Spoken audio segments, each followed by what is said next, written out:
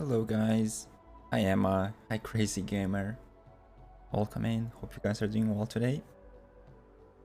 I decided to start a bit earlier today so I can have more time to do as much stuff as I planned. Well, actually I haven't planned that much, but I guess I'll just figure out the rest as I'm going. And yeah, I also want to go to bed a bit earlier today since it's Sunday and well, tomorrow is Monday. So yeah, that's another thing. But how are you guys doing? And yeah, I'm going to play Borderlands 3 today, as you already noticed. Just gonna try out some endgame stuff,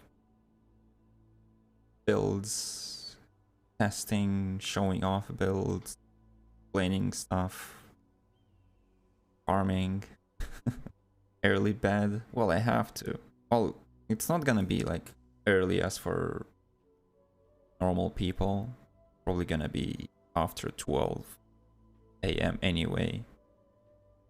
Probably like, I don't know, 1 or 2 a.m. the earliest. Just so I'll get like, I don't know, at least 6 hours of sleep for work.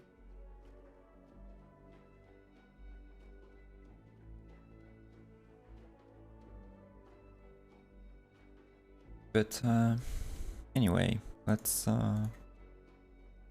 jump into it with... I'm going to start off with Zane, I think, for now.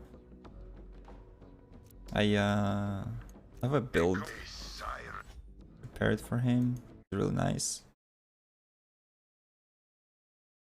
Well, in terms of skills, I'm not going to change it, but I have different set of gear for mobbing and bossing.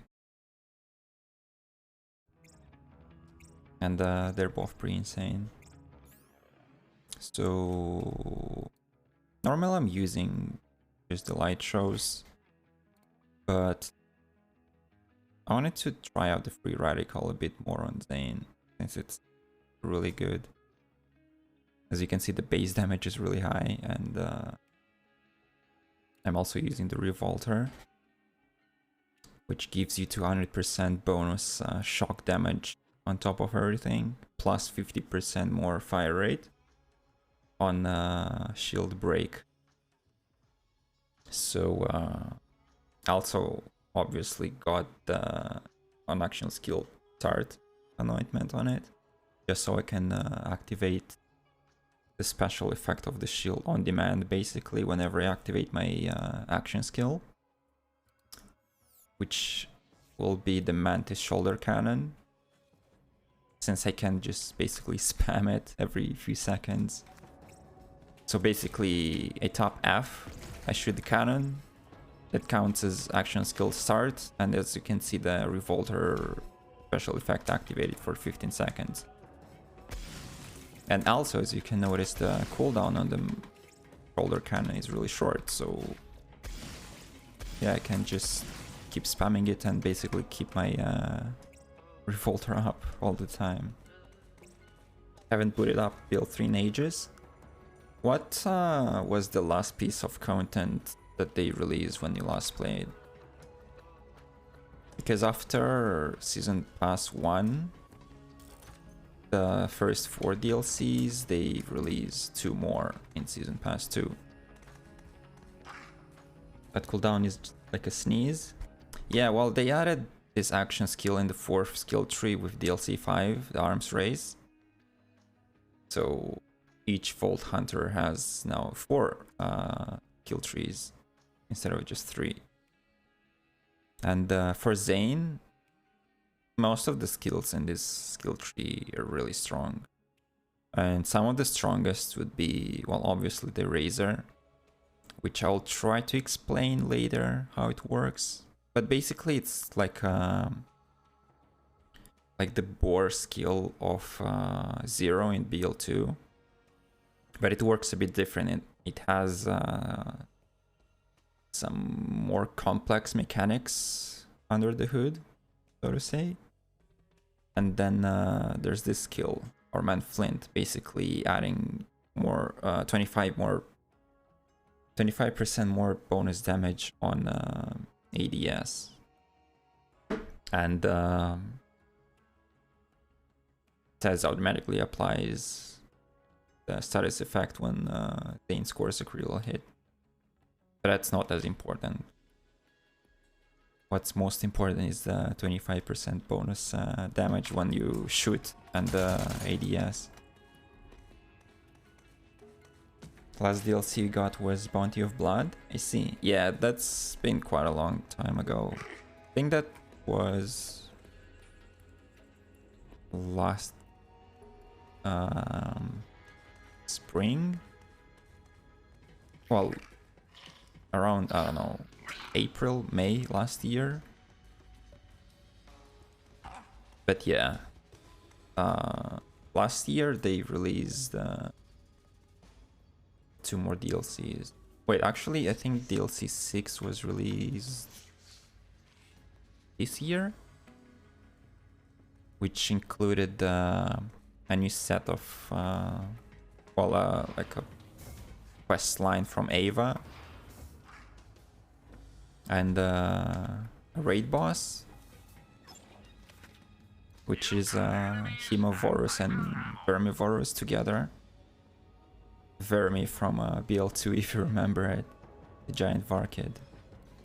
So basically Hemovorus is like an even bigger raid boss than Vermi.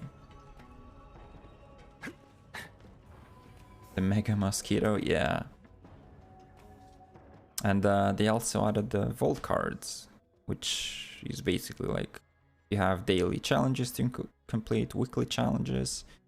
You have your Vault card level, and every time you gain a level, you get to open a chest which can have keys to open cosmetics, heads, skins for your Echo device, skins for weapons, emotes, and this set of gear. So this is a shield. I already unlocked it, so it wouldn't show you the icon of it, but I'll show you later. So Super Soldier Shield, Guardian Angel Shotgun, which by itself is not strong as a weapon, but people are using it as a utility item because based on the damage from the enemy, it increases... Wait, did I say damage or distance? So anyway, based on the distance from the enemy, the damage can be increased up to 500% for... Well, on the item card it says weapon damage, but actually it applies for any kind of damage. So basically, like if you're 25 meters away from the enemy, at which you get the highest damage bonus, which is at 500%.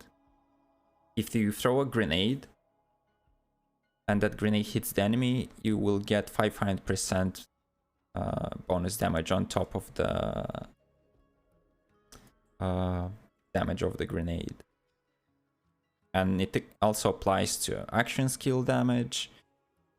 And like if you shoot a slow projectile weapon like a rocket launcher and swap quickly back to the Guardian Angel, that projectile will gain that bonus damage from the special effect of this shotgun.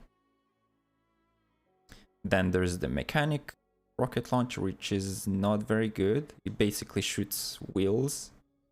It's themed around scooter and catch ride and all that stuff. And the other special effect that it has, it increases vehicle damage by 100%. So ramming damage or like weapons mounted on your car will get 100% bonus damage. But yeah, this weapon is not that great by itself. And the Bird of Prey sniper rifle, which is kind of underperforming. I personally never really used it that much. Slow projectiles, any torque weapon? Yeah. Or wait, the Plague Bearer is torque as well? I think I have one on me.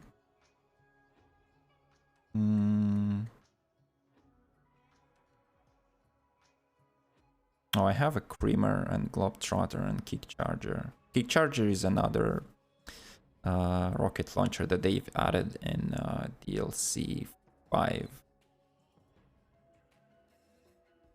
Or was it 6? No, I'm pretty sure. Yeah, DLC 5, since you can find it in the chest in the arms race. Also, we'll do a couple rounds of arms race just to show you guys how it is. But let me see if I have a Plague Bearer in my bag.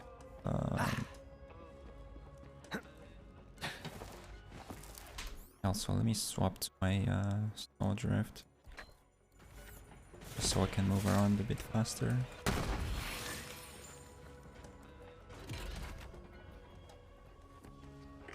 So yeah, it's a Torg.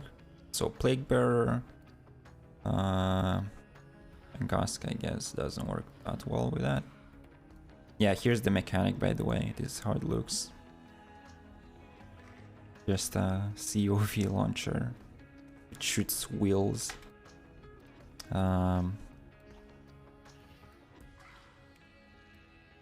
Satisfaction. Actually, I'm not really sure how this launcher works. The Major Kong. Not gonna work too well. Yeah, I think the Plague Bearer and the Backburner would work the best with the Guardian Angel. You're sure it's really good? God damn it. So yeah, what else? So yeah, that's basically it. Oh, and what else you can get from the chest? You can get like the skins themselves, like the stuff that you can unlock here just directly without having to spend keys. You can get Iridium, 500 Iridium from a chest if you get to get Iridium. You can get a Diamond Key, which are super rare, and you can use them in the Diamond Armory, which they've added to Sanctuary. It's like a new room. Wow. Hi.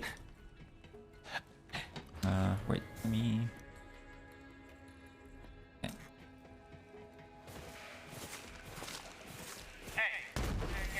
Yeah. So if you remember, this room used to be like locked. This door was wasn't opening. But in DLC 6, yeah, they've added this room. So as you can see, I don't have any diamond keys right now. They're different from the golden keys, which you can get from the shift codes. So I have 0 right now, but if I will get lucky and unlock one from chest from the vault card, I'll show you what you can get. So basically, get like shelves full of high grade items, like legendaries, top tier from any DLC, and some purple stuff as well, but like most of them are just legendaries.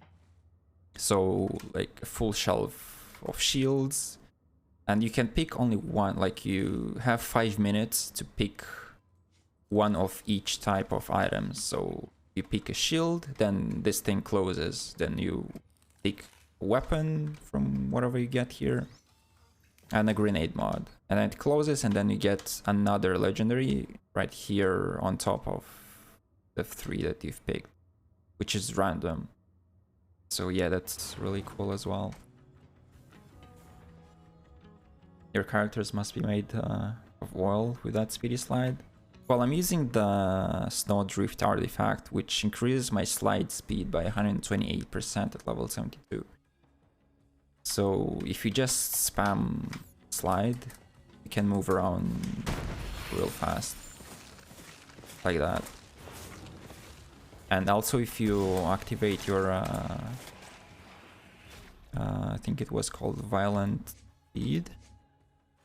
Yeah, Violent Speed. this skill, whenever you activate, well, this is a kill skill, so normally it activates when you kill an enemy, but with seeing red skill, basically every time you activate your action skill, all your action skills also activate. So I get violent speed and violent violence and all the other kill skills like at the same time. So I just shoot my mantis cannon, which counts as action skill activation, and I get automatically violent speed, and I can stack it up to 2 times because of synchronicity, I think it's pronounced. So no, actually,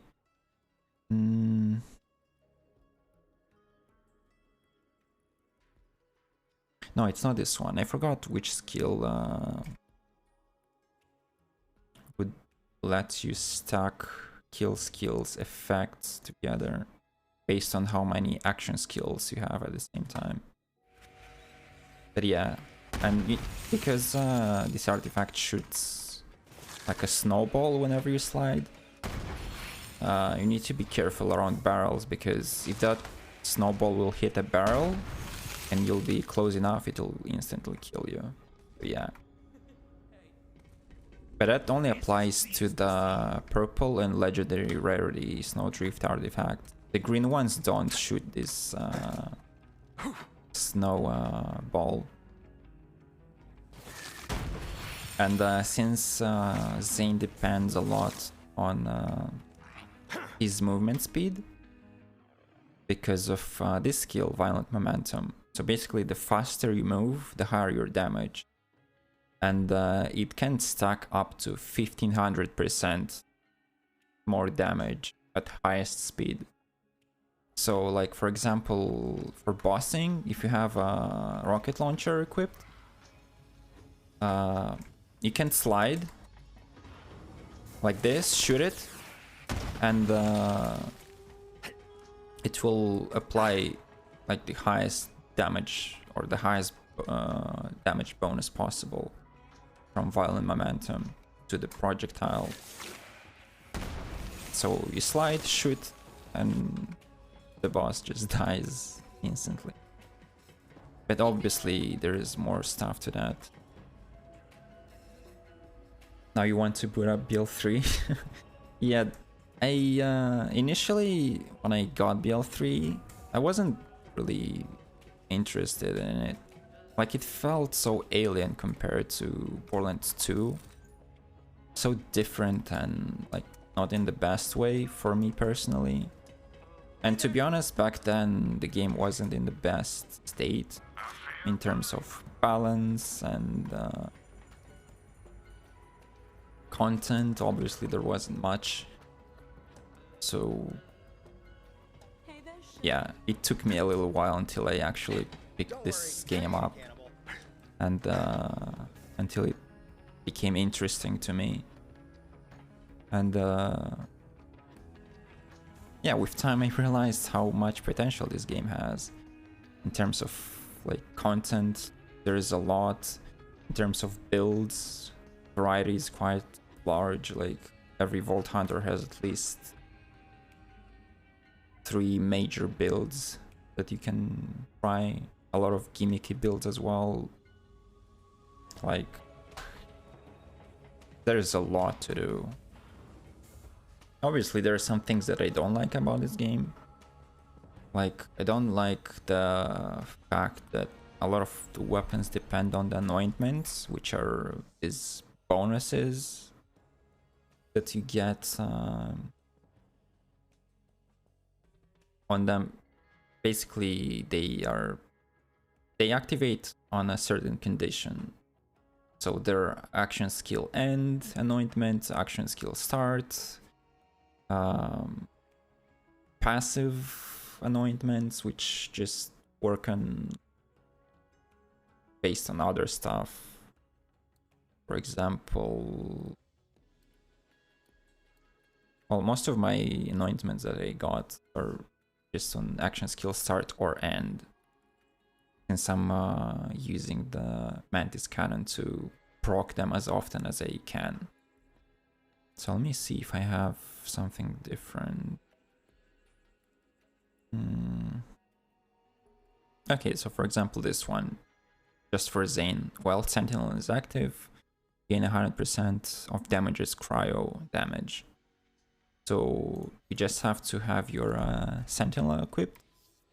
So as long as your Sentinel is active, you'll have that anointment give you 100% bonus cryo damage.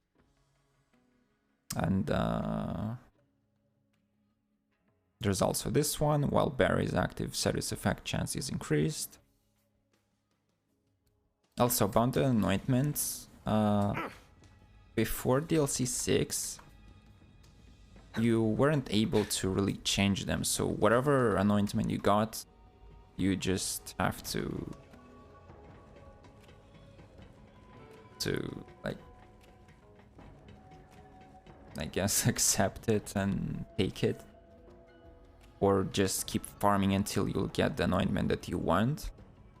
But in DLC 6 they've added this thing, Crazy Earl's reroll, which allows you to reroll anointments. So it takes 250 iridium per reroll. It's also random, so basically you put the item here, and you spend iridium to get the anointment that you want. For example, for this needle gun, I don't want this anointment. I want something else that's potentially better. So you roll it, it spends 250 iridium, and you get a new one. And you can keep going until you get like whatever anointment you want. Okay, this one is this, and on action skill end, the next max bonus corrosive damage. This kind of anointment is really good on Zane. You're using the Mantis Cannon. Also, you can only reroll the guns that have an anointment from the beginning. If the gun doesn't have an anointment, you can't add one. So that's worth keeping in mind. And what else? Okay, so yeah, that's about it about the old card. Another thing that they added recently in the latest biggest patch was the events that you can toggle on or off whenever you want. So it's not just tied to the time of the year. Like, for example, for the Halloween event, you don't have to wait for Halloween to get to play this event. You just go to main menu, press play, and then at the bottom you'll have the option to toggle through the events. So Bloody Harvest, Broken Hearts, the cartels. So you can enable them whenever you want or disable them. And you can get all the rewards whenever you want and the drops from the event. So that's really cool as well.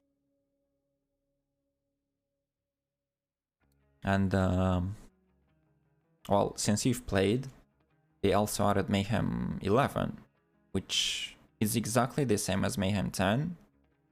But wait, actually, I think when Bounty of Blood was released, no, that was back in summer last year, I think. Yeah, I mistaken it for DLC 2, which was Hammerlock's DLC. So I don't remember when they introduced Mayhem 2.0,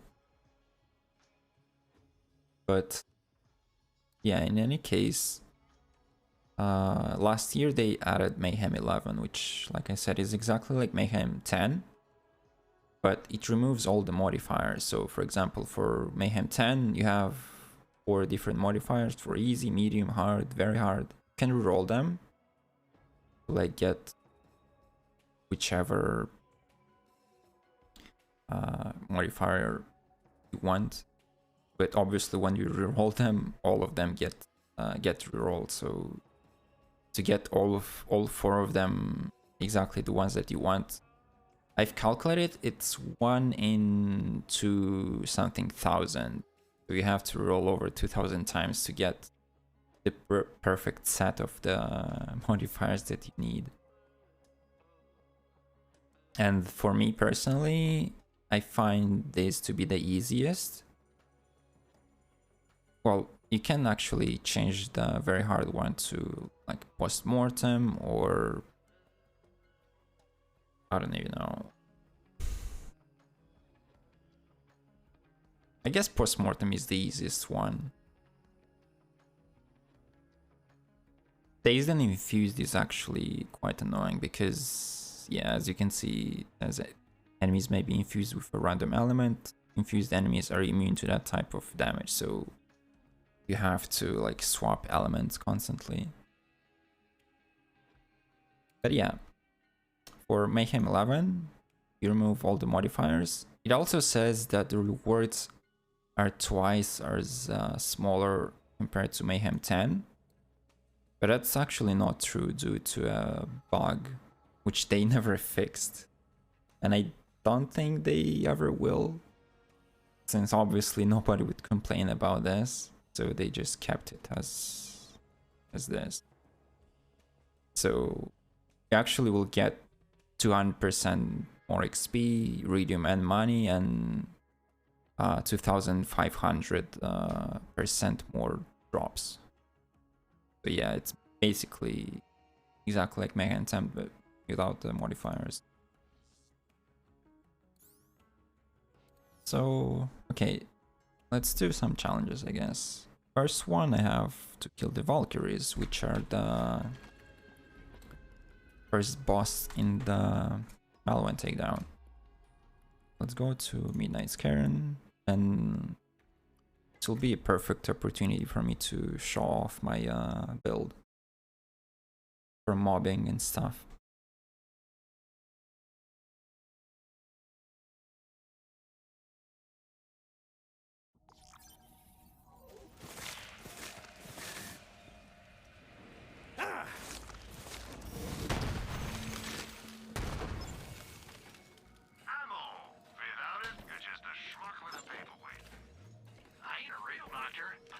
Okay, I'm going to do a true takedown mod, obviously.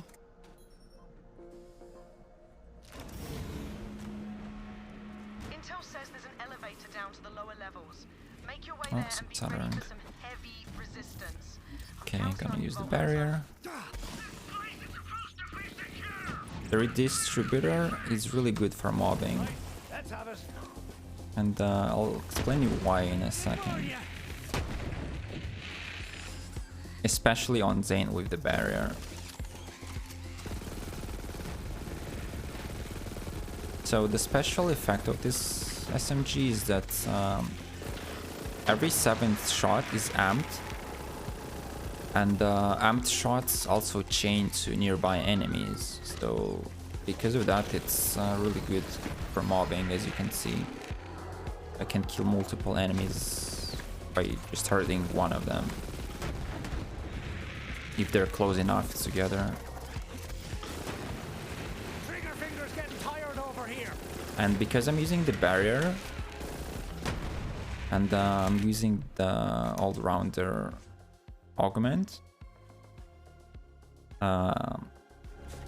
it's easier for me to, well, the shots that go through the barrier get amped as well. So basically 100% of my shots are amped, which means that all of them chain to nearby enemies.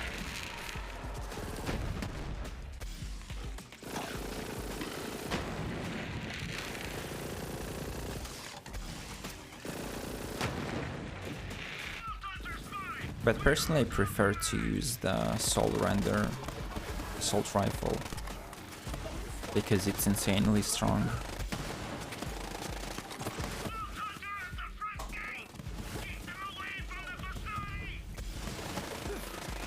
Oh god, my frame rate is so low.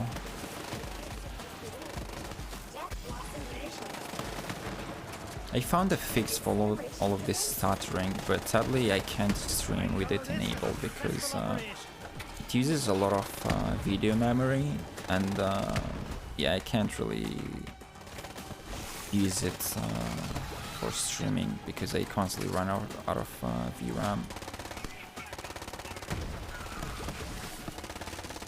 So now I have to deal with all of this stuttering and frame drops because of the texture streaming. Did you see that?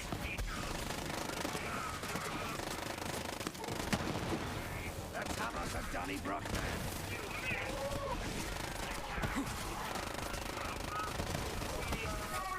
But yeah, the Revolter is considered the best shield in the game right now. It's basically free damage all the time.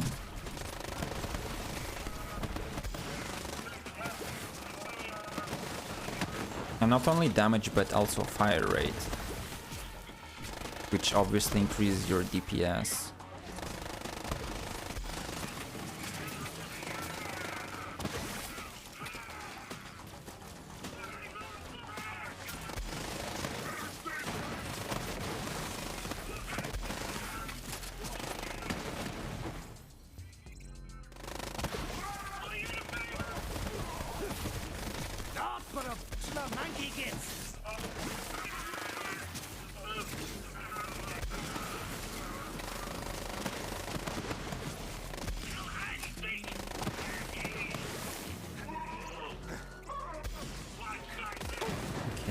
To deal with the Kraken.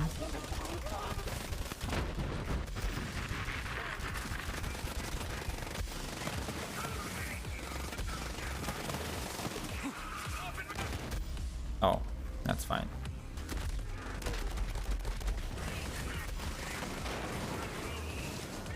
And Kraken is down.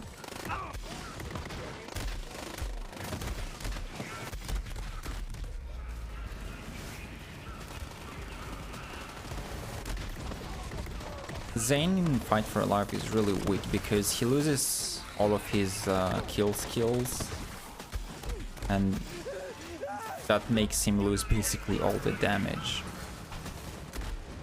So once you go and Fight for Life, as you can see, you can't really do much.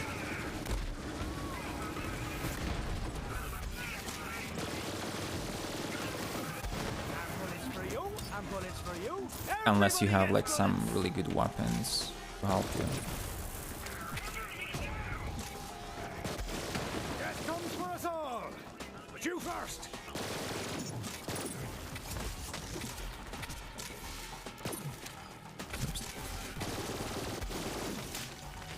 Okay.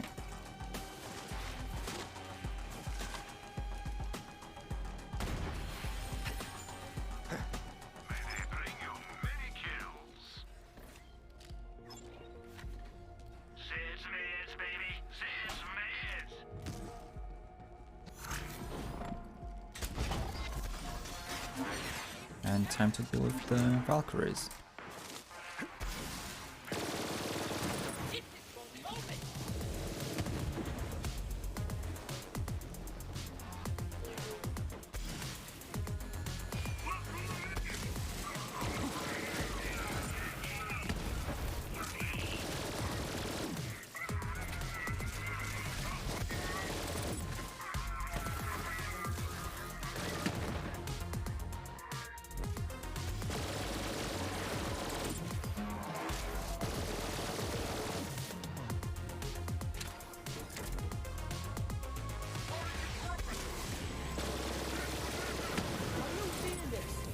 And they're all dead. Yeah, the free radical is insanely strong.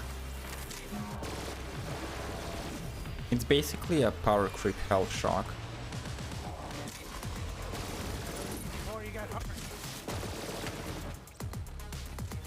It's a health shock on steroids.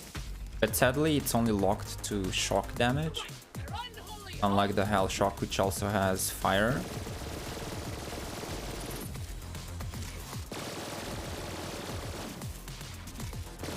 But if you have an anointment that adds another type of damage on top of the main element. For example, this one has cryo, so after activating my action skill and after it ends, my next 2 mags will deal 100% bonus cryo damage. And you can get this anointment for any other element. So cryo, corrosion, anything.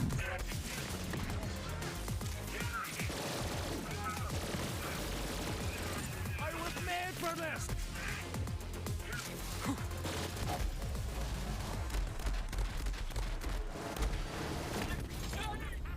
To the hallowed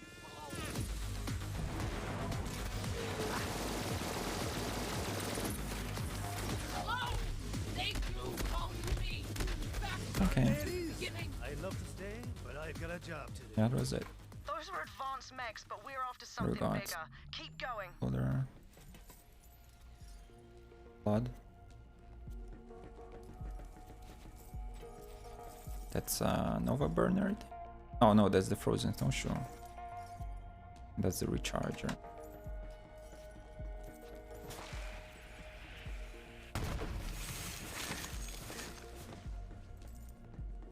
Now get out of here. That ammo won't shoot itself. When you need a dose of the red stuff, come find me.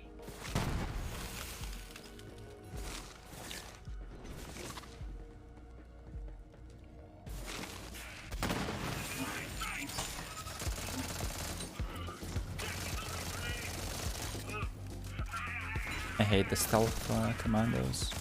They're really annoying.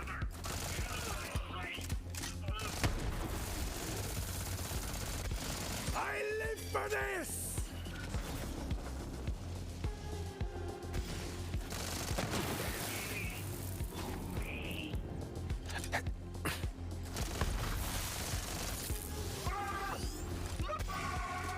Got that.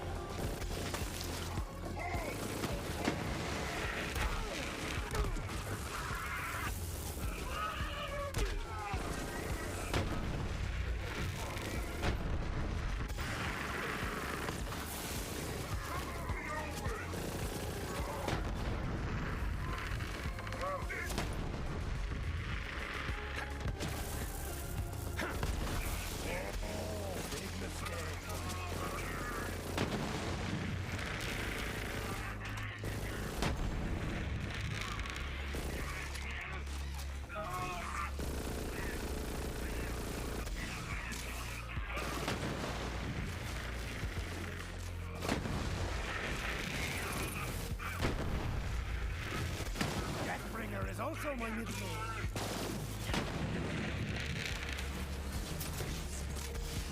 Oops.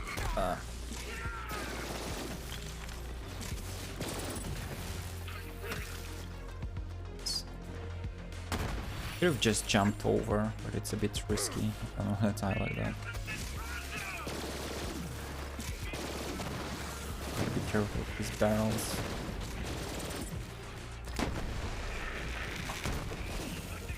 What?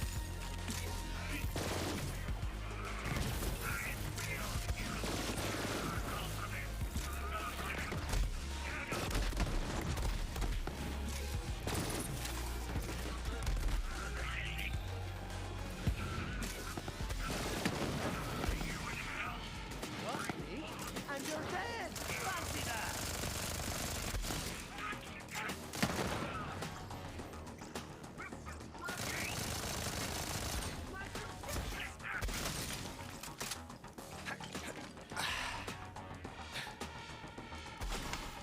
Nothing like cover when you're getting shot at.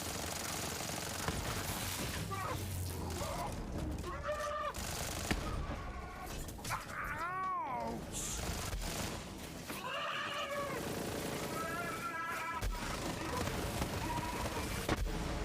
Ah, I died from a barrel there, by the way. I really hate barrels in this game. Well, at least when they're like... when they're everywhere.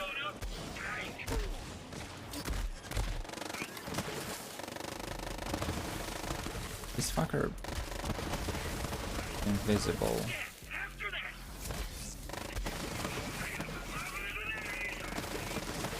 Like, look at this. 2 barrels here. Then there will be more barrels here. 1, 2, 3. Like, literally the entire bridge is full of them. And this area is also the hardest because there are just so many enemies. But that's why I'm using the soul render here. Just so the skulls will just home towards the enemies without me having to aim too hard.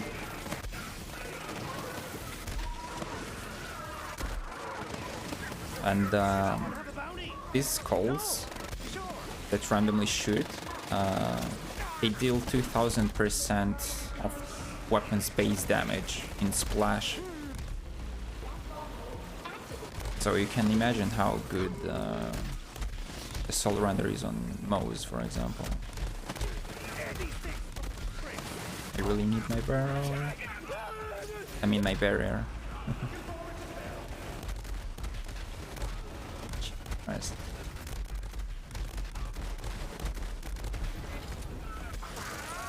Wait. Use the redistributor for...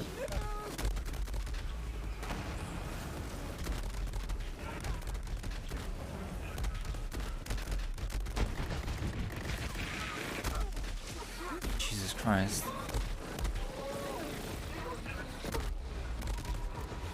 Yeah, this is true Maliwan takedown for you.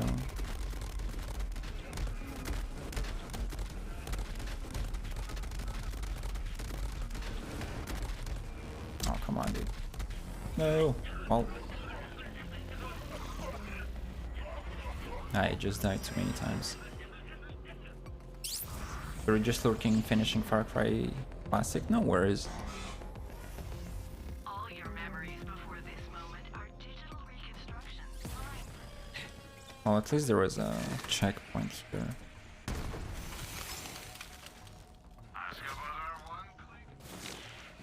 Alright, let me see. What else?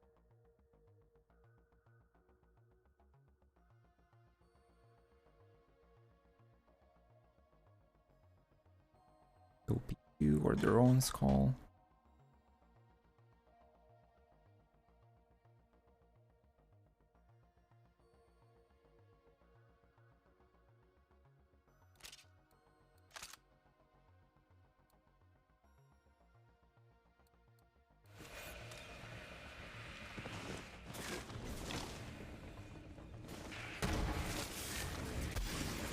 Time for a barrier!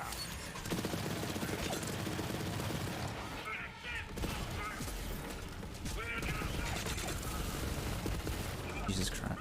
Hold on.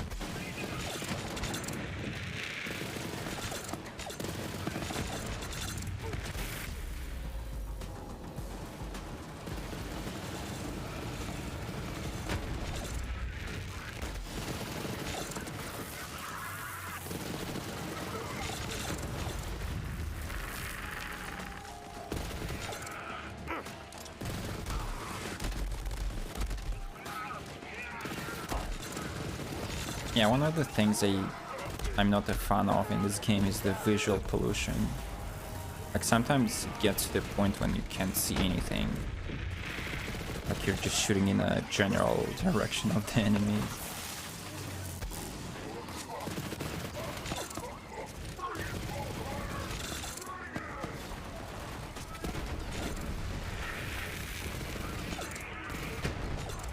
She'll be ashamed here. No need.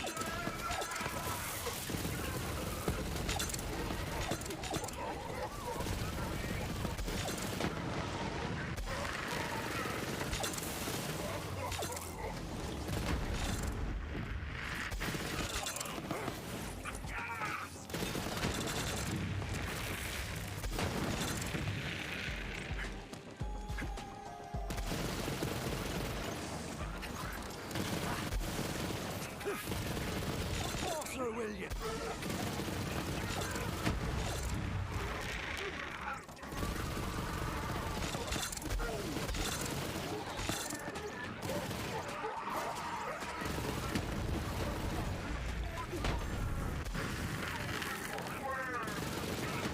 Possible you picked the wrong battle.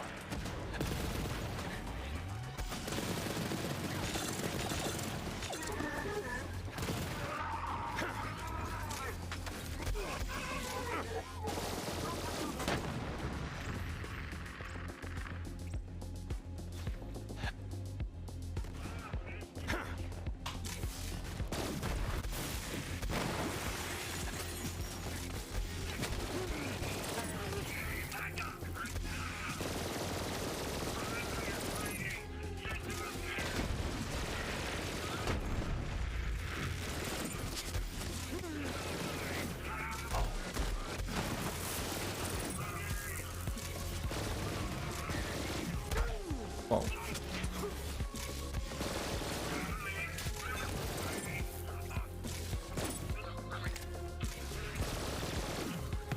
They'll be singing songs about the one.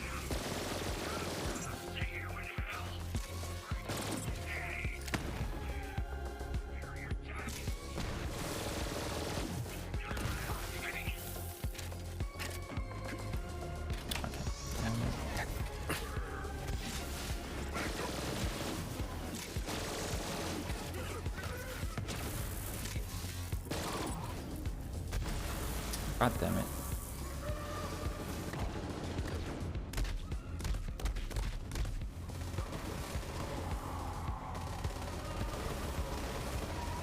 Yeah, Zane in Fight for Your Life is really weak.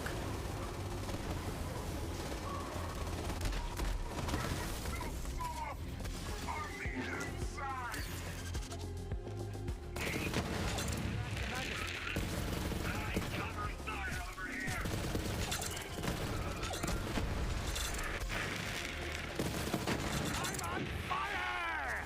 But not literally.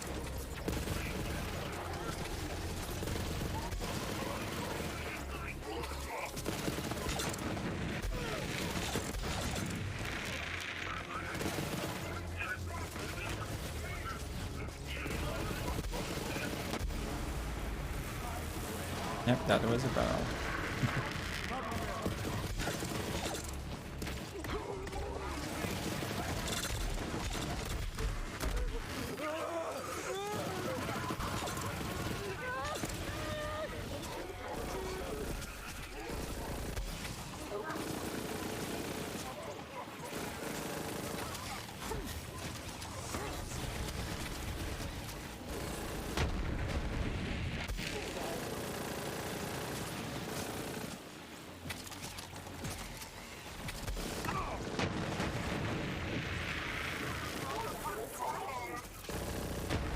More for the meat grinder.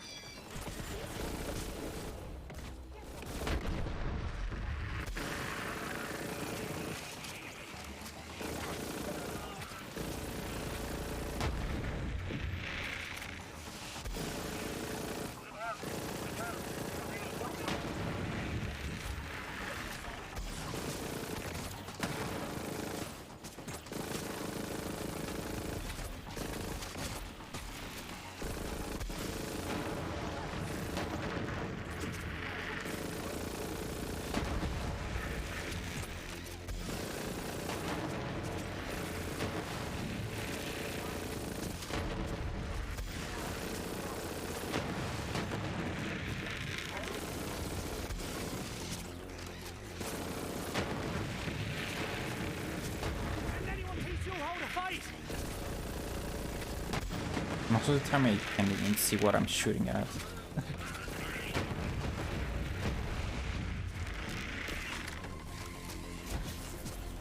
Oh, hold on.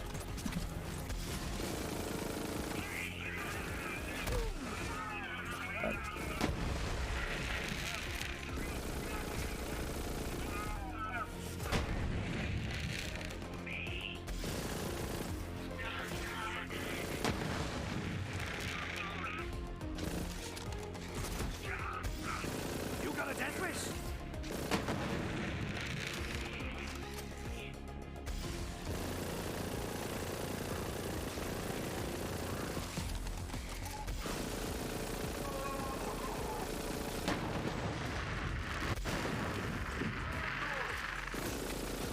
So big and bad now, are ya?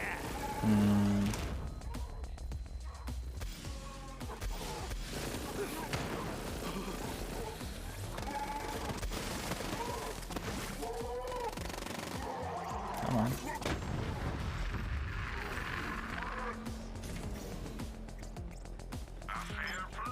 Okay, the hardest part done. You know where to find me. You can't have too much health and shields. Buy some today. Heck, buy some now.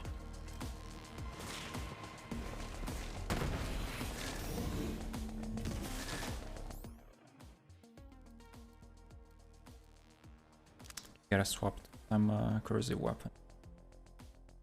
Because the final boss, well, it has armor.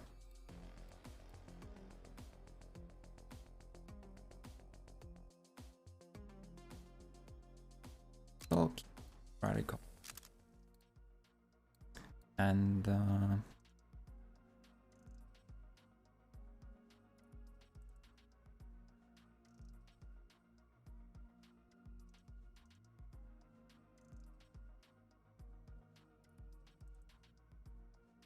plasma.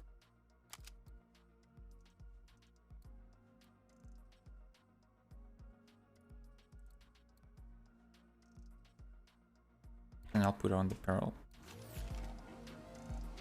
Gah! Now that is definitely your target. Light that giant bastard up.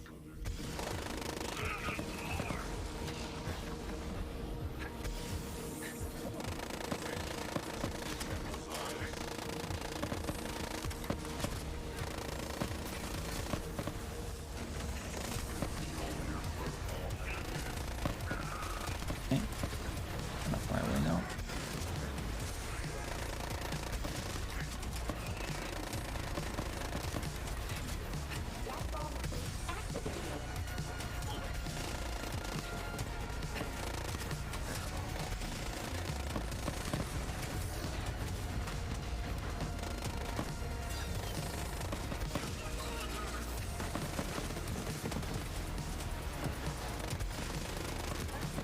Gonna split now.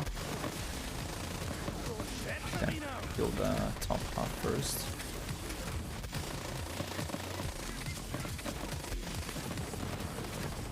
Easy.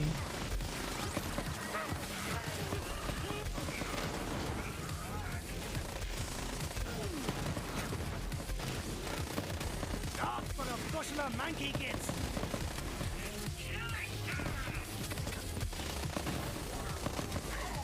And That for a takedown, boss you down. angry metal end table! Brilliant work, Vault Hunter. That ass kicking will make Malawan think twice before they come at us again. Nice. Oh, It'll take a lot more than that, boyo.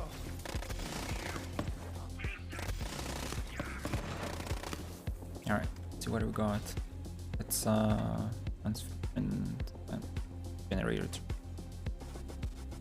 Okay, that's a vanquisher.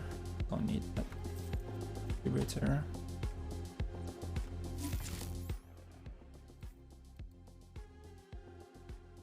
Third, this one. Base damage is much higher. Fire rate a bit slower. Mag size is much lower as well, which is fine.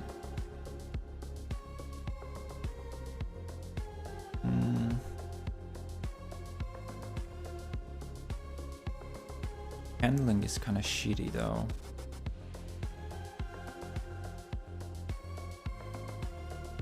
Whatever. That's Ribald? No, that's laser exploder. All day you.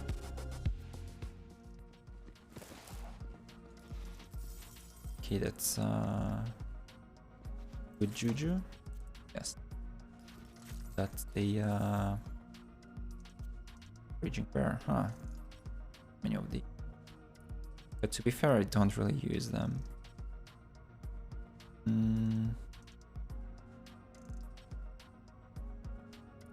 Not sure about the skills, could be better, and the passives are kind of shitty.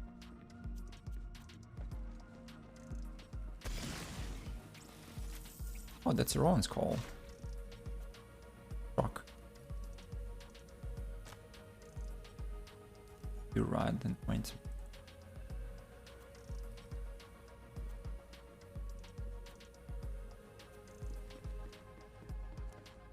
Alright, and we're done with. Wait, hold up. Why didn't this challenge check off? I killed the Valkyries. That's weird.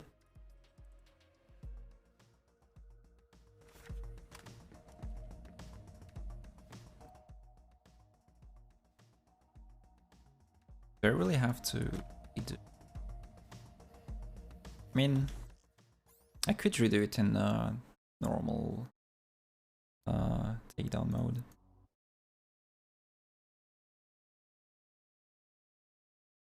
Just so I can get to them faster.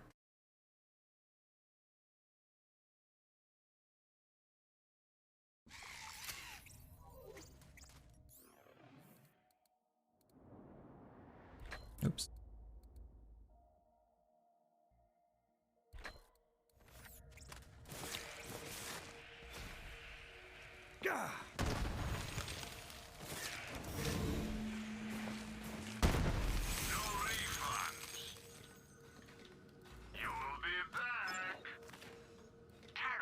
Awesome Stalker.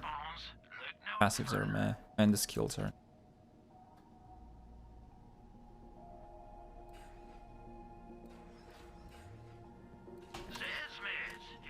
Alright, gonna do the normal. So I can do it faster.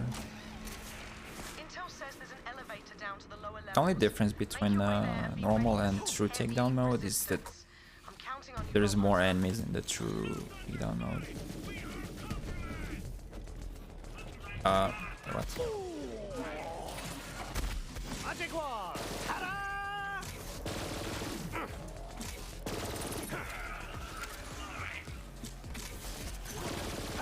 Deathbringer is also my middle name. I'll kill you! I'm just gonna speed through this one.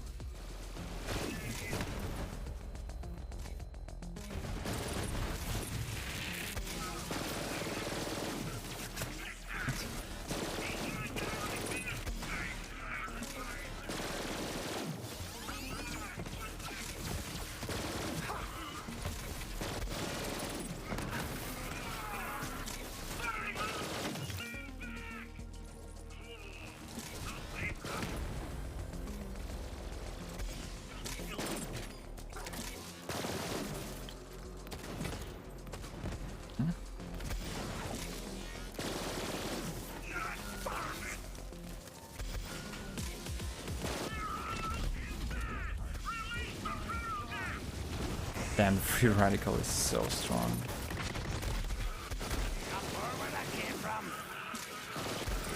Kraken just melted instantly. What I got from him? It's Cutsman, I think. Used to be. Yep. Corrosive Cutsman. And I do with that Death's less. Shitty.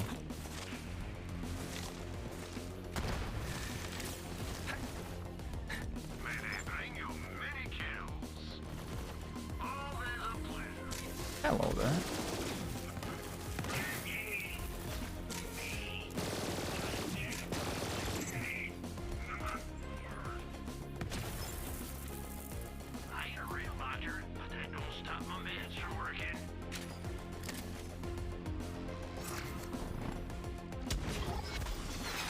Nothing like cover when you're getting shot at.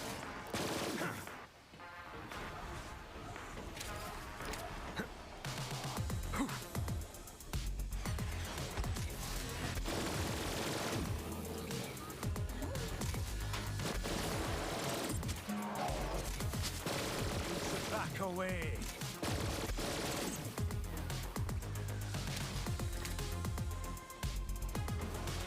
Oh, nearly fell. Careful.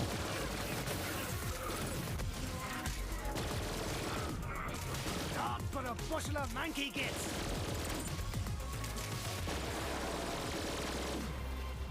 I'm really not sure why it didn't count last time for the challenge.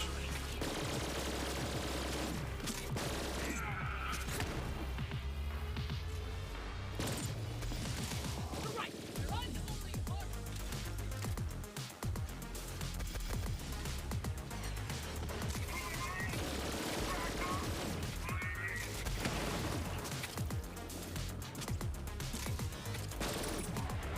Alright. God damn it. I see it.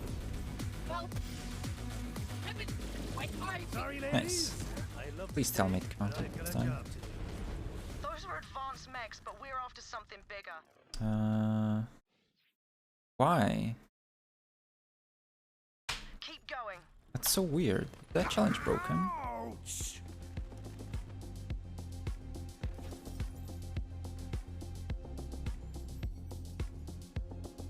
Hmm.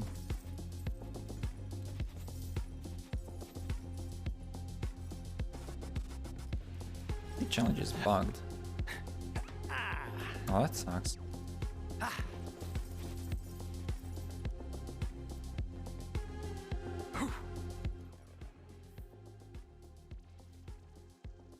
Oh well, let's get to the rest of the thing real quick. Nobody does bullets better than Marcus Munitions. If you want the skills to get the kills, you need a class mod.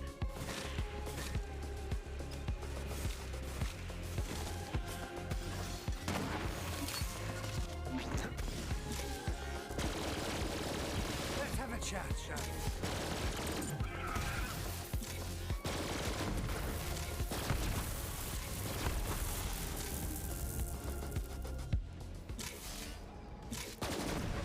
This part of the takedown is the slowest because you have to wait for the enemies to spawn.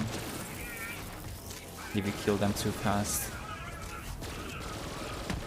it's a bit boring.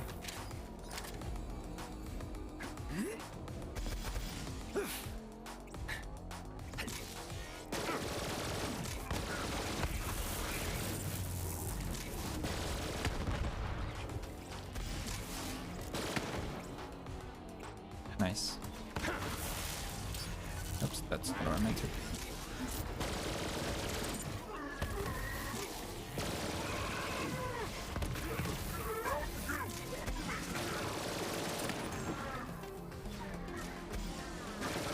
It's possible you picked the wrong battle.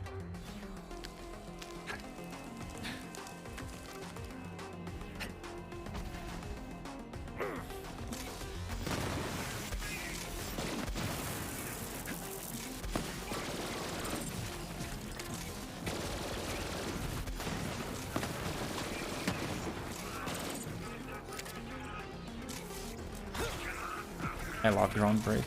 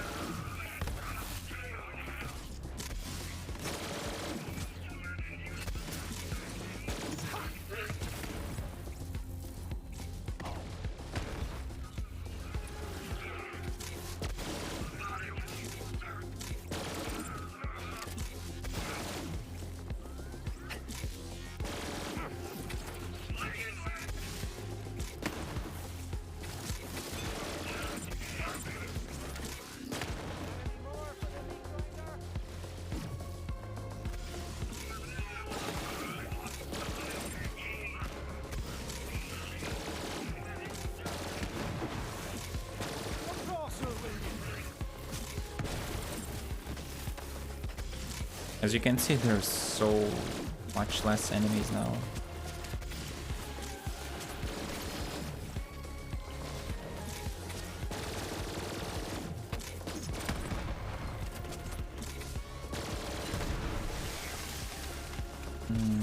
Oh, briefly dying. Not bad.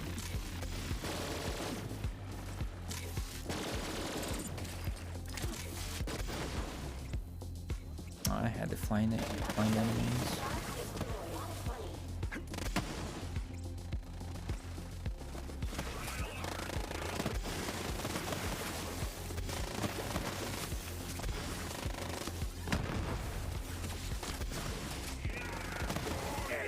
Those pricks!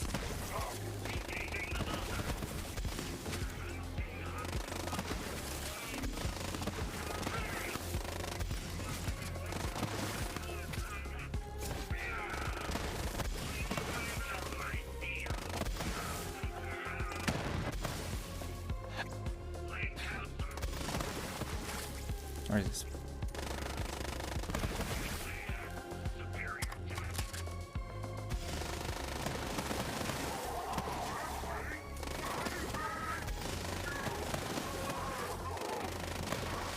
Nice.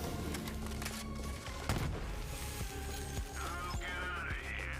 That ammo won't shoot itself. Need a diagnosis? Go see a real.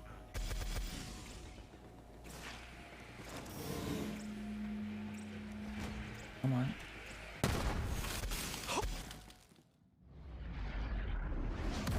Now that is definitely your target. Light that giant bastard up. Oh, come on!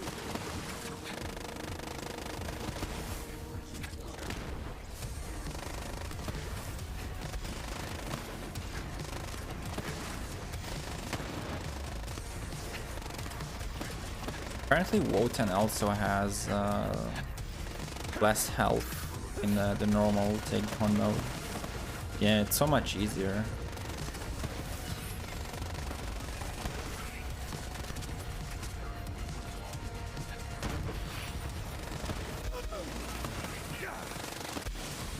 Aye. Think it's something special, don't you?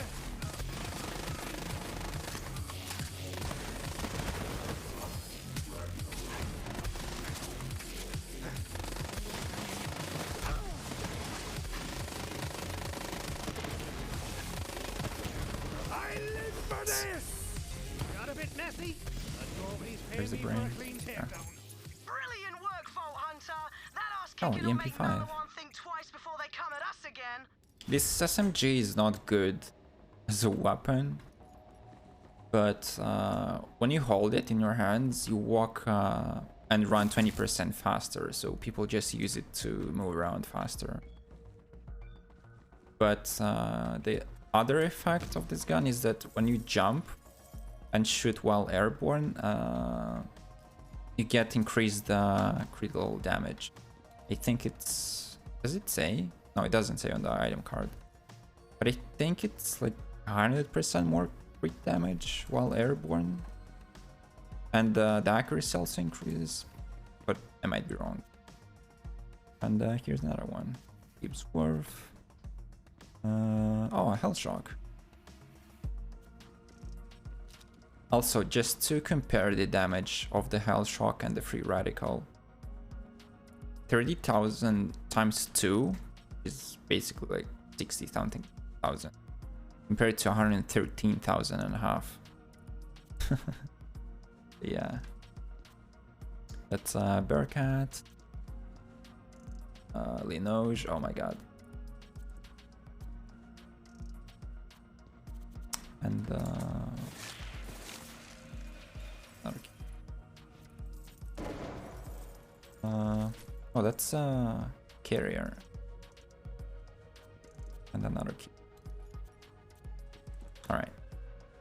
So it really sucks that this challenge is bugged. But anyway, what else should we try?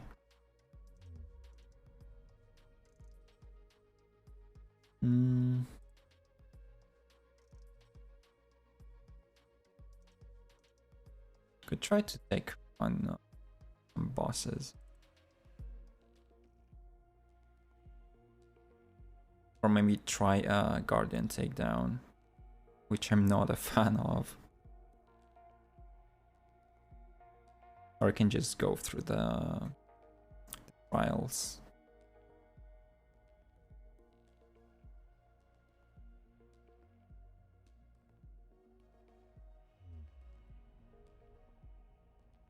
Actually, I'm gonna go for Hemovorus.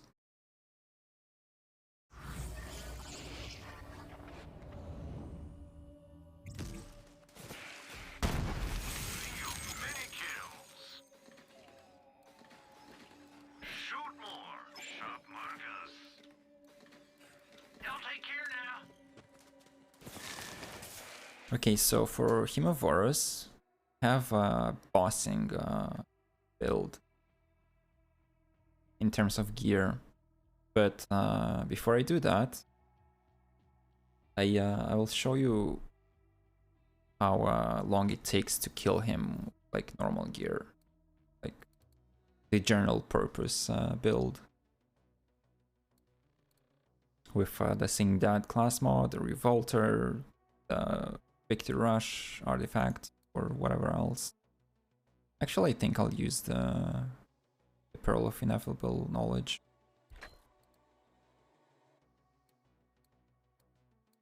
So, okay, I'll put on the Snowdrift just to get there faster. And yeah, it takes 500 Iridium to access the boss.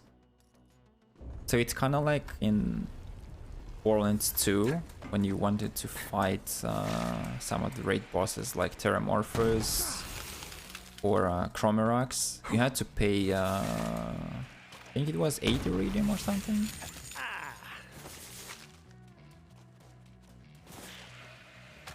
So yeah, it's the same thing here.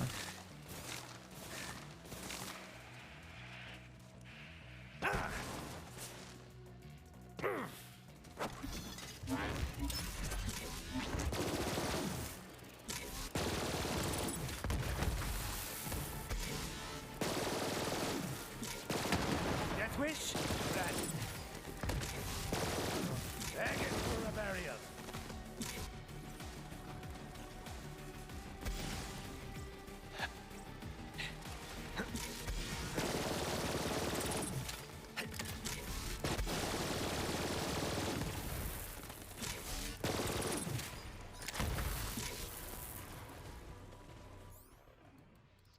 I should switch to Firelight Show instead. No, actually, I have both of them equipped. Okay. First for his armor, then fire. And this, well, and the free radical just for the first phase, until he actually turns into his final form. So as you can see, he just keeps evolving from like a Hemovorus larva into an adult, into a badass, into a super badass. And then the last phase is the Supreme, which is basically Hemovorus. And on Mayhem 6, no, actually on Mayhem 8 and higher, Vermi also spawns.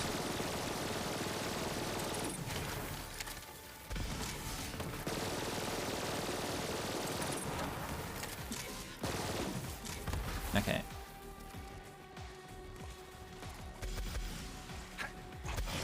And there he is. Vermi and Hemovorus together.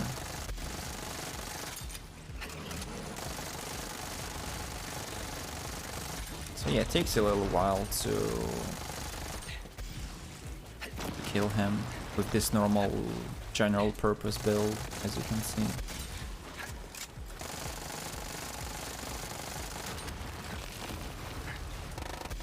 I'm gonna try the Soul Render,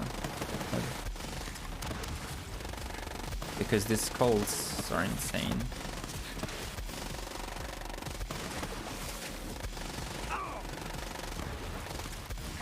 But sadly there are just so many enemies around that the skulls end up hitting all these other Varkids instead of the boss. But that kinda sucks.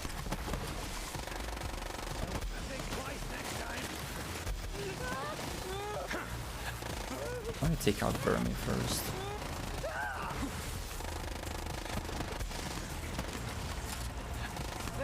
Yeah, it takes a little while.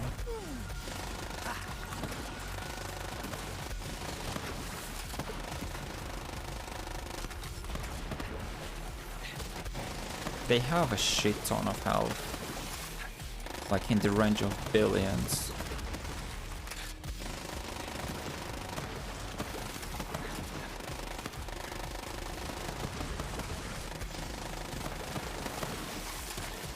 Okay, Verme's armor is done.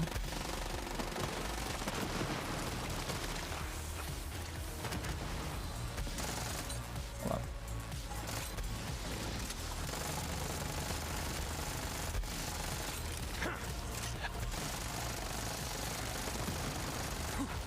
As you can see, even with the Revolter and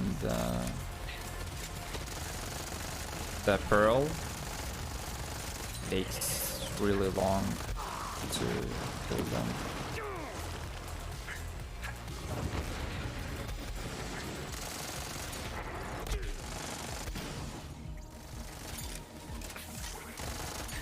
I'm running out of ammo, so I should equip the Cutpurse launchpad to replenish it like that.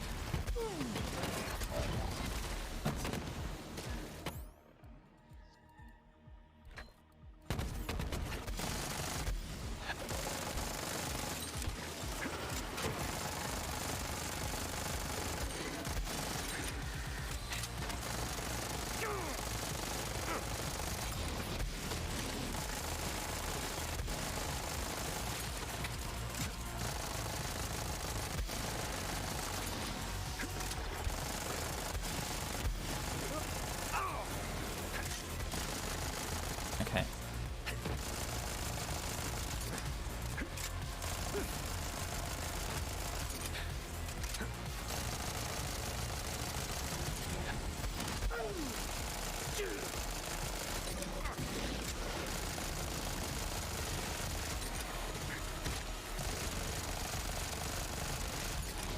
Like, this build is really good, but it's not for bossing, at least not for raid bossing, as you can see. But I want to show you this build for Hemavorus just to be able to compare it to my other build I have prepared after this.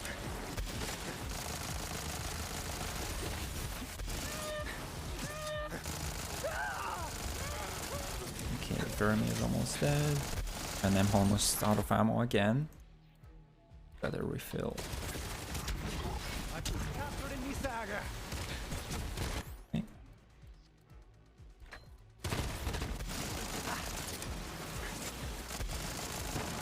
Nice.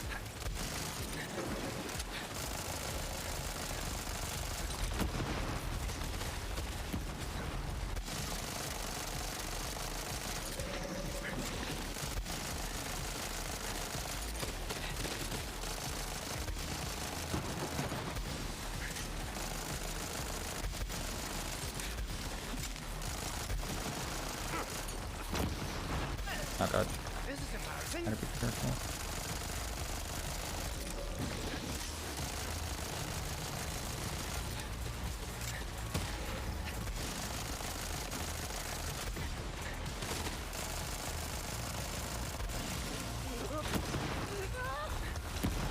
Oh, hello. Oh god. He pushed me into the corner. Oh, it's actually a she. Both Hemavorus and Vermivorus. And raid boss down. Or should I say raid bosses. But yeah, it took me like, what, 3-something minutes to kill them with this build? Which is decent, but obviously it's not optimal. Right, let's have it. Alright, let me get...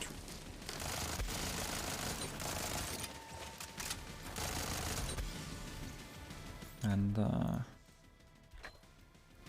get out of it.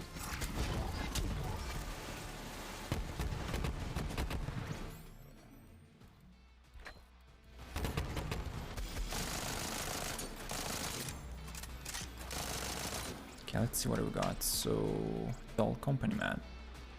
So these Company Man artifacts, they only drop from Hemavorus and Vermivorus. They basically just increase the the stats for weapons of a particular manufacturer. So for example, this one is for doll, so it increases doll weapons damage, accuracy, and magazine size. But besides damage, accuracy, and mag size, there are also a few more bonuses that you can get, like critical damage and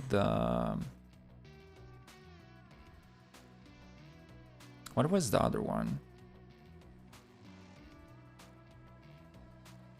I forgot. I can't remember. But yeah, there are like a few of these bonuses that you can get. But that's just the base bonuses on the artifact itself. Besides which you can get some passives. The last three at the bottom, as you can see. And you can get basically double mag size. So like mag size from the artifact itself plus the passive bonus, like another 73% mag size at level 72. So yeah, that's pretty decent. And as you can see, I got a Hyperion Companyman as well. Okay, the other one is accuracy. So fire rate, accuracy, and damage for this one. And these passives. Also, if the area of effect damage, which is splash damage, if this bonus is last, like at the very bottom, it also increases the splash radius for the artifact. So if you get this bonus on an artifact, you would want it to be the very last one. So you'd only, well, not only get the bonus splash damage, but also the increased splash radius, which is also quite helpful. And apparently that's all we got. So from here, we can travel back. And sadly, unlike Terramorphous in Build 2, where you, once you get to his map, you don't have to pay Iridium again. Here you have to pay Iridium every time you want to fight them. So that kind of sucks. Bullets and bombs. You will be back. I ain't a real doctor, but that don't stop my meds from working. But I have a different build. So for this one, I'm going to use the Hustler. So this class mod, as you can see, it says damaging an enemy with a non-critical hit grants Zane a stacking 25% increased critical hit damage and a 5% chance for non-critical hits to score a critical hit. So this effect is important for the Razor skill here, because for like big enemies or especially bosses, every time you score a critical hit, it has a chance to, well, because you're dealing a lot of splash damage, so you have to use weapons with splash damage for this one, like rocket launchers mostly, some shotguns which have splash damage, so it will be easier to get the effect from the class mod. So basically, you'll have a very high chance for those hits to keep hitting criticals, which will multiply and reapply the effects from this skill. So like, if a splash projectile hits an enemy with and deals critical damage, it will basically reapply again with the bonus of 120% more damage, which applies to all the damage. So not just the base damage of the weapon, but all the damage from your kill skills, bonuses from your class mod, artifact, augments, fucking anointments, all that stuff. So that's 120% bonus damage flat on top of everything. So you can one shot like a lot of the toughest bosses in this game just with this skill alone. It's really strong. The mechanics of this skill are actually quite complex, and I don't think I'll be able to explain them like in smallest details and very well. But yeah, I tried my best. And yeah, so basically for this one, you'd want to use a weapon which shoots projectiles with a huge splash damage radius. So for example, the Globetrotter, which has 330 splash damage radius, if within that radius it will hit an enemy with a critical hit from the class mod, it will just keep reapplying. So the more damage within that splash radius, the higher the chance that the eraser will keep respawning that projectile. And every time it respawns, it just keeps reapplying all those bonuses on top of each other. So you can end up like a insane bonus damage. And if you get a really good chain, yeah, like I said, you can one-shot most, if not all, the bosses in the game. Well, except the ones that have immunity phases. Annoying. But there are mods that remove those immunity phases. So yeah, that would help you to kill the bosses instantly. So the weapon that I found works the best for me personally is the complex root and the Globetrotter as well. But I'll show you the complex root first. The problem with the complex root is that it shoots 2 projectiles, and after like a few seconds, which I'll show you. So let me put on the shield so I wouldn't die from the flash damage. So you can see that it shoots 2 projectiles, and they both spawn like multiple other projectiles, like in a triangular pattern, as you could see there. I think they're like flying at 45 degrees angle, like they make a triangle. They fly randomly around those initial 2 projectiles, and they all explode in splash damage. So from the point where I fire the rifle until like that door, all of those small projectiles that spawn, they all deal massive splash damage around them. So that splash damage, because there are like so many projectiles, it will just keep proccing the effect from my class mod, which has 5% for the non-critical hits to score criticals. So every time that splash damage hits an enemy, like I said, because there are so many of these projectiles, this 5% chance will multiply up to basically a guaranteed critical hit, which will proc Razor, which will keep respawning those projectiles. And every time their splash radius will keep increasing. So for example, for the Globetrotter, the initial radius is 330 330 splash damage radius.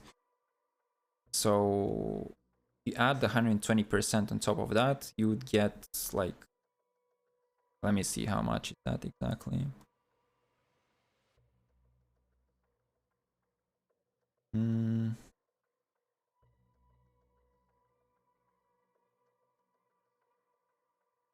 That would be 726.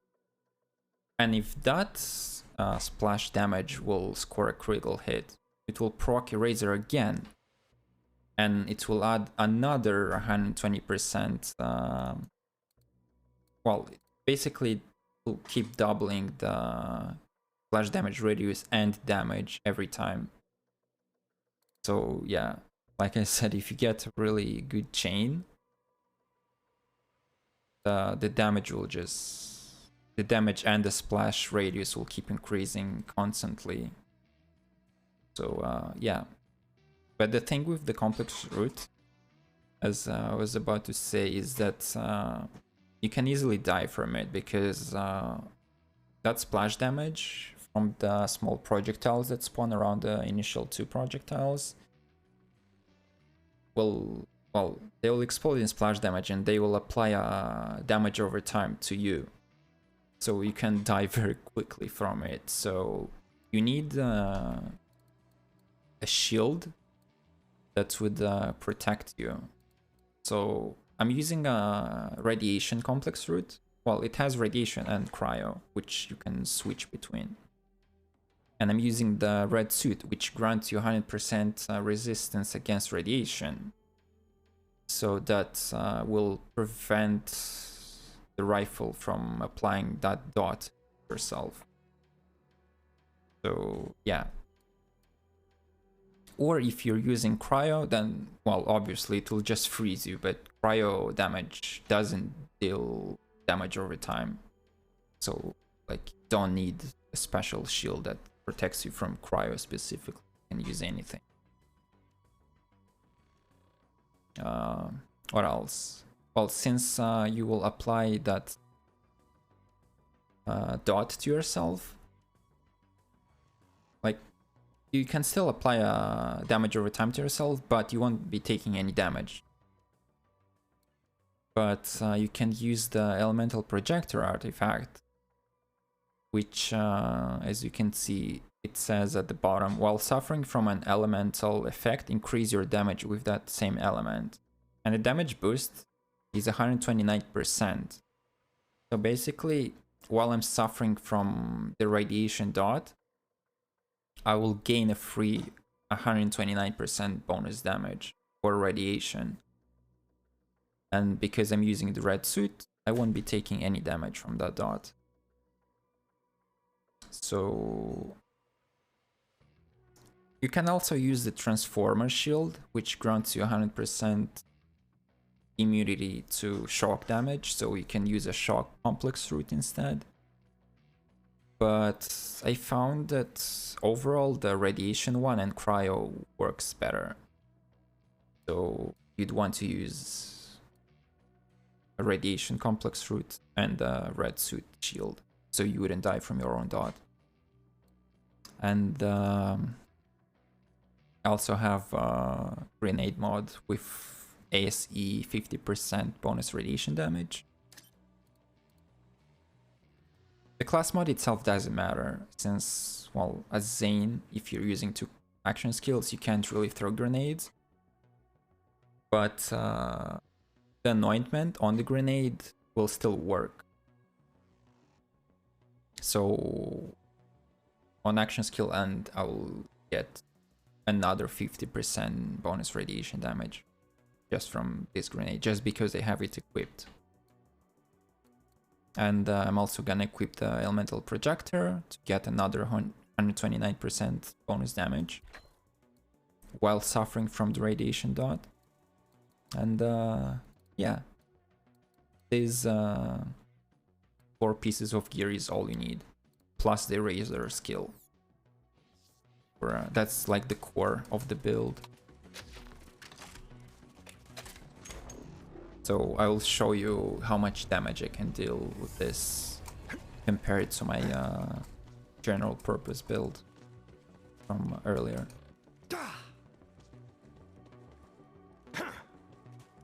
This build is also really good for mobbing, like you just shoot the complex route in the air and everything on map dies.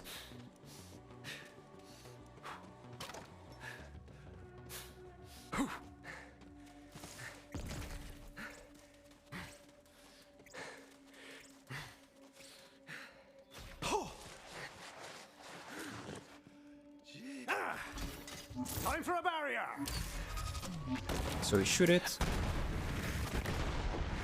Also, I should have warned you about all of this flashing that's going on. Because, yeah.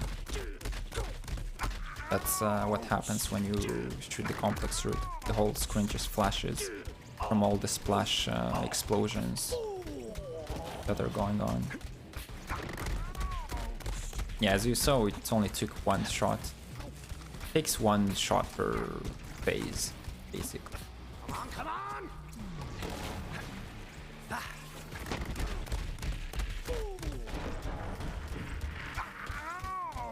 Okay, that wasn't a good chain, so we'll have to end.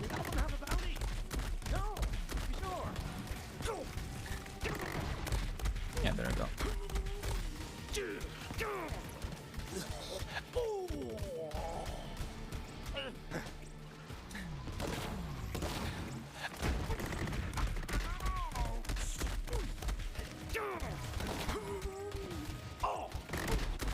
Okay, and last phase. Okay, check this out.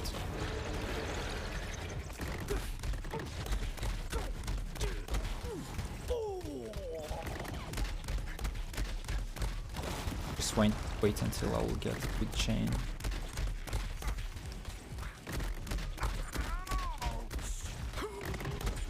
That's some really good chunks of health. But like, it's not the highest that I've ever gotten. Like right now it's quite low actually. But yeah. First immediate phase. And I'll just keep spamming.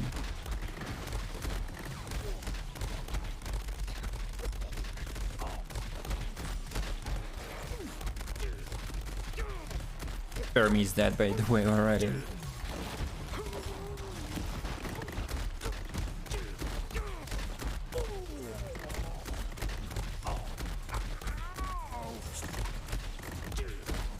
Yep, and great boss down.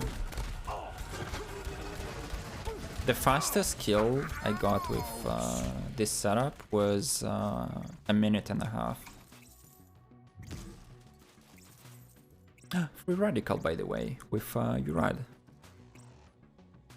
Not the highest base damage that you can get on it, but mag size is a bit bigger than the one I had.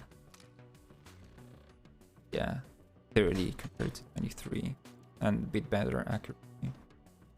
But it's not worth it. You'd want to focus on the base damage instead. Dear company man. Jacob's company man. Reloads accuracy. Meh. Oh, and another one. Faster fire rate.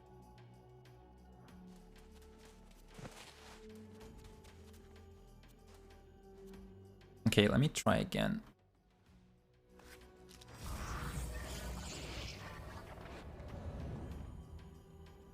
Also, I tried to use... I have a corrosive and fire complex route here as well. And I tried to use it with the super soldier shield. With the action skill start anointment.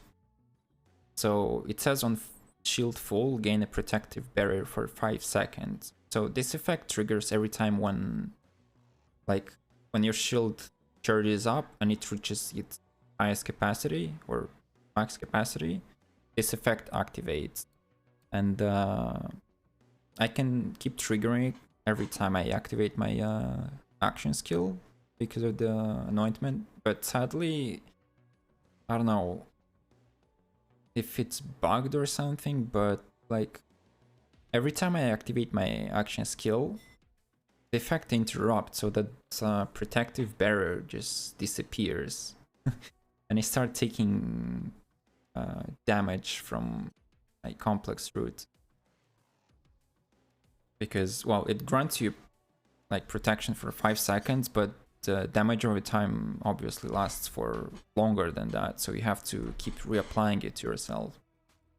But every time I do, the barrier just disappears for a fraction of a second and then reappears again, which is enough for me to take a bit of the dot and just die from it. I also tried it with the stopgap shield, which also has a similar effect. But that one, it says that it grants you, well, on shield break, it's the opposite of the super soldier. On shield break, it grants you immunity to all taken damage for 5 seconds. But sadly, it just doesn't work well. But I can show you. I'm going to put on the super soldier, and I'm going to use the corrosive and fire complex instead, which is obviously more optimal than radiation, because radiation, like, it's not dealing a lot of damage. Like, it gets a damage penalty from using it on armor and flesh. It's good for mobbing, but for bossing it's not good. It's good for mobbing because it debuffs enemies, and if an enemy gets irradiated, it starts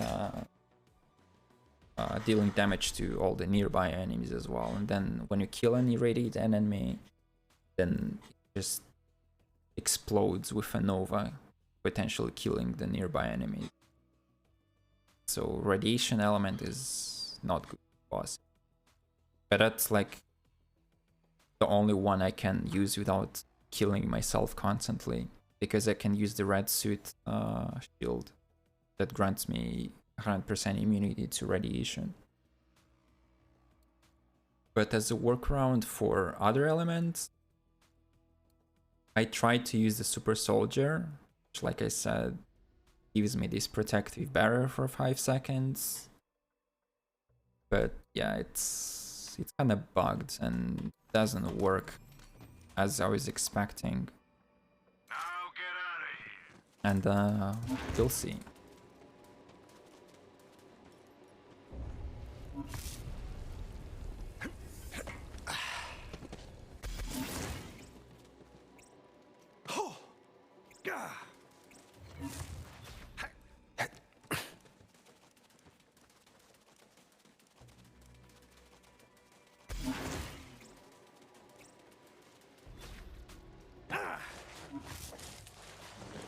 Let's use incendiary for now, first.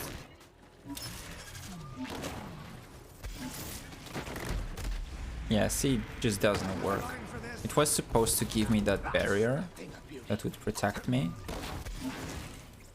for 5 seconds, which worked now. But after 5 seconds, actually it doesn't even last 5 seconds. It's much less than that for some reason. So I'll just assume it's bugged, since it doesn't work consistently.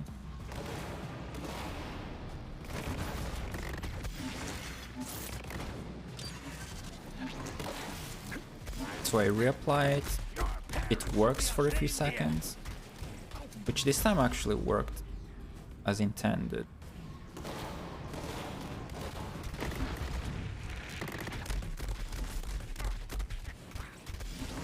So I can just keep spamming my mantis cannon, but yeah. Like, that barrier goes away for a fraction of a second. It's enough for me to apply the dot to myself, which is high enough to kill me almost instantly, as you can see. But yeah, sadly I can't really use other elements other than shock and radiation and cryo. This respawn in error. Please notify Hyperion and a support. I don't have a transformer on me. I can take one from the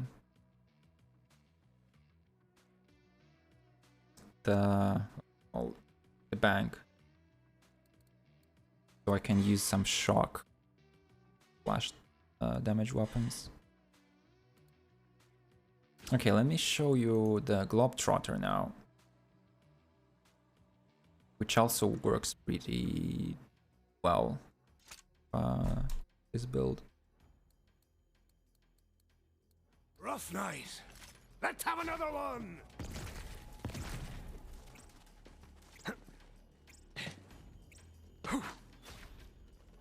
Ah. Ah.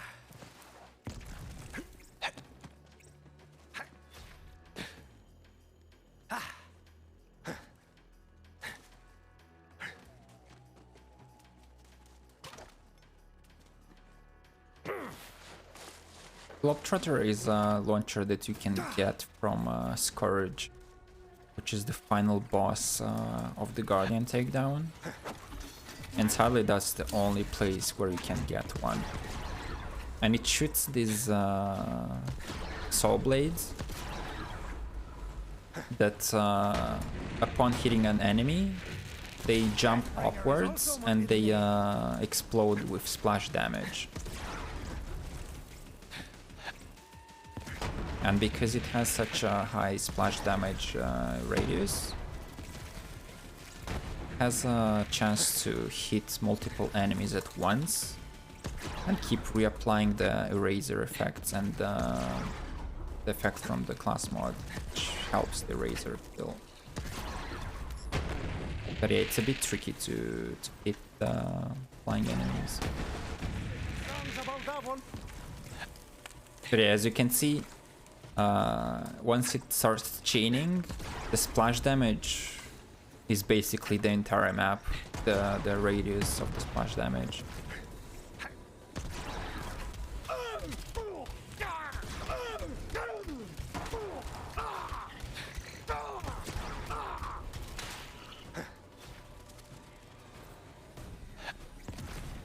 Are you seeing this? Open your bloody eyes. Come on. There we go.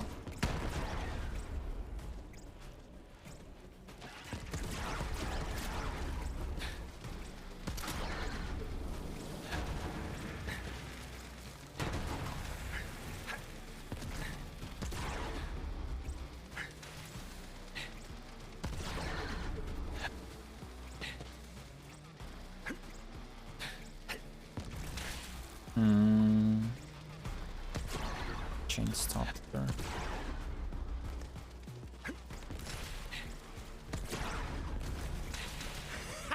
Nice.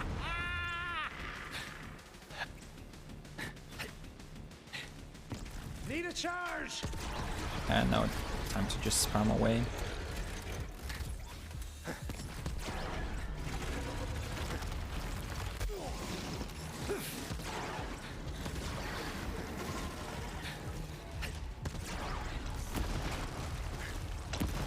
Also, I could use the Guardian Angel shotgun to buff all this damage even further.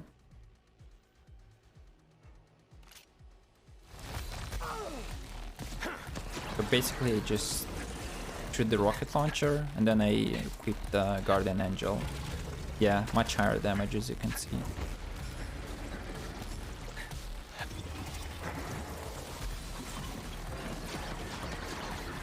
Like that.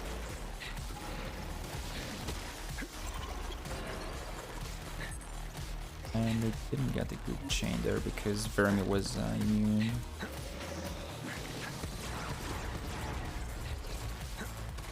What about now? Okay. And it stopped. Actually, I should my ammo back. Fuck. Nearly tied there.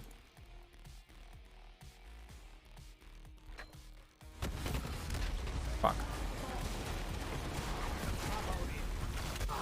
Could use some cover.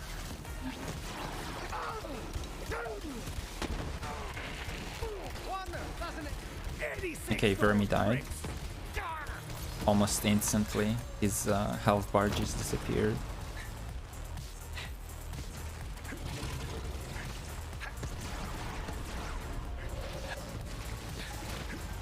And that was just 3 shots. I think just 1 shot would have been enough for that chain.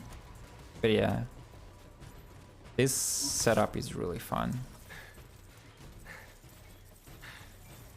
Dead Ringer. And Torque Component. Meh. And I can show you how it works in the Maliwan takedown.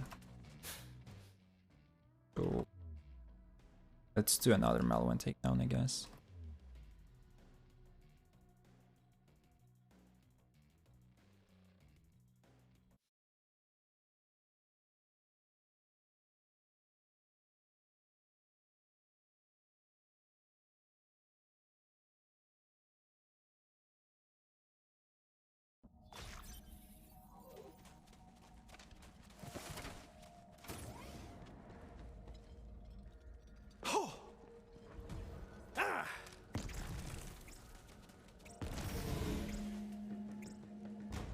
May they bring you many kills. Welcome to Doctor's Edge Mods.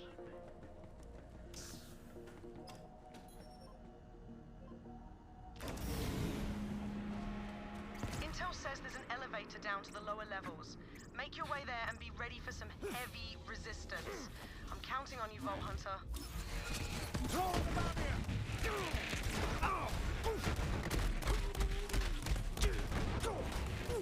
Bulldozer spotted! We are compromised! Ouch! This will be just for the crack.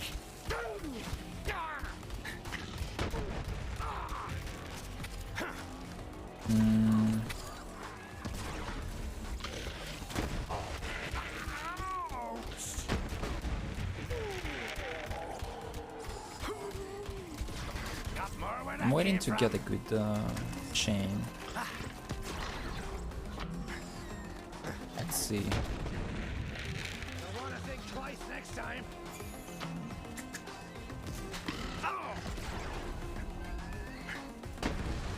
Okay, nice. That was a good one. All the enemies round just died.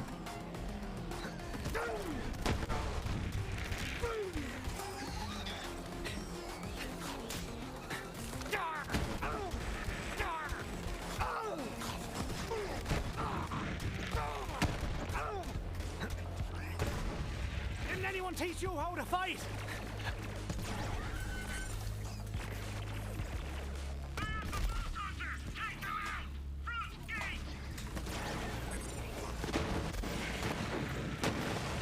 Oh, that was a good chain. Holy shit.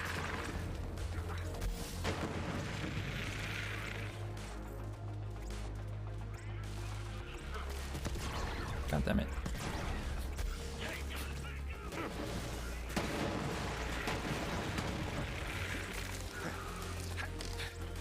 I'm just watching the mini map to see. Dude, all the enemies around just died on the mini map screen.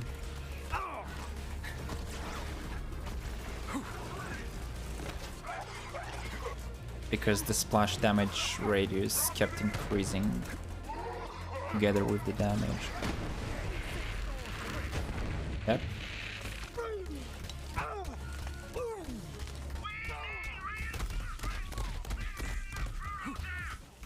Okay, let's see how fast the Kraken will die. Okay. Okay, just keeps going. And it stopped. God damn it. Okay, let's no. The radius should be big enough to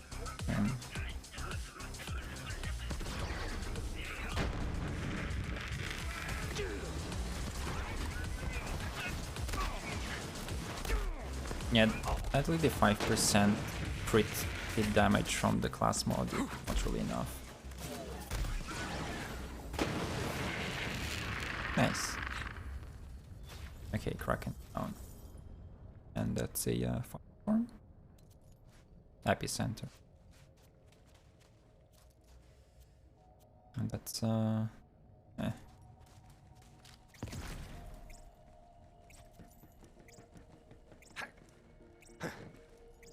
Yeah, it's a bit inconsistent as you can see. Now A get bit RNG based. that ammo won't shoot itself. Not a piece of hell. It's not as consistent as Already? Blood Explosion on Krieg and Borderlands 2. When you're shot tomorrow? Plus, I'm still trying to figure out how to play around this to make it as consistent as possible.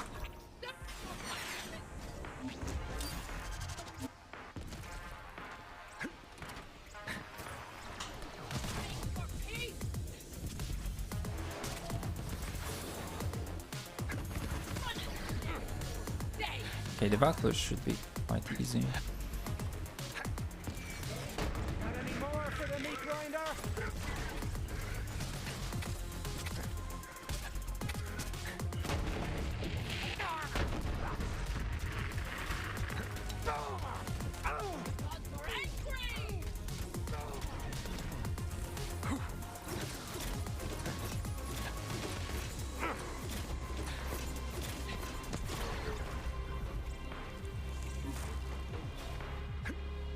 If you can get this right, you can skip the Valkyries. Like, bypass their immunity phases, basically. She'll be ashamed of you. If you'll get a good chain.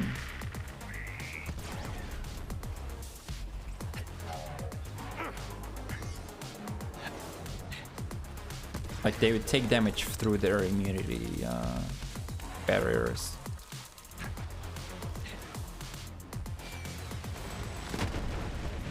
Do you, biggin?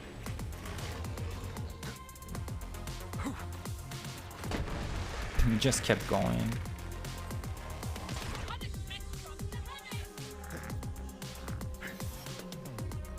Nice, nice.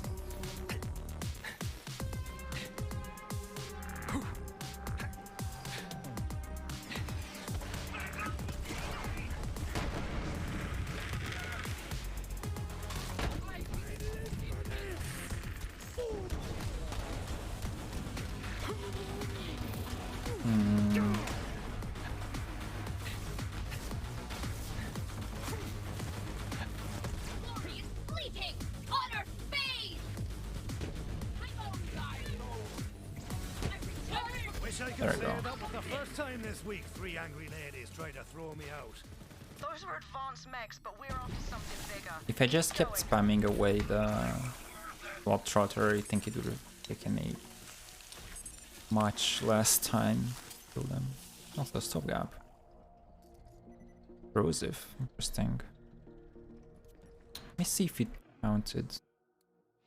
Okay, this time it counted. I don't know why it didn't count the previous 2 times. That's weird. So we have to kill them 2 more times. A fair price for peace of mind. You'll be back. Tired of wasting cash on respawns? Look no further.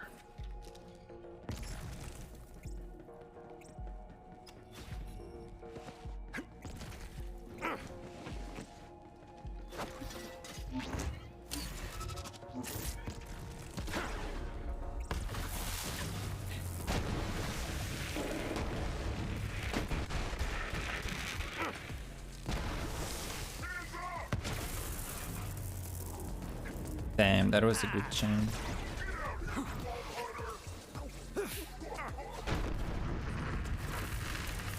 The more enemies that get hit by that splash explosion, the easier to keep the chain going. Let's have a chat, shall Yeah, as you can see. I'm just looking at the minimap. But one thing that sucks is that if an enemy is hiding behind something, they won't take damage from the splash explosion. Like, it doesn't go through the walls or other stuff, sadly. Everybody gets bullets! Just need something between me and your breath.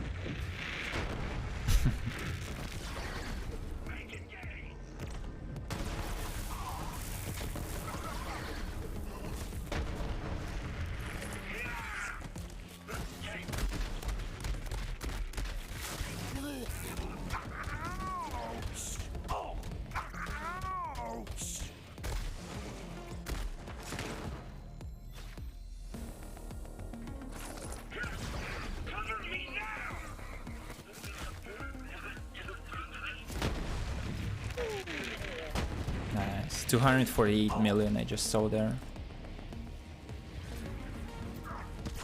That was definitely from Eraser. Wait, was that damage cap? I didn't see the damage number. That should have been over 1 billion somehow.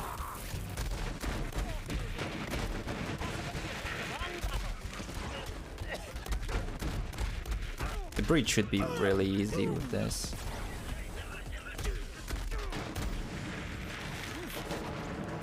Yeah, everything on breach just died. And keeps dying.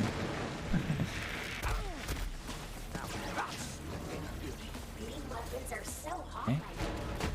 Nice. Nice. Nice. Holy shit, that's a good one.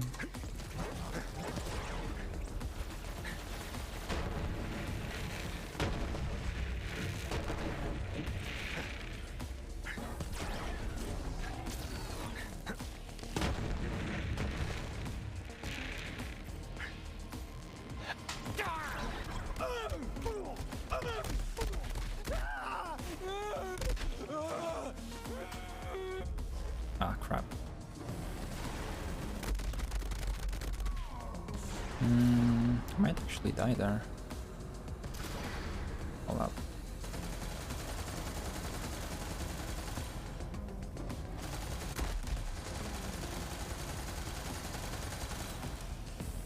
Yeah, Zane's fight for life damage in existence, as you can see.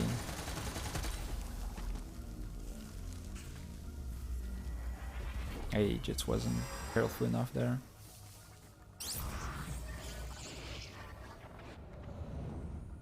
That's fine. Hyperion Let's is try not again. liable for any loss of appetite, lost time.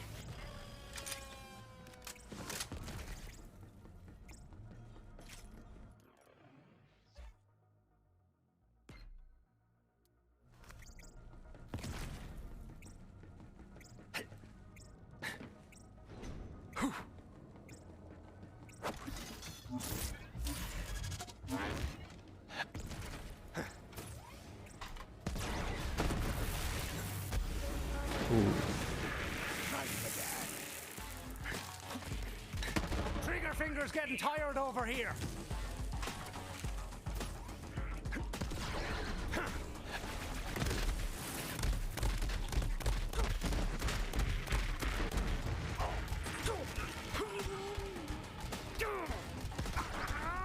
Ouch!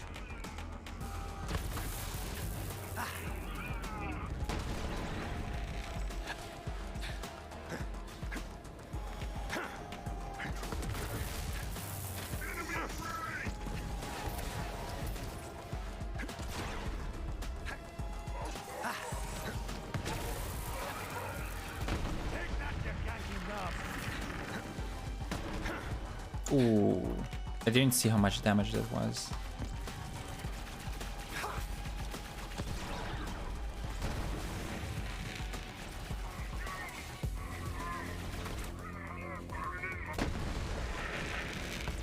That was definitely damage cap there.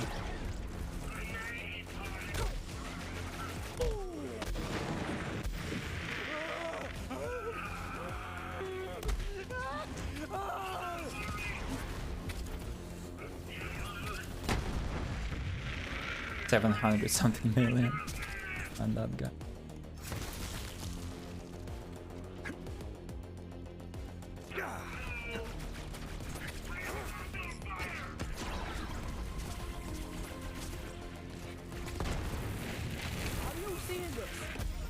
Ah, crap.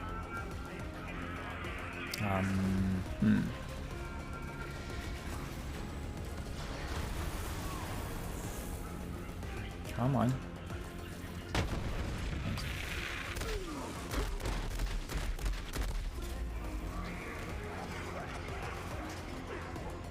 It'd be fine, no?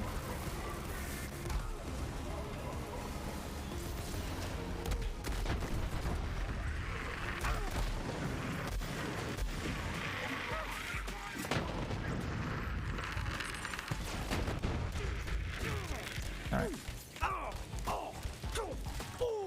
Also, another thing that's really important for this kind of build that has to do with splash damage is this skill, Duct Tape Mod. This skill, you only need 1 point into it, but it will give you immunity to your own damage, like splash damage, grenades, everything, except for damage over time. If you'll take damage over time from something, then that's not gonna help you. So yeah, that's what's keeping me alive besides the shield that gives me immunity to radiation damage. Yeah, definitely put a point into that. Regardless of your build, it's a very good skill overall for survivability.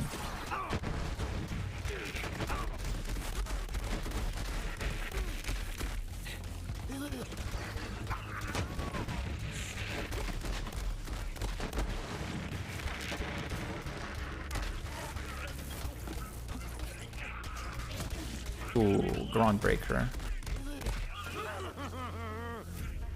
Fuck. You call that tricky?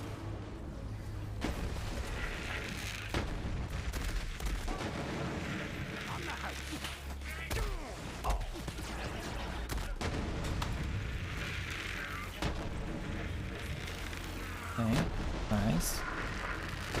Nice. Holy shit. Dude, that was like such a good chain.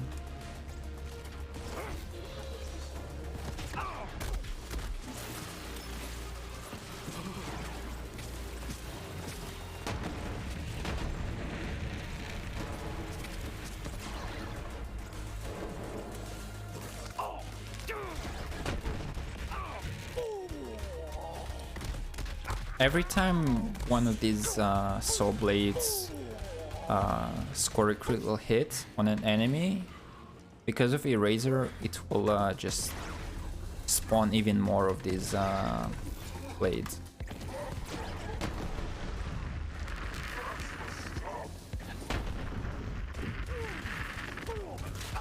Nice, even this guy died here. Nobody does bullets better than Marcus Munitions. Okay.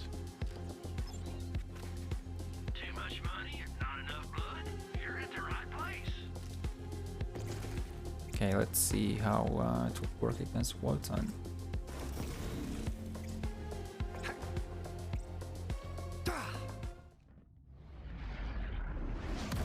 Now that is definitely your target. Light that giant bastard up.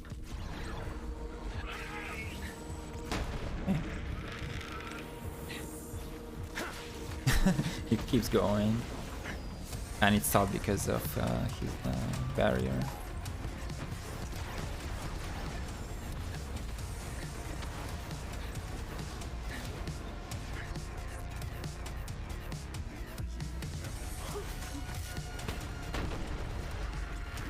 Resistance is futile.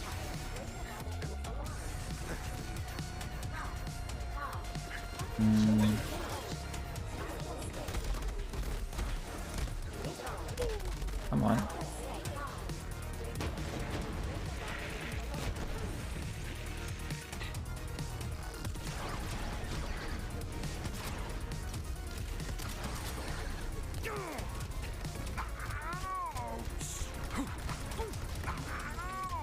Nice.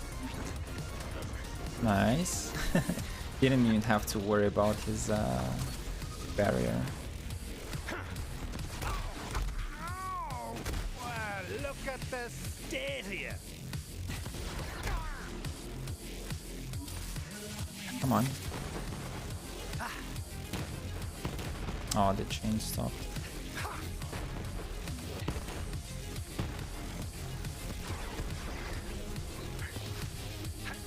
That should kill the top half as well. And come on. Hey, there we go. Nice. Take down your angry And even the metal brain entail. died. Brilliant work, Vault Hunter. That was That'll perfect. make Malawan think twice before they come at us again. And we got the black hole. Yep. That's the 10 gallon. That's Lucian's call. Oh wait, that's a shreddy fire. Oh my god, that's a super shreddy fire. Dude. This thing is so rare and such a pain in the ass to farm. Holy shit.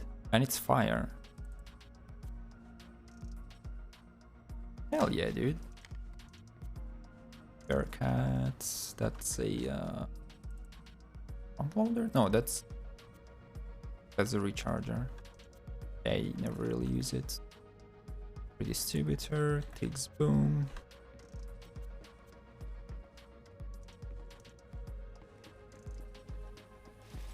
So you can get a shreddifier. Well, the dedicated drop from for a shreddifier is from the Titan in the Slaughter Shaft, which is Circle of Slaughter.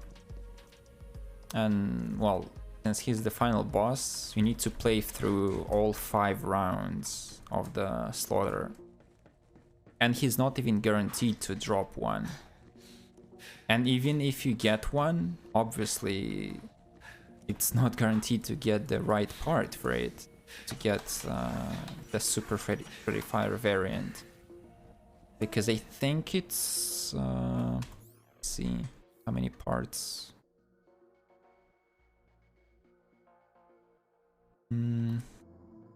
So...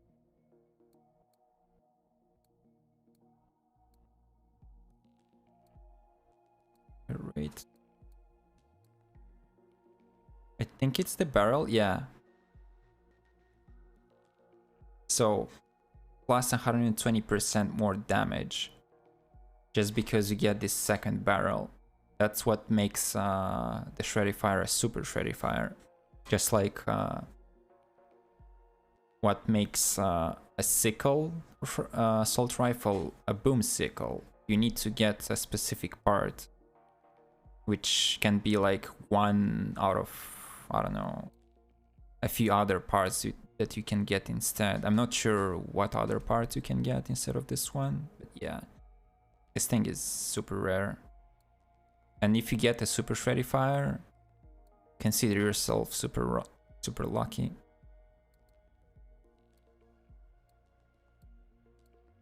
And also, if you get the right grip, you can get the ×2 variant.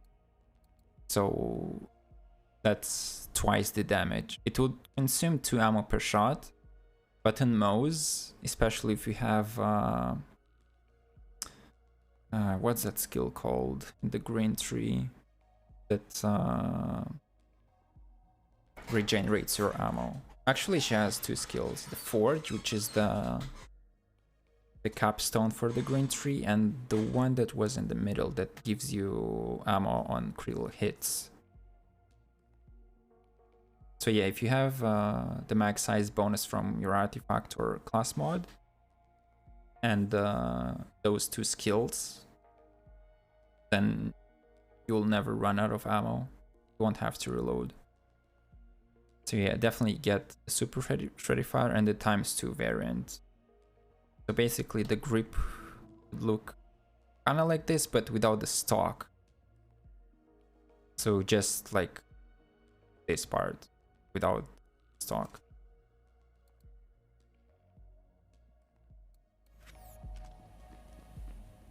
So yeah, I think that's about it for Zane. I want to show you some other builds on my other Vault Hunters. I have Flak, 2 Amaras, actually 2 Flaks, 2 Amaras, and Mo's. No, I have 3 Flaks, I lied. Completely different builds on each of them.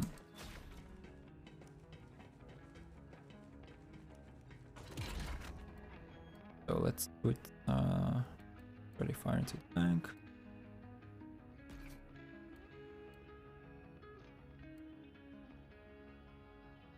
And I guess I'll put away this complex route as well with the super soldier, since they don't really work, sadly. I'll use them on something else. And the fish slap, I only needed that to get a melee kill on fish slap cartels for challenge.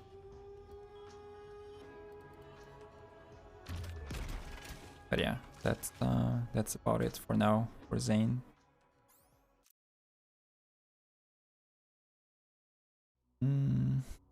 Okay. So next, I guess the deputy flag. Just keep Sure. that thing on a leash, huh? So this build is focused on Jacob's weapons, especially multi-pallet Jacob's weapons.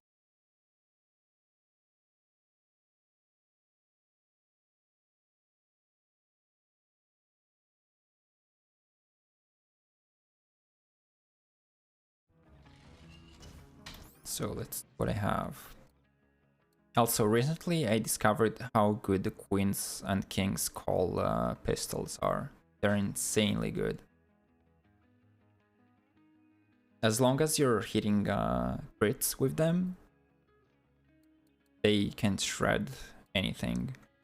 And since Flak has this skill called Megavore, which is the capstone for the orange tree, this gives you a 20% chance to score a critical hit, regardless, like, you're shooting enemies' feet or whenever.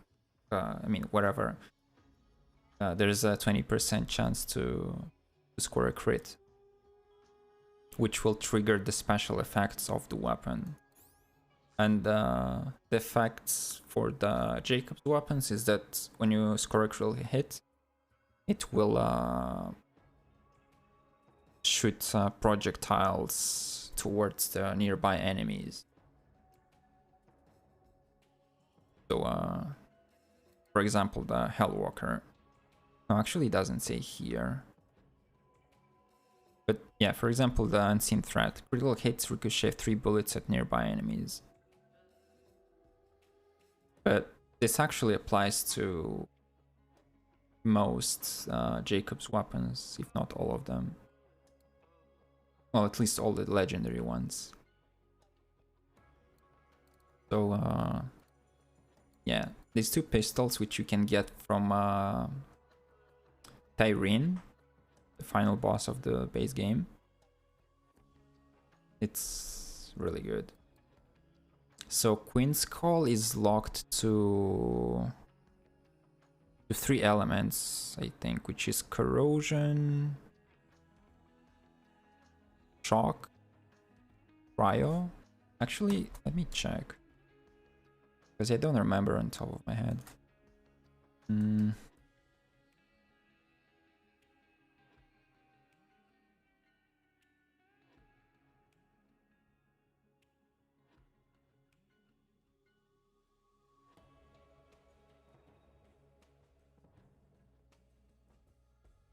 Okay, so it's corrosive, cryo, and radiation, 3 elements. Which means that the King's Call is locked to fire and shock only. Yeah.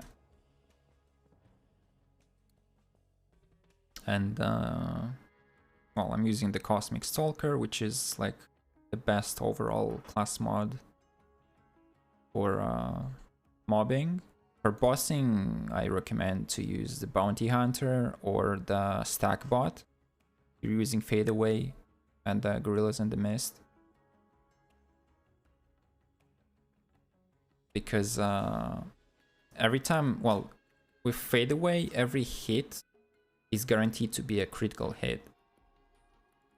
And the thing with Stackbot is that if you don't score a critical hit, as you can see, it says on the item card, if you miss and don't score a critical hit, and instead it's just a normal hit, you lose all the bonuses, all the stacks for the damage. And with Stackbot, you can get up to, I think, 500 bonus damage, as long as you keep scoring crits with it. So this is good with Fadeaway and Gorillas in the Mist.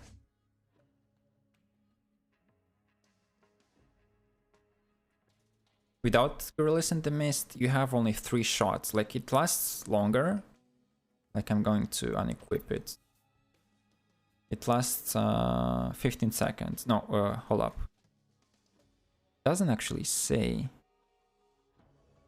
But yeah, the default fadeaway lasts much longer, but only have 3 shots.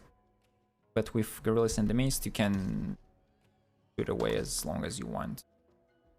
So you can use like a Monarch or any other weapon that has a fast fire rate. And while the critical hit damage from the Gorillas in the Mist is much lower than the normal fadeaway, which is 200% here. But the thing is that if you have a fast fire rate, this will have a higher DPS overall, much higher actually. So that's why I have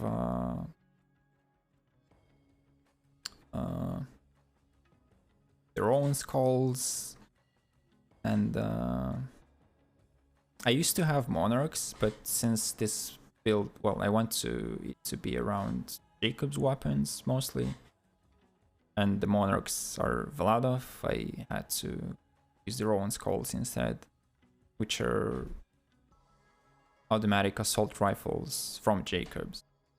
So that's what works for me. That's a Robin skull, by the way. That's a shotgun. So from Rowan skulls, I have shock, radiation, and fire. And sadly, there's no. I think Rowan skull doesn't come in cryo and corrosive, if I'm correct. It's elemental locked. And well, I have these launchers here for bossing, because obviously Jacobs doesn't have any rocket launchers, so I had to use the. I have a plague bearer, back burner, actually 3 of them for each element, and an ion cannon. All of them with the fadeaway anointment, which gives me 150% bonus damage while my fadeaway is active. And I have a few old gods for each element. So the thing with old god, it gives you, as you can see, gives you 20% bonus elemental damage based on the element of the shield. So for example, this is a cryo old god, which means it will give me 20% bonus cryo damage. Then I have a radiation one, which will give me 20% radiation damage. And same thing with corrosive and fire. And besides that, you can have the ASE anointment, action skill end, which gives you another 50% bonus damage of another element. But it only applies after your action skill ends. So for example, you use your normal fadeaway, you shoot 3 times, and that will activate this anointment. So you'll get bonus 50% shock damage for 10 seconds. So yeah, the more elements you can have at the same time, the better. And yeah, sadly, well, you can have this anointment on grenades as well. But for example, if you have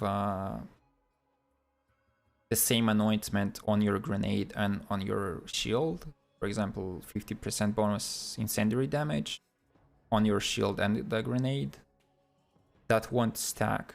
So you have to have different elements. So, for example, you're about to use a shield that has bonus cryo damage, you would want to use a grenade mod that has a different anointment, well, for different element, just to have as much of a variety of elements as possible. So yeah, in terms of other gear, I have a Lucky 7, a Maggie, a Love Drill, which I don't really use that much, and a Trick Shot. And well, Maggie has fixed parts mostly. I don't think it can come with a different hammer. But the hammer that you want to get at least on the Lucky 7 and the Trick Shot, and some other pistols that can have this kind of hammer, is this one. So this will give you 30% more damage. 26 actually, well, close enough. But yeah, this is the hammer that you want to get on your Jacob's pistols. Then I have a Clairvoyance, which is a really good Jacob's assault rifle. Only comes in cryo, sadly, but you're using like a revolter or shield that gives you bonus damage of some other elements, you can combine them, which is good enough. Then I have a Becca, which is really good. It's a bit tricky to use because to use it the most efficiently, you have to be like at a certain distance from the enemy. Since just like in Borderlands 2, after a certain distance, the projectile will split into 3. So if you want to all 3 of those projectiles to hit an enemy, you want to be like at a very specific distance. Because otherwise, if you're too close, then only one projectile will hit the enemy and it won't get to split into 3. And if you're too far away, then the other 2 will just spread out too far apart, and again, you will only hit the enemy with one projectile. But for big enemies and bosses, this thing, like, you don't have to worry about it too much. Then the Roman's Call, which is pretty decent for mobbing, since on critical hits it will it will return 2 bullets back to your magazine, as you can see, and it will also ricochet 2 bullets to nearest enemies. So as long as you're critical, as long as you're scoring those critical hits, you'll just keep chaining these projectiles or bullets to all the enemies in the area. And Robin's Call, actually haven't used this thing too much, so I can't tell too much about it. Kyle Walker, really strong shotgun. I have 2 of them with different anointments. This one is for Fade Away, which gives me 150% bonus damage while Fade Away is active. And one with Consecutive Hit. This anointment got nerfed recently. It used to stack up to 200% bonus damage. Now it only stacks up to 100%. But it's still really good. So yeah, that's like one of the best anointments overall that are not class specific. Then yeah, the rocket launchers for bossing. In terms of sniper rifles, I have Skull Masher, which is really good. A Monocle, which gives insane damage for sniping the enemies, like getting critical hits with it. Can one-shot like most mobs and even some bosses. Ionic Disruptor is kind of meh. It has decent base damage, and the gimmick of this weapon is that it bypasses shields. So when you shoot an enemy, it will deal damage directly to their health bars. So it's kind of like the Trespasser or the Amigo Sincero from Borderlands 2. And I think it also can pierce through enemies. So like if you have 2 or 3 enemies lined up behind each other, then if you shoot them once, then you can hit all of them through each other, if I'm correct. Then the old guns, I have a front loader in case I want to play with some URAD anointments on some weapon. But right now I don't have any weapons with the URAD anointment. So URAD, that means when your health is under 50%, you will get 100% bonus radiation damage. So this is another anointment that they've nerfed recently. It used to be up to 150%, but now it's only up to 100%. So if you're using the front loader shield, it will reserve 60% of your max health as shield capacity. So that will put your health at 40%, which is lower than 50%, which activates the condition for that anointment. So yeah, as long as you have this shield on, basically that anointment will be always active. So that's free damage, which is good. But it hurts your survivability a bit. So yeah, I used to use this build. So the front loader and weapons with the URAD anointment. But since they've increased the level cap, I've changed the build around a bit. So I'm not using the front loader anymore. I'm using a revolter instead. Pawn Lamb, thank you for the follow. I hope you're not a bot, because I'm so tired of bots following me constantly. But yeah, what else do I have here? A fish slap. Well, that's just for the fish slap challenge from the cartels, because I think I still have to kill him 3 times. Yeah, no, actually 1 more time. I need to kill fish slap with melee damage, so that grenade deals melee damage. So that's why I have it.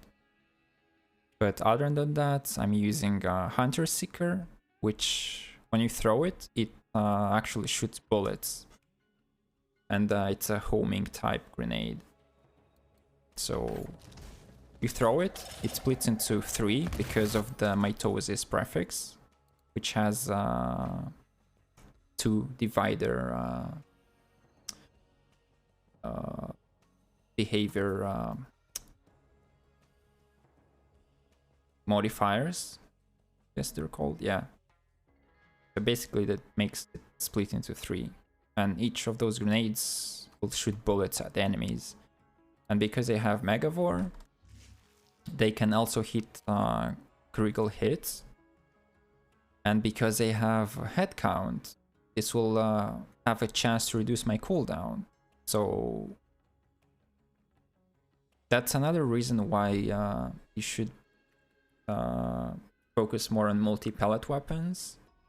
Because each pellet that hits, it will count towards this skill. So the more pellets you have, the higher the chance of them hitting crits.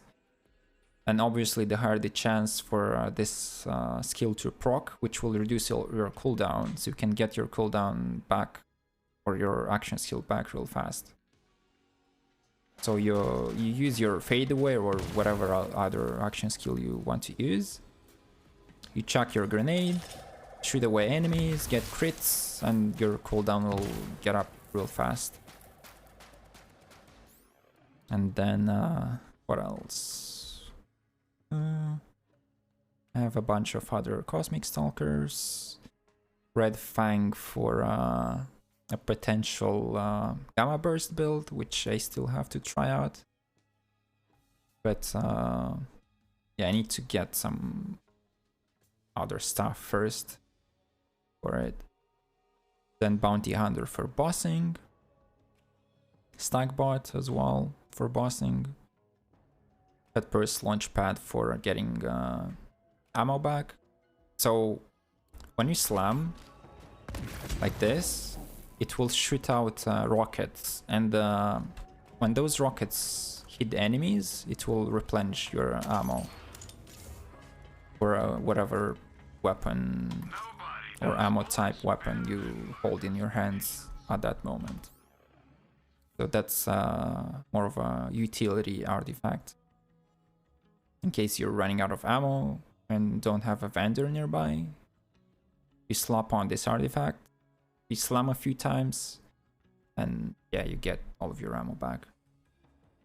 Then I have a Snowdrift Victory Rush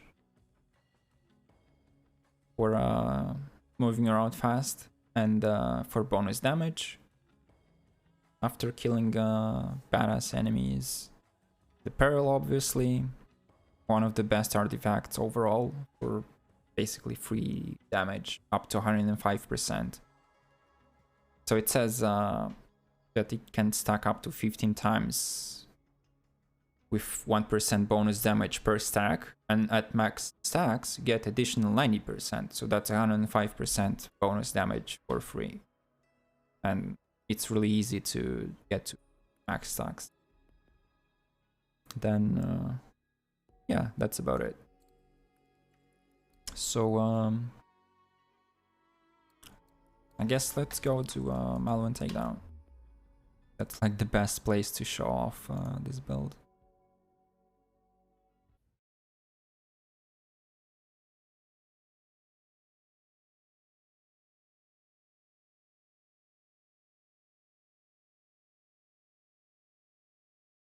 Come here, girl.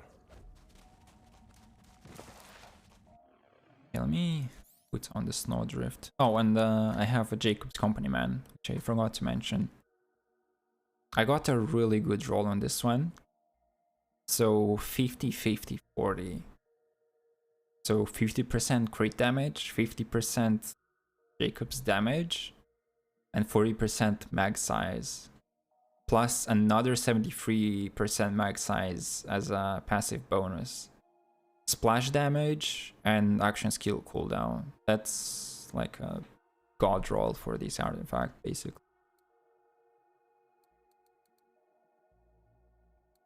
So yeah, that's pretty insane. And let me see what else I could use instead of the unseen threat, which is more of a bossing sniper rifle, which I'm not gonna use for now.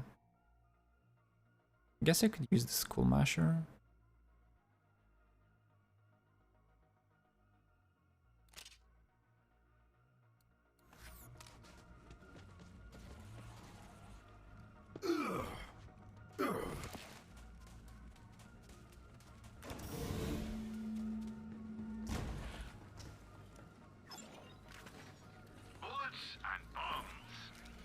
Where did that come from? Y'all take care now. Alright, let's do a true takedown.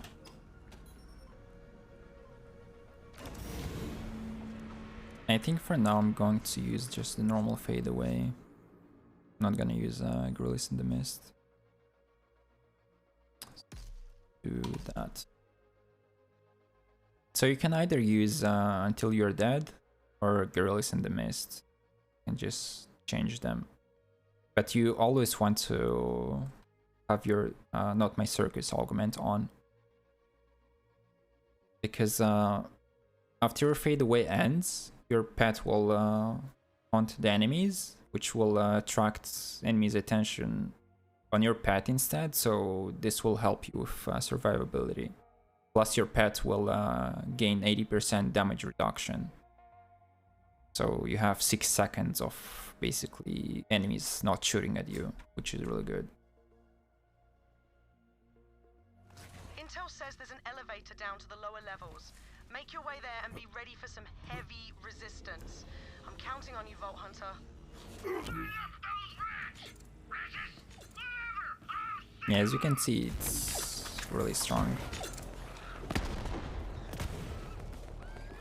When you score a critical hit, it will have this effect spawning these orbs or projectiles that will either fly towards nearby enemies or onto the same enemy and deal splash damage, as you can see there.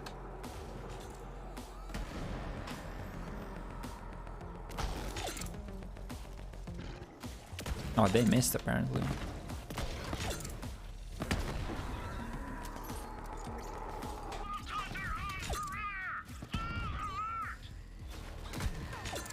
So you have to be accurate. 90 million damage, by the way. Yeah, you have to be accurate with this pistol, because it rewards you really well for scoring these critical hits.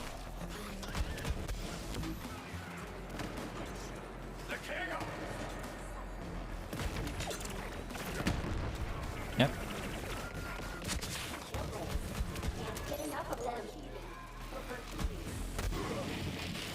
Also, I need to remember to keep checking these hunter seekers to get my cooldown back fast.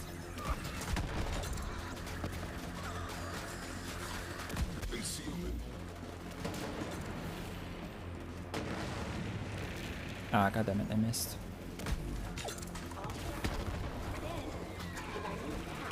That was fire on armor. As you can see, it doesn't matter. It still shreds.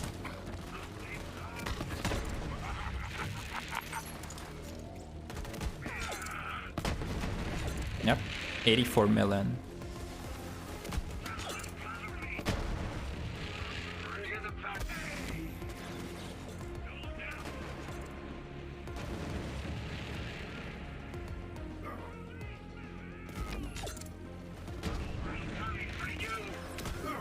I have no blood, so I'm taking yours.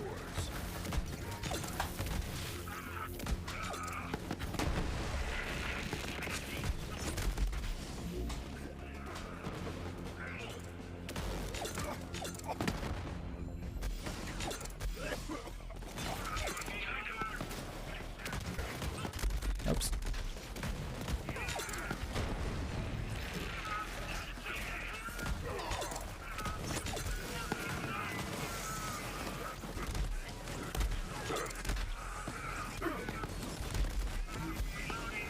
Oh boy. I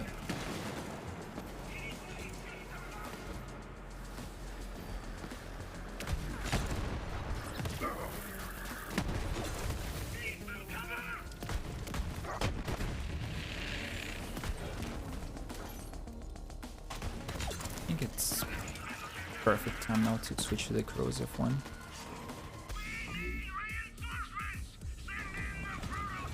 Damn, basically one shot for the Kraken. I just deleted him from existence.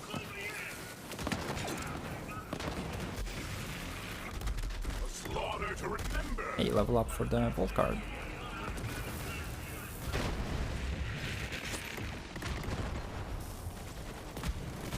Yeah, as you can see, Flak is pretty cracked with the perfect build.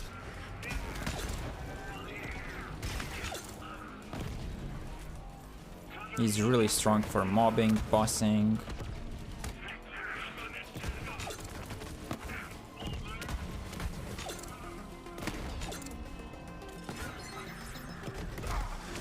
You there. How are your last reps going?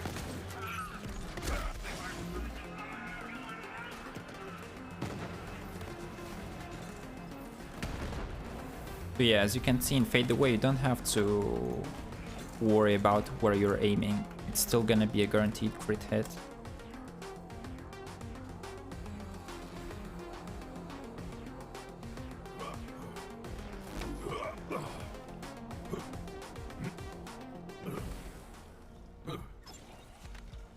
Ammo. Without it, you're just a schmuck with a paperweight. Impaler again.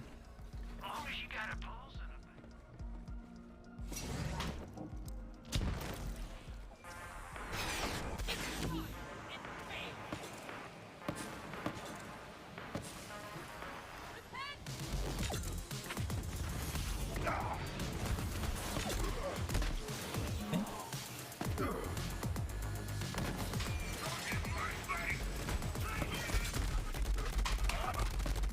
God damn it.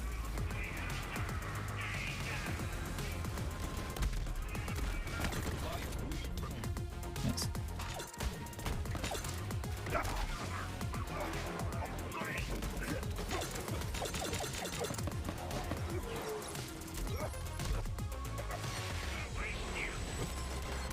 Oh, god damn it.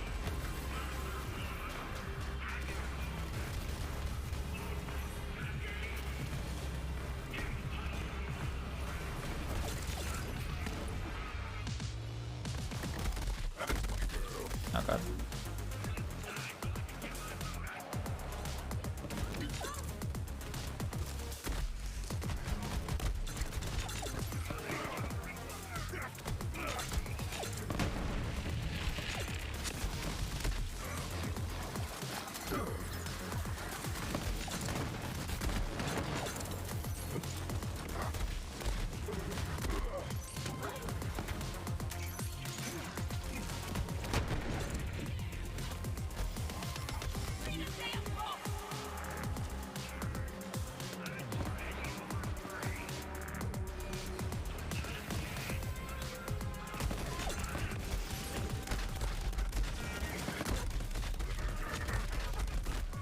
Missed.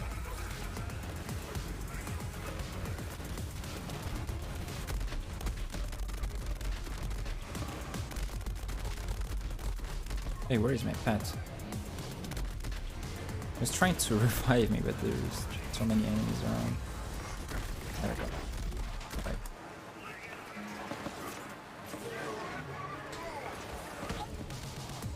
2 shots. And 1 more for the last one. There we go. I will see you again, Valkyrie. Those are advanced mechs, but we're after something bigger. Keep going.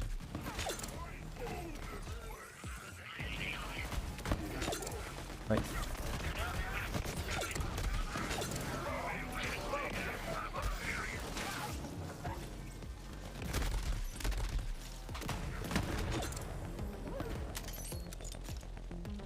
What? Oh. My superiority is proven. Okay, what do we got? The charger. And the nemesis.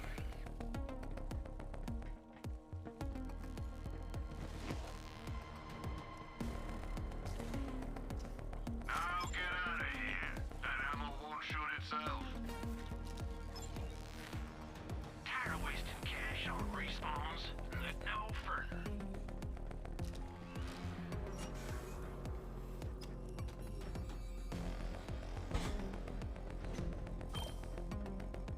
Knew there was a reason I kept you around.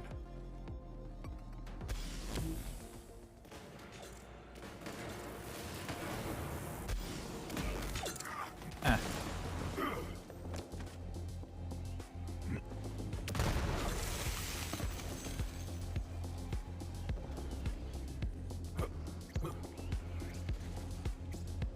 You ready, asshole? I'm the asshole.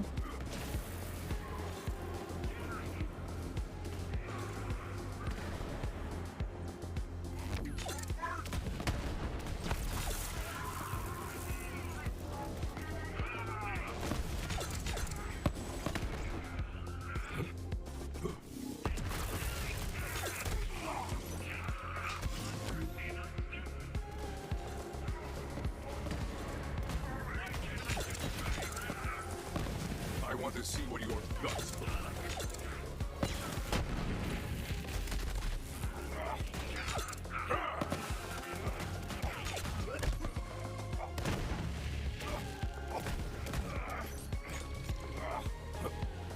Oh no, my pet died.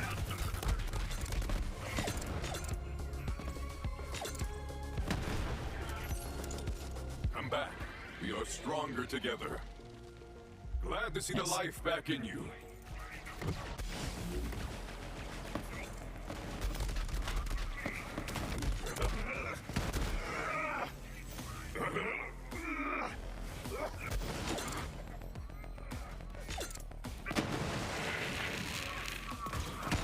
Whence?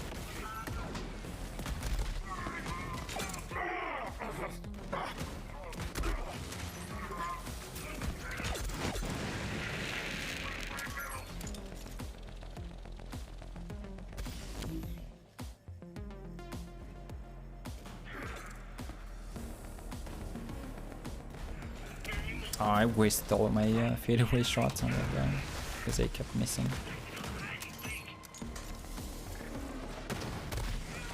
What the hell happened? Oh no.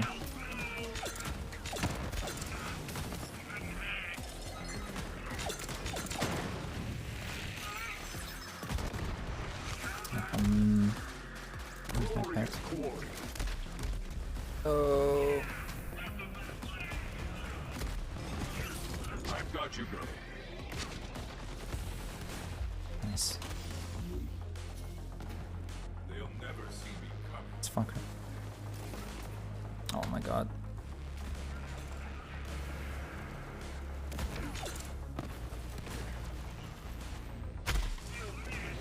I hate the stealth commando so much.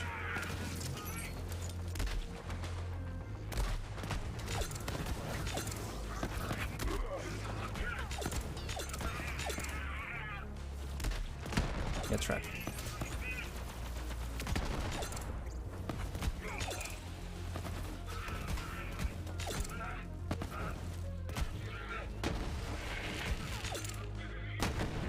Damn, 45 million.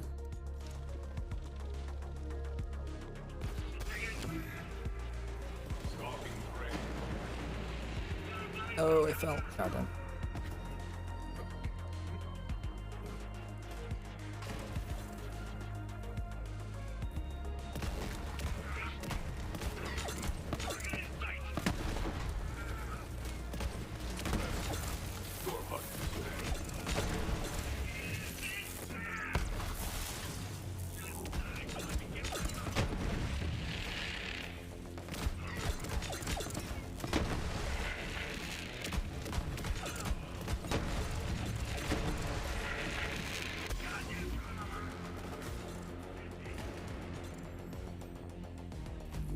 No.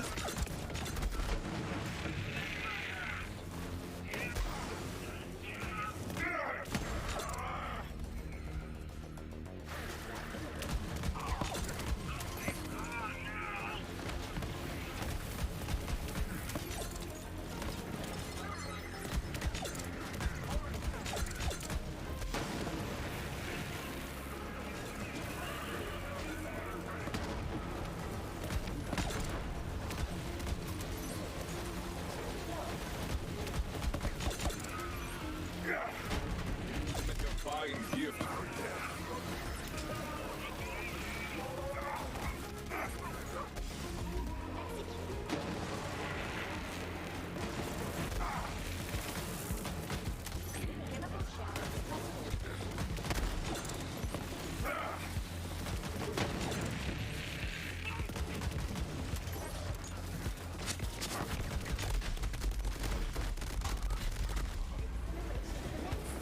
Nice.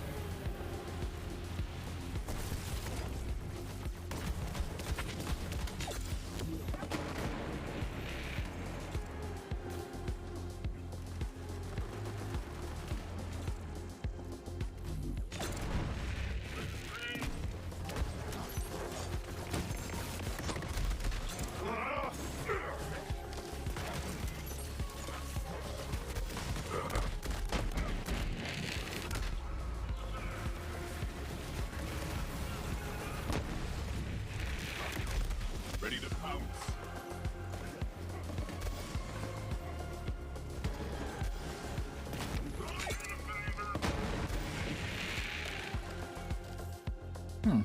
Got a sickle. Not the bomb sickle, sadly.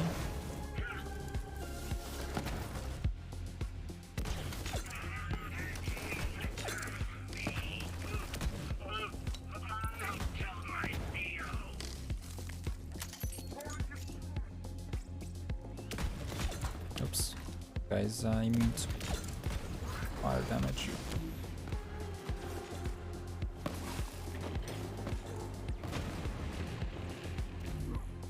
How the mighty have fallen.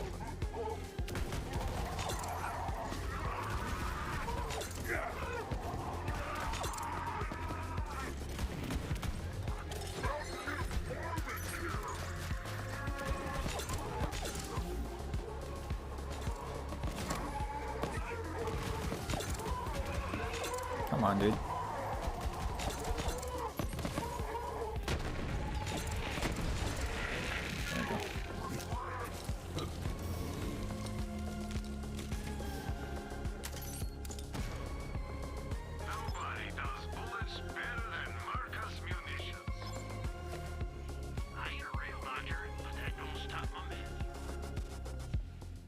Alright, so for Wotan, I'm going to Bounty Hunter.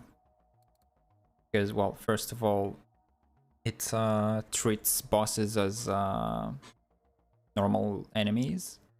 Humans, beasts, robotics for the hunt skills. And it has gives me a 3% chance to activate all the... or any hunt skill, kill skill.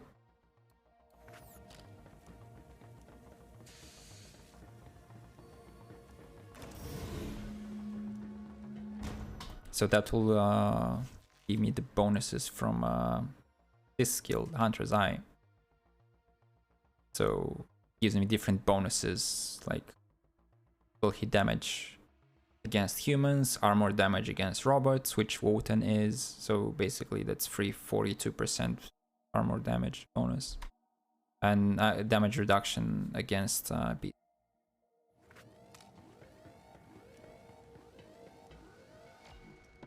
So I'm going to use the Gorillas in the Mist for this one, just so I can get more hits. That is definitely your target. Light that giant bastard up. So every hit counts as a crit, as you can see in Fade Away. And he was still taking damage over time. You struggle with this guy? Yeah, he's a tough boss if you're not prepared.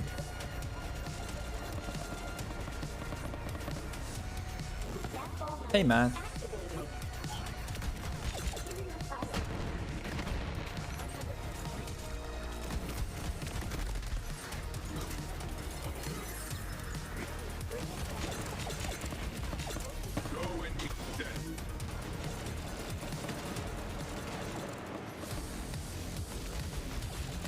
Top half is dead.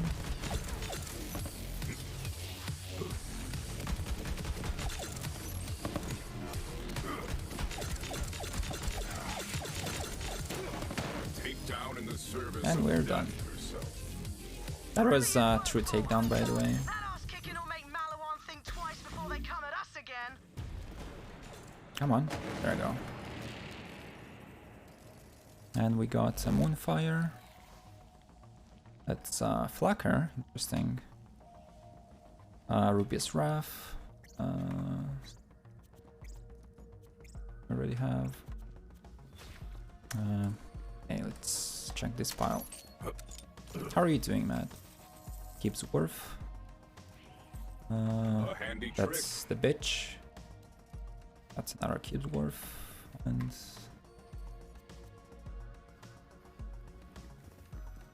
took me 15 minutes to get him to half health. Really? Oh, Spiritual Driver. God damn it. Oh, I wish it gave me Jacob weapon critical hit damage instead of accuracy. Zamara already has a skill for better accuracy. Redistributor.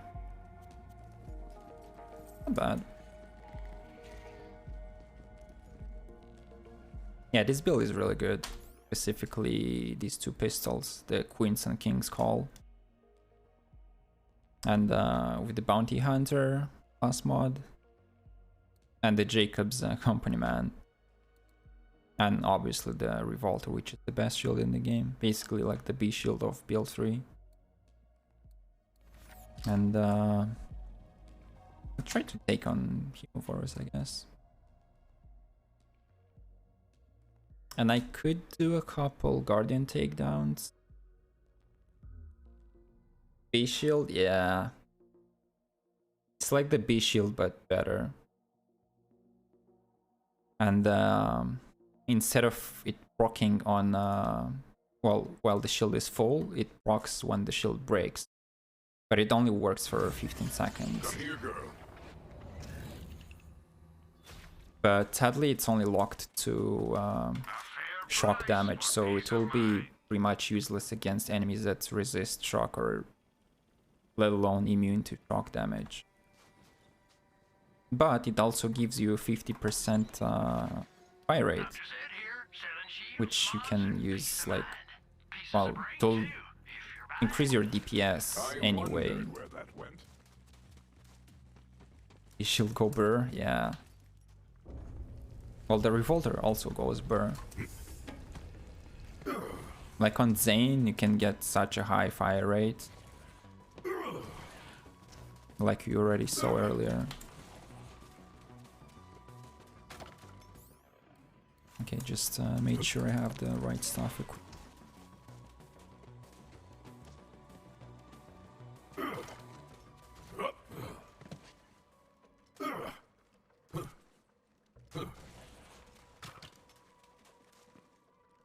I'm gonna use fire first.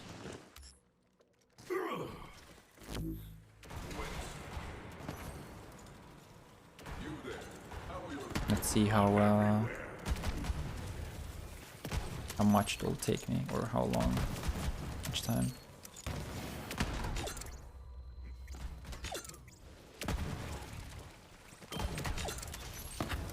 Your inferior senses.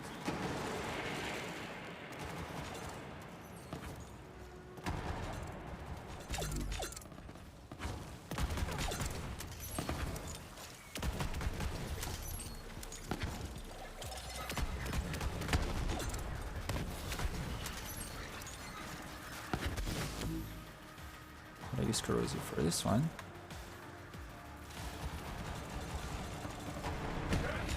Do you see me?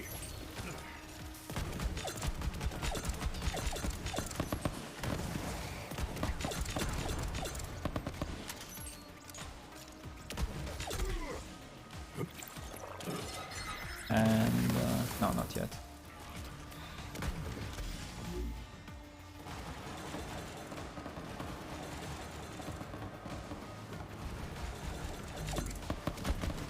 Okay, and here comes the last phase, the Supreme. Okay, need to get my back, and now we just spam away. Yep.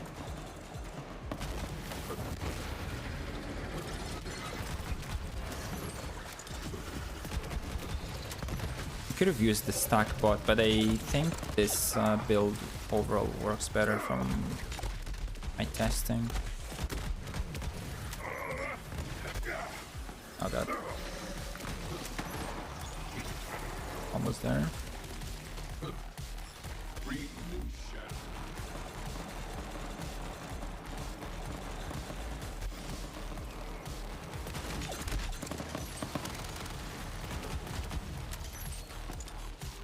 Horus and Vermi with strong builds like this are quite easy.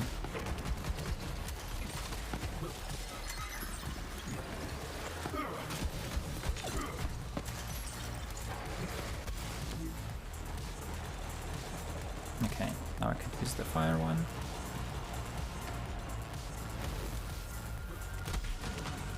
Then I'll have to deal with Vermi.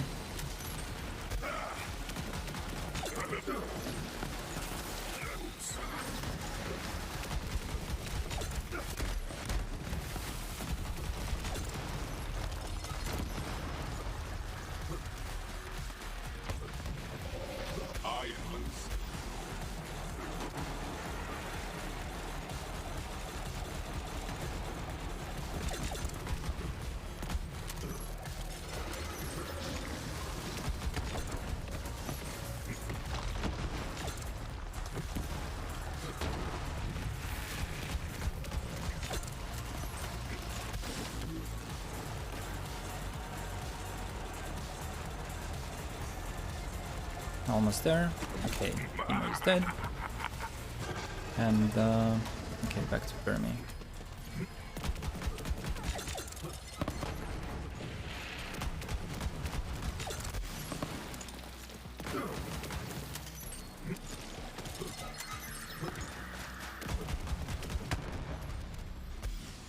Ow.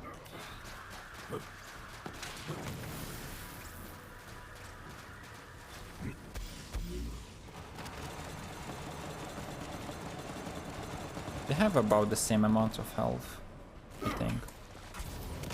As far as I know.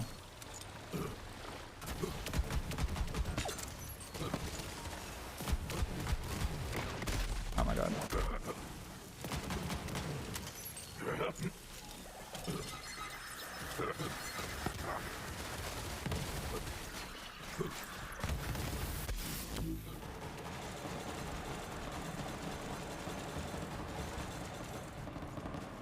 Nice.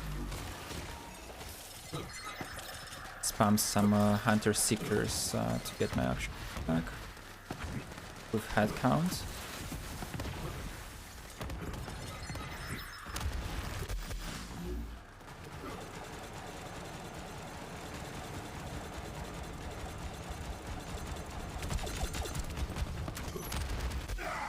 Damn, I thought I would kill him in one fade away duration.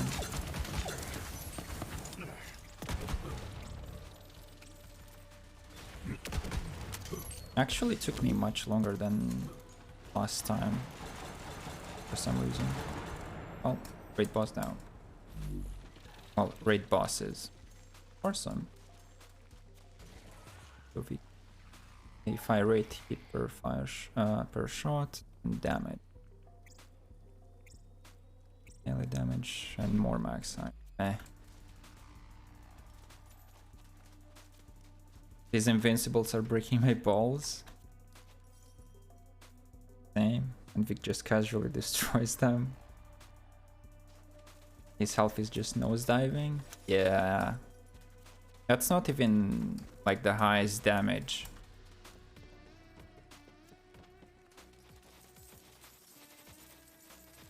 But I can show you after that. I'll switch to my other flag, which is based on Terror Anointments and the Lucky 7.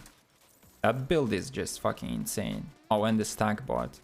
And I'll explain you how it works. But first, kinda tempted to do a Guardian takedown this build.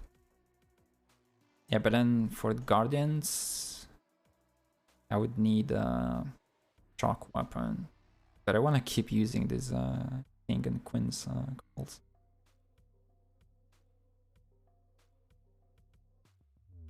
See what else I could do.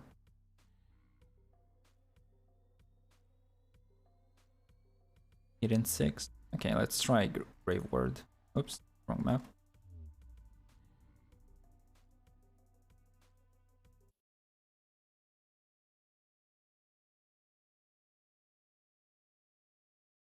I've missed you, girl. Nobody does bullets better than Marcus Munitions. Too much money. Just checking the vendors for a potential cloning marine tracker or a one-shotter or a kill switch shield. Okay. Yeah, good.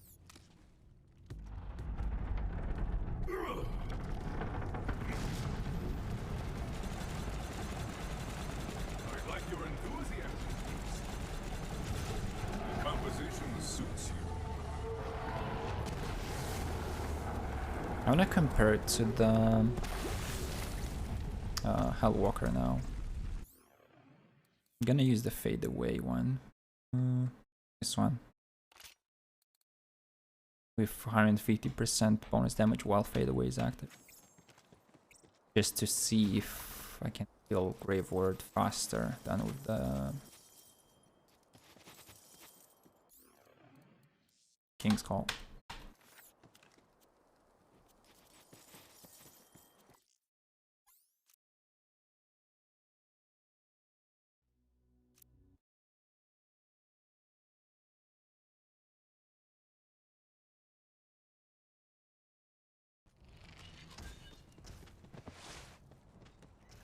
Also, look at my mag size, 4 instead of 2, so I can have 2 shots instead of 1 before I reload. When you need a dose of the That's because I have increased mag size on from the artifact 40% plus another 73 from the passive bonus. The Doom Gun, yeah. The Hellwalker is insanely strong.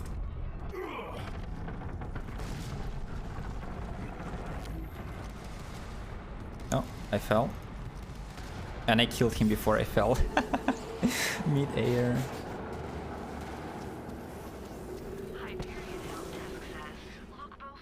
Yeah, that definitely was faster. Alright, let's check the loot.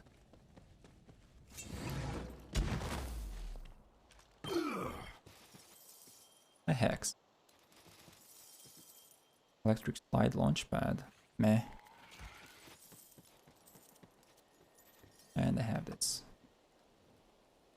Okay, let's try one more time. This time without falling into the void.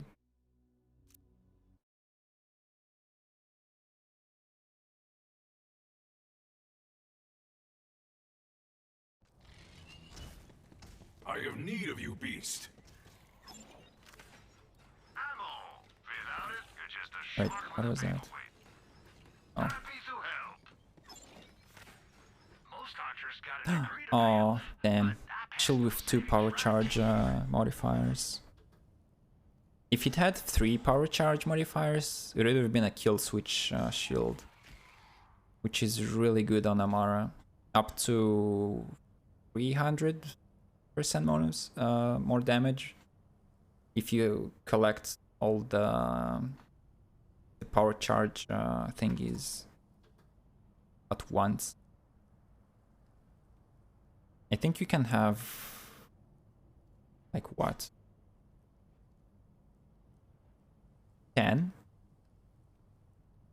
Up to 10 power charges once. If you're waiting for a lollipop.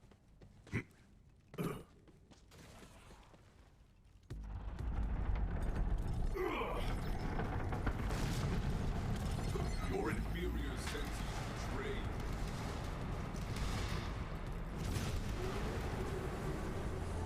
Well, that was fast.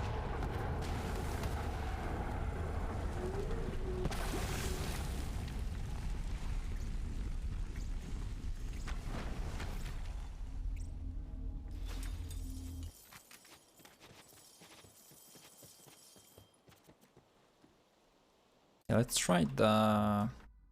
what's the base? The Ruiner.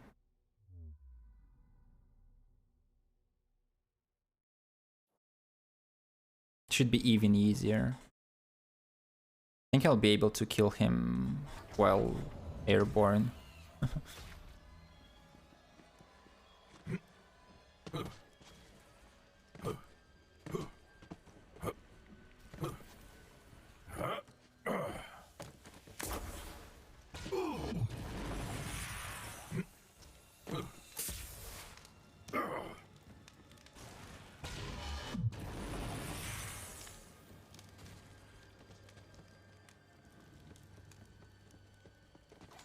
Nobody does bullets better than Marcus Munitions.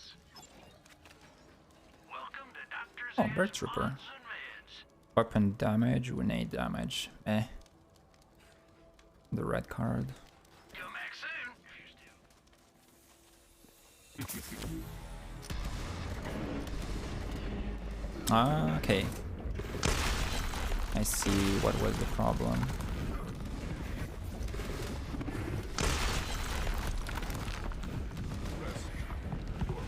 The spread was too wide.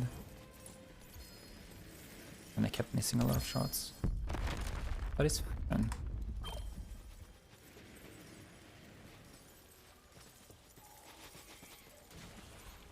Head. Oh. This is a head for Amara. I like it a lot. Actually, I can send it to you, Matt, if you want.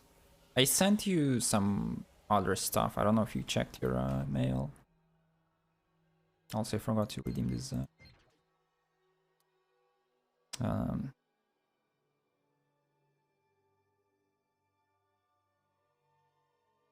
Yeah, I think they expired already. because you only have a week to redeem them. Who? Who what?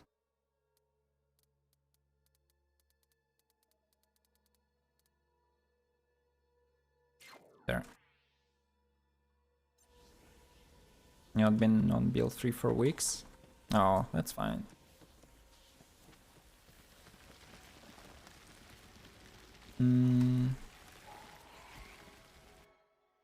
Could do an Athena's run as well. And then I'll be done with this flag. So we send them to Matt, since he's playing Borderlands 3 a bit more often.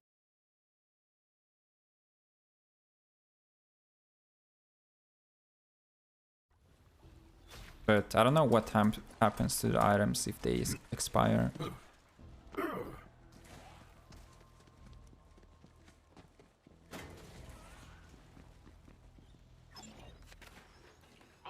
and bombs.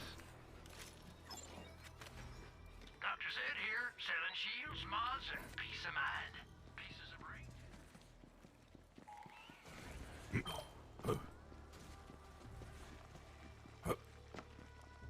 Okay, for this one I should use...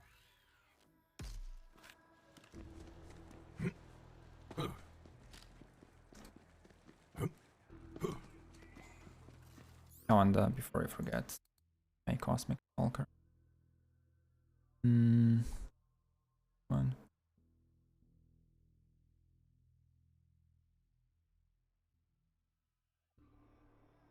Damage, road speed, pistol damage.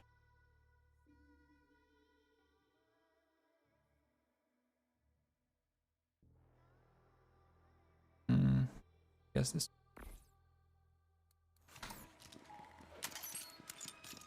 Like your enthusiasm, Beast. Don't run. You'll ruin the taste. You are forgotten. Blood everywhere.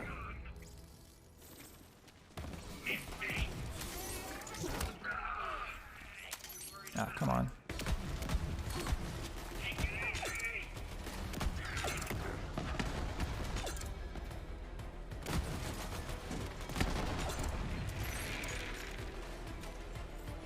I had to take off the launch thing. Oh really? Why? Was making cutscenes crash? Really? Have you been monitoring your VRAM usage?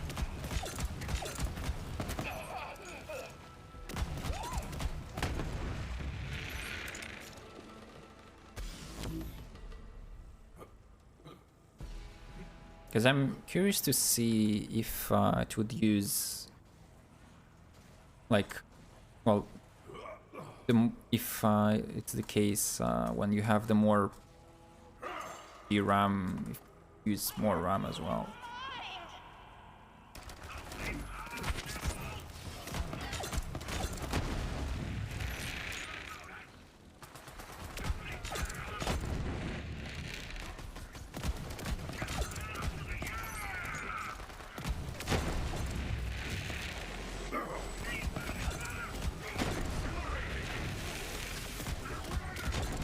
I think you're just running out of VRAM.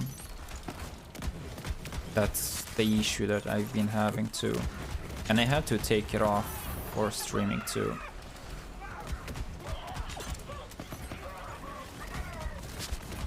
Hence why all of this stuttering and stuff, which I have to deal with now.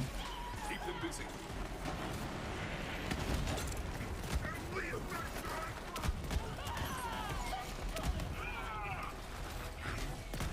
Competition suits you. Too many to count.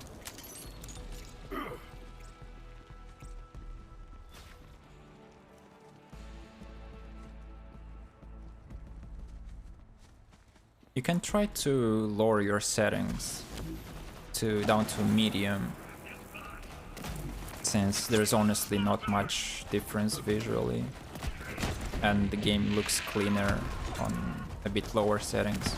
Personally, I'm running on the lowest settings possible, except for a few settings like texture filtering, and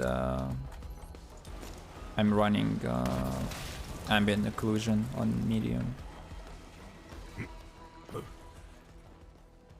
I will return.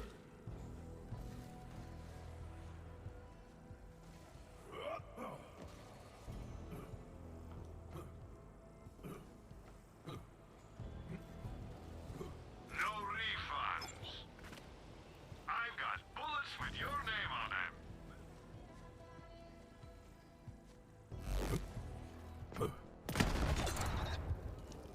Glorious quarry.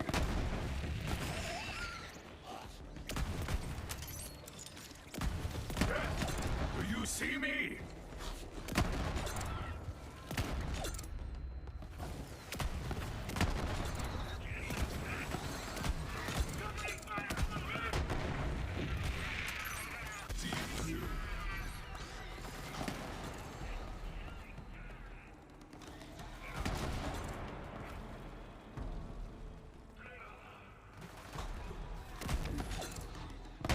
One shot for the Chupacabra.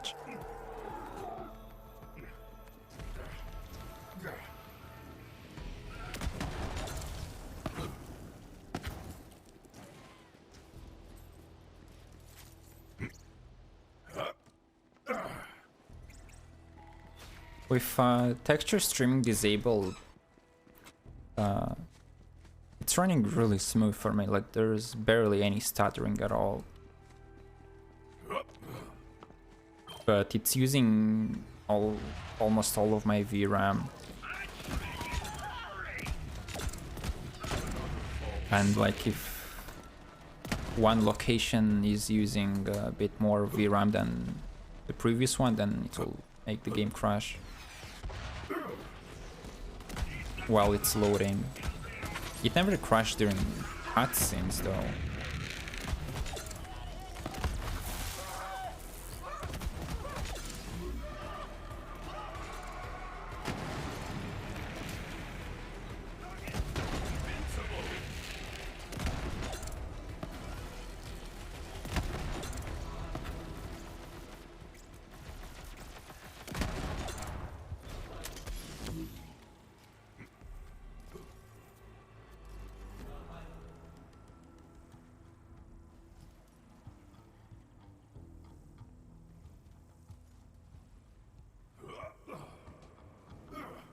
I found a different fix for the stuttering. It's not as efficient as disabling the texture streaming altogether, but it made the game run a bit better for me. Like, I'm using it right now, and it doesn't have the issue with the high VRAM usage. I hear you, beast. So that's like the second best thing that you can use.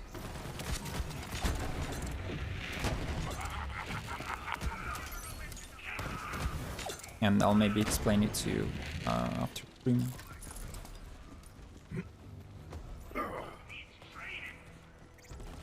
There are just a few things that you need to change in your game's config file. You there.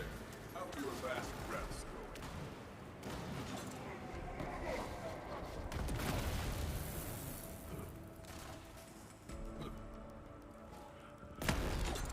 Did I send you other stuff? Yeah, I sent you... I don't even remember what. Rest now. Your hunt is over. Some SMGs, shields, mass mods, I think. Grenade mods, maybe. But I think they all expired. God damn it.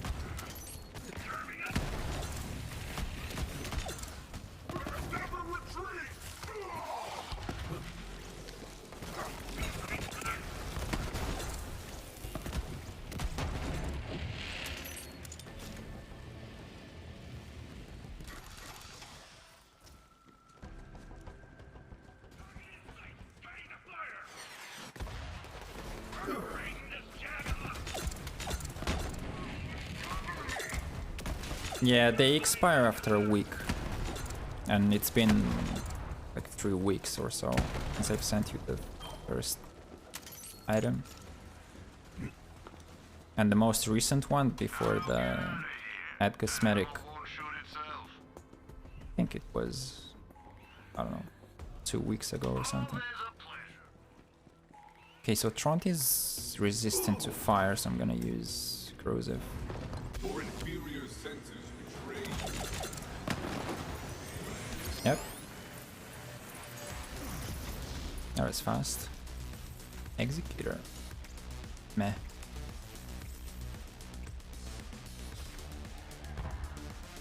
You didn't have the head? Yeah, that head only drops from...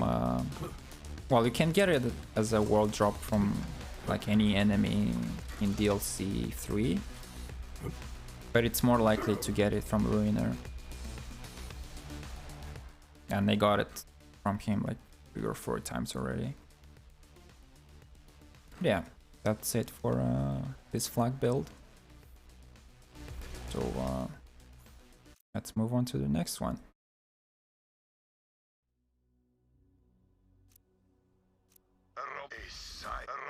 Which is this one.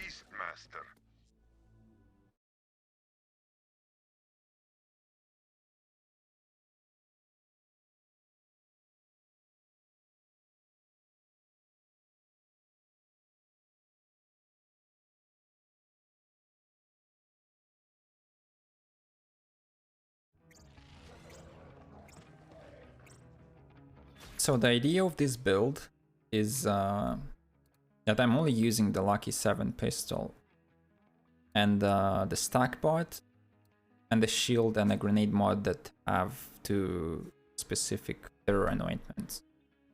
So for the shield, I have this one. So I get ammo regeneration while terrified, and well, the more terror I have, the higher the regen bonus.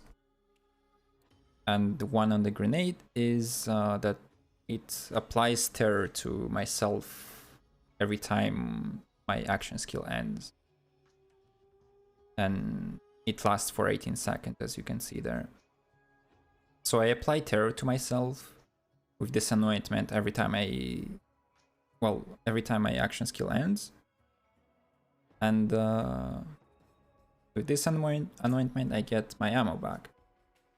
Now the question is why I need ammo regen. Well, the thing is that the Lucky 7, so every time you reload it, you have a chance to get a random set of modifiers, as you can see on the right side. So you reload it and you get like 1 or more bonuses to it. The thing is that you want to get at least 2 particular modifiers or bonuses that you want to keep, because if you will reload, you will lose them and then it will take a while for you to get them back. So that's why I need the ammo regen. So for example, let's say I get the modifiers I want, which would be the first one, which is the head icon. That one will grant you crit hits on every hit. So regardless where you hit the enemy, it will always be a crit, which will help you with the stack bot class mod, which resets all the bonuses if you don't score a crit. So as long as you're hitting those crits, the stack bot will keep stacking up to the highest bonus, which is, I think it gives you 5% crit damage per stack, and you can get up to 100 stacks, so 500% bonus damage just from the class mod itself. So yeah, you want to get the modifier that gives you guaranteed crit hits. And then there's another one that turns the Lucky 7 into a masher pistol. So instead of 1 pellet, like you see right now, you can get 7 pellets. And that will basically increase your damage by 800%. No, 600%. It's 7 times. So yeah. So what you want to do is to hit R for reload and then swap to your second weapon, or well, the weapon in your second slot, and then quickly back to your first slot. So you have to time it right, kind of like this. See, I got the right ones now. So I got the guaranteed crits and the 7 pellets, as you can see there. And now I just use my action skill. And since I'm using the racks, once I launch them, it also counts as action skill end. So it procs the anointment from my grenade, which applies terror to myself. And then from the terror that I have on myself, then this anointment procs, which gives me ammo regen, depending on how terrified I am. So this way I can keep my ammo up, like almost full mag all the time without having to reload and losing my bonuses from the Lucky 7. So yeah, it takes a bit of time to get the setup right, but it's worth it, and I'll show you why. Swoop and tear. So let's go to... Okay, let's do another Mel 1 takedown. Oops, not the Guardian takedown. Midnight Karen.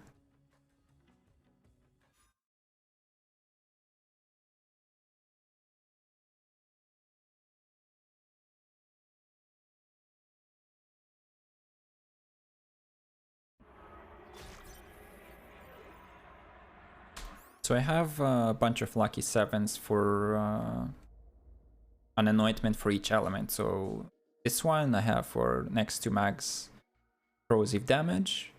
And because I never reload, this anointment is basically active all the time. So I have bonus corrosive damage all the time on top of my base damage. Then I have one for radiation, incendiary. This one is URAD, in case I want to use a front loader. So, yeah.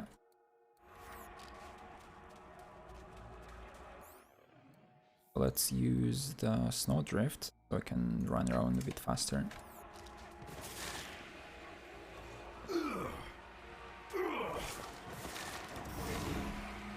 And yeah, to benefit from this build as much as you can, you want to use an action skill that has like the shortest cooldown.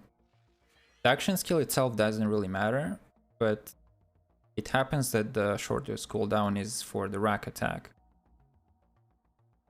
So by default it's 18 seconds, but since you have skill charges from Accelerate, the augment, and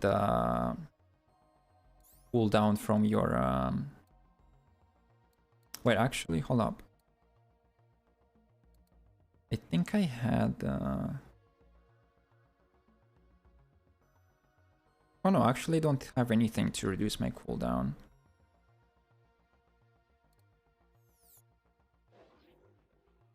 All my cooldown reduction comes from head count, since all the hits are crits, and yeah, that's like the fastest way to get your cooldown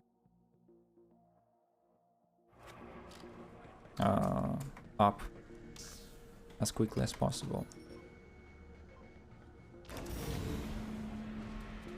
Intel says there's an elevator down to the lower levels. Make your way there and be ready for some heavy resistance. So yeah, watch this out. So first hits won't have too much damage because I don't have too many stack bot stacks. But after a few hits and kills, As you can see, every hit on the the normal or non-badass enemies is a one shot. And I just need to keep using my rock attack once every 3 seconds to keep myself terrified.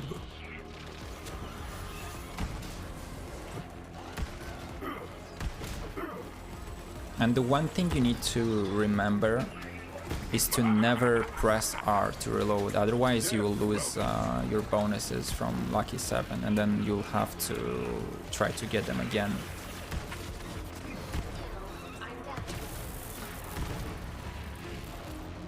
Never reload manually.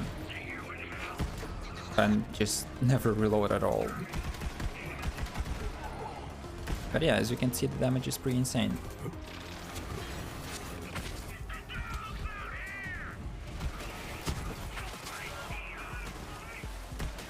Most enemies just die in a couple shots at most.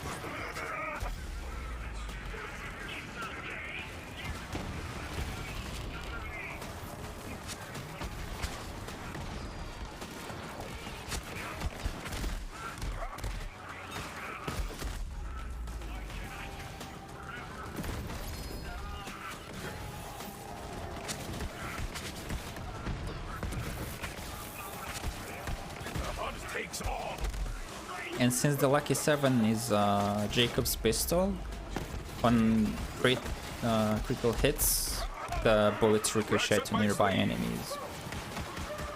So it's also really good for mobbing.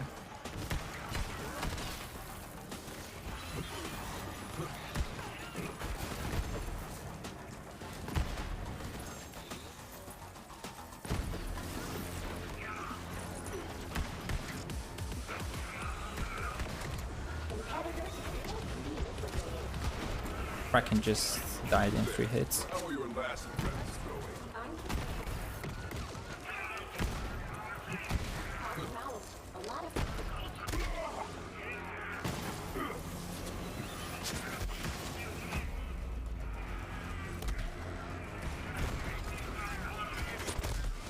Distract.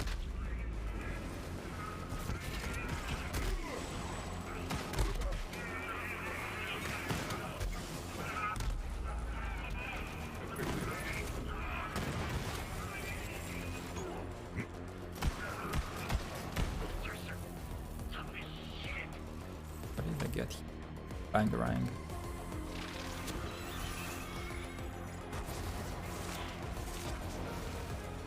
And the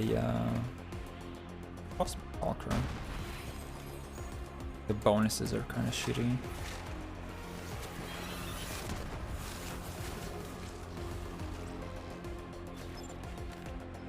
I've got bullets with your name on them. Well made, endgame. Says man. Now let's see the damage against the Valkyries.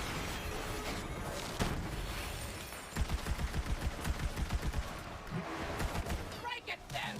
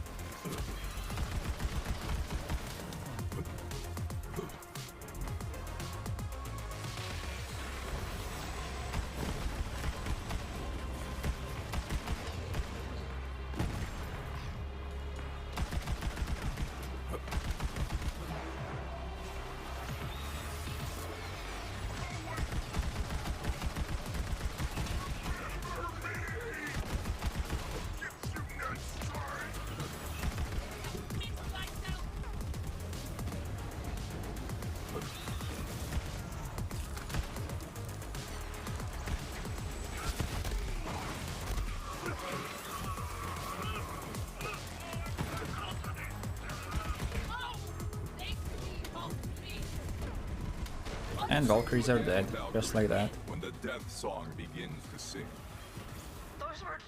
next, but we're after something bigger. Keep going.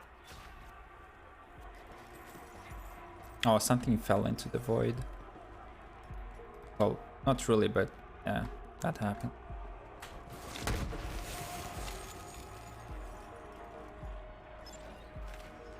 Ammo. Being honest, you're just a schmuck with a paperweight. Tired of wasting cash on respawns?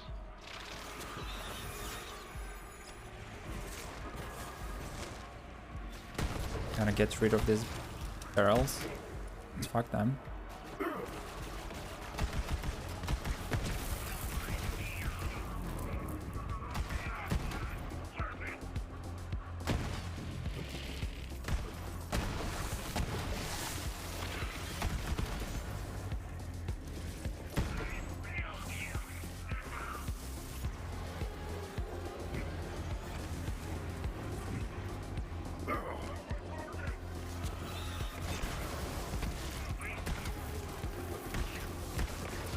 Also, as you've noticed, I'm playing on Mayhem 10, and after this I'll show you why. Because I need some certain modifiers from Mayhem 10 that help me even more.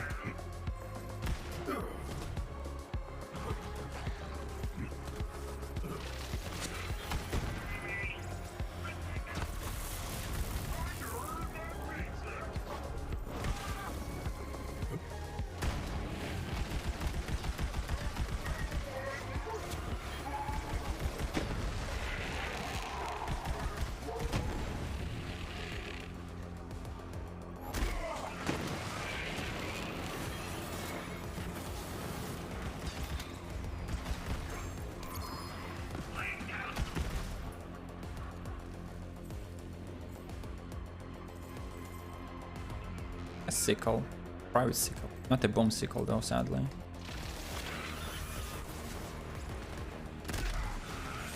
I hate the repulse commandos almost as much as I hate the stealth commandos. Because of their shields that deflect the bullets back at you when you shoot them. You need to be careful with them.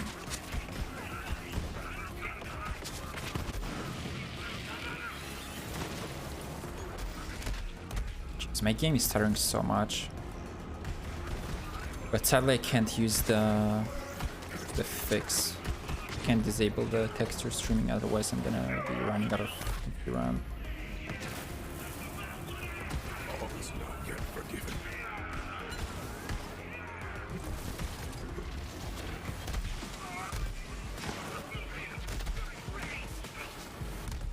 God fucking damn it. Look at this guy, just the top half.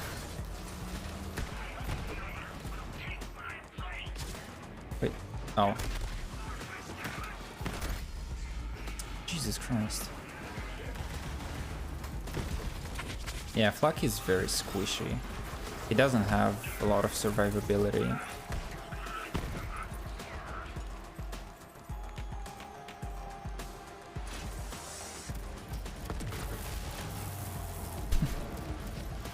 He's like, check out my shield.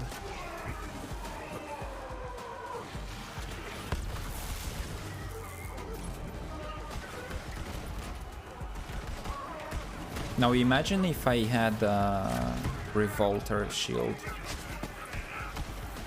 which I'm planning to get with this anointment as well. That build will be even stronger. Like, this is not even the highest damage I can get out of this.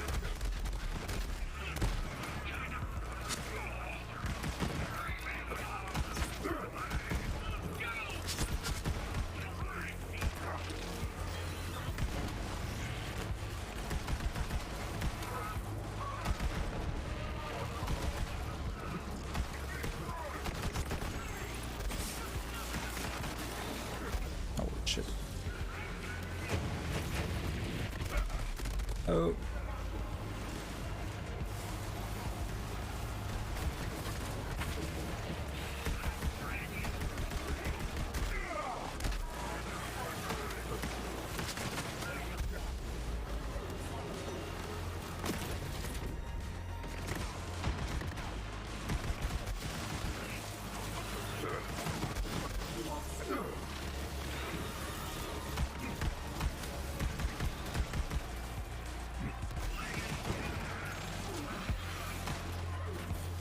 Christ, the FPS drops.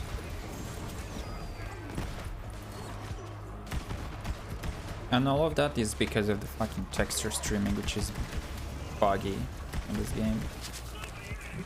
And, well, in Unreal Engine in general. It's very shitty implemented.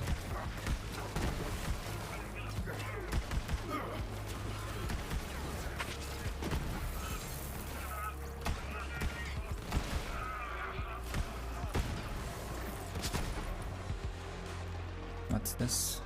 Another Cosmic Stalker. Meh.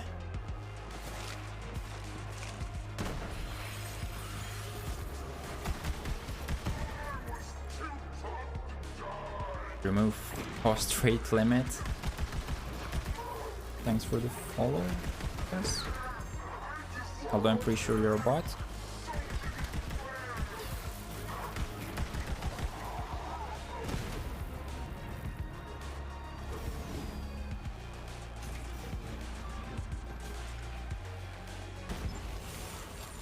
Bullets and bombs.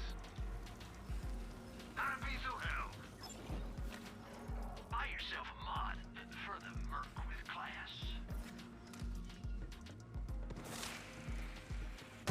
They're evolving because of this bot.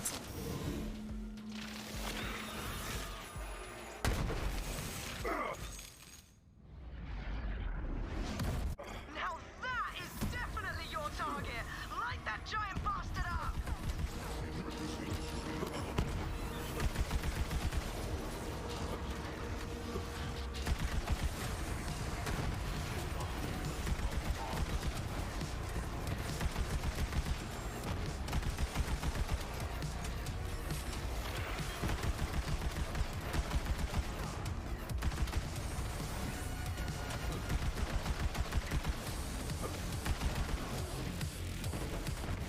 Wait, what? Oh. A titanic takedown. Oh, Brilliant just like work, that. Vault Hunter. That ass kicking will make Malawan think twice before Oh, they the come brain at is us just again. spinning around at the top.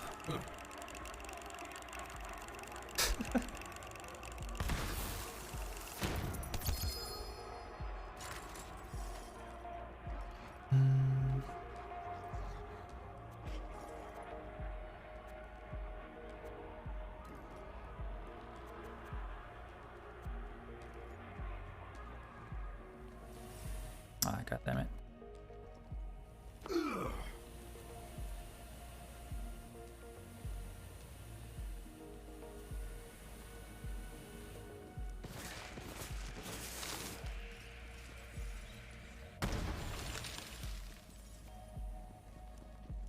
Wait, that's it. Okay, let's go to War.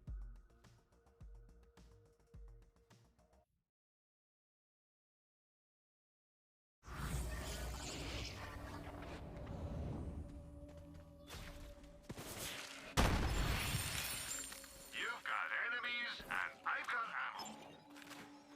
I ain't a real doctor, but that don't stop my meds from working.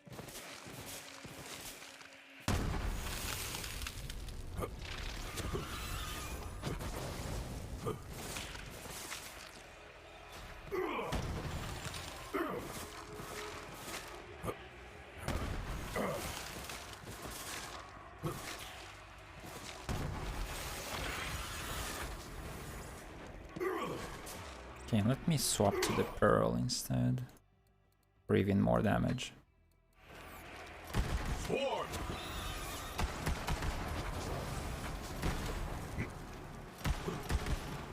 The hunt. The thrill of the hunt.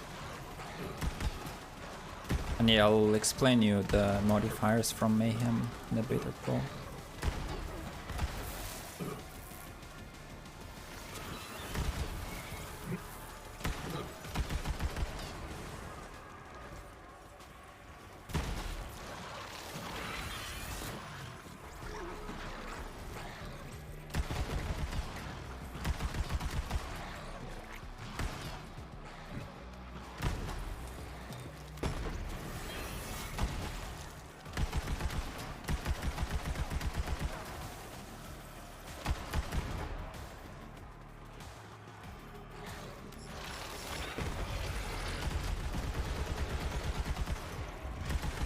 Just gotta be careful to not overshoot, because if you will run out of ammo in your magazine, then it will force you to reload, and then again you'll lose your bonuses.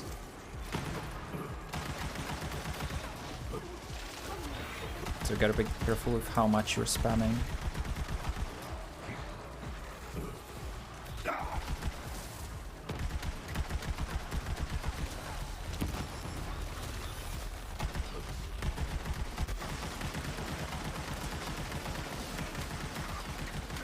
Okay, damn. Okay, Emo is down. Pocket rats. Yep. There you go.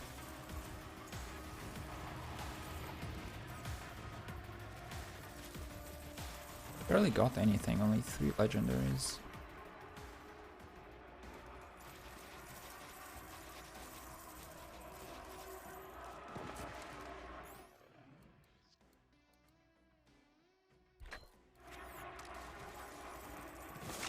But yeah, as you can see, this build is pretty insane.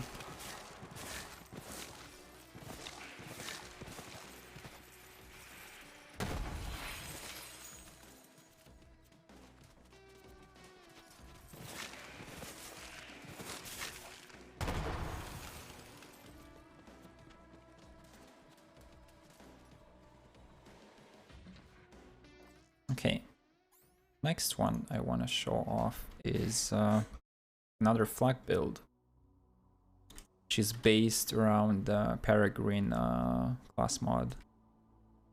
Oh, I forgot to show you the Mayhem modifiers. So, playing on Mayhem 10, because I need... well, the first 3 actually are not as important. The most important one is the last one, the very hard one. So it says critical hit damage is increased by 25%, but non-critical hit damage is reduced by 50%. And since I'm not dealing any non-critical hit damage, this like downside of this modifier doesn't really matter for me. Like, it doesn't even apply. So I'm basically getting a 25% flat crit damage bonus for free, just because every hit that I'm scoring is a crit. And then Healy, Avenger, and Drone Ranger are just the easiest, at least in my opinion, the easiest medium and hard modifiers for Mayhem 10. And then Loot Explosion is just free loot and money, because every time you kill an enemy with a crit hit, it gives you a guaranteed chance for them to loot explode with items, money, iridium, all that good stuff, ammo as well. But yeah, that's about it about this build. I can show you the skill tree. So obviously I don't need Megavore, because I already have guaranteed crit hit chance, basically, from the Lucky 7. So I don't need this, but in rest everything is about the same as my normal flag build. Nothing in the purple tree, since this tree for flag is kind of weak.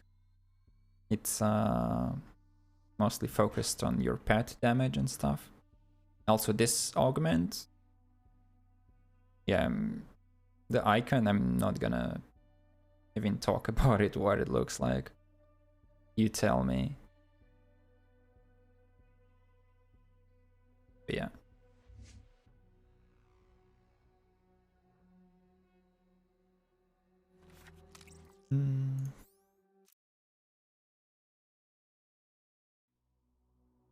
Alright, so next build. A robotic beastmaster. A robotic beastmaster. is another flag build. And for this one, I barely need any gear. Like, I don't need anything else. Like, I'm not even shooting any weapons. All of my damage is coming from my shield, which is a frozen heart, with the action skill start anointment, which triggers the shield effect. So when this shield breaks, it says it creates a large cryonova, dealing 74,000 damage, which gets mayhem scaling. And it also freezes the enemies and turns 30% of the nova damage as health. But since I'm using the Deathless artifact, that effect is useless for me, since my health is always at 1 HP. And I only need this for activating my Urad anointment on the Guardian Angel. So I would get 100% bonus radiation damage to all of my other damage, like melee, grenades, everything. So yeah, and on top of that, the damage from the Guardian Angel itself. Like, not from the weapon when I'm shooting it, but the damage that the bonus damage that it gives me based on the distance to the enemies. So like 24 meters or 25 meters away or further from the enemies, I'm getting the highest bonus damage, which is at 500%. And then I have the light speed grenade mod, which in my opinion is like the best for this kind of build, and it's just one of the best grenades in terms of potential damage in the game. It's a longbow grenade since it's Hyperion, and when it hits the surface, it ricochets and it splits into 3 more grenades. So yeah, it's a bit tricky to use it as efficiently as possible. But once you get the hang of it, it's really strong. And the most important part is the Peregrine class mod, which basically whenever I launch a rack attack, when the racks hit an enemy, as you can see from the description, they will drop my well, they will drop a grenade based on my class mod, grenade mod, sorry. So basically, whenever a rack will hit an enemy, it will drop a light speed grenade, which will kill or hit all the enemies around me. And yeah, splash damage, which will boost my Nova, since Novas are considered splash damage, and the grenade as well. So yeah, I had to get a class mod that gives me splash damage radius and splash damage as bonuses. And I need a short skill cooldown rate. And other than that, I don't have anything. Like, that's literally all I need. And the EMP5 just for running around fast. I never shoot this gun. It's just for movement speed. And yeah, let me show you guys how build works in action. So what would be the best place to show you? Athena's, I guess, like the most basic map for testing out builds. And then I'll do a Melwan takedown again. Or I can do the trials.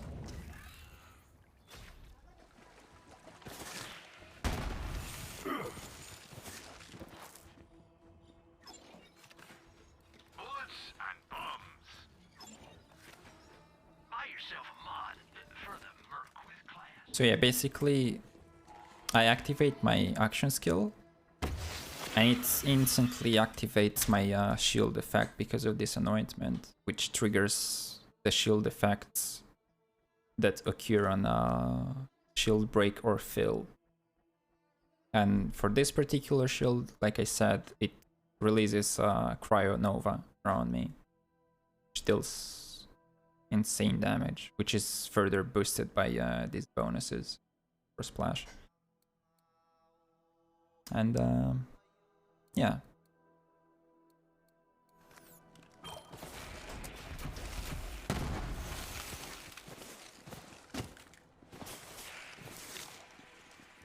Bucket rats.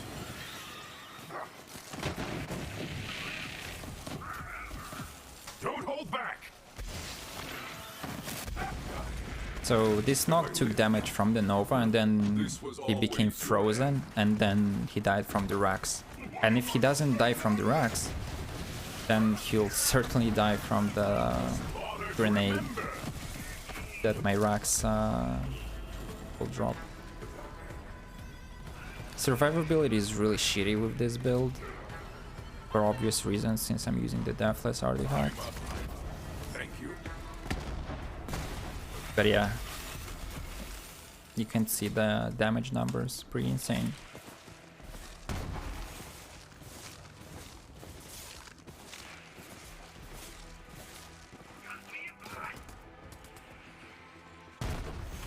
Okay, Distract them.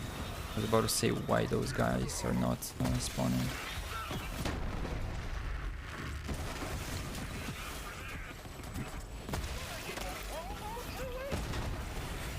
I can also throw grenades myself if I need to.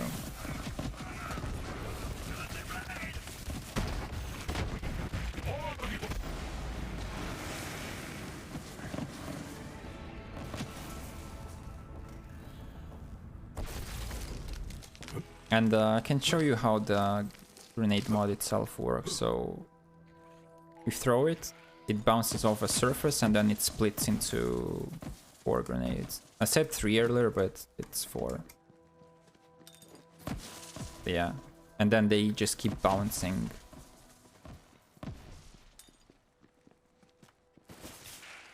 Skaggy, by the way, yeah. Well, I'm using the Spider Ant for this one, since the Spider Ant increases elemental damage. The Skag is more for gun damage. Yeah, it increases gun damage by 30%, and all the other damage by another 15%. But for this one, I'm using the Spider Ant because I'm not shooting any weapons.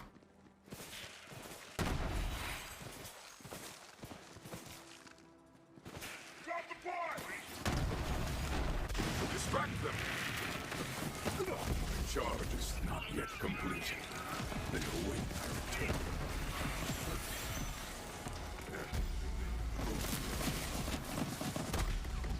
Work left to do. Yeah, this build just destroys everything, including myself.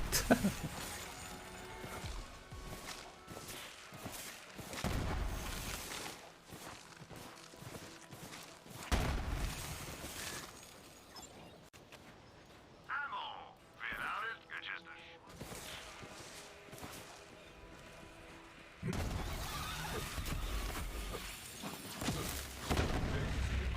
Some days.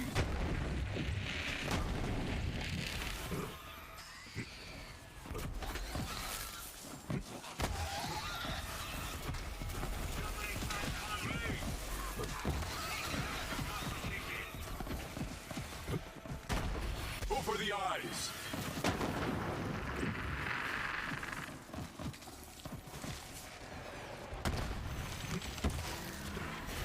Yes, into the fray.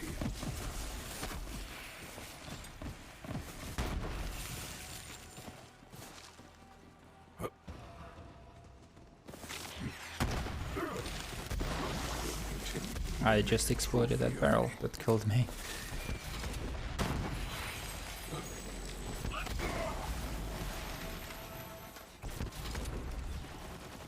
Deal with these. 79 million damage on that guy. That was the furthest away. Holy shit. Never seen this before. Dude, he lost all of his limbs and his head. And what's his name? Private Beans died all the way over here. Because I think my Spider-Man killed him somehow.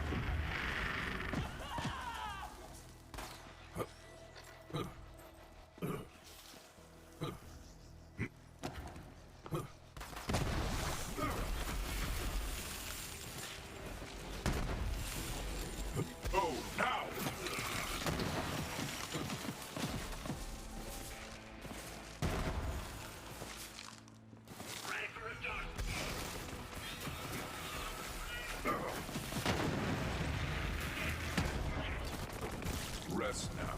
Your hunt is over. Now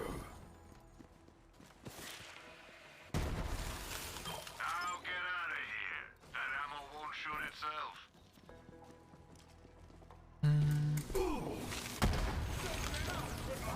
That's one. Bucket rats.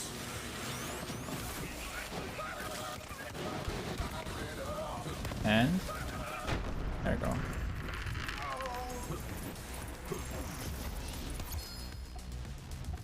Nice.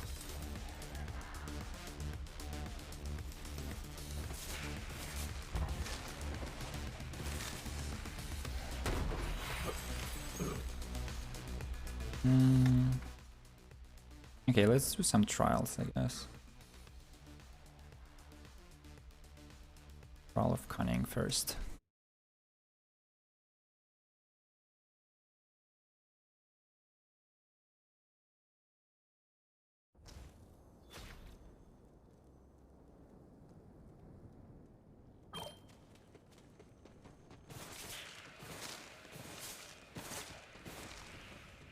Prove your worth. I've got bullets with your name on them. Well, hey, that came out wrong. Need a diagnosis? Go see a real doctor. Need healing? Come see me.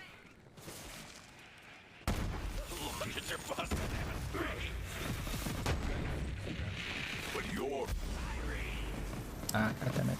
Yes, yes. Let me smell ya. God bless my pet for reviving me.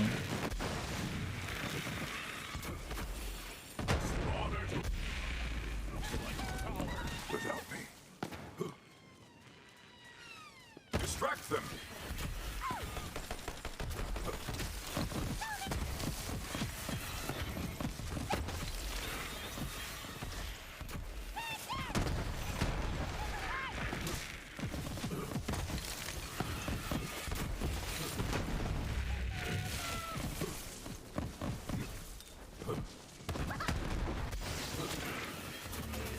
Well done.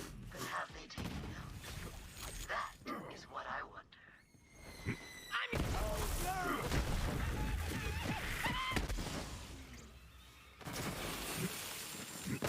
Pocket rats.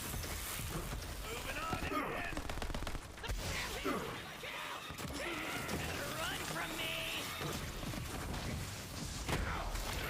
Glorious glory. Die, full beast! Don't move! This is one tough rod right here,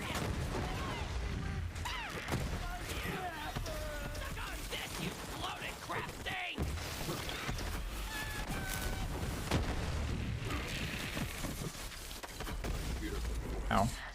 He is calling. Damn. That was cool of you.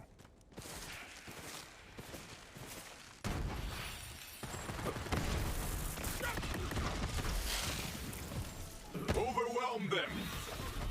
Let me stand still so I can hit you. Get away, you filthy villain! Pain in the bathroom. Come to me.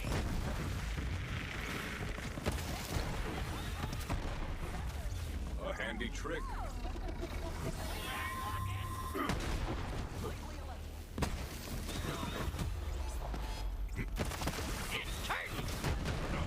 More!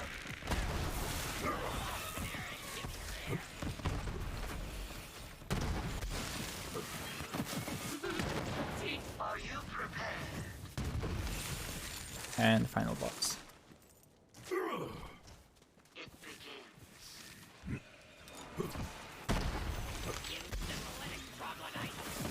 Swoop and tear! I'm waiting! Nice. Trial done. Friend bot, backpack, monocle.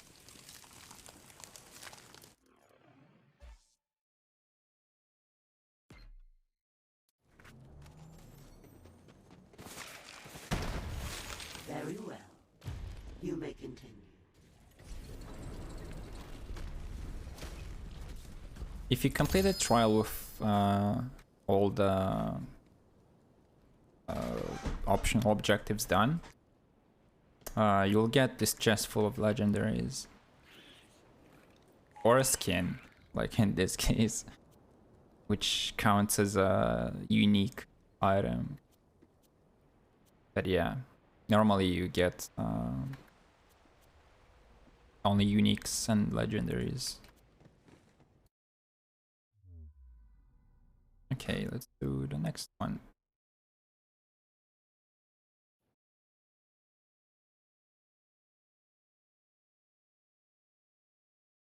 Welcome back, my girl.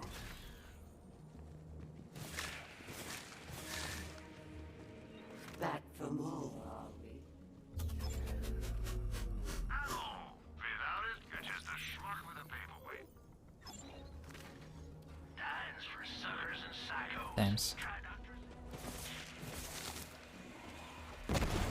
I hear you, beast. I'd love a good kill.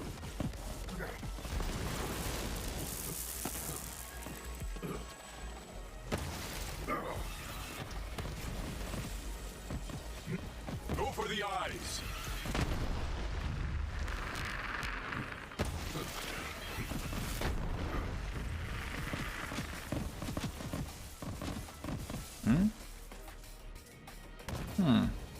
Meh.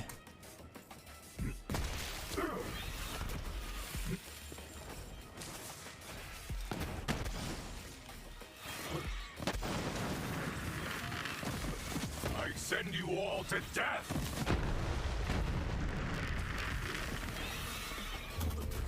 Some skill has been demonstrated, I suppose. Stop the fury. Ah.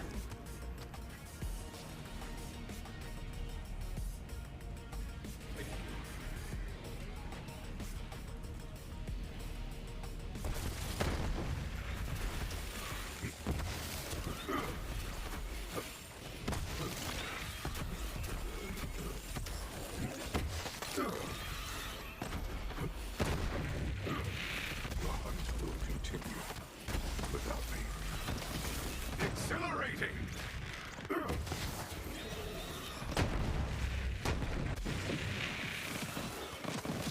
Don't run, you'll ruin the taste.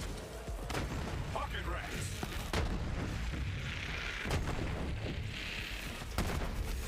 Luck, perhaps.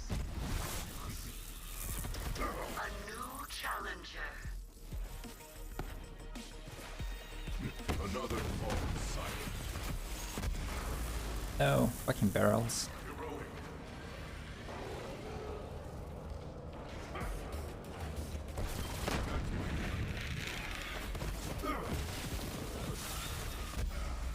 Fuck.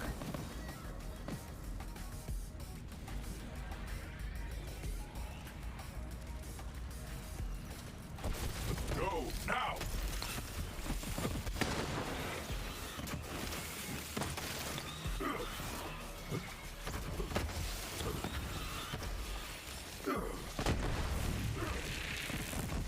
A slaughter to remember!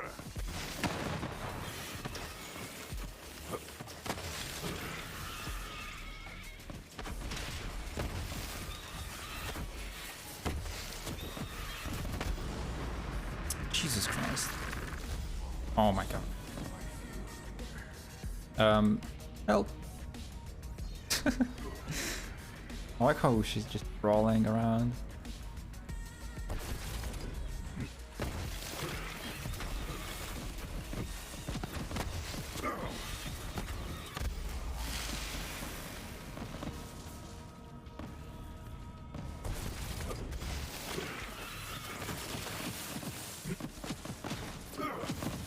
Distract them! Oh god.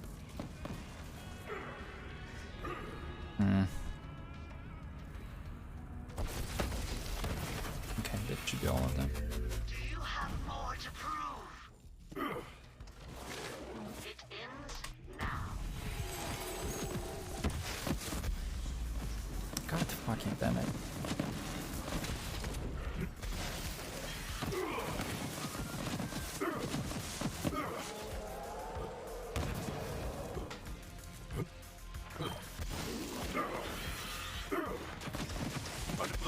More! Oh, he's resistant to cryo. Actually, he's immune to cryo. That's not good. In the second phase, he is randomly immune to 2 elements, which I think he took the most damage from in the first phase, which in this case is cryo and radiation. Yeah, that really sucks.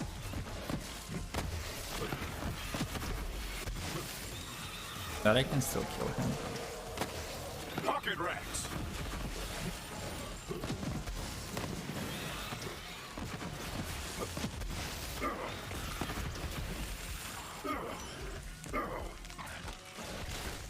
Come on. Nice. Blood letter. Eh.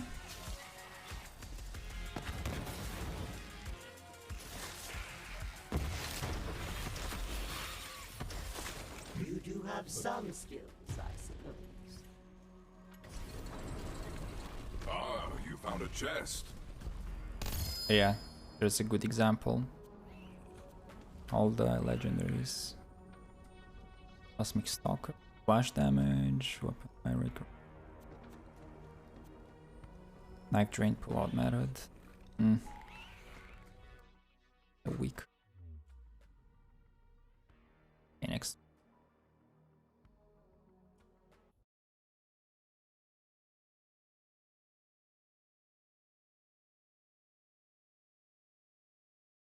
I have need of you, beast.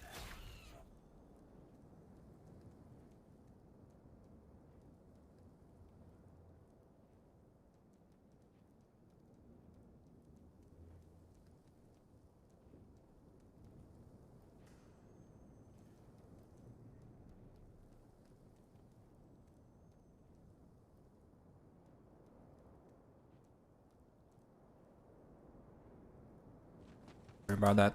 I'm back. It is time to prove yourself once again. Shot markers. Get the fun shots for your gunshots. Your weakness is noted. I like your enthusiasm, beast.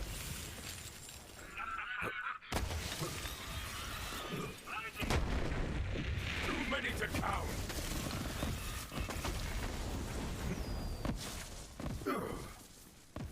Someone cover me! Swarm!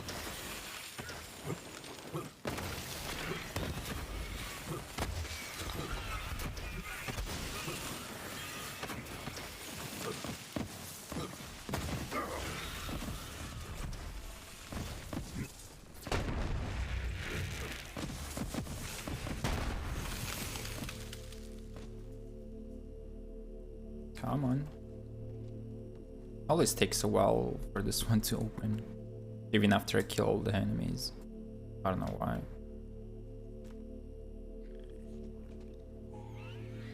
Yeah, see? You do have some skills, I suppose. Cover me now!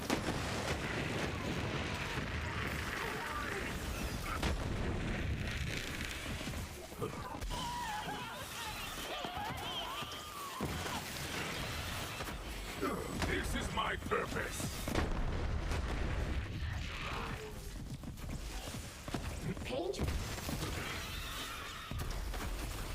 Distract them.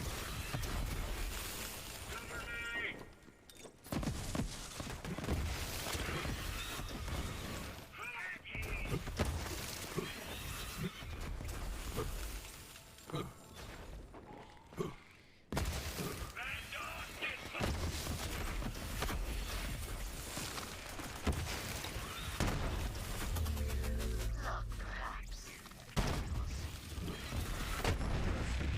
Your hunt is over.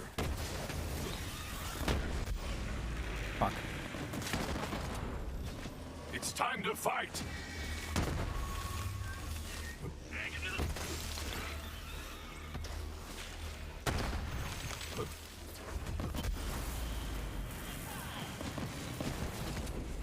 Eat the tendons first. It's good for your beak.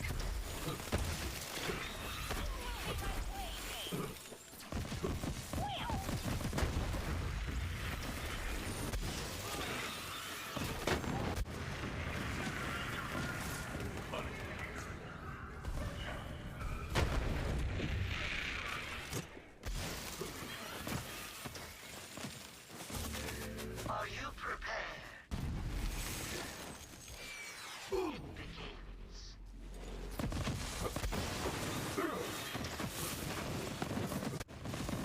Fuck.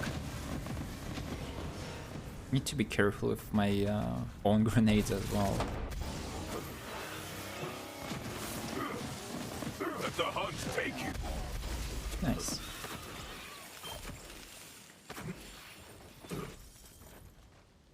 All the trials under 5 minutes are. I'm impressed.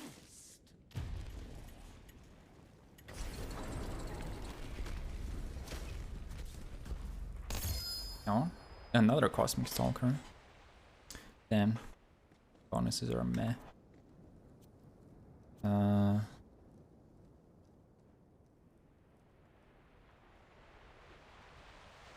Wait.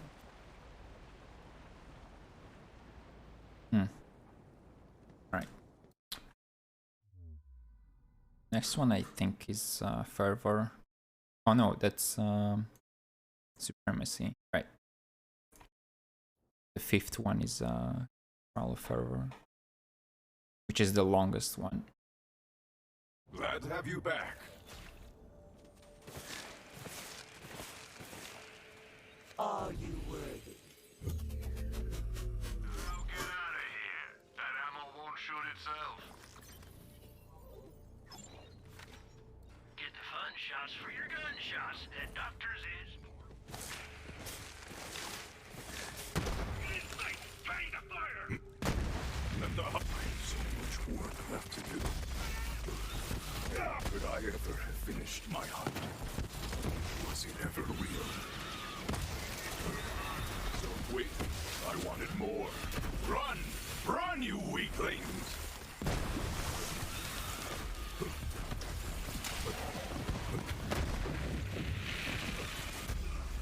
Fuck.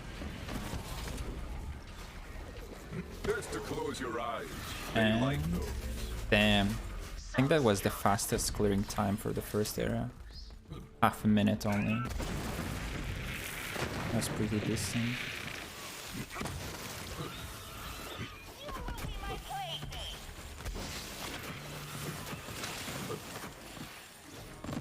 Nerd. Just a bit. You there, too many to count.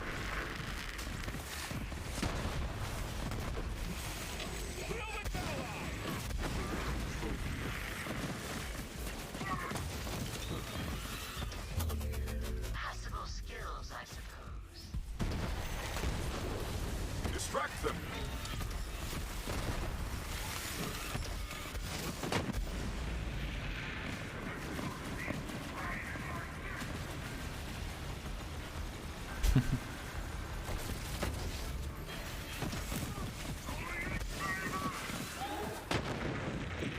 I send you all to death.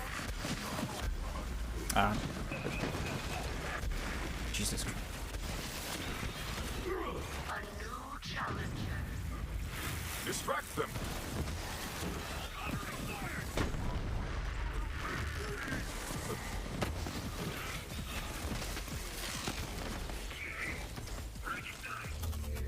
Not long now. Nice. A calm before.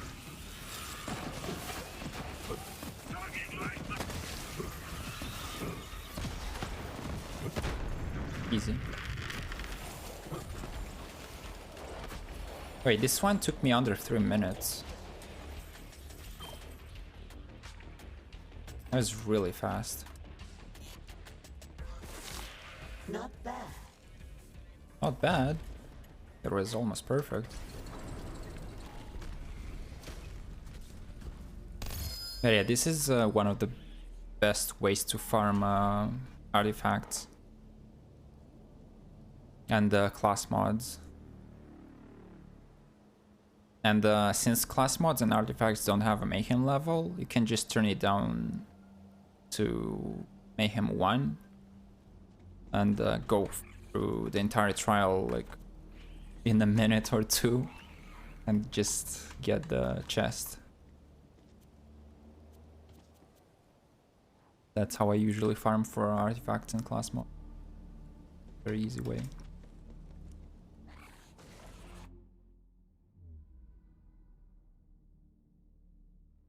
Okay.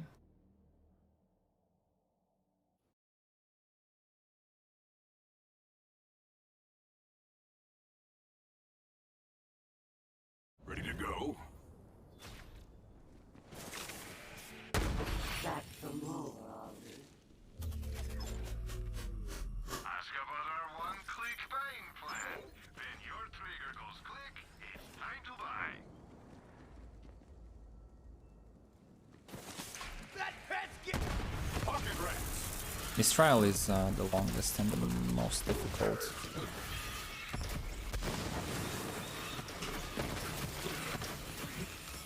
Piss that little whip. Weak. All of you are weak. I need a helmet.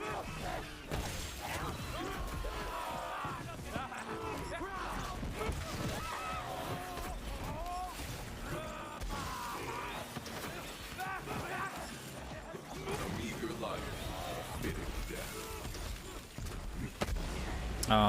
What did I die from? There was a barrel, definitely. Fuck.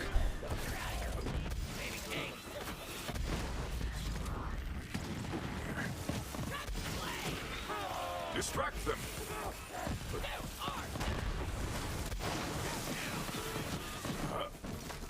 Don't hold back.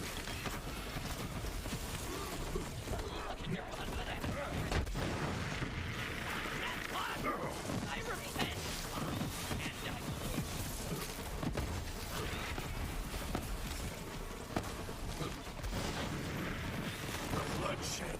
The chaos. Come on, dude.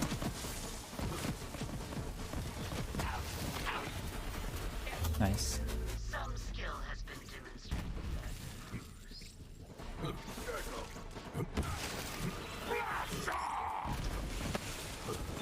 Irene says stop it!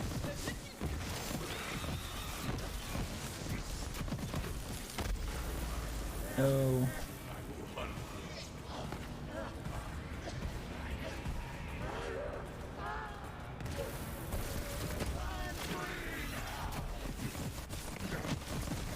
There's blood everywhere. Tell my kids get ready. It don't work. The boat. Your weakness is noted. a vault card level up. You are too kind. I hate this shielded one. So annoying. Distract them.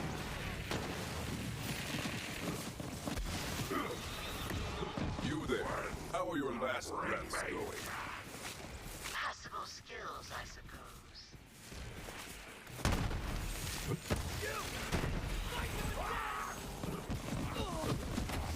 I'm running out of grenades, which sucks. I need to be able to throw them myself.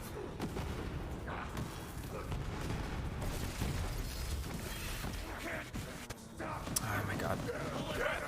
Do you see me? They make a trophy of me. Pocket rat.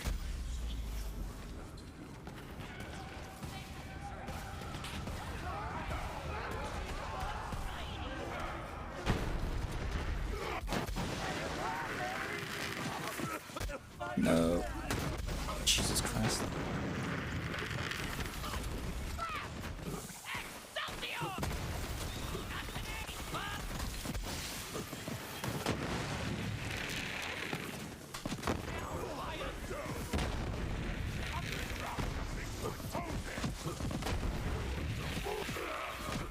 Nice, this should be the last one. Hey, nice, and I have 1 whole minute for the last one. Nice.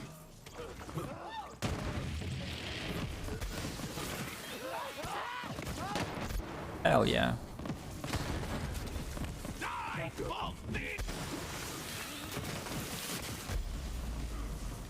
That's fine.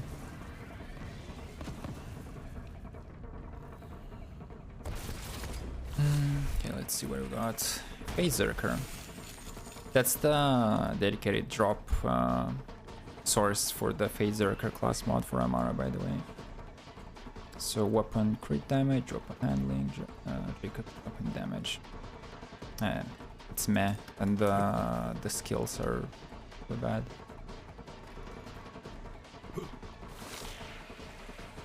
Very well. You may continue.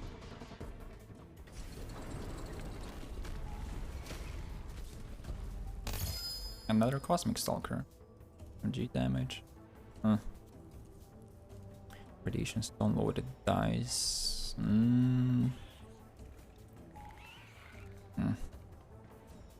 Red card and save. Okay. On to the next trial.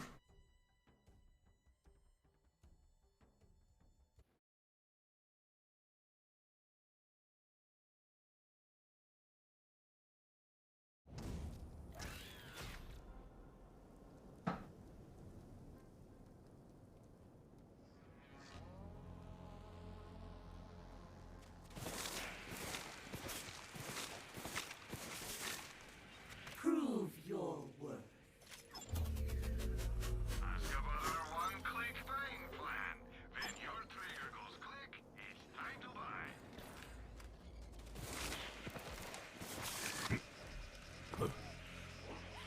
The hunt sings. A meager life, a fitting death. Distract them at long last. Jesus. I feel her.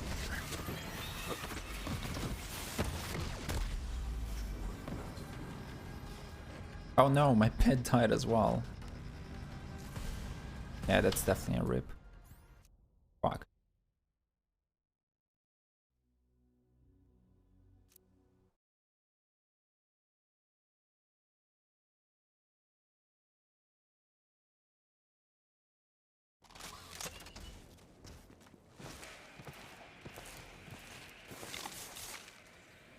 Prove your worth. I've got bullets with your Wait. name on them. Well, wait, that came out wrong. Need a diagnosis? Go see a real doctor. Yes, to the bloodletting. A meager life. The hunt sings. Go for the eyes.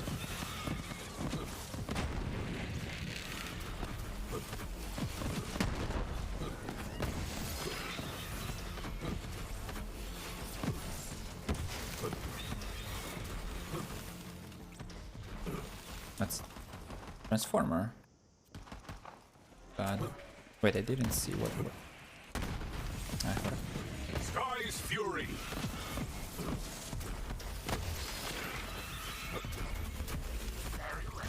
Ah, fuck.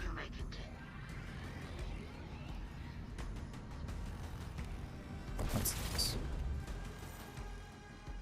Eh.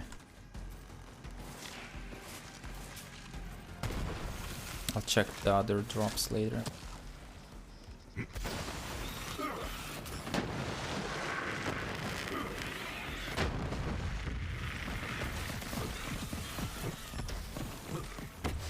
Distract them.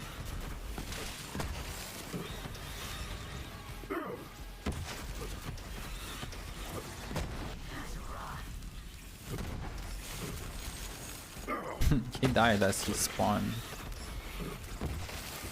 The Fallen Guardian. And that's it. Oh, that was really fast, holy shit.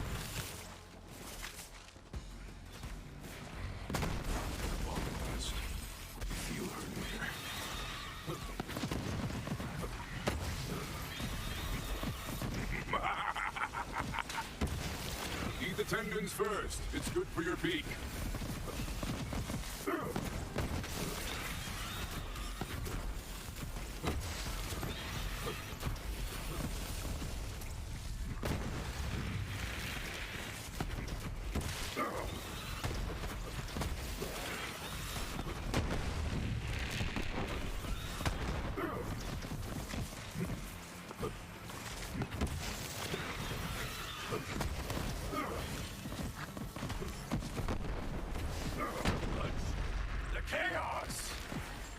Nice. Up the ante, shall we? A final battle to prove yourself. My hunt never ending. Distract them. And close them. Nice. Red Fang.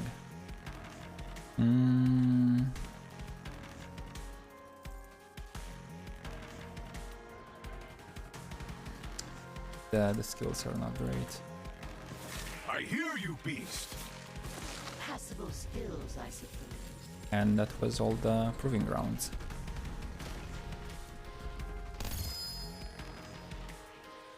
Flash damage, sniper rifle damage, a lot of weapon accuracy. Skills are not bad though. Gaming too much, mayhaps.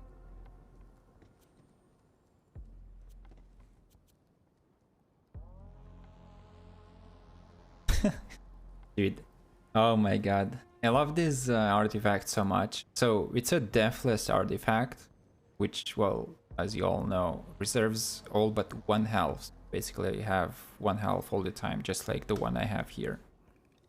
And then at the bonuses, bonus max health and health regeneration as well. This game is trolling. This is like the 3rd or 4th one I've seen like this. It's honestly so funny.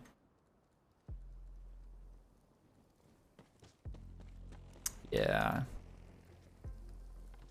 Like, you can't have more than 1 HP, and obviously the health regen wouldn't work either.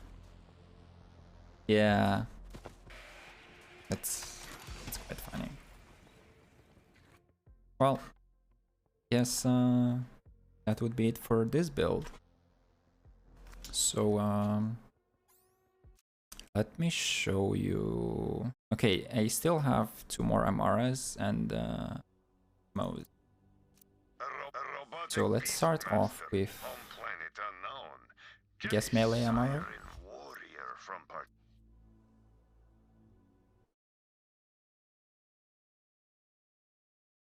And What are you doing in my swamp?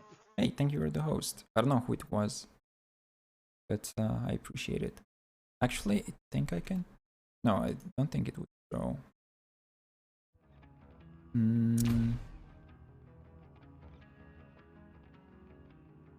Nope. It's you? Oh. See? Oh, thank you for that. Okay, give me a couple of minutes for me to eat thing real quick. Bear with me.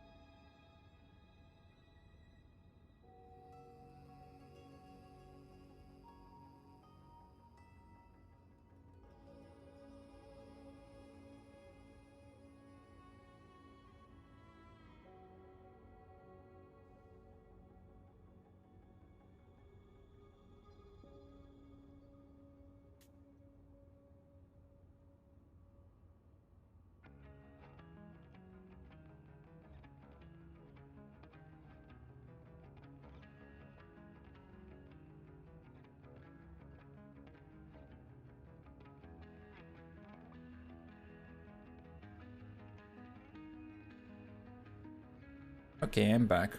Apologies for that, it took me a bit longer than I was expecting. But yeah. This is my melee Amara. Welcome back, thank you. On hydrate, yeah, I have some, I got some tea.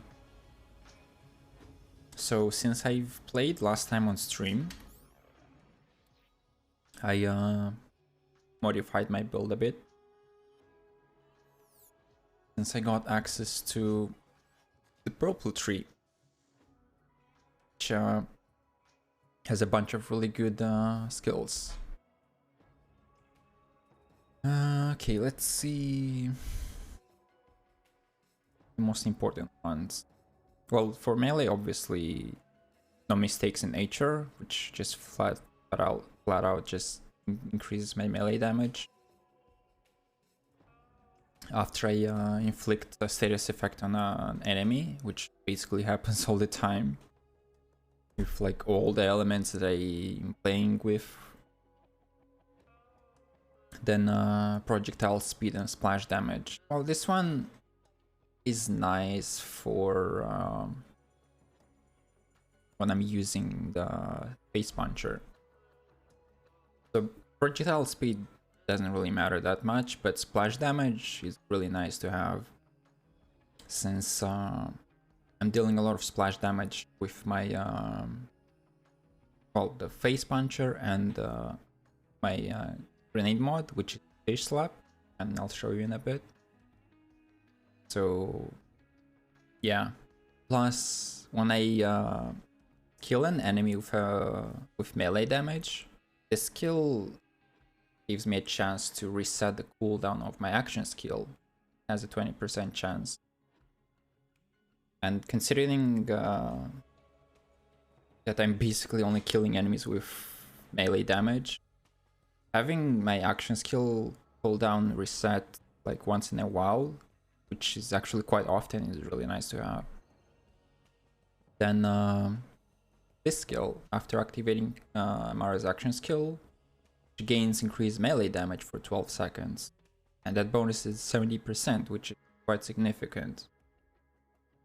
Then this skill, I forgot what it does. After activating her action skill, Amara gains increased threat for a short time, drawing the attention of all enemies in a huge radius. Whenever Amara is dealt damage by an enemy, she gains increased damage for a short time. Effect stacks.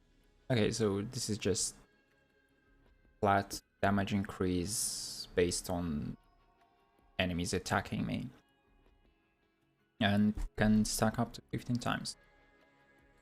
Yeah, it's definitely really nice to have as well. Then yeah, this is a really nice skill to have as well when playing with face puncher and the fish slap. This is a kill skill, so it applies a splash damage to my melee attacks when I kill an enemy, and it lasts for 12 seconds. And this splash damage gets mayhem scaling, so it also applies for every pallet of my face puncher, which is a shotgun, if you didn't know. And there are two variants of the face puncher, ×7 and ×14. I personally use the ×7 because ×14 uses 2 ammo per shot, and face puncher is a pretty small magazine size. And I don't really like running, well, having to reload too often, so just using the ×7. But that's still more than enough to like shred all the enemies with it, since each pallet applies this splash damage, which gets boosted by this skill, Heavy Rain. So yeah, and then there's this skill, the capstone and the purple tree, which basically removes enemies' resistance to all the elements. It's a kill skill, as you can see, and grant Samara the the possibility to ignore the enemy's elemental resistance. So for 8 seconds, basically I can use any element on any enemy, regardless of what element they're resisting or are immune to. So for example, I can use corrosive on an enemy that is resistant to corrosive or even is immune to corrosive, and deal the maximum amount of damage without any penalties even. So for example, if you're using corrosive weapons on a flash target, you would only deal 75% of all the damage, because you get that 25% damage penalty for using a non-matching element, corrosive on flash. So for corrosive on flash, it's 25% damage penalty. So this skill allows you to ignore that resistance, and basically you can deal, like I said, the highest amount of damage regardless of what element the enemies resist. But yeah. There's also this action skill that is... It used to be good, but I think they nerfed it, so... how it works is you launch this orb, which you can punch, and if it touches the enemy, it deals damage on impact. And from what I saw, people were able to deal billions of damage with this, but I don't know what happened to it. But personally, from my own testing, I wasn't able to deal as much damage with it. So I'm not sure if they nerfed it or something. I don't remember. But personally, I used the fracture, which is a face slam type skill, but just has a shorter cooldown. Like, what it does doesn't really matter, although it's still really good as an action skill. So yeah, I'm using it mostly because of the shorter cooldown than the default face slam. And another reason is that let me see. Yeah, there's this anointment. So after using face slam, or like an action skill that's based on face slam, fracture is, melee damage is increased by 200%. For face cast, I think it only increases up to 100%. So face slam, the melee bonus damage is higher. It's anointments. That's another reason why I'm using face slam. Actually, that's the most important reason, because otherwise I would be using face cast, which has the shortest cooldown. No, actually, wait, it's the same, 28 seconds. Yeah, I don't know why I thought face cast has a shorter cooldown. Okay, in this case, there's no reason to use face cast.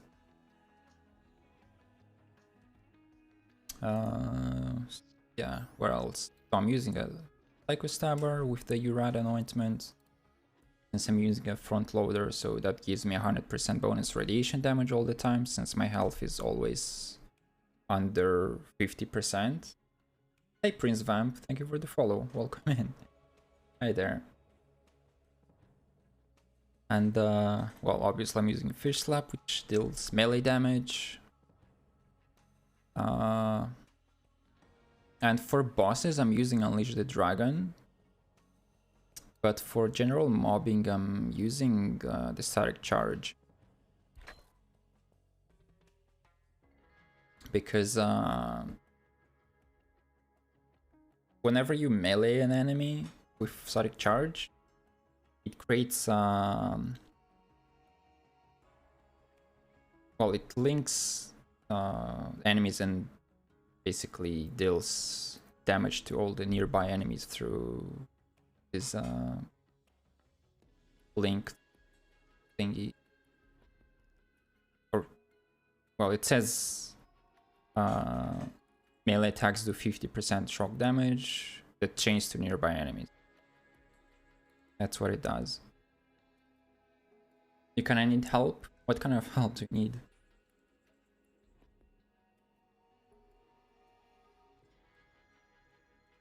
I will gladly try to help you if I can.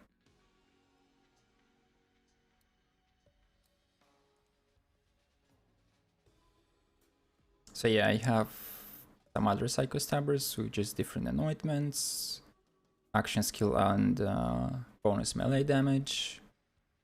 Then 150% more damage against targets with 90% health or more. Bunch other face punchers. I have a times 14 one as well, but I never really use it. So I'm using this one instead for my URAD setup. Then I have a bunch of stingers with the action skill start trigger. You're playing flak and you're not getting a lot of damage. What's your build? Like what items you're using and what's your skills build? You have a good build? You're probably, I don't know, maybe using some underpowered items or like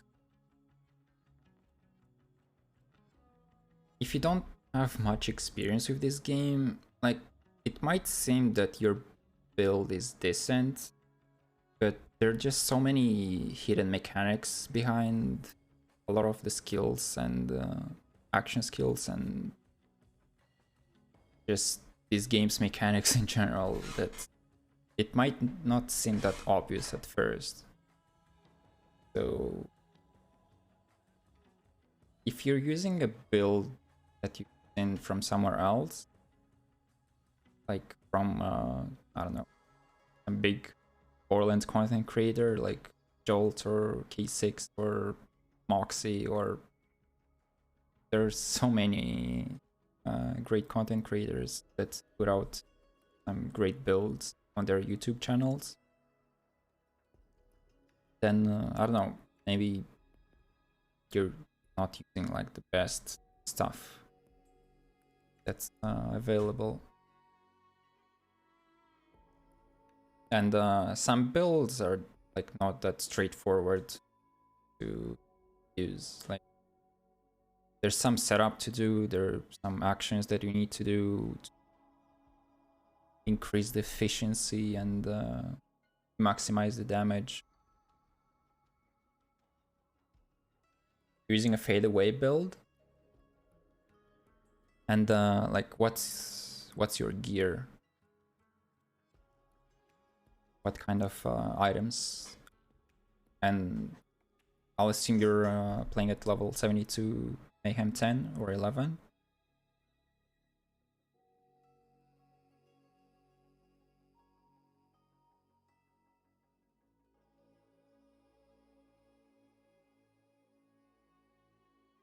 I can show you my own build on my deputy flag. A siren, a robot.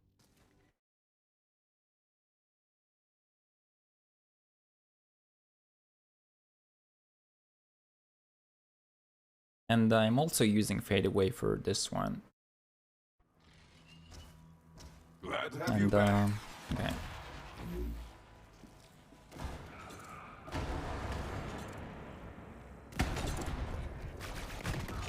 Harder to remember.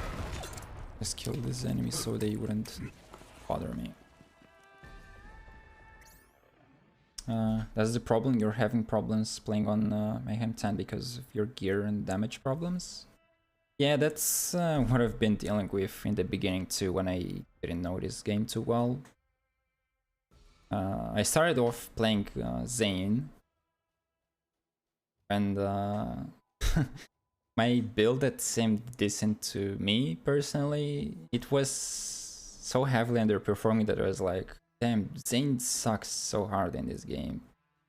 And yeah, in the beginning I thought he was like the weakest Vault Hunter because of that. But then I figured out what I was doing wrong and found some better builds to use. Yeah, became so much. And Flak was actually my second Vault Hunter that I've started playing with. And I was amazed by how much damage and output right build. I have a Revolter here, as you can see, so that's like a very significant source of all the damage, which gives me 200% shock damage and 50% more fire rate.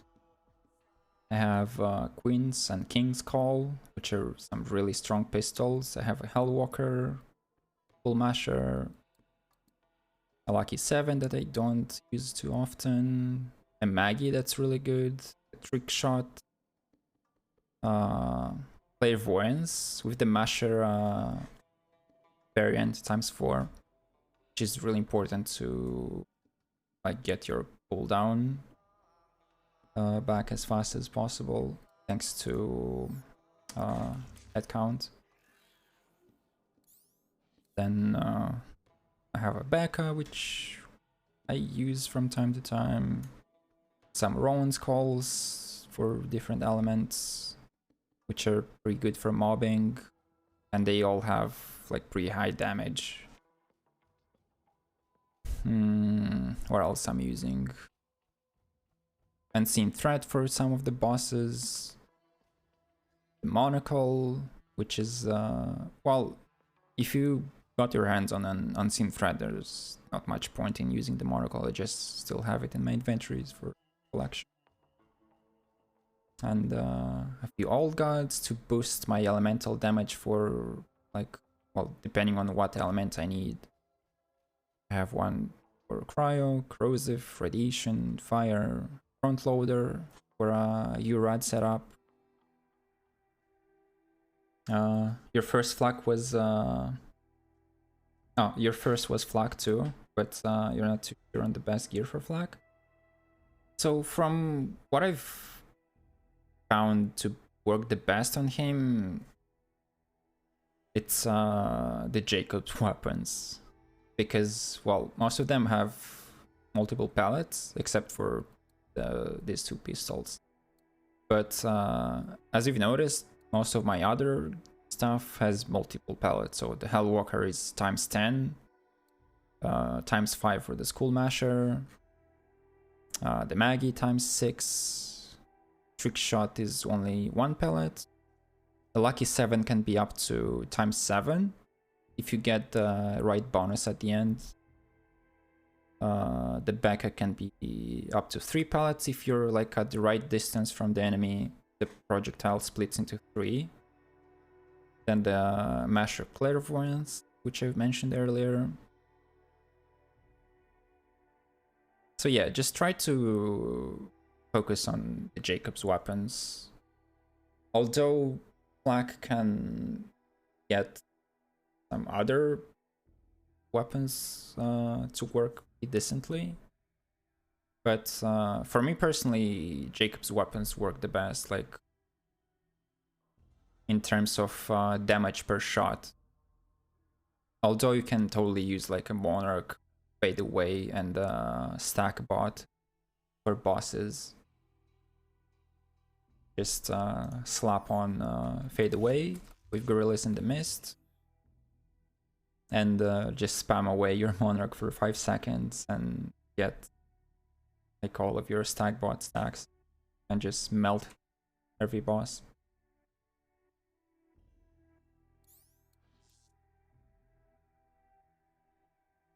You have a ×10 Hellwalker and can't seem to get a good anoint. Well, the Hellwalker has fixed parts, like at level 72, Mayhem 10, these are the stats that you will get on any Hellwalker. The only thing that will be different is the anointment. And if you have some Iridium, then we just need to keep rerolling at Crazy Earl's rerolling machine at Sanctuary.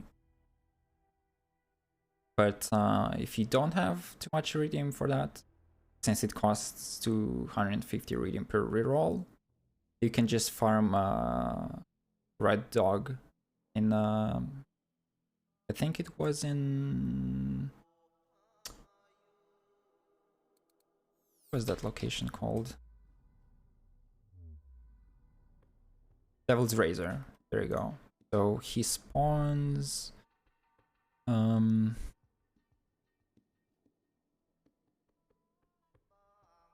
so if this is Roland's Rest,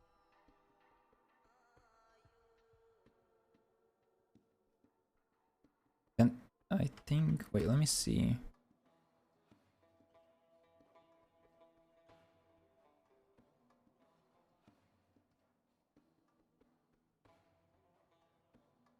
Wait, it wasn't even here. Hold up. Oh wait, it was in the Splinterland. God damn it, I forgot. So there's where you see these vendors here on the map. There will be also a save station here. So whenever you save and quit, you'll just respawn here. You go towards the vendors, and he'll spawn like right about here. So this is where you can farm Hellwalker. And just hope to get the right anointment that you need.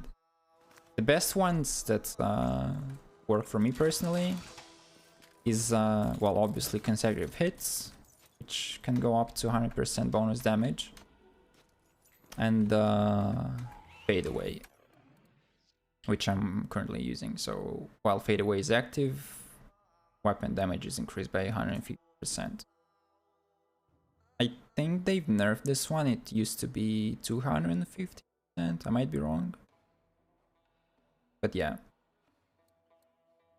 This one and the consecutive hits are some of the best at. Do you have an Iridium farm? Well, the easiest farm would be Ruiner. But since you're not dealing too much damage, it would take you a while to kill him. Although he's quite easy boss to kill. I think you should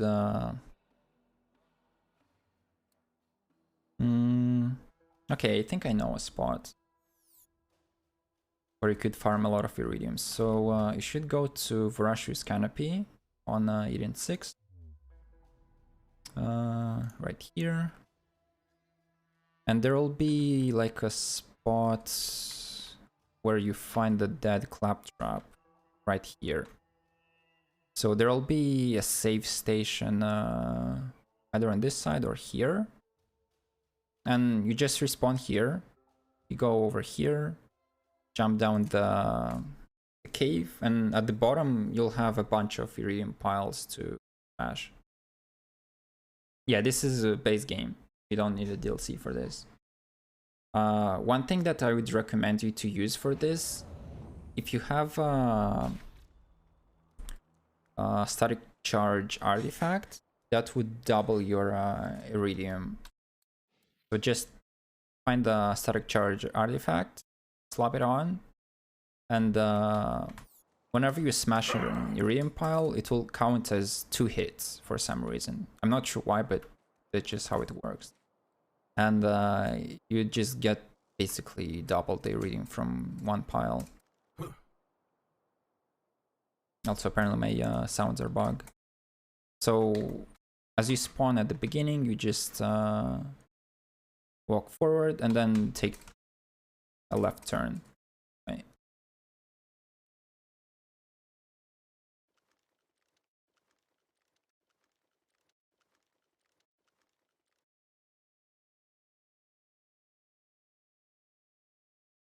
And then you just keep going. There's the safe station over there. And then there is this entrance into the cave where you find that claptrap. You just jump down. There's the claptrap.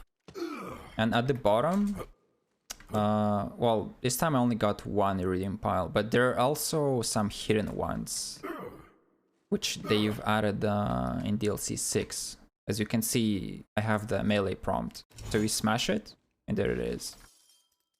If you have DLC 6, which I'll assume you don't, then at the end of the DLC, after you beat it, you'll get an artifact that will allow you to see these hidden iridium piles. So, yeah, that'll make the iridium farm a bit faster. But normally they're like at least 2 to 3 piles on average you can smash. And maybe like an additional hidden one.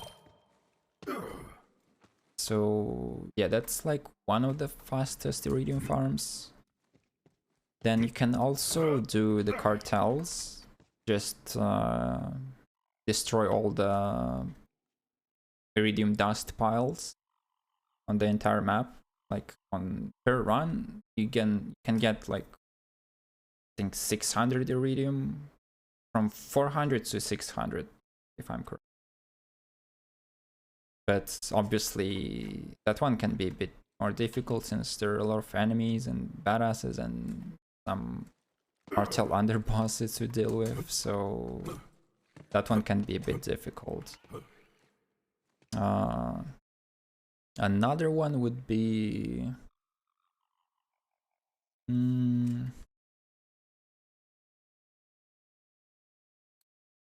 me see.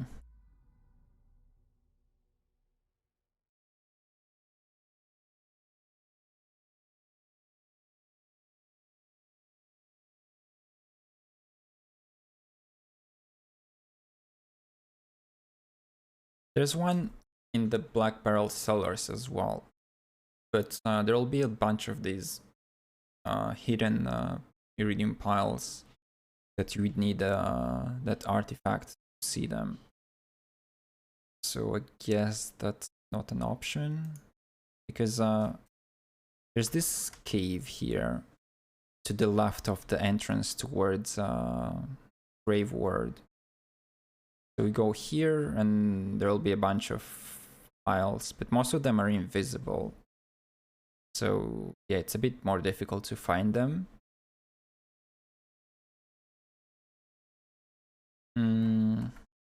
Other than that, I don't know, nothing really comes to my mind for the moment. I'm sure there should be some guides on the internet, like on YouTube, maybe from some other content creators that found some quick ways to farm iridium.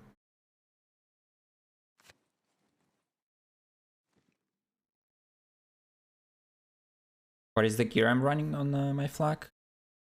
Well, for my current build right now, I'm really enjoying the Queen's and the King's Call, specifically the corrosive one and the fire one. You can get this from Tyrene, which is, well, the final boss of the game. Can be a bit difficult to kill if you don't have like the best build.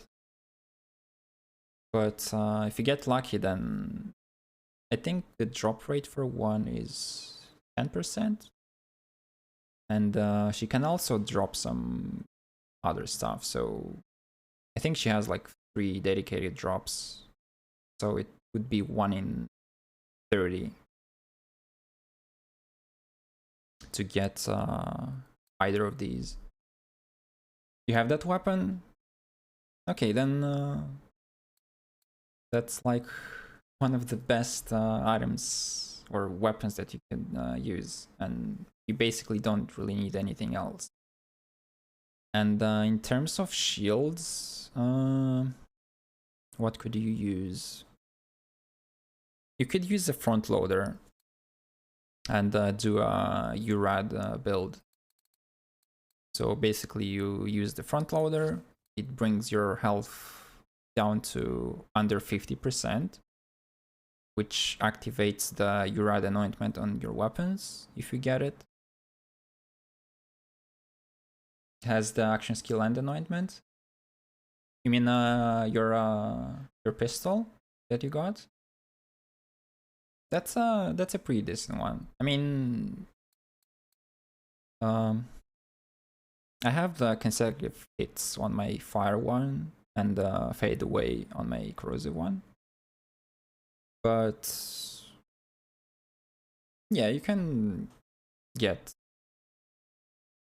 any other anointment that works for Flak. Anything that gives you bonus damage. Because this pistol by itself is really strong. But in terms of shield and anointment, that would give you even more damage, would be the front loader. That's what I've been using on my flak before the level cap increase. I've been just running a Urad setup. And my skill tree I can show you.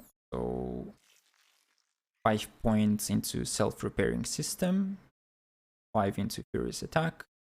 That's for the green tree. 1 point into all my BFFs. You don't need more than 1 because, well, you will share too much health, then your pet will be dying quicker.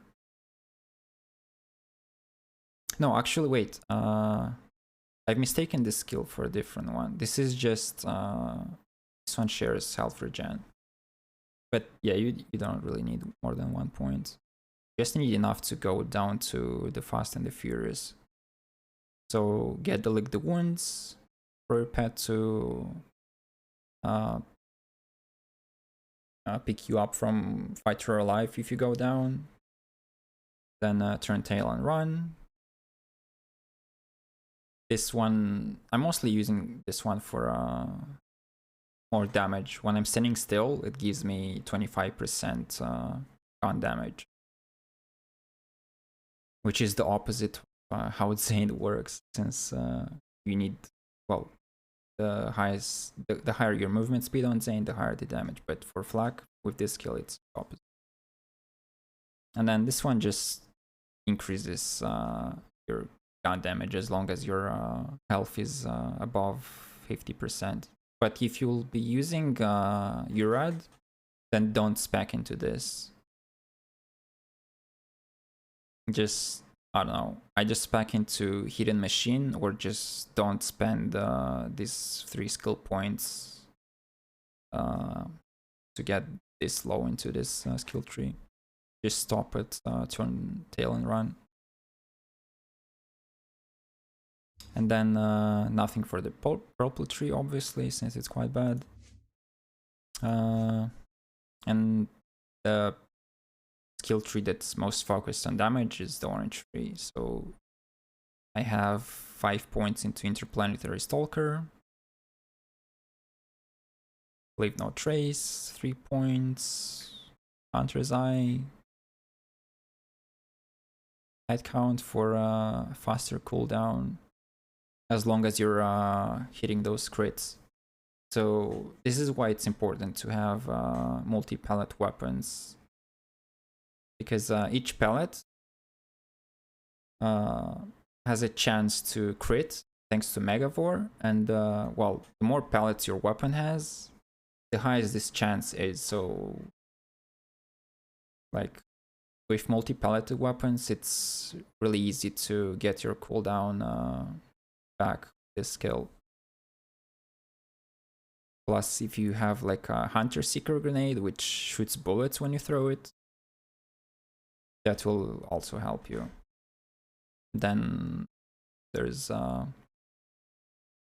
points into Big Game, Most Dangerous Game, Galactic Shadow, and Megavore, obviously. This one is quite important. Just basically 20% chance of free crits whenever, or well, wherever you aim, doesn't have to be like enemy's weak spot. There will be a 20% chance for guaranteed hits. I mean critical hits. And then for the blue tree, this is what I'm using. So ferocity doesn't really matter since it only affects pet damage. Persistence hunter, just increase the gun damage a bit, and action skill duration. So yeah, you just need to go down the tree, so that's why you spec 2 points into this, because you have to spend 5 skill points in total on the first tier to get to the next one. And then at tier 2 you have Who Rescued Who for a bit of health regen. And this skill will also heal your pet, so as long as you're shooting enemies, your pet will always be healthy. Because, well, 1% of all the damage that you're dealing, that's like a full health bar for your pet. And then these two are also very important. So He Bite has a 5% chance to reflect enemies' bullets back to the enemies when they shoot your pet. And that will activate Frenzy. So those bullets that ricochet from your pet count as your pet dealing damage. So like basically the more your enemies will shoot your pet, the more stacks you'll get of Frenzy, which will increase flux damage up to 40%. 4% per stack, up to 10 stacks. Then Psycho Head on the stick. This one is just to increase your pet movement speed and damage. Quite helpful with Lick the Wounds, just for your pet to run around faster to get to you if you go down. Hive Mind. This one, oh, it was this skill, I think, which would share your pet's health with your health. But I think it's fine to have 3 points into this one, as long as you have Who Rescued Who. That should keep your pets alive. So yeah. Then Barbaric Yop. Increased pet bonuses. This is a really good skill. So basically all the skills that are based off of your pet, they will have like 3 times bonus damage. Then Pack Tactics. This one just increases your pet and flux damage and a bit more health, since flux is quite squishy. And this skill is just to help you with survivability. So whenever you correctly hit, will establish dominance on that enemy, and they won't be attacking you, but will instead fight on your side, distracting the enemies. So the enemies will be less likely to shoot you. And then Shared Spirit just says while Flak is at low health, a portion of all the damage they take is converted into healing for their pet instead. So just 1 point here, nice to have. And yeah, that's about it. But yeah, the skill trees that are focused the most on damage is the orange tree and the blue tree, because of skills like Frenzy and Pack Tactic and Barbaric Yop. Other than that, I don't know. That's about it.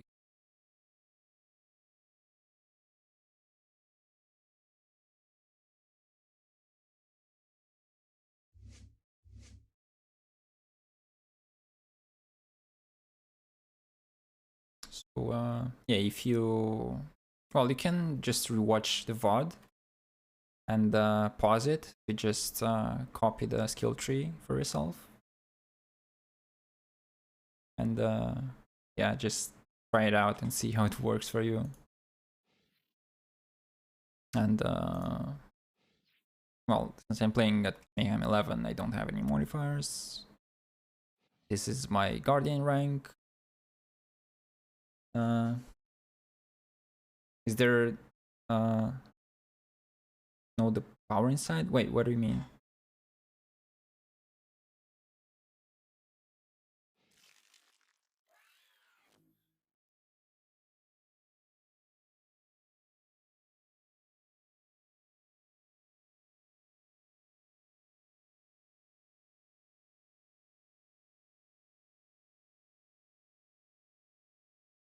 What do you mean by that? On the green tree? Well, the green tree is mostly just for a bit more survivability. And, well, like I said, if you're gonna use the URAD setup, the front loader and the URAD anointments for your weapons, don't spec into this skill because it only works when your health is above half. So you will only need these skills. And the two most important ones will be Furious Attack and Lick the Wounds. So this one increases your weapon handling and gun damage after shooting an enemy, and it can stack up to 10 times. So basically 20% gun damage, 48% handling, which is quite important actually for Jacob's guns, since most of them have very low handling. So this will definitely help you a bit. And Lick the Wounds just for your pet to pick you up from Fight for Your Life in case you go down and there are no enemies around. And oh, also this one for more gun damage while you're standing still, also quite helpful. And for a bit of health regen while you're moving. So yeah, these three: Furious Attack, Lick the Wounds, and Turn Tail and Run are the most important ones.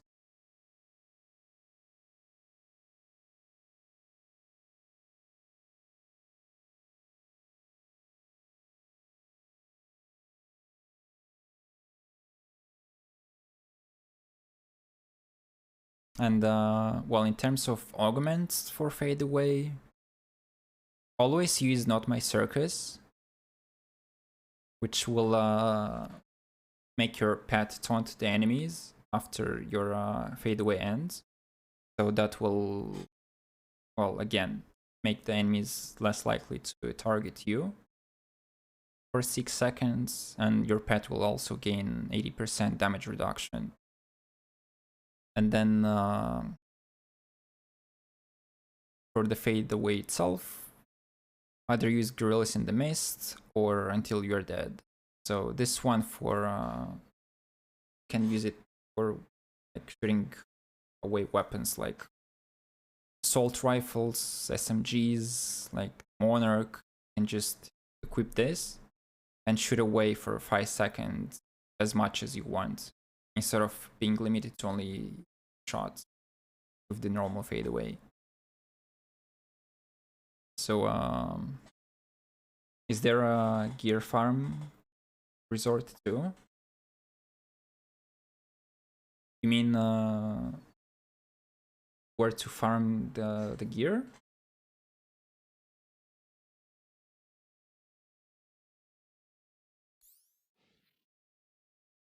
Well, the Cosmic Stalker, you can get it from I think it was, actually I forgot who or where is the dedicated drop for Cosmic Stalker. But the easiest way to farm class mods and artifacts is on the Proving Grounds. So at the end, if you complete all the objective, well, optional objective, you'll be guaranteed to get 4 legendaries in the chest at the end. Most of the time, there are only class mods and artifacts. So yeah, that's like the easiest way to farm for class mod. But I can check where is the dedicated drop for the Cosmic Stalker.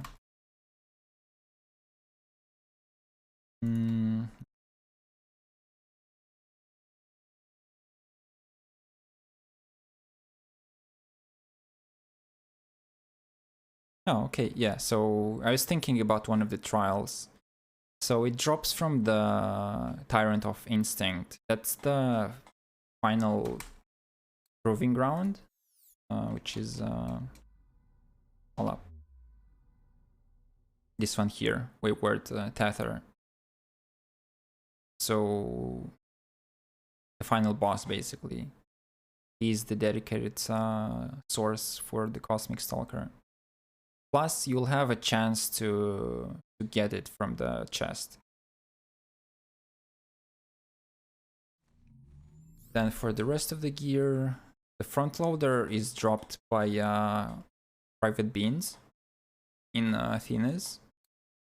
The Hunter Seeker, I don't remember.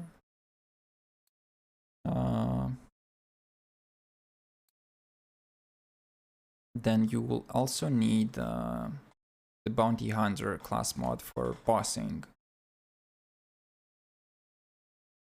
That's upsetting, you have no DLCs. Well, basically all of this stuff that I have here are non-DLC except for the Company Man, which is from DLC 6. But you can use a Victor Rush artifact, which will give you bonus damage and movement speed after killing a badass enemy. And if you get the Snowdrift variant, it will allow you to move around quickly by just sliding like this. So also very helpful. Or you can get, I don't know. What else could an icebreaker? No, actually, we'd need some more corrosive weapons. And one of them would be clairvoyance, which is locked to corrosive element.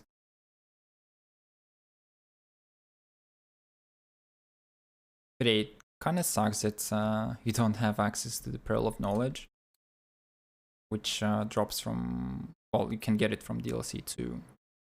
Really good, but like even without it, you can deal decent damage. Like most of the time for just regular mobbing, I'm using the Victor Rush, which on the base game.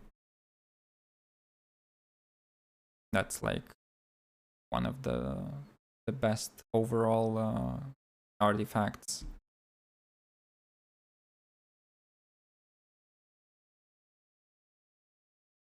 And yeah, like I said, for the class mod, the Cosmic Stalker, get it from the final boss in the Trial of Instinct, which is the last one, the 6th trial.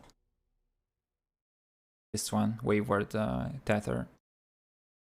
Yeah, the class mod is no DLC, it's part of the base game. You have access to the trials without having to have any DLCs. This all is part of the base game. So you can get all the base game class mods and artifacts either as drops from the final boss or from the chest at the end. Or do you start the trial? So once you complete the main story, you'll have like different locations where you can activate the side missions for them. So for example, in this, Devil's Razor, for example, yeah, there will be like an exclamation mark, like about here, I think it was, for one of the trials. I forgot which one. So just look around on the maps for exclamation marks.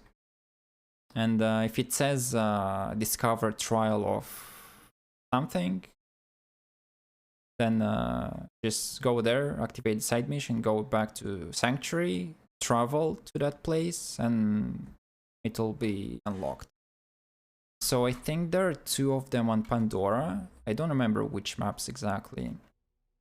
Then there'll be 1 on Eden 6, or maybe 2 of them.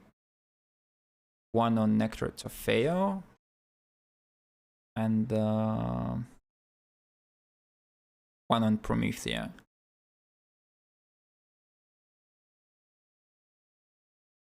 But yeah, just check the maps for planets.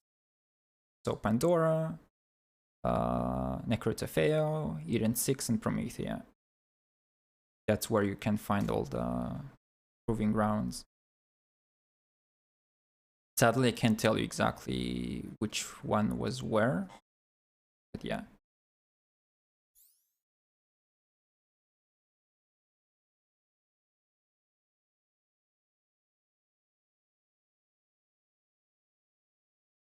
And if you want, I can show you the potential damage for this build. So let me see. Sadly, I don't have a shield that's a non-DLC one on me, except for the front loader. But I guess I could use it, so I'm just going to use all the base game stuff. Coolmasher is from DLCs too, so can't use that. So instead, I'm going to use maybe a Rowan's call.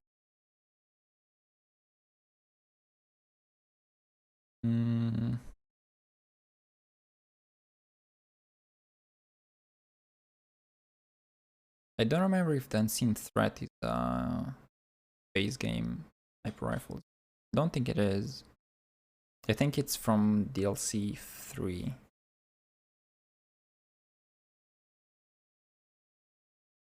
I guess I could use the clear. Or no, wait. I think this one is also from... Okay, I'll use Rowan's. So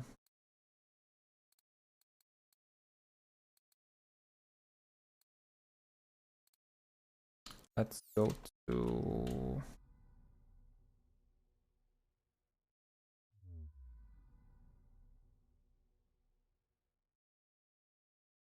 Let's do a Melvin takedown.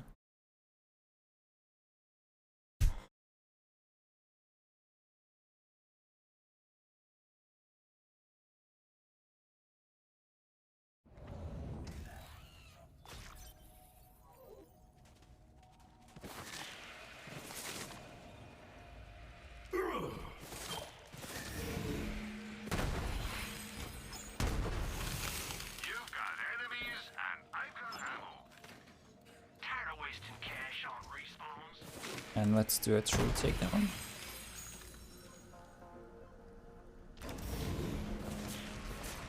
Intel says there's an elevator down to the lower levels. Make your way there and be ready for some heavy resistance. I'm counting on you, Vault Hunter. 186 million from the Hellwalker.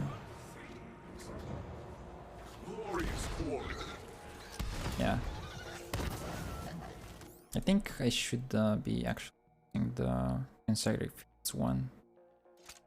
Not lose my damage when my fade away ends. So yeah, as you can see, no DLC stuff. And Black is shredding.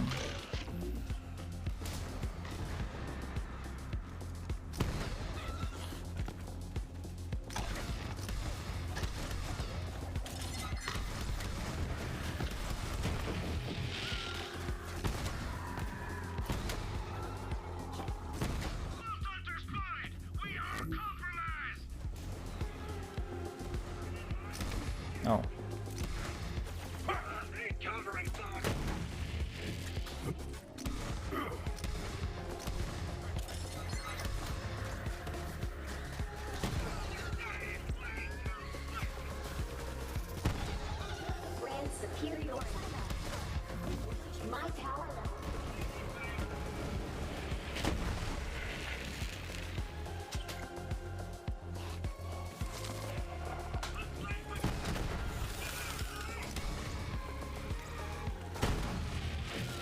Hey Matt, welcome back.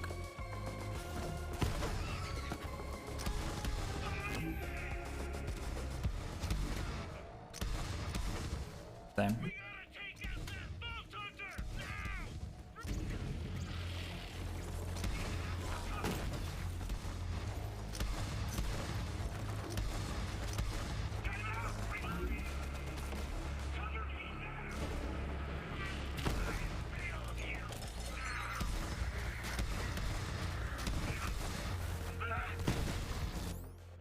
Also, I should be using a different one for my Hellwalker. I have a shotgun one. Gives him bonus shotgun damage. Bit more damage. There we go.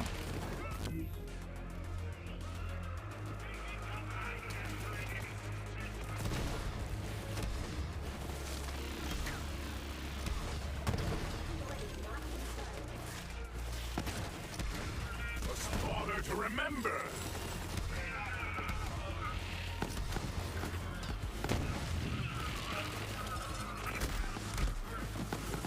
You're already dead. You know that, right? Oops, I missed.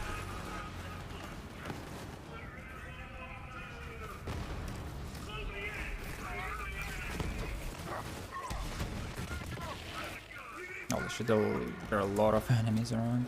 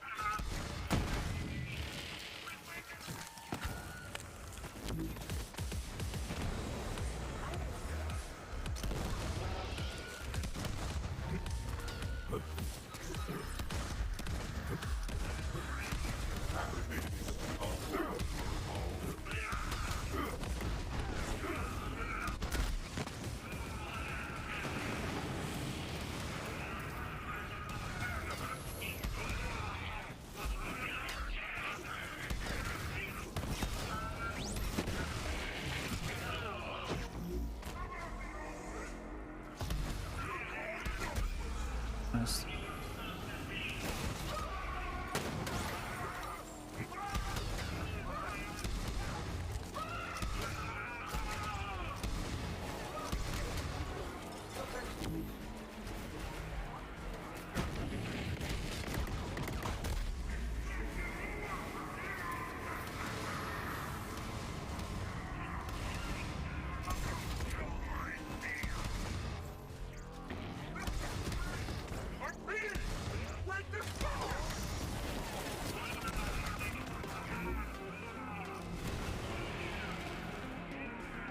Thrill of the hunt.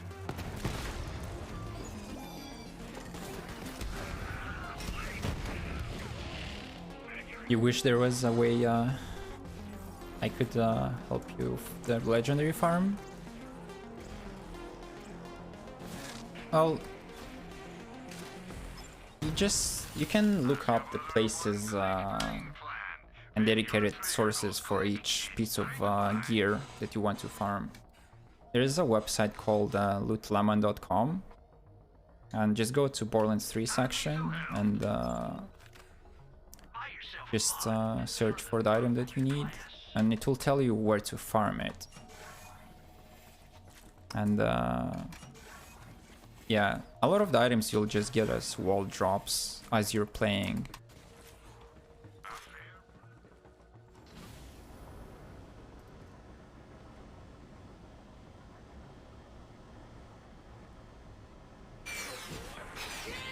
Let them hear your rage.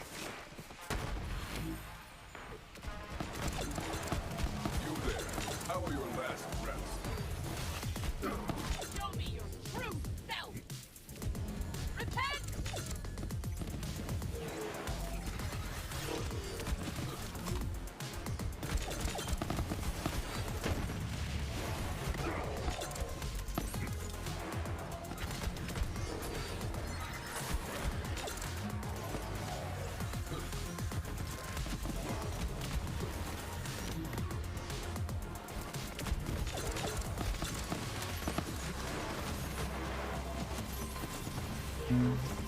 The build I have helped you a lot too. You just need the gear and anointments.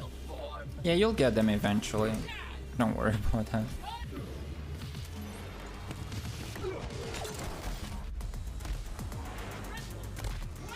The first step is to know where to farm the stuff. And if you'll get lucky, like I said, you can get all the stuff as world drops. That's how I got most of my stuff.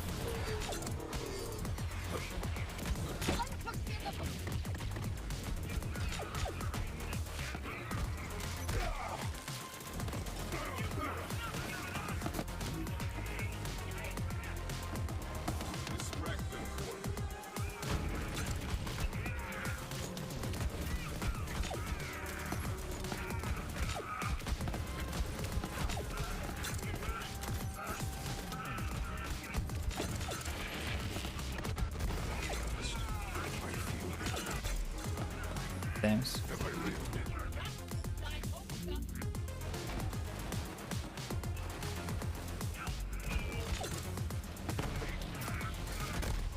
Ah, god damn it. Pulse commando. I hate these.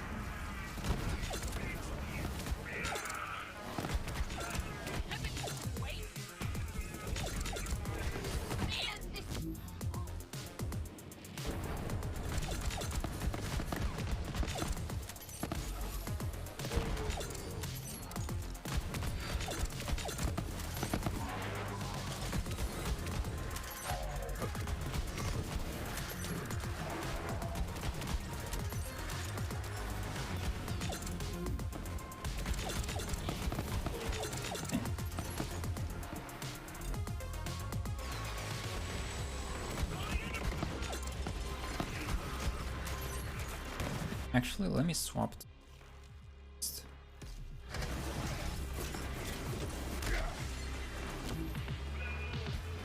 Ah,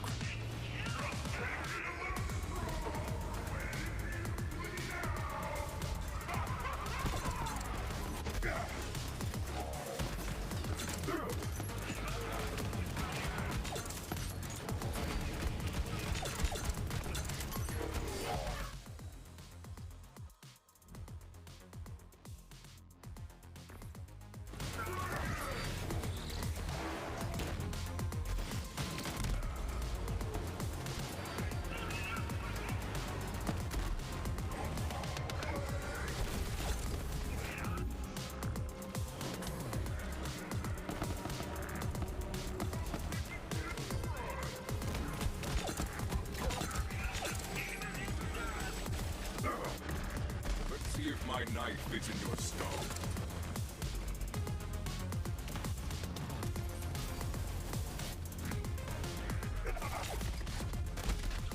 oh.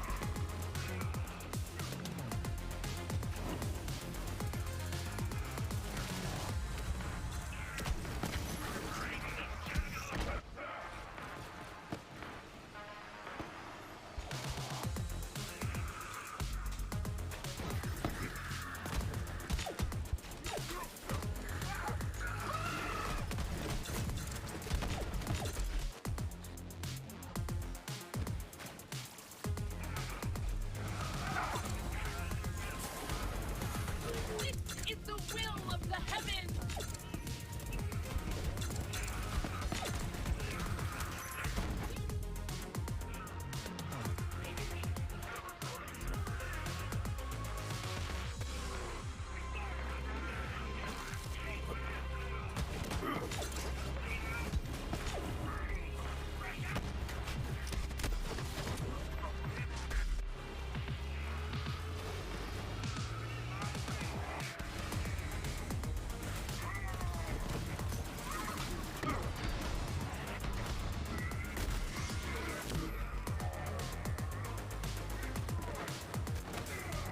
What the hell?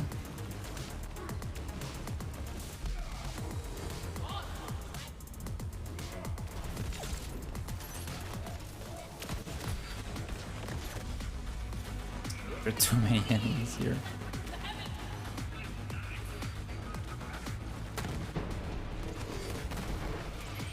Make your peace!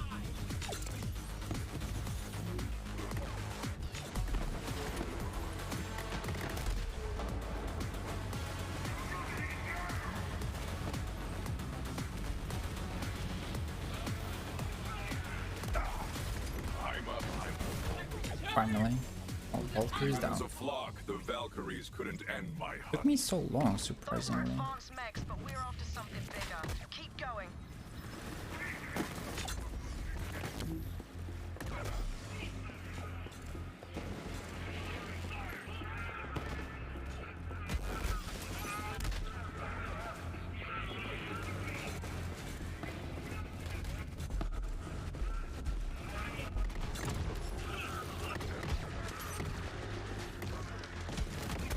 Yeah, the fact that I'm using the front loader without getting anything in return, not helping me at all. But that's the only non-DLC shield that I have on me right now.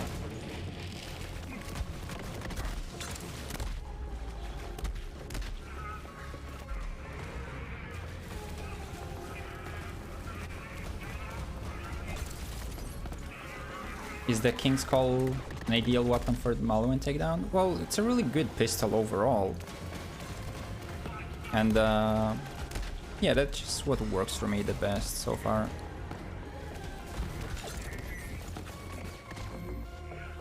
Like for Wotan, I'm using the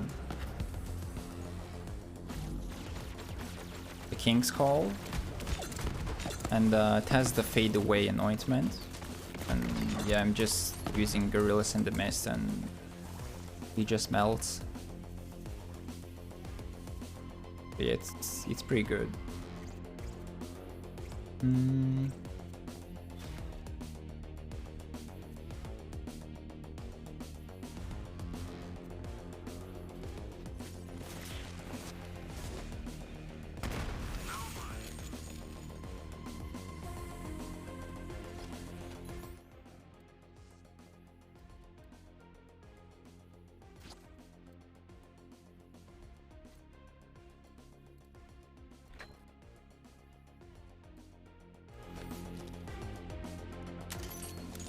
I didn't check the vendor.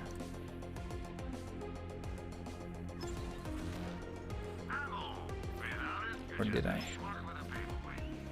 When did you eat that?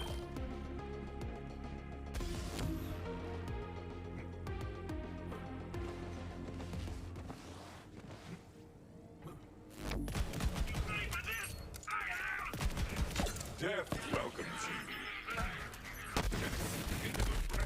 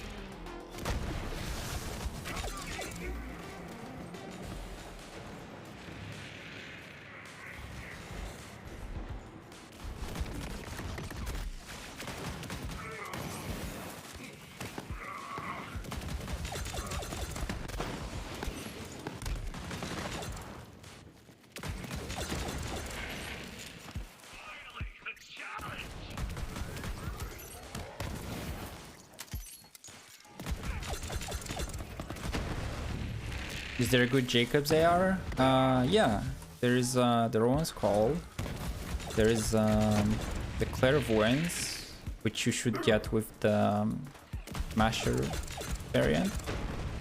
But I think the Clairvoyance is a DLC weapon. I might be wrong.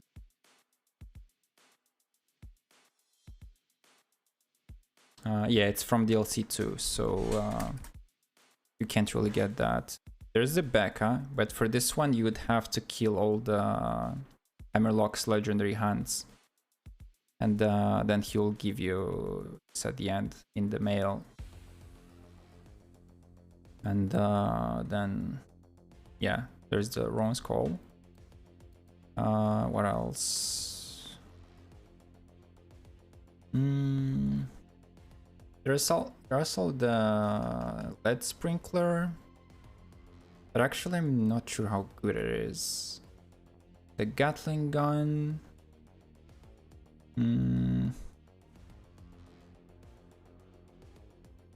But yeah, the best three, well, two, if to not count the clairvoyance, would be the Becca and the Ron's Call. So the Ron's Call, I think, drops from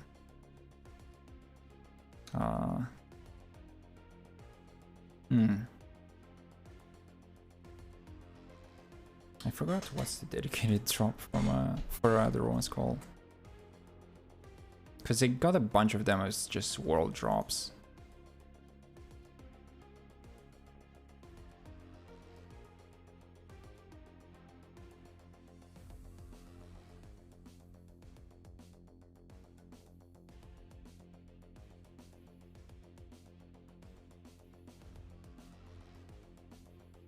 Oh, really? Okay, so apparently the lutogram can be turned into a Ron's Call if you get lucky. Like, the highest chance to get Ron's Call is from Crazy Earl at Sanctuary. Yeah, I forgot about that. Because I think I got it like twice from Earl, from a lutogram. He also can give you a Lucian's Call or a Butcher. So there's a 1 in 3 chance to get a Ron's Call.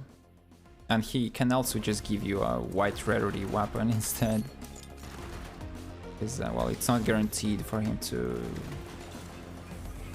give you any of these 3 items.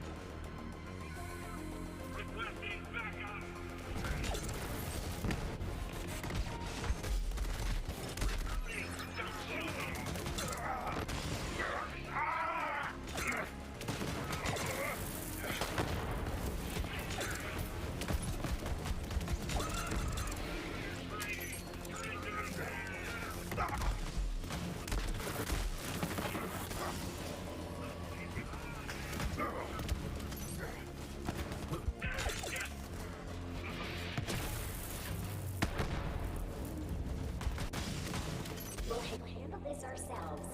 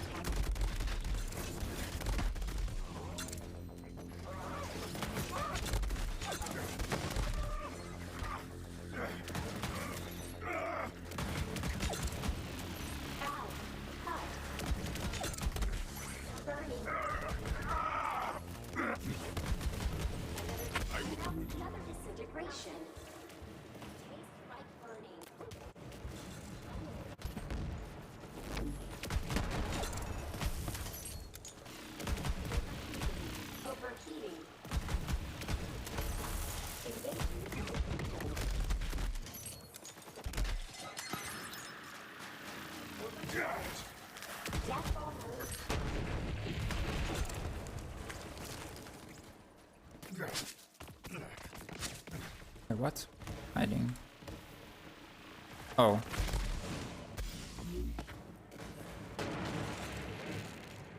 Hello.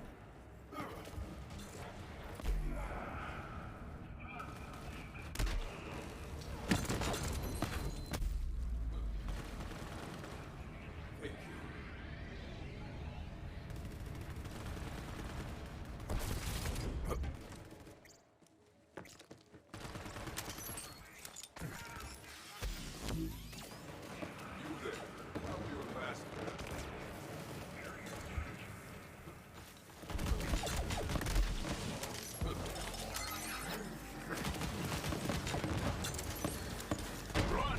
Run, you weaklings!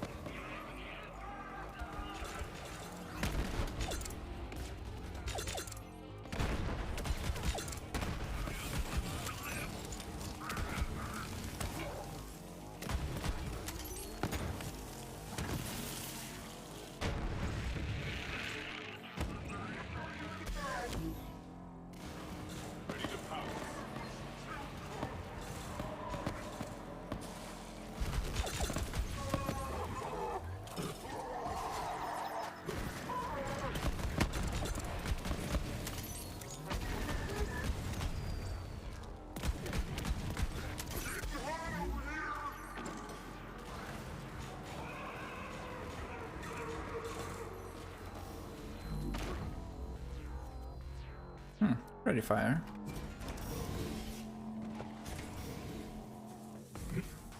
No refunds.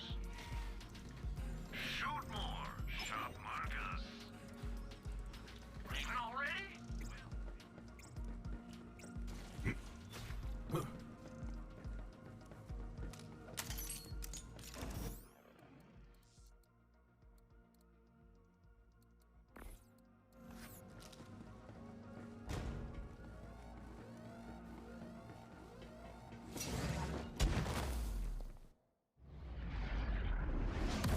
Now that is definitely your target! Light that giant bastard up!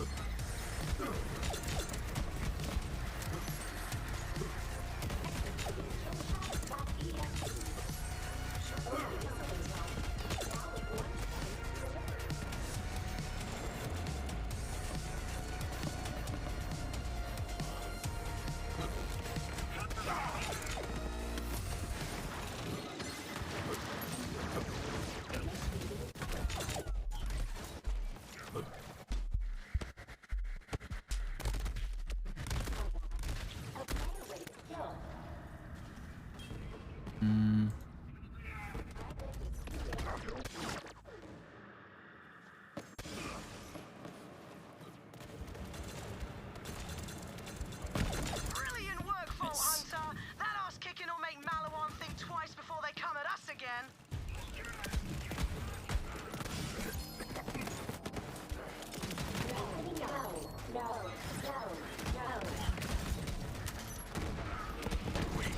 All of you are weak!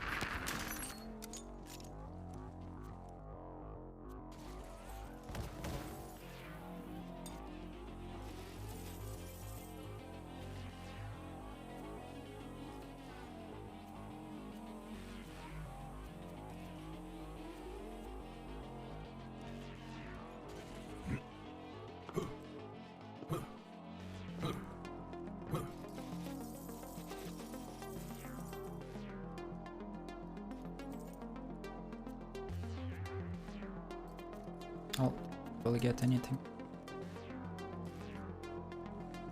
Yeah, that's about it. Okay, let me finally show you my MR build. Um,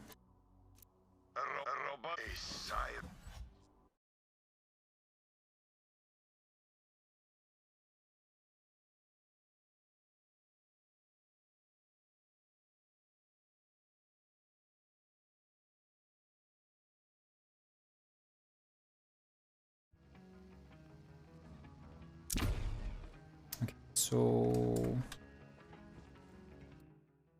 try first. Thanks for the flag demonstration. You're welcome.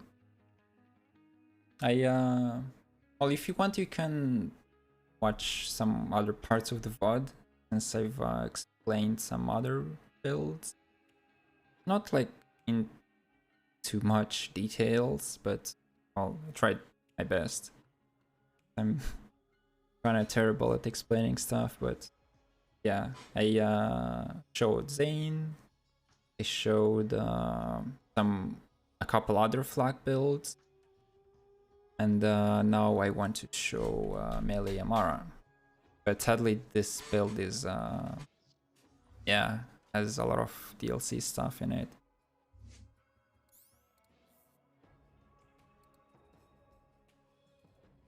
Well, actually, it's only the skill tree. In terms of items, not as much.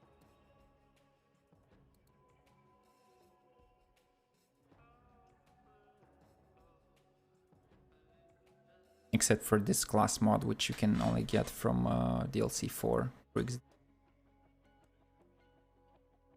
But it's really good for melee builds.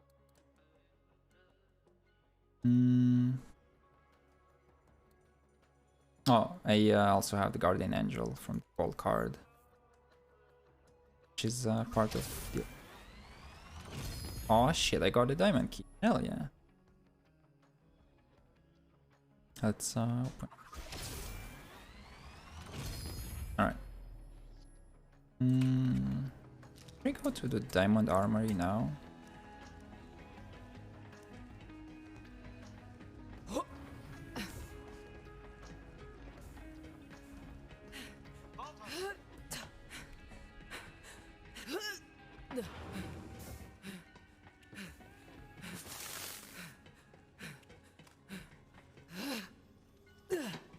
Alright, let's see what we'll get from armory.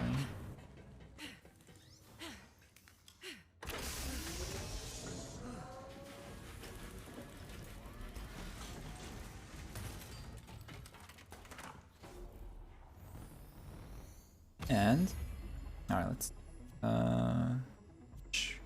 former front loader plus ultra former revolter. Oh shit, absorb and adaptive, dude, this is such a good one. And I got the action skill start triggering effect on shield break or fail, dude. I already have so many revolter. Infernal Wish, that's a really good one as well. An Old God, another Infernal Wish. Oh.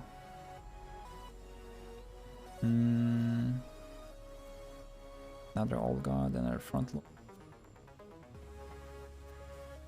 Fast cutter. Gas mask. Faulty star. Auto. Well, I guess I will take the Revolter. That's like god roll for the Revolter. TZ Corrosive. Next to Mag's Corrosive again. I mean, I guess. Fire Magnificent. With an under barrel. That's a really good one. Super Ball. Really bad. Thanks. Chaos on. Firefly. You can.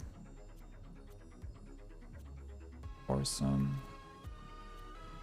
Serve boss execute. Fire one.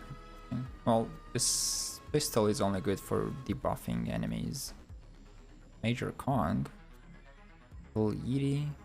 With Urad Anointment. And Flammadiddle. Damn. So which one should I take? I guess the or for the Major Kong. I have one already.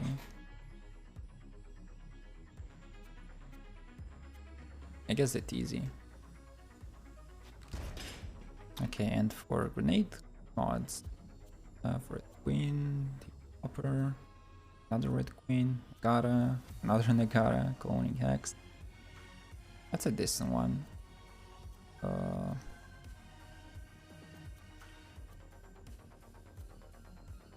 Another Nagara.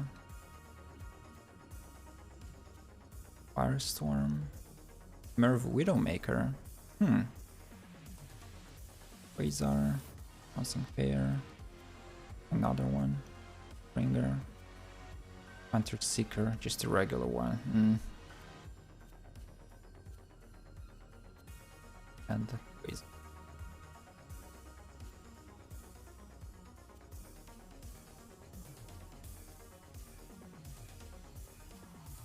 I'm tempted to take the cloning hacks.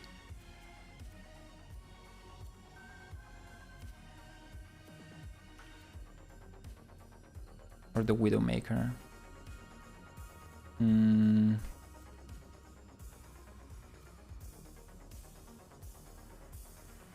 Whatever.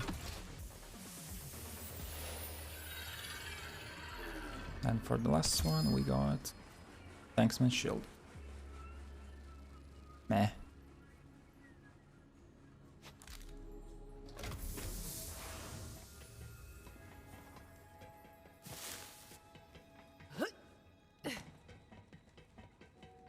Well, I'm happy that I got that perfect revolter.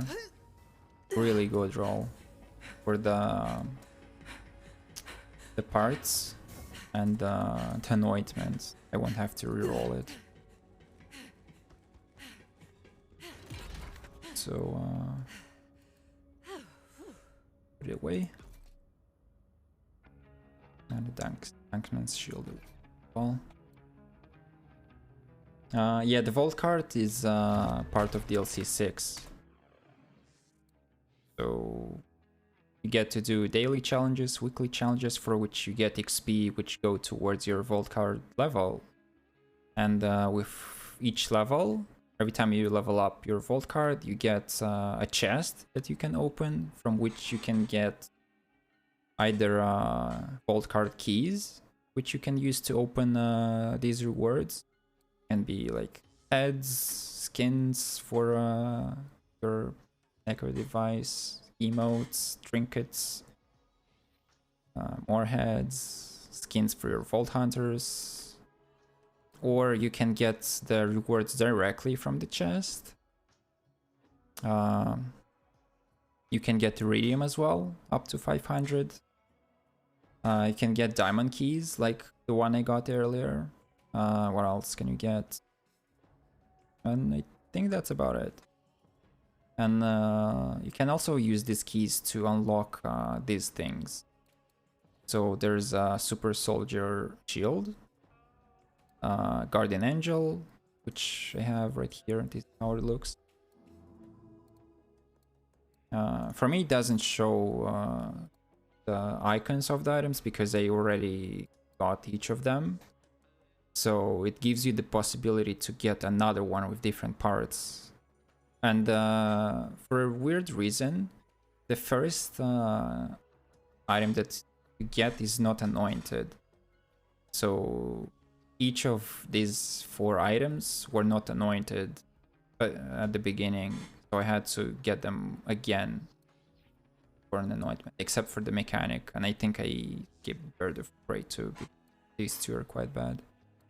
So I only got a few more of Super Soldier and Guardian Angel. And yeah, it's a quite nice thing to have.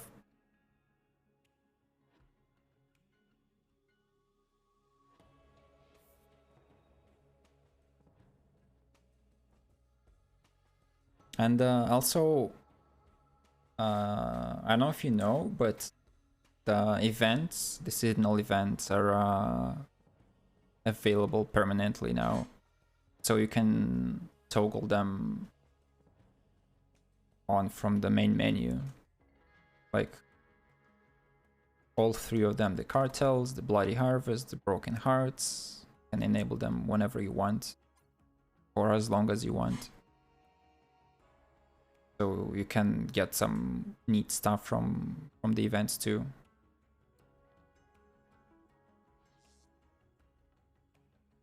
But yeah, let me show you guys how this build works. First of all, let me leave in the tank.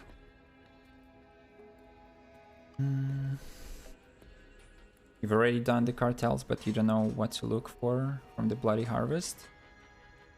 Well, in the Bloody Harvest, one of the best items would be the Ghast Call grenade mod, I think. That's like one thing that most people are looking after. And I can show you what it looks like. I think I have a couple of them. There. The Tor grenade, really high damage. And when it hits an enemy, well, it deals pretty huge splash damage, and it also spawns some skulls that sick nearby enemies. And they also deal quite a lot of damage. And I think there's a variant with the Divider modifier instead of Roider. Roider increases the damage, as you can see, plus 20% grenade damage. But I think there's another one that splits in 2 grenades when you throw it. It has less damage, but you get basically 2 grenades for 1. So yeah, this thing is really good on Moes. And other than that, I don't know. Maybe the Fearmonger shotgun could be also decent, which also happen to have. Let me see. There we go. I don't know if it can come in other elements, but this one is corrosive.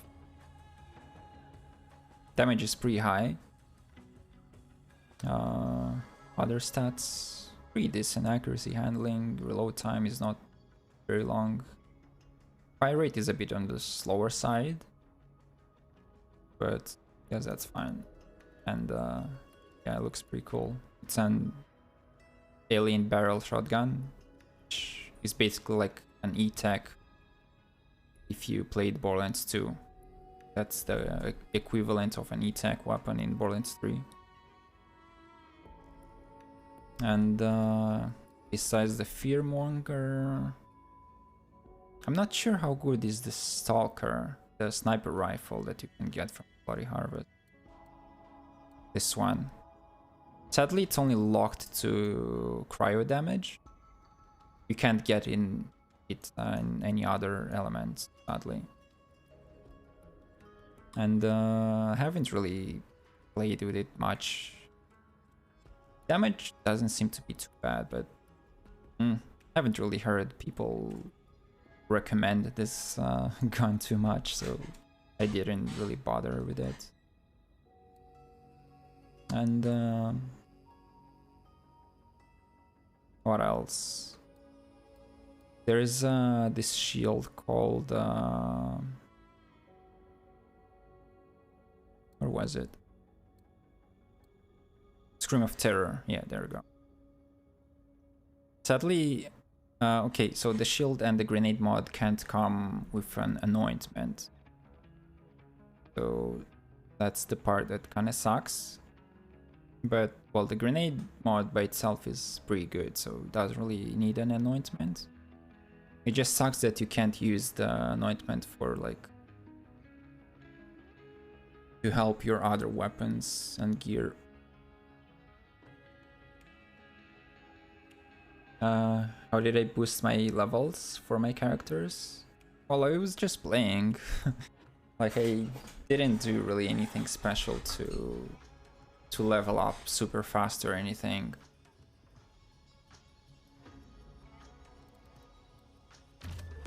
I just started a new character, kept playing, played through the normal mode, finished the campaign, started TVHM, finished it, and then just did the side missions, some endgame stuff, and eventually I got to 72. So yeah, nothing really special about that. But there are some fast ways to level up quickly. One of them would be to use the Mox's Endowment artifact, which increases your XP gained from combat by... how much was it? 11%? 20? No, I think it's higher than that. And I think I had one in the bank. I don't remember. Because I haven't really used it myself too much. So...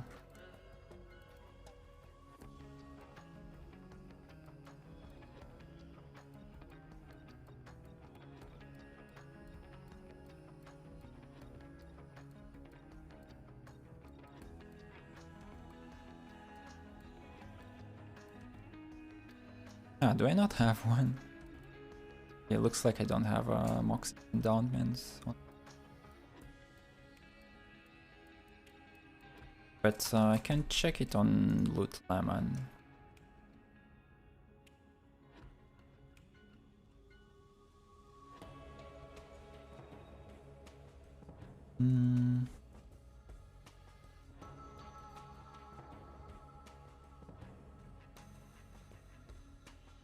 Okay, so apparently level 72 it gives you 14% bonus combat XP.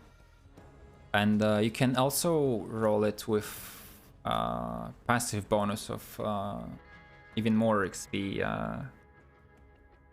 I think up to 11%. Or even more at level 70. But yeah, you can basically have a double XP roll on the same artifact. And besides that, you can go to the Borderlands Science Machine, which is in Panis's infirmary. Up here.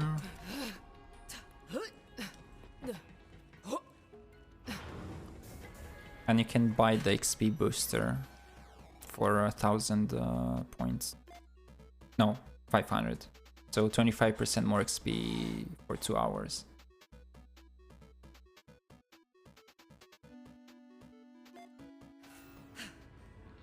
And the thing is that this booster sadly doesn't work on Mayhem for some reason. So you would have to turn Mayhem off. And just keep farming some easy bosses like Grave Ward or I don't know who else. Basically. I guess Grave Ward is the easiest and he gives you the most XP.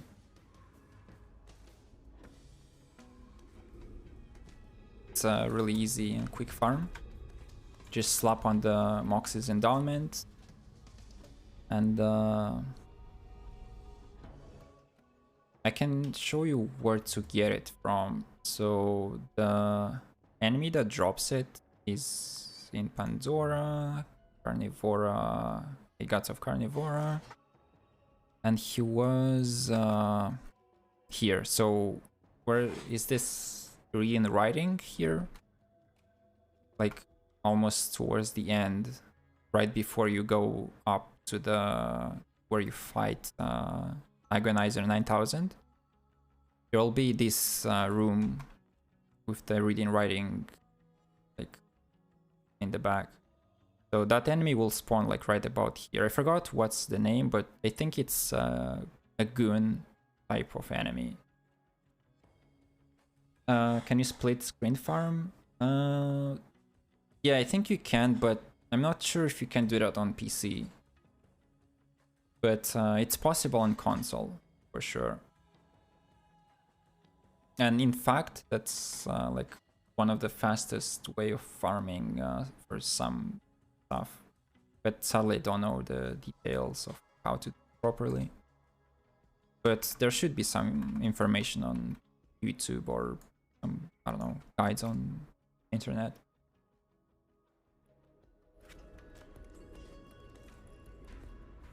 I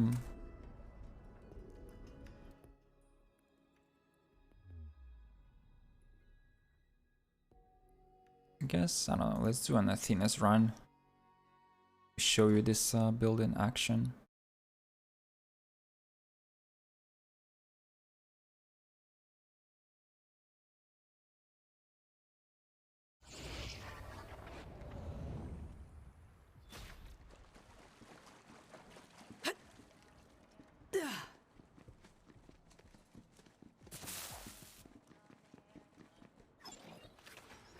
Bullets and bombs. I ain't a real doctor, but that don't stop my meds from So working. I have this EMP5 here just for running around faster. And then I showed you the rest of the stuff. So Psycho Stabber for the 340% melee damage is like the best melee weapon in the game. Just for punching. And then obviously the face puncher for ranged melee damage. Like flying enemies or for getting second winds easier. Then the Guardian Angel for boosting your action skill and grenade damage, which in this case is the fish slap, which you can get from well, fish slap from the cartels. And as you guys know, this grenade deals melee damage. And it's pretty broken in a good way. It's really strong. So with the Guardian Angel shotgun, as long as you're holding it in your hands, like I've explained it earlier, if the enemy is 24 meters or further away from you, you'll gain 500% more bonus damage for all the damage. So, like I said, be it action skill, grenade, or like you shoot a weapon with full projectiles, like a Torg rocket launcher. So you shoot the projectile, and then you swap to the Guardian Angel quickly. And then that projectile will get the bonus damage from the Guardian Angel. You can see here it says weapon damage increases based on distance, but it's not only for weapon damage, it's for all the damage. So yeah. Then I have the front loader for some free radiation damage bonus on my Psycho Stabber and Face Puncher, and the Guardian Angel as well, since it applies to all the damage. And I have Breaker class mod for all the melee damage. I have splash damage bonus, melee damage as a passive, and +7 grenade capacity, so I can chuck a lot of grenades without worrying about running out of them too quickly.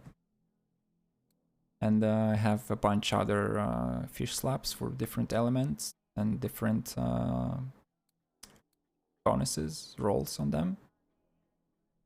I have a couple Muse class mods. I have another Breaker. Sadly, you can't get more than +2 on Find Your Center. This one I got a really long time ago. And as you can see, it's only level 65. But after they've nerfed a few things about Amara, you can't get more than +2 on Find Your Center. They have +3, this one. Another Breaker here. Oh, there you go. So I had Mox's Endowment on my Amara apparently. So yeah, it's 14% bonus combat. And yeah, another 11% experience as a passive bonus on the artifact. So that's 25% bonus XP just from this artifact alone, plus another 25 from the booster from Borderlands Science. And yeah, there you go. That's 50% more bonus XP. The damage is probably crazy on that build. Yeah, I'll show you in a bit. Then I have some static charges. This one is actually both of them are corrosive. This one is more of shock damage. Fight for life, movement speed, and melee damage. And this one I got recently. Oh wait, no, I actually got this one recently. This one is older. This is the one I've been using before. And then I got this one again, this one is level 72. Melee damage, splash damage, and action skill cooldown. This is like such a good roll. What else do I have? A white elephant with bonus melee damage. Really good. Also gives me bonus XP, but it's only 10% since it's level 65. A grave from Grave Ward. Yeah, so this one increases your melee by 50%. No, 100% when your health is below 50%. But honestly, the static charge is so much better, especially for mobbing. So I just have the grave here in my inventory, but I'm not really using it. Then I have a couple knife drains. This one is static charge, really good. So the knife drain basically heals you based on the damage dealt. So this is like a life steal. Really good for survivability, and the static charge type of artifact for chaining all the damage towards the nearby enemies as shock damage. And it also adds shock to your melee attacks. Then knife drain the white elephant. They've nerfed the white elephant a while ago, I think it was last year. And now it only deals like 25% of the damage it used to deal. So whenever you melee an enemy, as you can see, it has a 30% chance to attach a sticky bomb.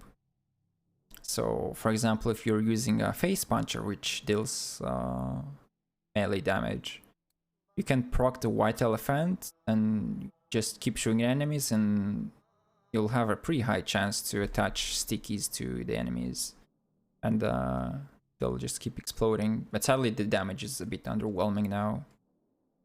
So yeah, it's still decent, but it's not as good as it used to be, nowhere near. Then I have radiation static charge, again with bonus melee. A shock static charge, shock stone. So shock stone just adds shock to your melee attacks, and static charge just chains your melee damage towards the nearby enemies as shock damage. Then I have Unleash the Dragon, a really good artifact, really strong, and I will show you why it's so strong. But I'll try to explain you, like. So as you can see, it has a 100% chance to ignite an enemy on melee attack, and also 100% chance for slide ignite and ground slam ignite. But what we care about the most is obviously just melee attacks. So whenever you melee an enemy, it will proc a dot on that enemy for the amount of the initial hit damage. So basically, it will apply a dot on the enemy based on how much damage you've dealt on your first hit on that enemy. So for example, if you hit the enemy for like, let's say 50 million damage, it will apply a 50 million dot. So I think a dot procs like 2 times a second. So that's basically 100 million damage per second. 50 million damage per tick of the dot that you applied. And well, since it's a fire dot, it works really well on flash enemies. But to be honest, it works pretty decently on anything else. Like armor doesn't really matter. Yeah, obviously you deal a bit less damage on armor, and I think the dot lasts a bit less on armor than it would on flash. But normally, when you're dealing the first hit for tens of millions of damage, and this dot just keeps reprocking, that's just insane. And I'll show you how it works. It's really good for bossing. So you have to make sure that your first melee hit has the highest damage possible. So for example, a fish slap with the Guardian Angel and all the melee bonuses from your class mod, your artifact, the anointment from your shield, like all of that adds up, and yeah, it gets pretty broken. But for now, I want to show you some mobbing with this build. So with the Psycho Stabber, activate our action skill. Yeah, that's the fish slap. And I didn't even use the Guardian Angel to boost the damage even further. One punch.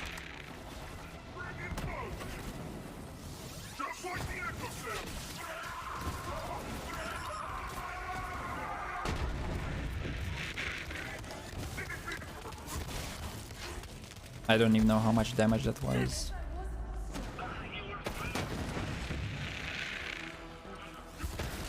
$10 million, just pure fire damage.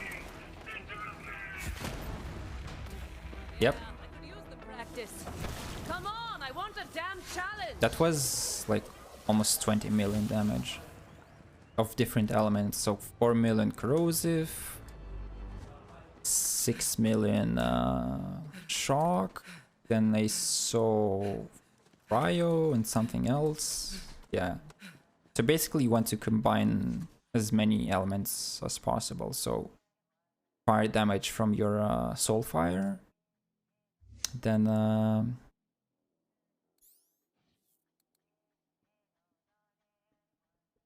cryo from your fish slap, then shock from your static charge, corrosive from the type of the artifact, the prefix, and yeah, all of that damage just adds up, and no enemy can resist all of that damage. Like even if an enemy resists one type of damage, like they can't resist all of them. Like Nailed it. at least 2 of the other or 3 of the other elements will be enough to kill them in like a couple hits.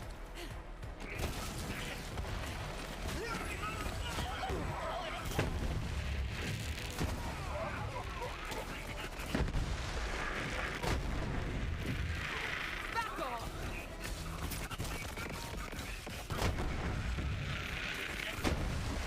Oh, too easy. Yeah, pretty broken.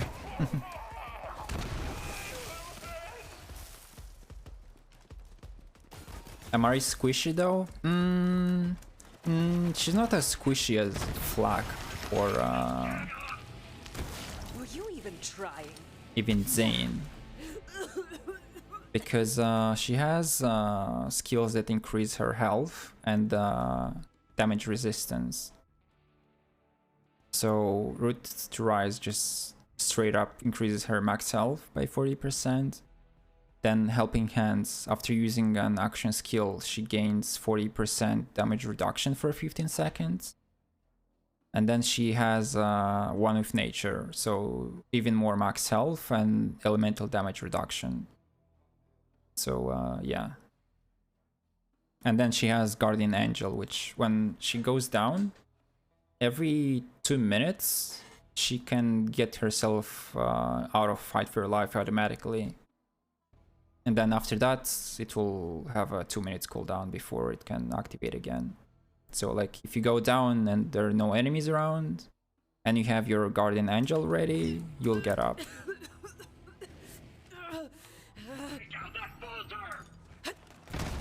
248 million with guardian angel from the fish slap.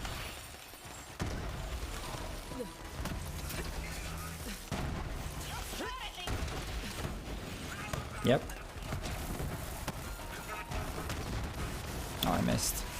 883 or something of shock damage. Yeah.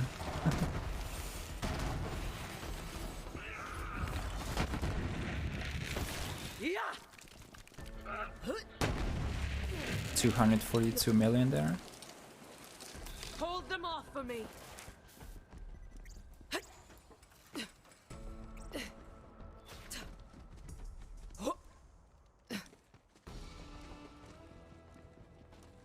And from the purple tree, she also has this skill which I showed off earlier, Lure the Mind. So this is a kill skill, and so basically for 8 seconds after killing an enemy, she can ignore all the damage resistances of an enemy. So for example, if an enemy is resistant or even immune to, let's say, corrosive damage, and you use a corrosive element, she will ignore that, and you will be able to deal the highest damage possible. May they bring you many kills. And that also removes the damage penalty from when you're not matching the element.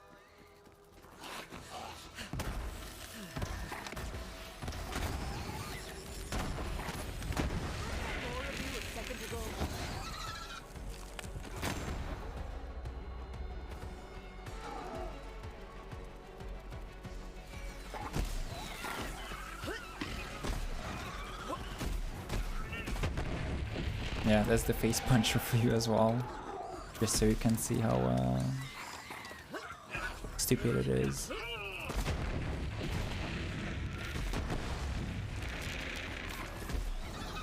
And also for the static charge, it says that you need to slide to build that static charge, which will add 50% bonus shock damage.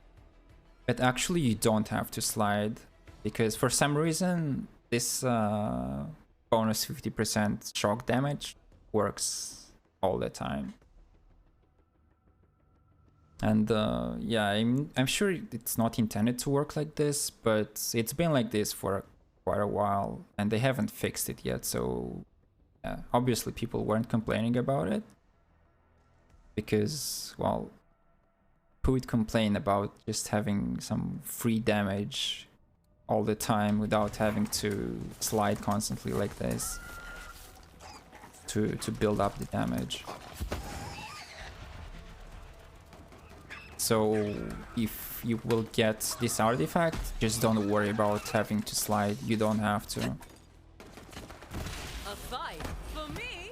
Oh, you shouldn't have. Yep. You're not a big fan of Amara yourself? Yeah, well, in the beginning I thought she was quite weak. And in fact, she is the weakest Vault Hunter in terms of weapon damage. But when it comes to melee damage and crazy builds like this, and one-shotting bosses, she is one of the strongest, if not the strongest. The strongest would be Mose with the short fuse skill, which can deal trillions of damage if you get like the perfect setup and build. And Zane is also quite strong with the Razor, but again, you have to have like the perfect setup to deal that kind of damage.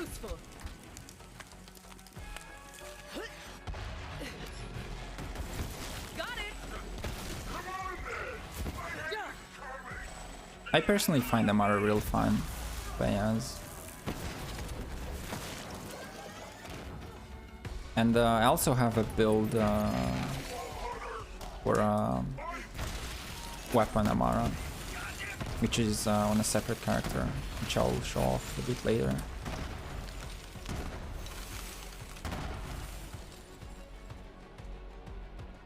Where do I go to farm legendaries? Well, depends on what I need.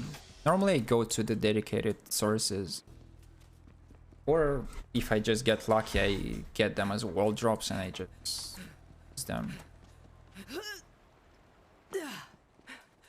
At the start you didn't, but she grew on you? Yeah, that's understandable.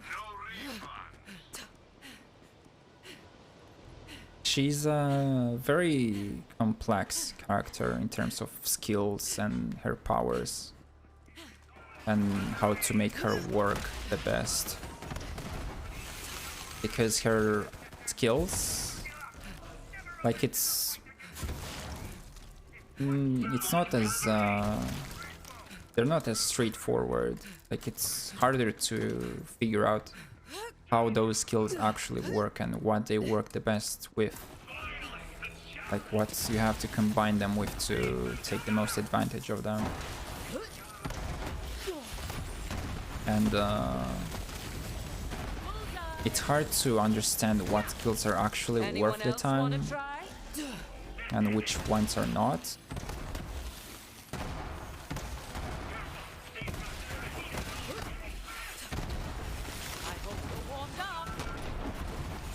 Extra set of hands.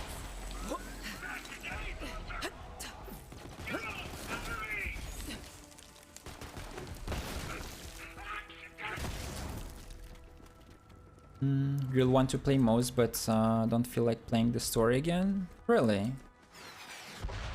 But yeah, to be fair, the story in this game doesn't feel like... I don't know. Doesn't feel like it has much replayability. Every time I have to play through the story, it feels like a chore.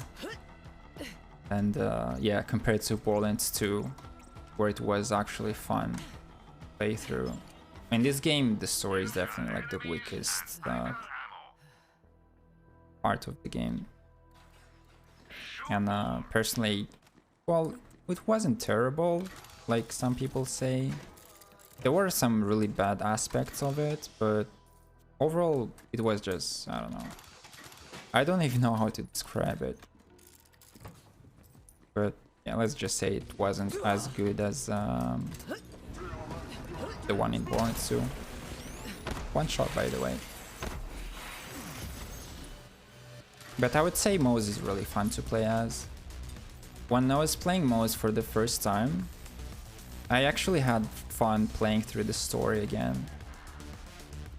Because, I don't know, I was just having so much fun with Moze.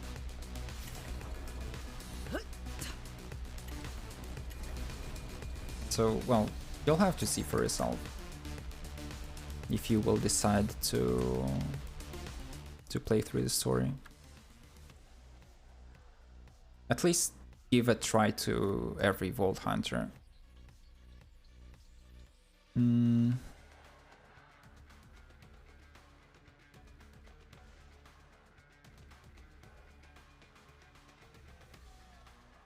Yeah, let's do another Malwan takedown, just to show you how this build works, like, in a more challenging environment, against more enemies. And trust me, it's really strong. I mean, you already saw.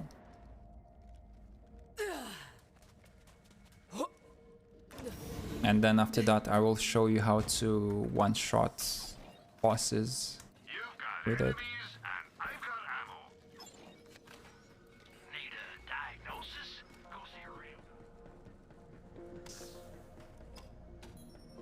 Do a takedown, and let's go. Intel says there's an elevator down to the lower levels. Make your way there and be ready for some heavy resistance. Mouse is also the easiest one, so you'll definitely You definitely won't be struggling as much with her as with Black or Zane or anyone else. Waves against the rock. Mose is probably gonna be your last story playthrough of the game? Really? What Vault Hunters have you played as? Have you tried the other ones? Get good or die. 2 hits. I hit you, you hit the ground.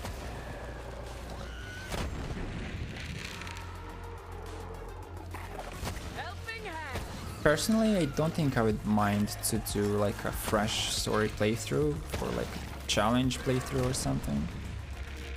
Playing through the game just for the sake of it obviously is not like something I would enjoy doing, but as a challenge playthrough I think I wouldn't mind it too much. I could do that all over again.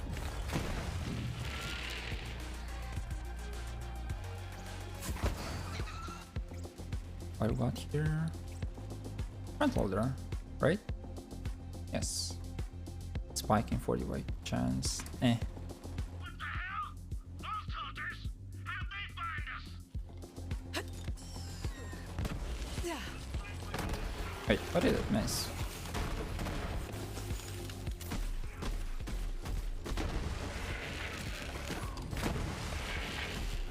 Trance, a dance, a massacre. Armed and dangerous.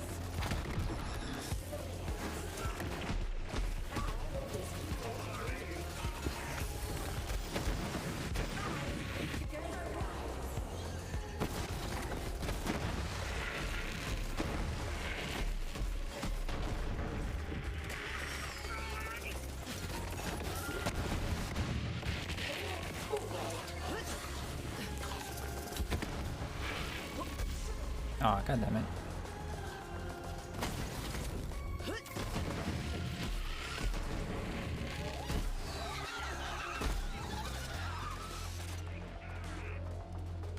Amaran Flock. You never played Zane? Zane is quite fun too.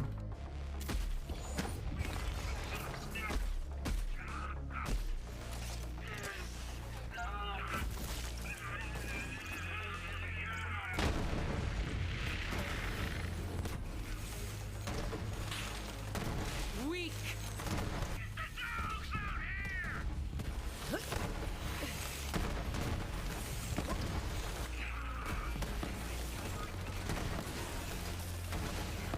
Oh, grave digger. You're welcome.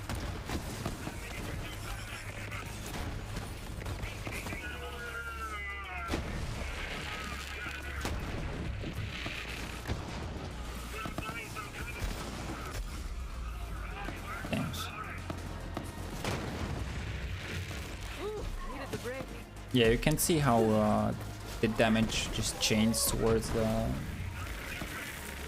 enemies nearby. You can see it more clearly when I'm using the face puncher.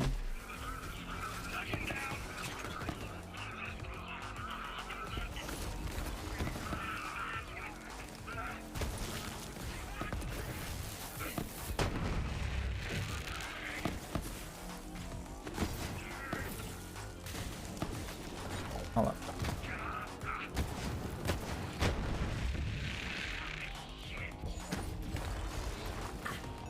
Competitors will be liquidated.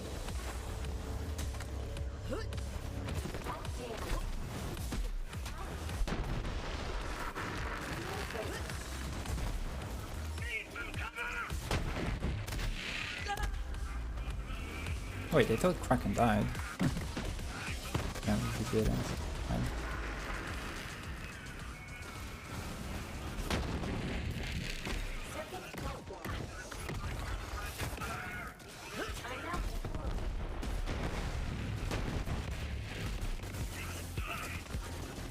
This is so goddamn sublime. I hate the stealth commando so much.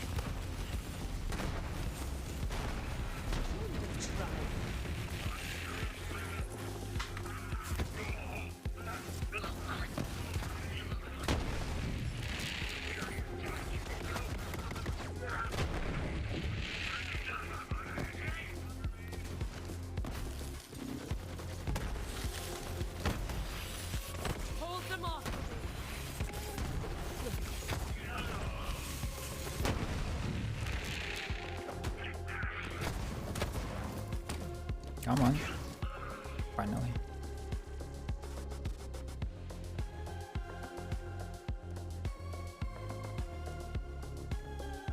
When you got the... Oh, I nearly fell into the void while reading chat.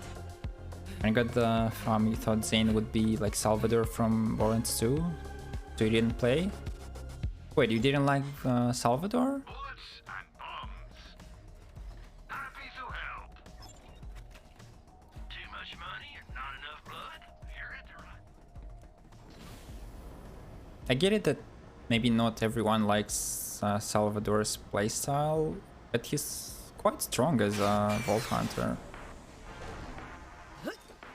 I think he is the strongest character in Borderlands 2.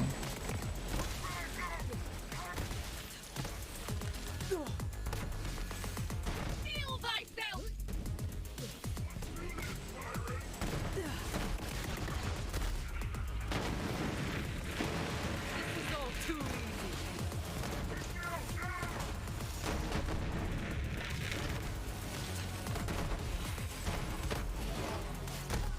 Ah, fuck. I was Think Guardian Angel. Yes. Yes.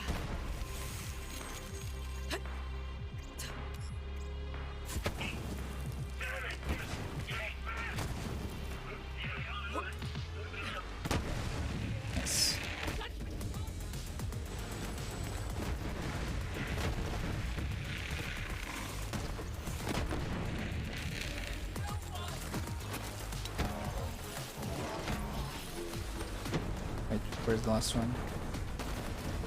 Triple Nice, threat, easy. triple threat.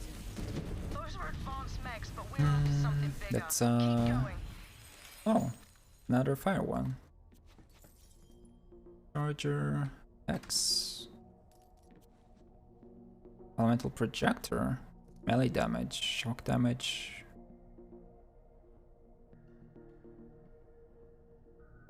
Only it was a different artifact.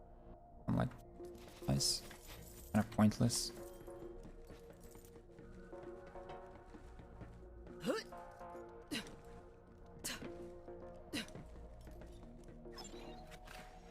Ask about our one-click buying plan.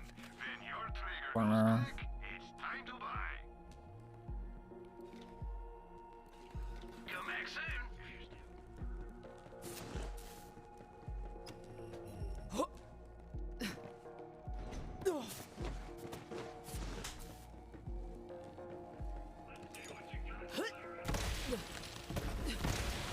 Absolute massacre.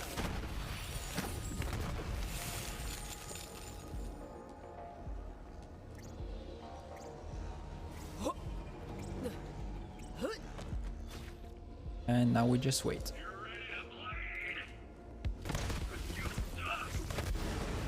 Ah.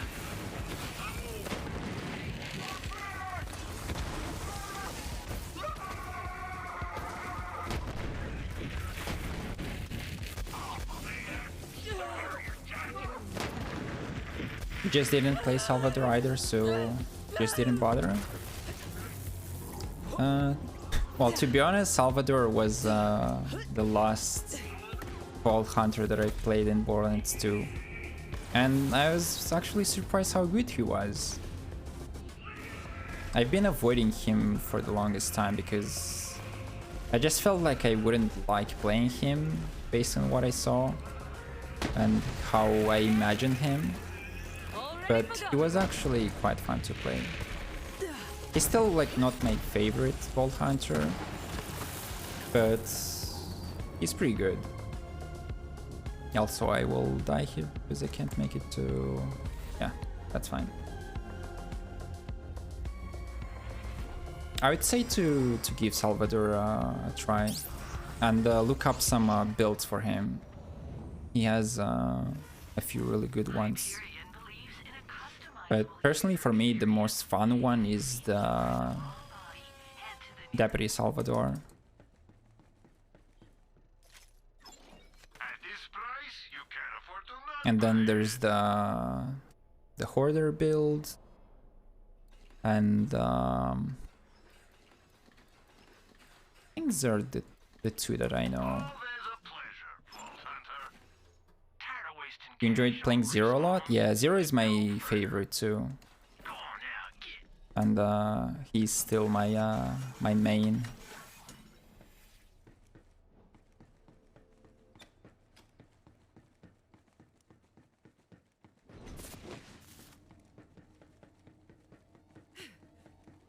And then Krieg is also quite fun if you have the DLC. Taking headline. Krieg can be really strong too. You can play melee only with guns. Like he has a few really fun builds to try out.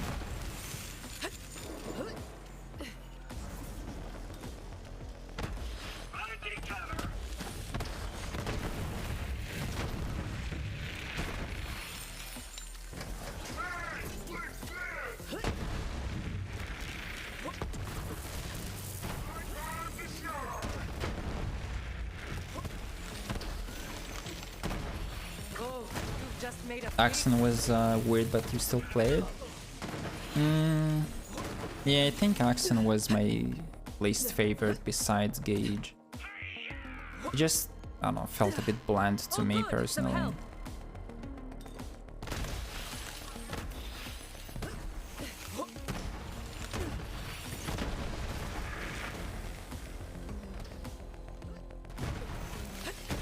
moving on.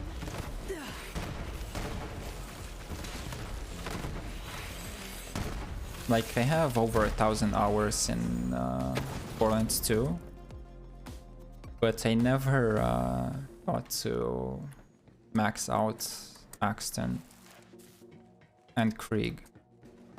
And Gage, actually, too.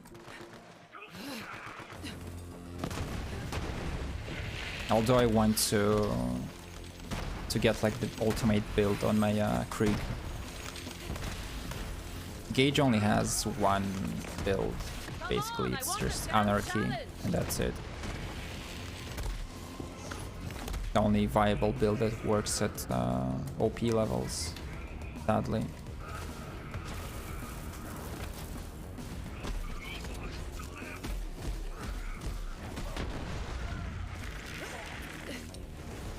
Krieg is your second favorite? Axon has nothing really cool in his set. Yeah, that's how I felt about him too. Although, I should probably give him another try.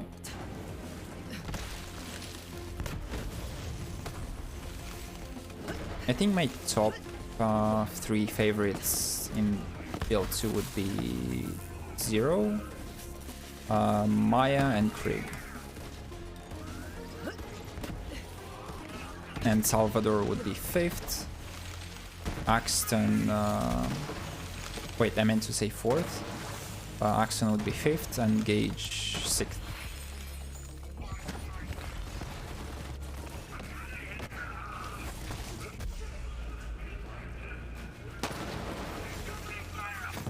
Stronger together. You can do better than that.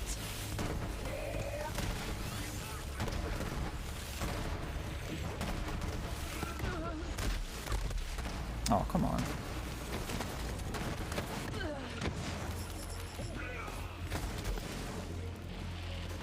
What?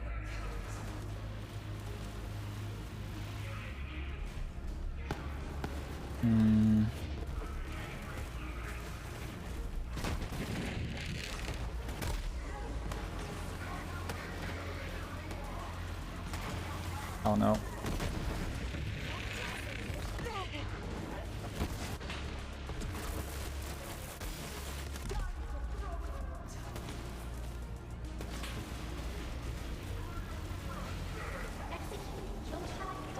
No.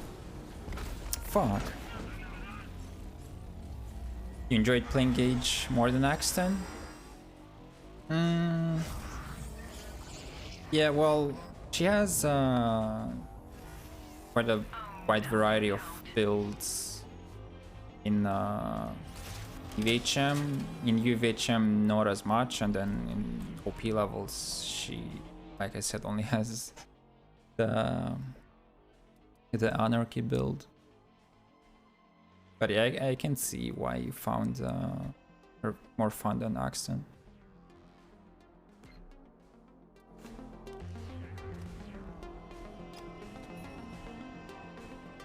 Wait, let me buy some grenades.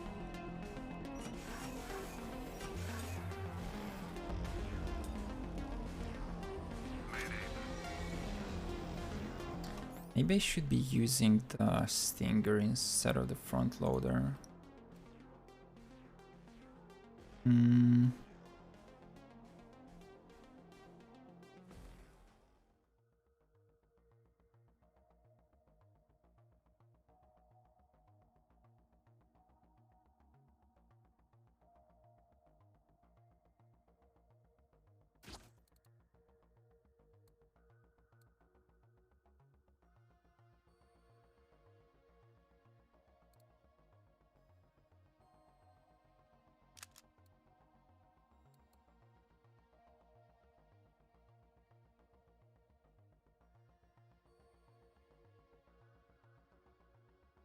And then I have this one.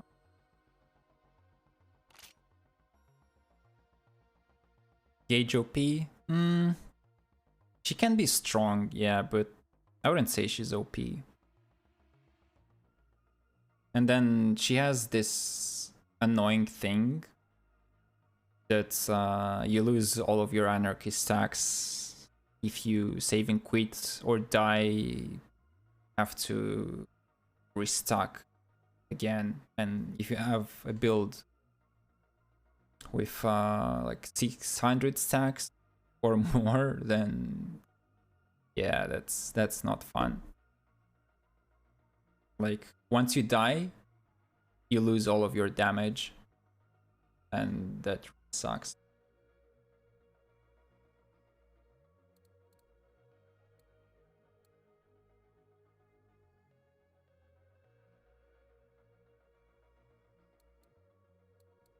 Yeah, let's see if Stinger will work. This will also give me more survivability since my health won't be as low. Try and stay out of trouble.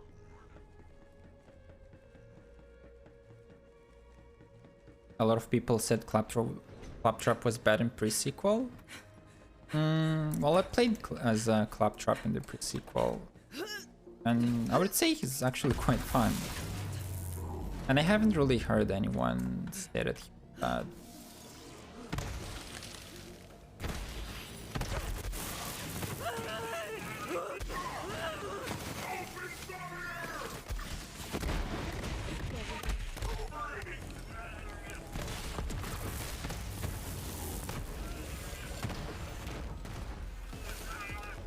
I just didn't really like the RNG of his action skills. Like, every time you'd get something new.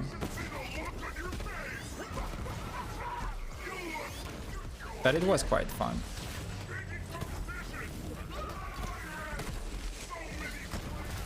Oh, I could get used to this. Aurelia was fun. I haven't played her yet. I only played Nisha for a bit, Athena, Claptrap, and Doppelganger. What's his name? Timothy.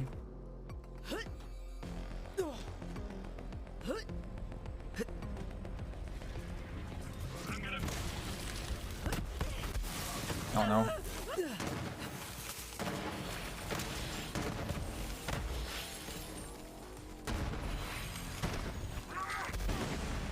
Oh, crap.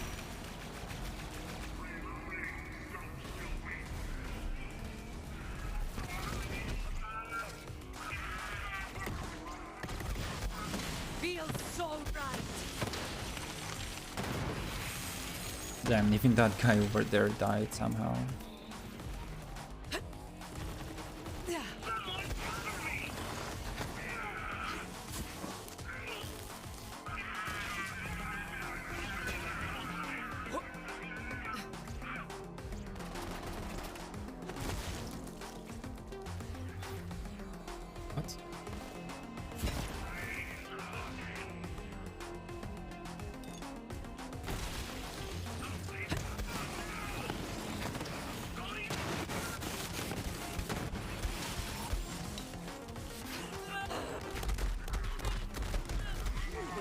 No.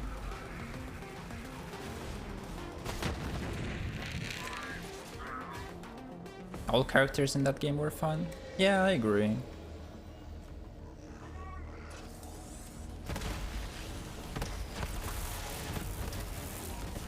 I think the pre-sequel is actually underrated.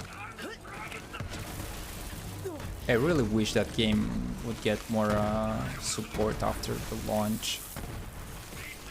More content, more patches, and hot fixes and stuff.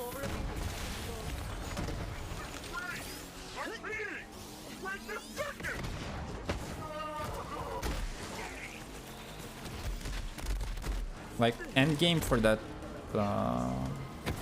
game is barely existent. Like there's not much to farm. The farms are boring. Yeah, there's just not enough content, not much stuff to do after you beat the story. Except for the one DLC that it has.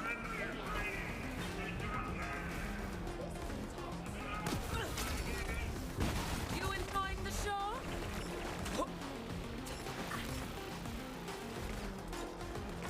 Weapons are so hot right now. Oh god, I hate these flying fuckers. They never go out of style. Trash.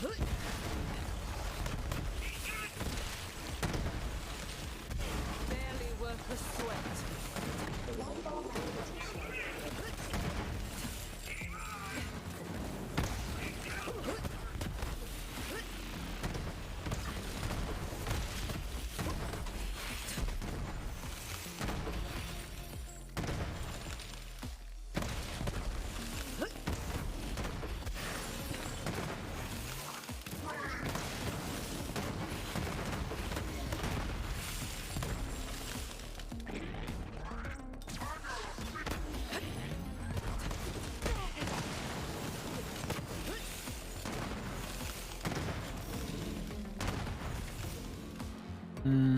When Wonderlands drops your grinding.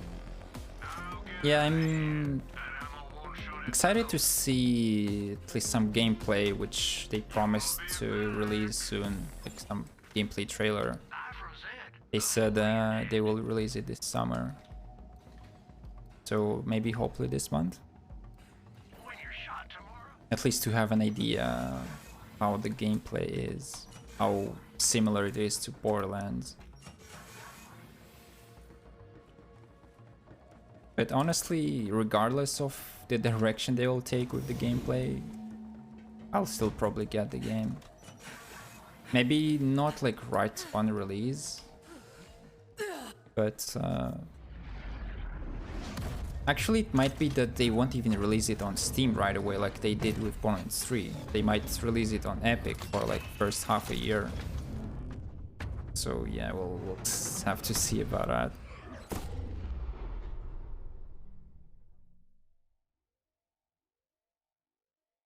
Is my favorite character in this game? You mean in Borderlands 3 or in like any Borderlands games? That is definitely your target. Light that giant bastard up.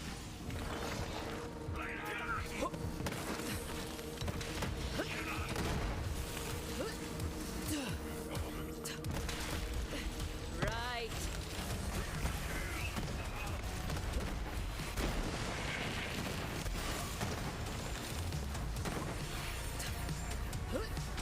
Ah. Far enough. There we go. My fist BL3? That's a tough one actually. I would say either Flak or Amara.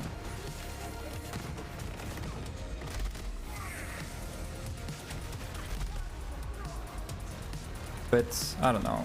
I guess I would say Flak would be like the most favorite. Although Amara is really close to it.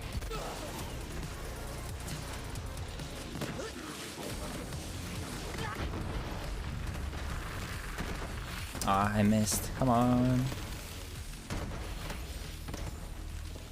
Hey, there you go. Another takedown. I'm even Oh outpacing man, my own fish slap legend. is so broken. Brilliant work, Vault Hunter. That ass kicking will make Malawan think twice before they come at us again.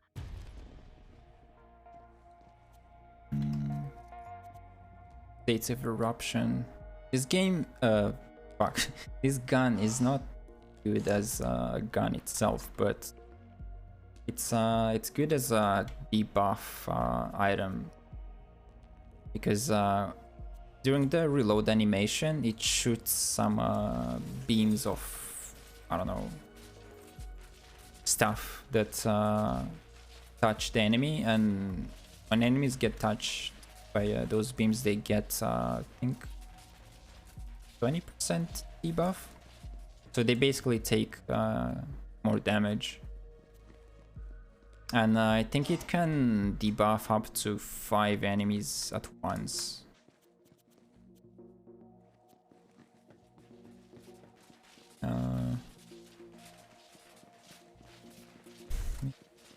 Sure, what we got?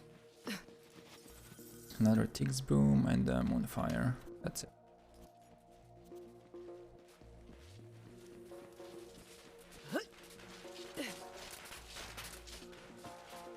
Okay, let's try. I want to show you. Where is Aista? The Lorgus. Irmo Basin. Here. So Aista has a lot of health. He has armor, he has shield, and a lot of health. And I want to show you how strong the fish slap is with the Unleash the Dragon. Need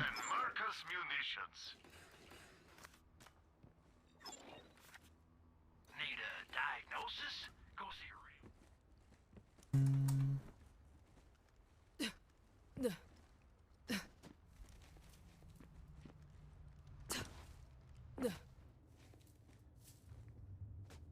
Wait, what killer are you playing?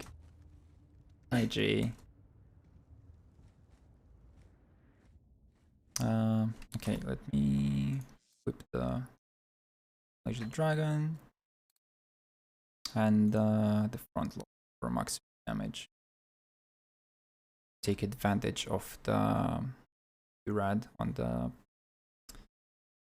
Guardian Angel. Wait, where are you? Turtle and adaptive. Guess this. Okay.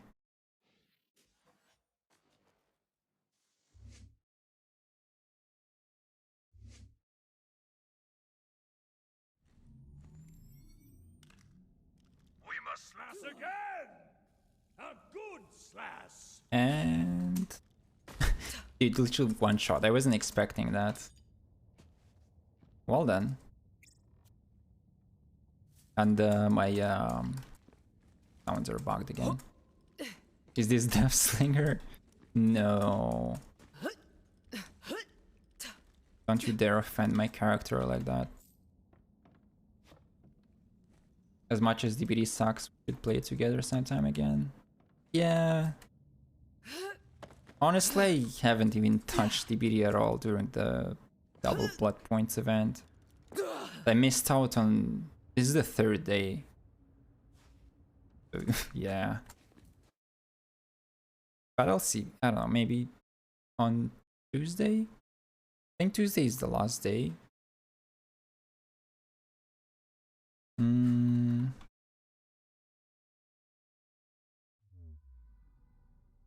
Okay, let's go to Mines and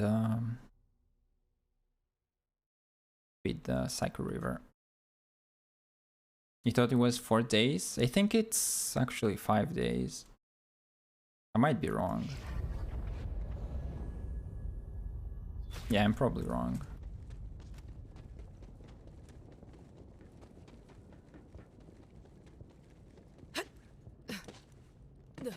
Ask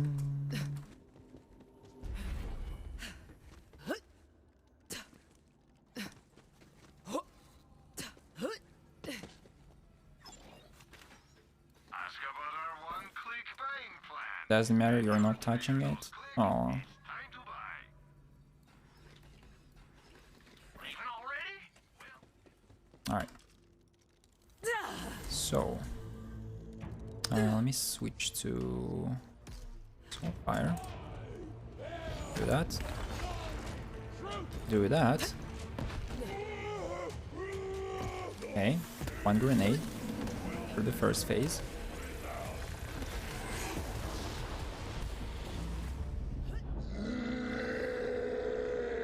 And now do this.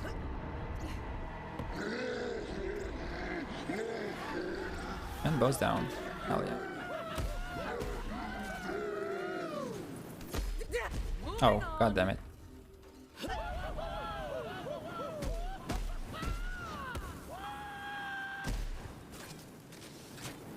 Okay, what do we got? This is all too easy.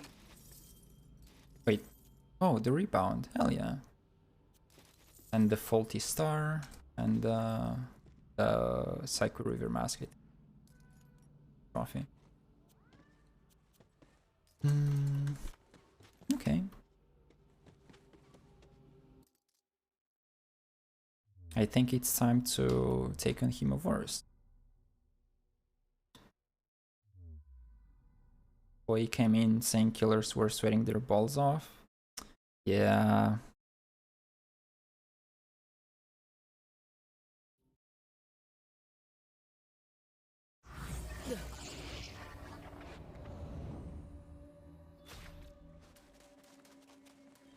nobody does bullets better than Marcus Munitions. Tired of wasting cash on respawns? Look no further. The usual. Exactly.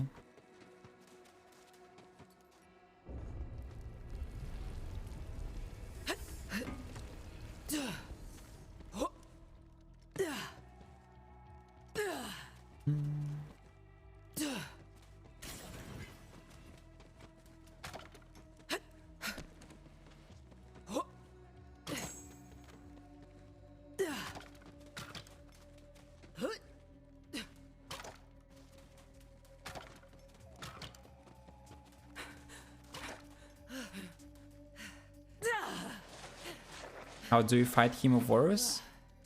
So his first stage, well, her first stage, since it's a she.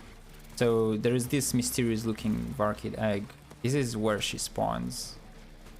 So we just pop the egg, and there she is, the Hemovorus larva. And she'll keep evolving. Let's go around, huh? Like from the larva to the doll to the badass to super badass, and then eventually to the supreme stage, which is like the actual raid boss. Ah crap. Are we through here? I hate when she's flying like that.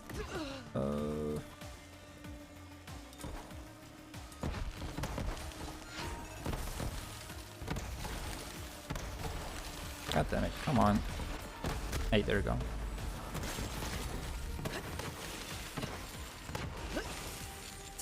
I should have been probably using the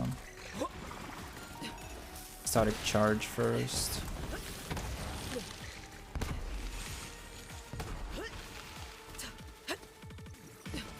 Okay, that's the super badass. Okay.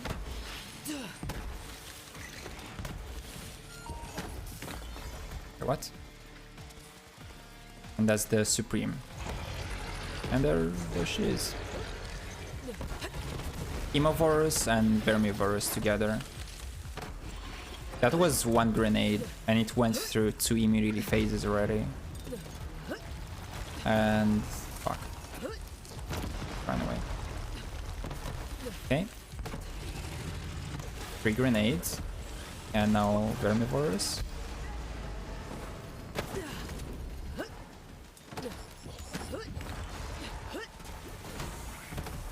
Ah, pistol, you mean? Oh, they're both dead. Nice.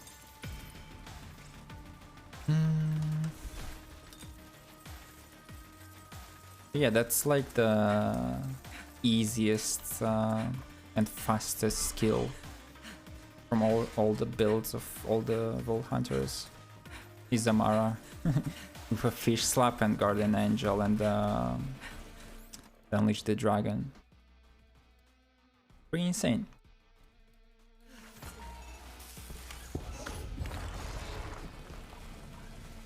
Closer! 3 grenades is all it took. Back off! Sacrifice! This is so goddamn sublime!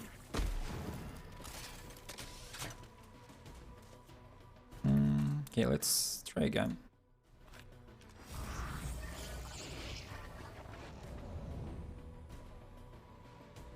Worse than usual. No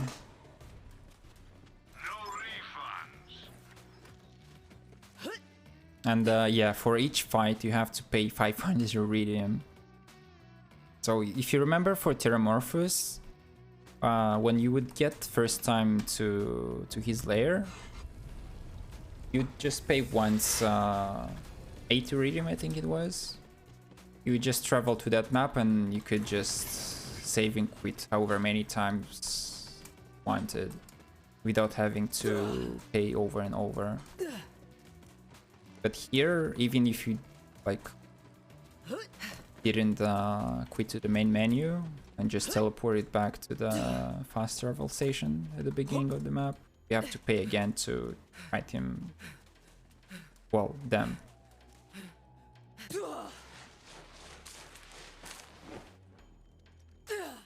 But luckily, if you happen to die, you won't have to pay again. So it's only to refight him. Enemy ahead! This is all too easy.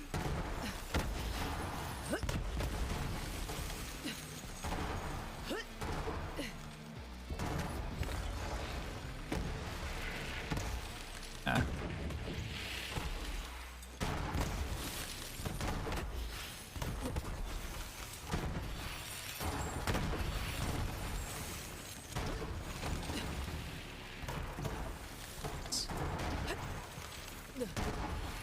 Oh. Again! Again! Fight me! Always useful.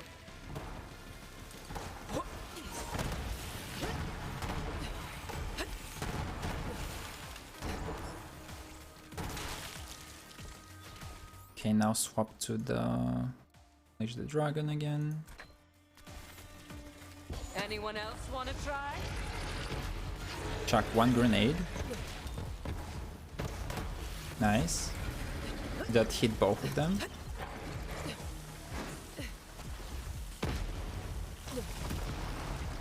And I'll try to catch them together somehow. Ah. Fine. I'll just do that. Dude, her health bar just disappeared instantly. There's so much damage.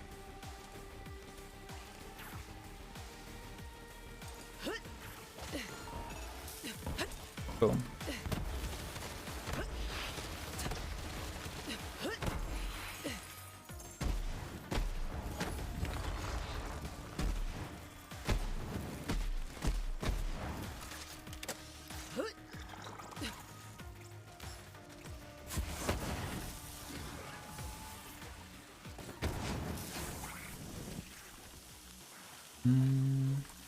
Mesmer.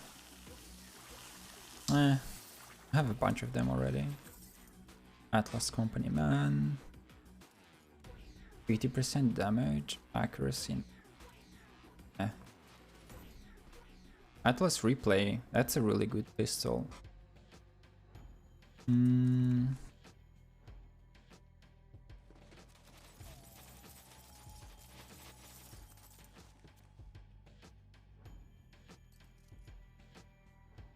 No damage. Loads, attack size, and damage. Oh. The bonuses are kind of meh. Kind of surge.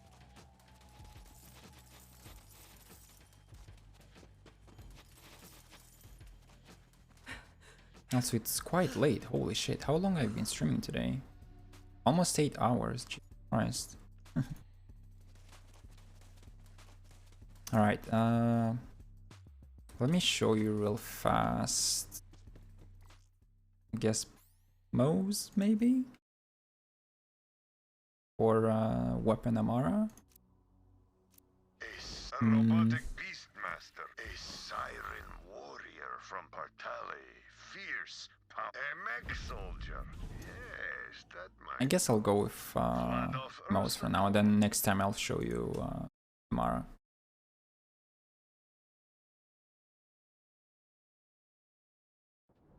Just in the last half an hour. Let me just check this vendor real quick. Ask about our one-click Wait, what buying was that? plan. When your trigger goes click, Oh. it's time to buy. When you need a dose of the red stuff, come find me. Alright, let's go to...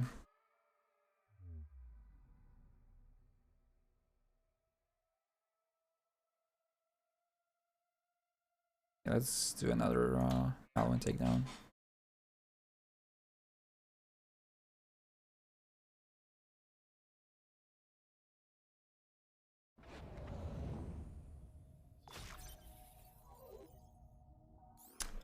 So what do we have on? Redistributor.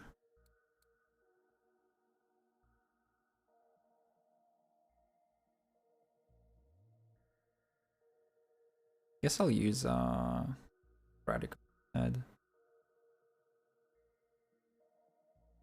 Or not. Or the torrent. Or the plasma coil. I have corrosive boomsicle. I have a ×2 super shreddy fire. Also, if you guys missed, I got a super shreddy fire today earlier. Not the ×2 variant, sadly, but yeah, it was pretty insane. I have a fearmonger, big bear, other kick charger. These are just for one-shotting bosses, and I'll show you how. And I have a couple boogeymans, fire and corrosive. But for now, I guess I could use the Kempt Herald as my pistol.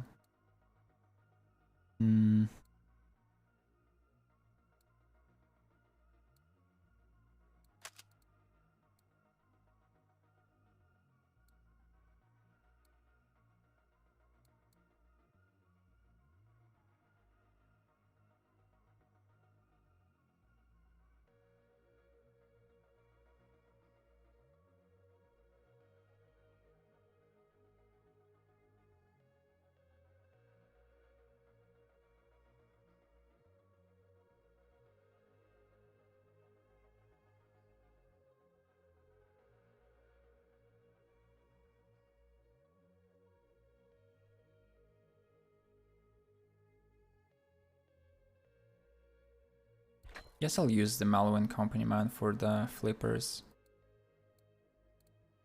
Although... Nearly finished DLC 3? Hey. I'm gonna use Drift. Oh.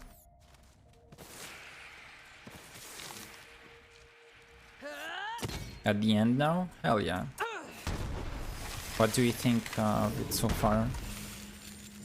How did you like it? Bullets and bombs. Quit dying already and buy a better shield.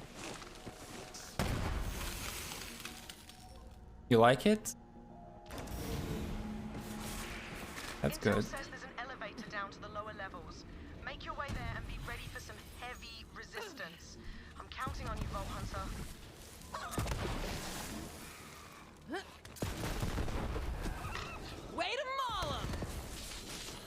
done.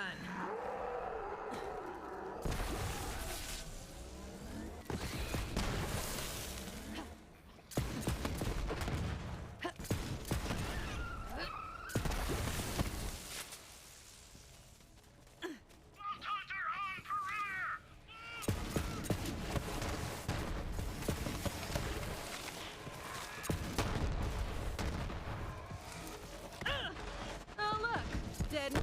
Gotta remember to keep chucking my grenades for healing.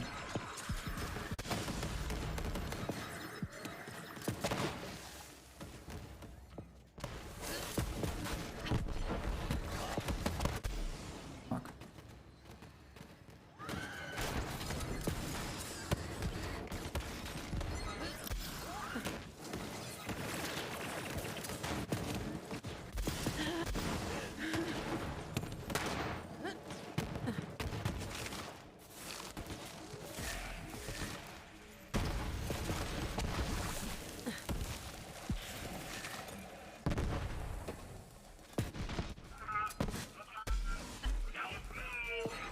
I feel like my sounds are bugging out.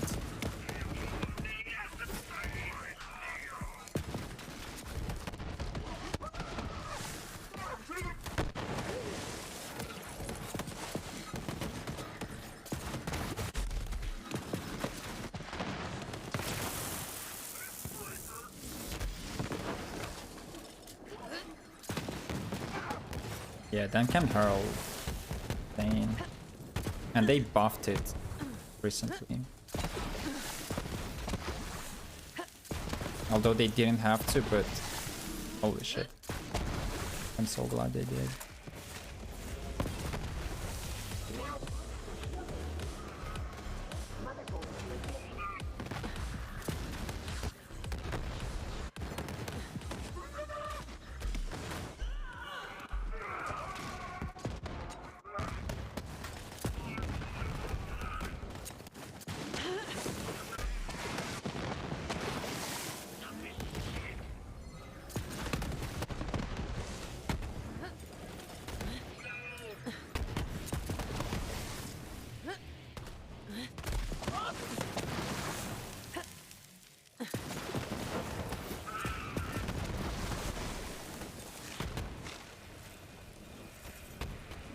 Delay. Ammo.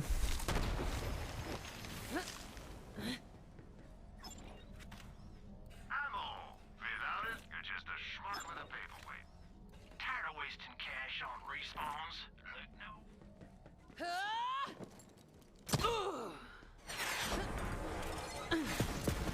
Here we go.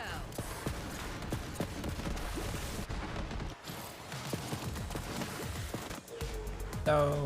God damn it.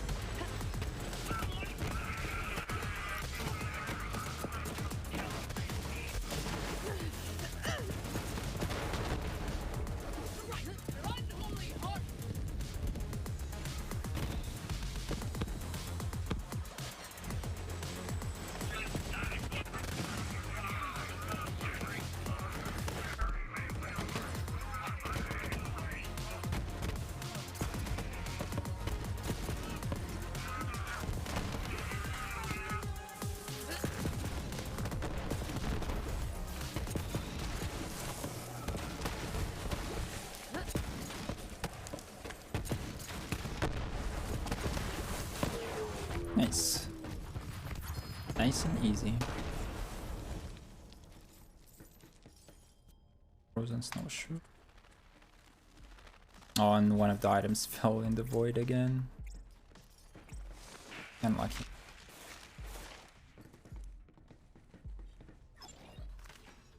I've got bullets with your name on them. Well, wait, that came out wrong. Come on back the next time.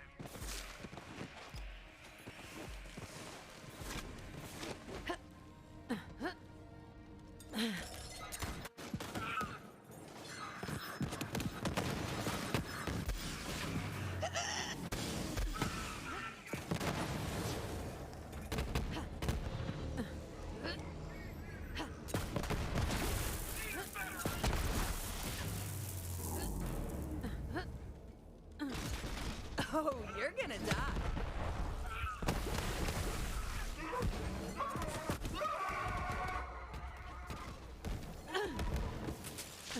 Check out that body count!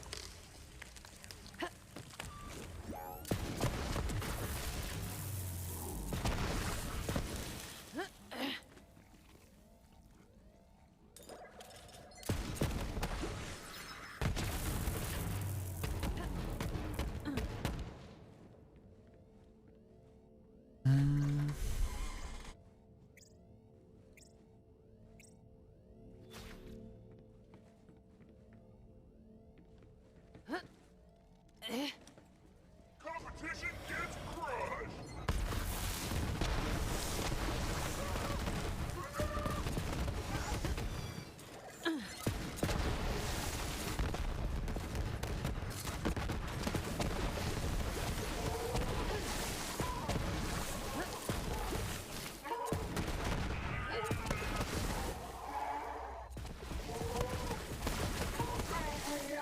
My story.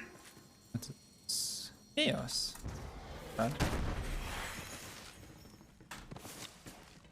Looks like we got the source of fire, buddy.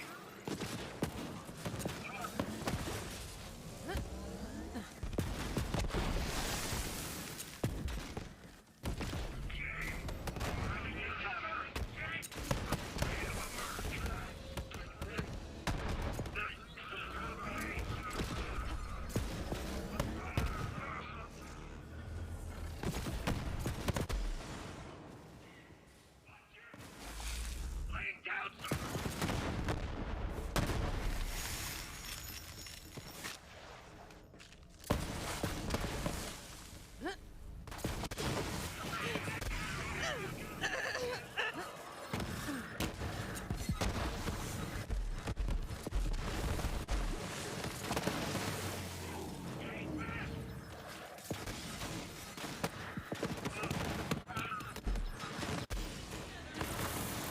No.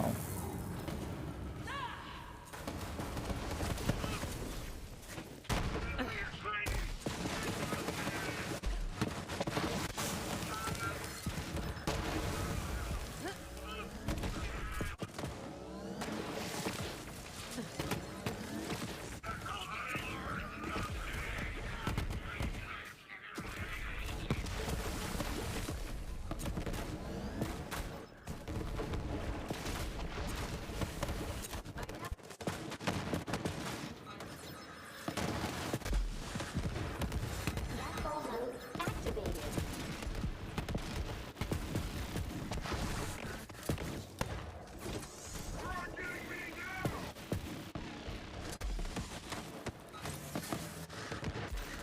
Yeah, I'm thinking I'm back.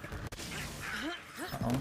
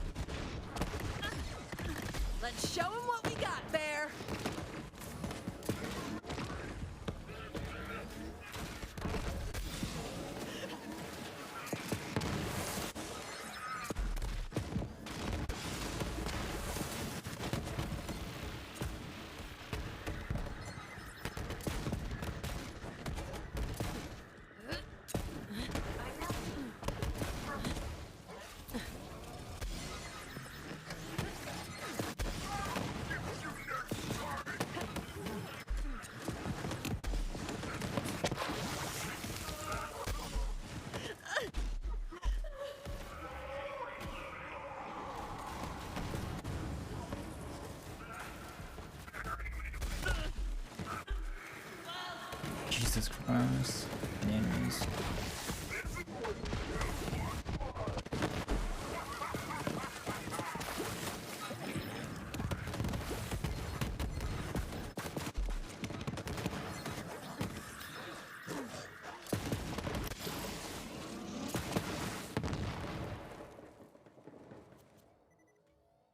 Flying.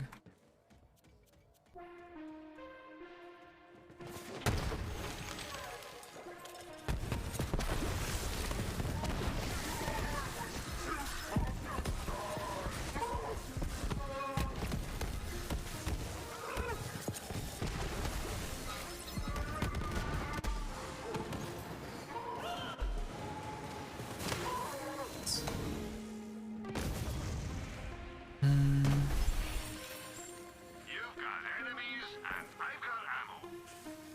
Nobody does bullets better than Marcus Munitions. Damn it, Cub, we've got work to do.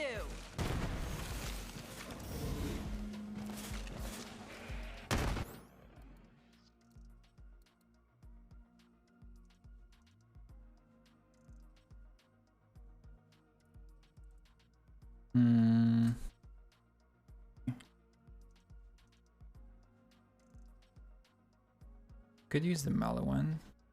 We can use the flippers besides the Uncamped Herald. But I don't think I'll need to.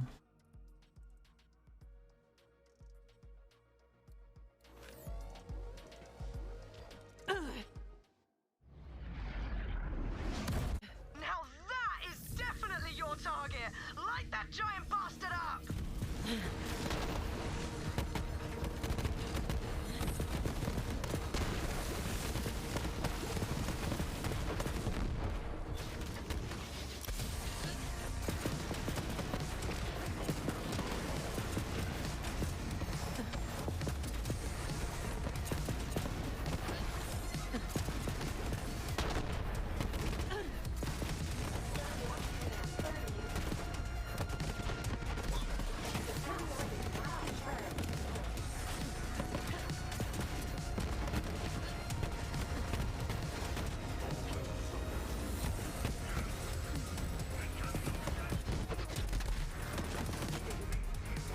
Fuck.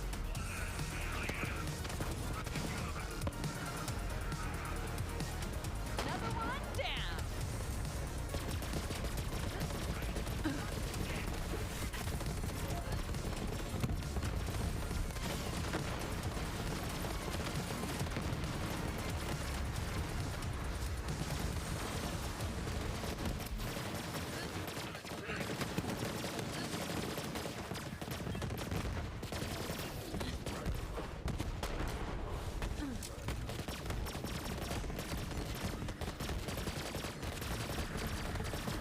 And boss down. Hell yeah. Got the bloom from the ruiner. Hey. That's nice. The bloom is definitely an interesting weapon to use. Personally, I don't worry, like it Cub. that Mama's got much. this. But yeah, it can be fun.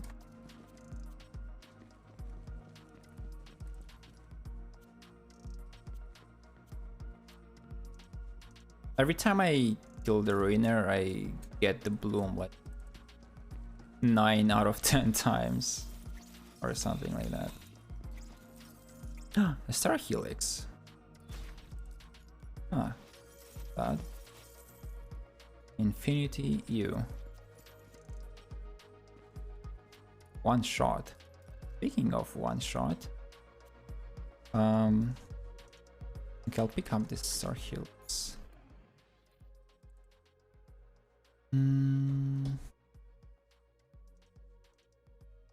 Also, Matt, you missed the speed kill on Hemovorus with melee Amara. But I can show it to you again. But first, I want to show you another speed kill. Oh, you're watching? I see. Okay, so for this, I would need a kick charger. Actually, first I need to decide who I want to kill first.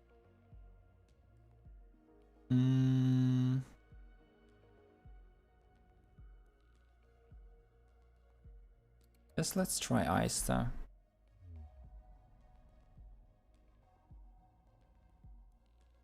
Orgus.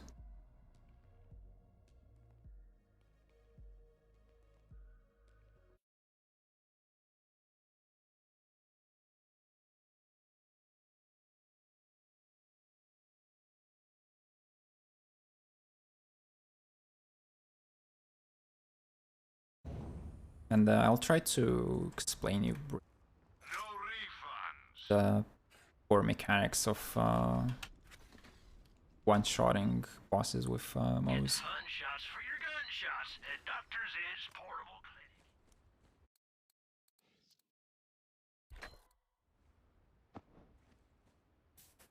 Clinic. Why are my sounds bugged?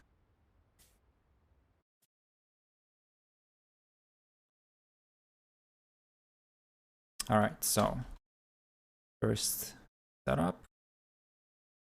I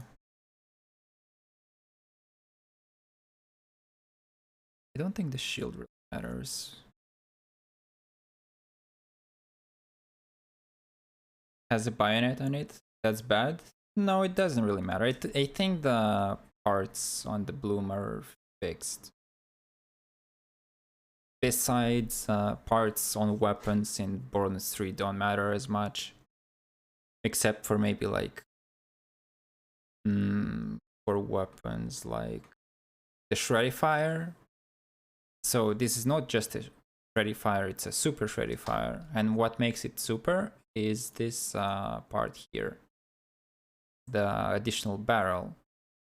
So it adds 120% more damage. And also,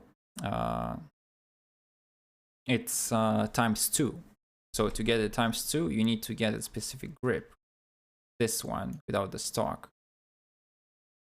But yeah, same thing goes for the boom sickle, which I also happen to have, which is there. So the sickle is the name of the assault rifle. The boom is like the prefix that you can get from a specific part, which makes it so much better. It's this attachment here. And yeah, under barrel shotgun. So this one, 150% more damage. Accuracy suffers a lot, and the bloom, like, it's really hard to control because it has a high recoil, but the damage is so much higher. So basically this is an assault rifle that's actually a shotgun, and I will show you.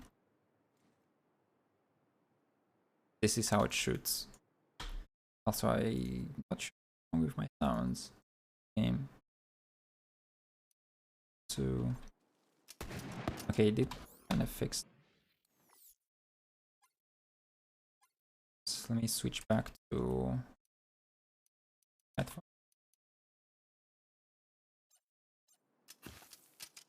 No, they're still broken. Okay, whatever. But yeah, it shoots like a shotgun. And yeah, it's really rare to get a boom sickle and a super Shreddifier and other weapons like that.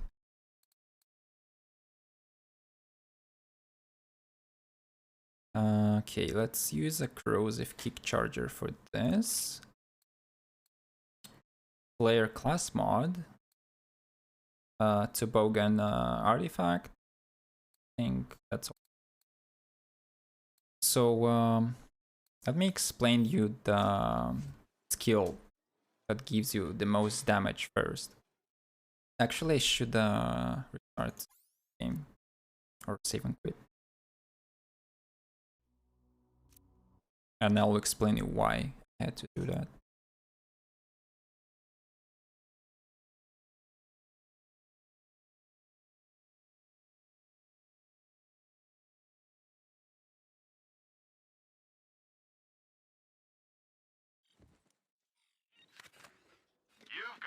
zombies. Like defender I've effect. got ammo.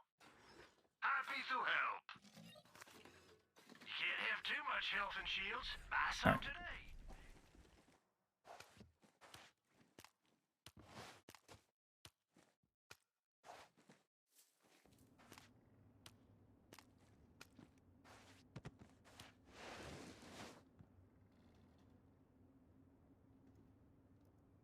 Okay, so this skill here, the capstone for the blue tree, the demolition woman, or called short fuse. So this skill, it says whenever Mouse deals gun damage, there is a chance for a secondary explosion centered on the target. Current effect, secondary explosion chance 20%, secondary explosion damage 50% of gun damage. So it would seem like it's random, yeah? But it's actually not. This skill follows a string of like numbers of ones and zeros, and the first two shots after you load into the game are actually guaranteed to proc short fuse. So there's like a predetermined string of times when the skill should proc. And you can easily predict when it's gonna proc. And yeah, if you want to one-shot bosses, just know that the first two shots are guaranteed to proc short fuse. So how this skill works is that whenever it procs, it will deal, well, 50% of the gun damage. So the higher your first, the higher the damage of your first shot, the higher the damage of that secondary explosion that will add on top of your initial damage value. So it also gets mayhem scaling. So imagine, yeah, so what makes this skill so insanely strong is that because of the mayhem scaling, which adds on top of all the damage that you deal, which is already mayhem scaled, it gets mayhem scaling again, basically. And it says that it's only 50%, but it's actually quite insane. It can deal billions of damage, if not even more, if you have like the perfect setup for it. And you just need to be careful to not lose the proc, because like if you accidentally shoot the enemy with like the wrong weapon, or like throw a grenade and the grenade touches the enemy, it will make you lose the short fuse. So the first instance of damage on the enemy, that'll be the moment when short fuse will proc. So it has to be your like primary or main weapon that you want to use, and you want to deal as much damage as possible on your first shot, just to make short fuse to basically double dip on that damage and increase it like way higher. So yeah, the mechanic of this skill is actually really complex, and there's a lot of math involved as well, and I don't think I'll be able to explain everything in like small details how this works. But yeah, just remember that once you load into the game from the main menu, you have two shots on which short fuse will proc, and you have to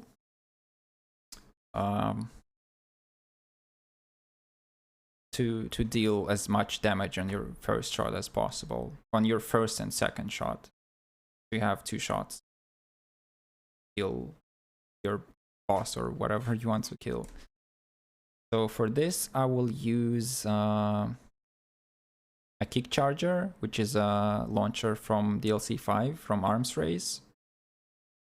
And this is basically, it looks exactly like the backburner, but it looks, well, it works completely differently. It shoots like a beam of,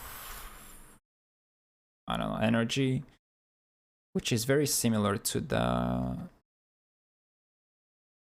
ion cannon, which I don't have on me right now. But yeah, the ion cannon is much weaker than the kick charger, and it also has the problem of high ammo consumption. But since this is a Vladov launcher, it only uses 1 ammo per shot. And yeah, the damage, as you can see, is pretty high. And I also have the 150% damage bonus for enemies above 90% health. So that will increase the initial shot damage like as much as possible. Plus I have the Flare class mod, which gives me 100% more damage while Iron Bear is active. So this works for Iron Cob. Normally this would work for Iron Bear, but it would only apply to the damage that you deal with the Iron Bear. Like, once you exit the Iron Bear, you lose that bonus. But since they added Iron Cob, which is like a mini version of the Iron Bear that just runs around autonomically, you can get all of this bonus damage like once you activate your Iron Cob.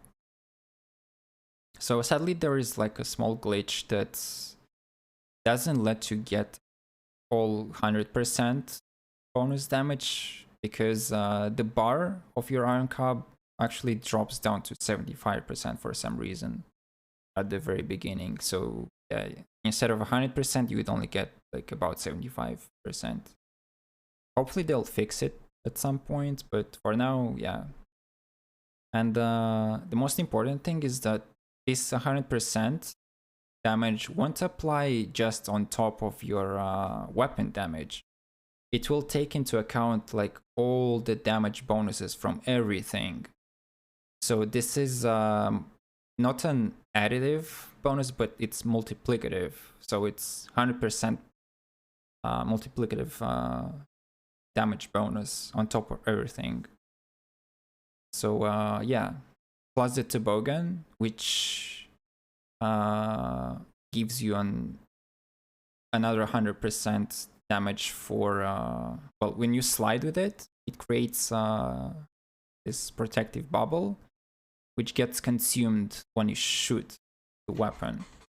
And when the bubble gets consumed, it applies amp damage to your shot, which adds 100% more damage. Plus I got some really good rolls for it on the bonuses. So 28% heavy damage, mag size, which is really nice to have, although the kick charger has a mag size of 16. Another 73% on top of that is nice to have. And area of effect damage.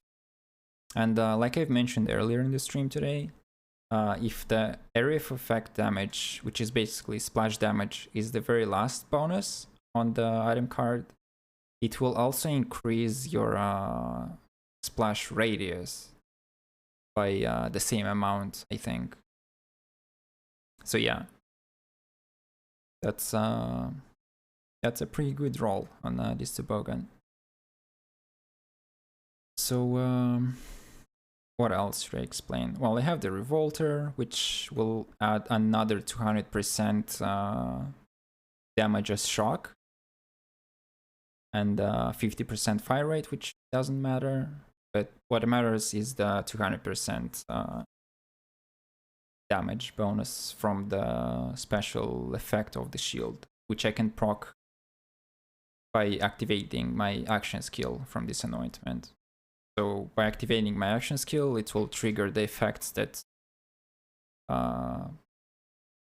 proc on shield break or fail, which in this case is on shield break, is when I get that those 200% bonus shock damage.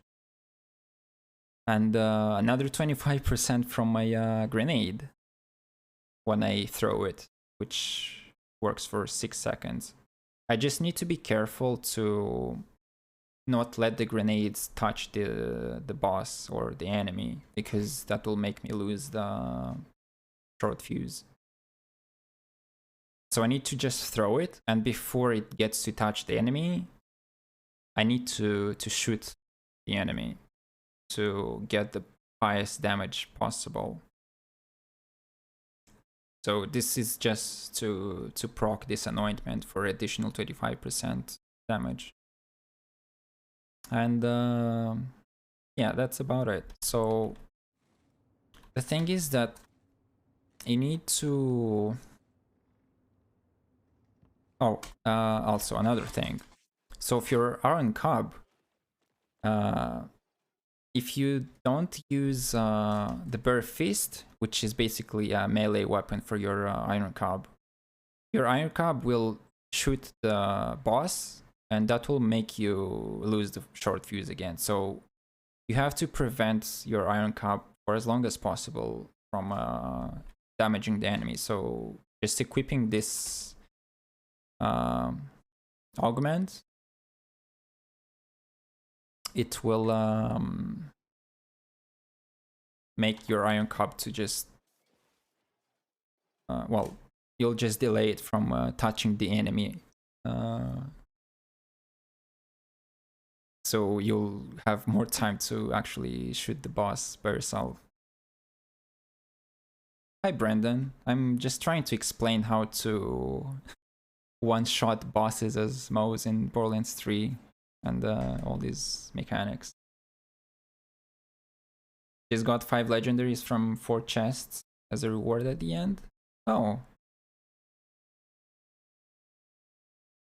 That's nice. I think you're talking about the ones from the bank in Vestige, right? One shot? Yeah. And yeah, Moes is like the master of one-shotting. It's really tricky to get it though, and sadly it doesn't work in every situation. So yeah. Yeah, so equip your Bare Fist on your Iron Cub, so the Iron Cub won't get to touch the boss, not lose the short fuse. And after throwing your grenade to proc this anointment, don't let it touch the enemy before you shoot it yourself. So okay, I'll have to do that first. Slide. And I missed. Wait, what? I think I fucked up somehow. Hold up. Don't know if that's luck or it's fixed. Well, only one item from the middle chest is fixed. It's the Dakota, the shotgun, and just a unique purple shotgun. The rest of the loot is random, so you can get all the legendaries or nothing. But normally the chances of getting legendaries from rare chests are very high.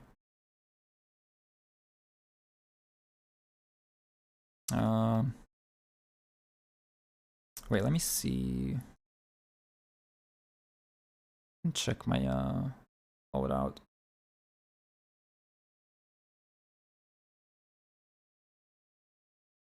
Now, what happened to my inventory? Maybe I should use the fire one instead. Okay. Okay, the flare, toboggan. All right. Try again. Also, don't mind my broken sound. I don't know what happened with the game. I think I've just played for too long. Alright, so let's try again. Hmm.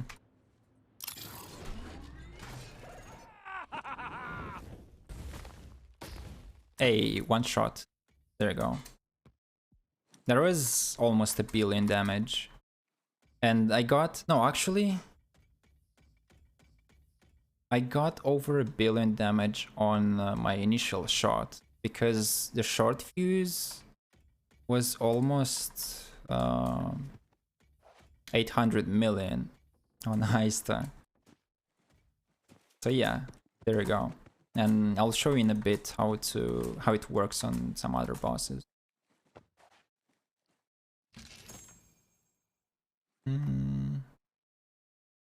So for example, let's try it on Psycho River.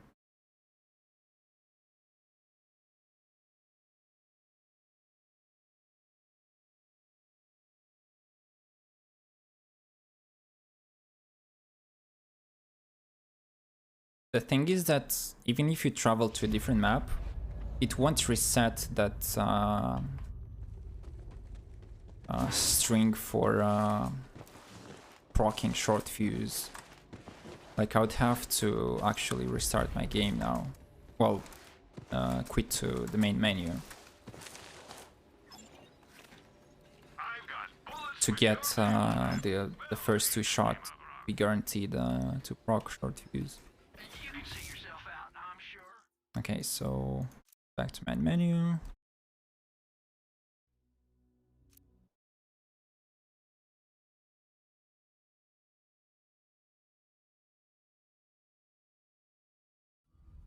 Okay, and now the game will look at that string and it will see that I haven't shot any enemies. So basically it's at the beginning of that string, which has 2 guaranteed procs for short fuse. So let me just check the vendor real quick for some potential one-shotter shields. Okay, so I guess I'll activate my Iron Cub after I get here. Okay, so like this. Wait, that didn't work? Hold up.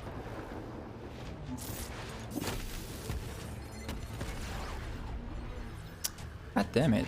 What happened to my Iron Cub?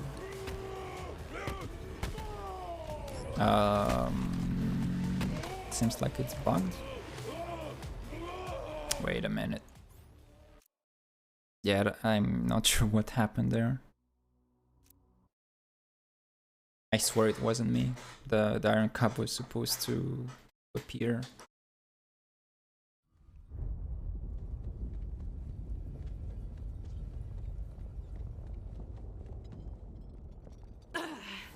Okay, I guess I'll just do this. Yeah, there we go. So. Hold up, what? Why didn't it work? Okay, that's just straight up weird now.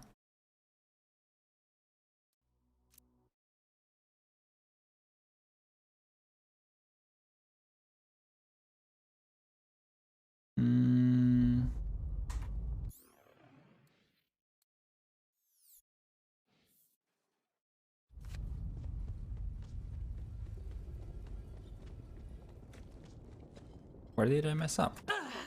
Ursicor never dies!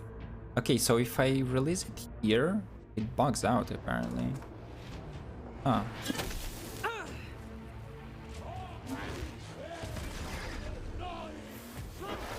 Yeah, that was like half the damage that I would have gotten had the flare gave me all the damage.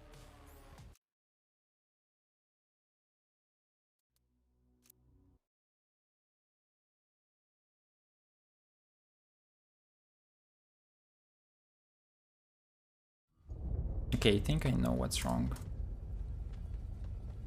Wait, what's that? Oh. Ask about our one-click buying plan. When your trigger goes click, it's time to buy. Zeds meds, baby. Zeds meds. Alright, so I'll have to release my Iron Cub at the bottom instead. go right here. Kicking it up a notch. What? Did I miss? There we go. Yeah, but then because I missed my first shot. No, it still should work, right? Let's see. Yeah, there we go. Wrong chick. Still worked. Nice. 2 shots for the Psycho River. I would have one-shot him had he not have stupid immunity faded. And lovable rogue. And a plus ultra with Roid and Amp. Eh. Okay, now I want to one-shot the what's his name?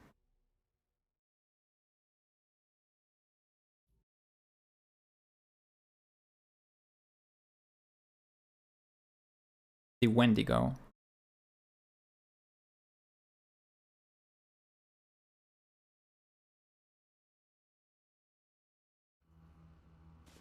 Sadly, he's resistant to fire. I think actually he's immune to fire, so I'll have to use a different element. I think corrosive has the smallest damage penalty for not matching the element. Let me see. Against health. What about shock? I think shock is the lowest. Gonna be 1 star and 3 stars for sure. Yeah.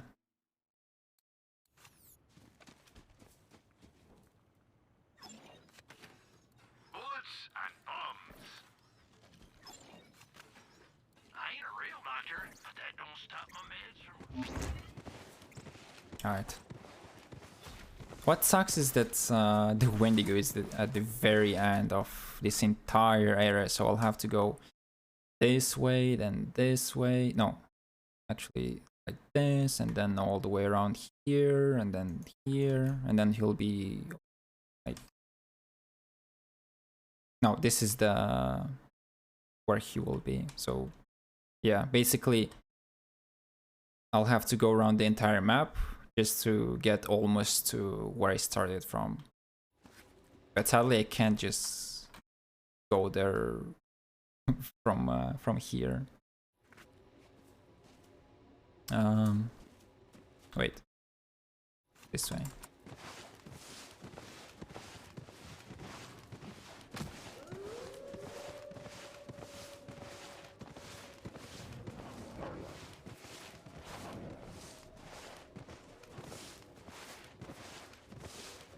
The toboggan doesn't give me as much slide speed as the snowdrift. It's only 100% slide speed compared to 129 for the snowdrift. But the good thing about it is that it doesn't launch that stupid snowball that can hit the barrels in front of you and just kill you instantly. Which is one really annoying thing with the snowdrift.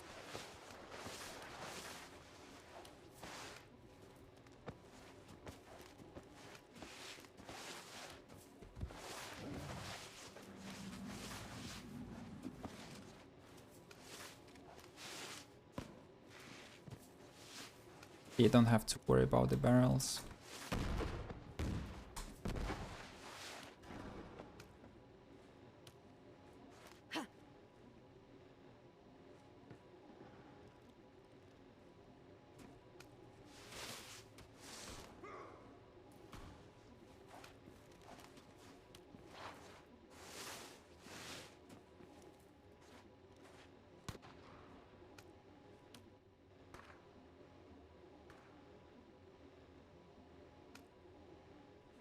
Okay, almost there. Take this.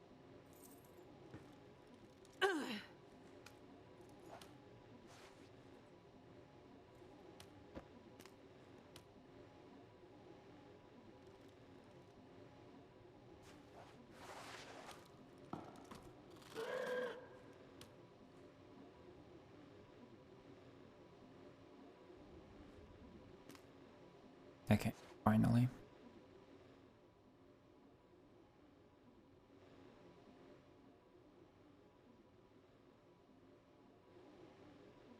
Alright, so release the iron cub. Throw a grenade. Slide. And... work. Was it because... No, I don't think so. Okay, yeah, I'm not sure what happened there. Let's try again.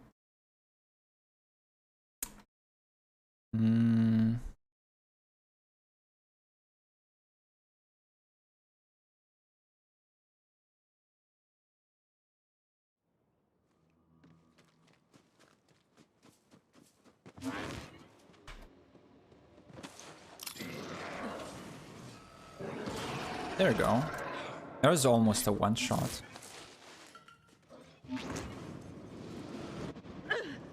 Yeah, and then as you can see, it doesn't proc on the other shots. There are only like some certain moments when it procs. And sadly, I don't know the pattern that it follows, like exactly. But there is that string that the game follows to know when to proc short. It's posted on the game's forums somewhere.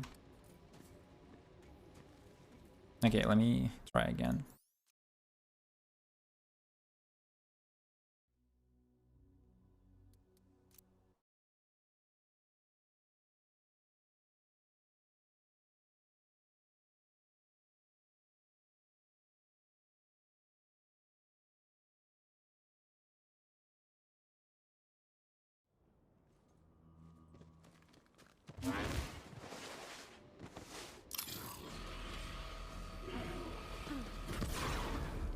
What? Did I miss?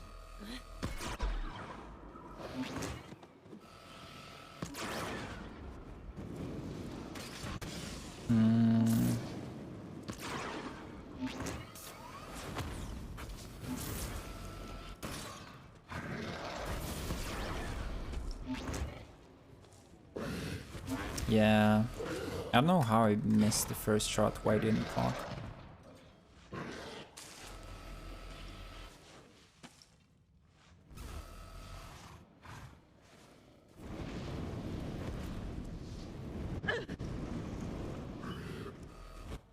Fuck.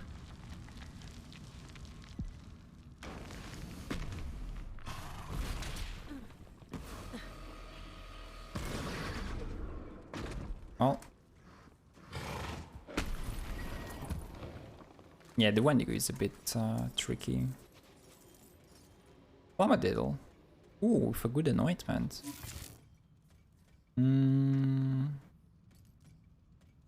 Take it, yes. Okay, who else should I try as the last boss to one shot?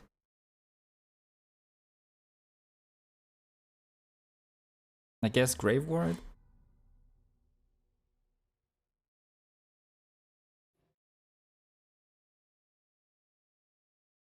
And then I also have the Seer.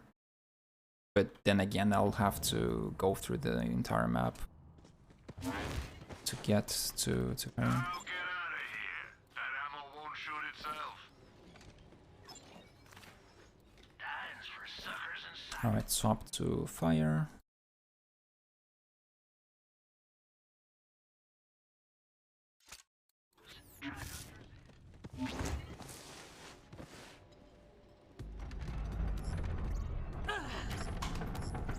Come on.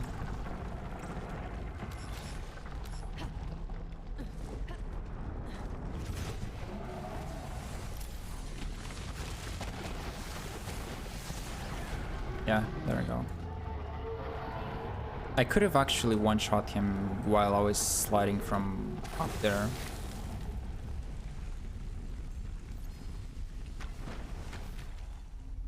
So I'll try again. That's a warlord.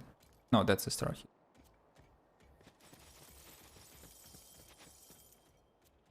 Alright, let's try again.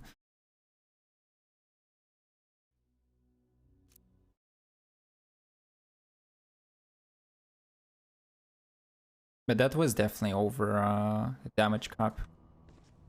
There's over 1 billion for sure. Because I couldn't even see the damage numbers. Oh, come on, dude. I got the cloning maddening, but it's the wrong grenade. It's the frag grenade from TDR. If it was the tracker from Atlas, I would have been happy. But sadly I can't. This one for Vampire. I mean, I can, but the thing is that it doesn't track the enemies. So you have to be more careful where I throw it.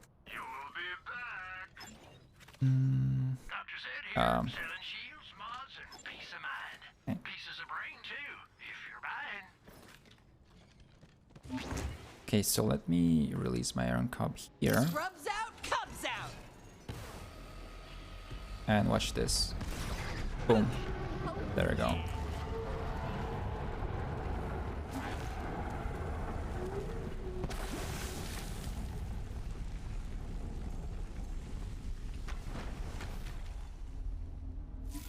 And we got a flash metal auto idol. Huh. And the head we have.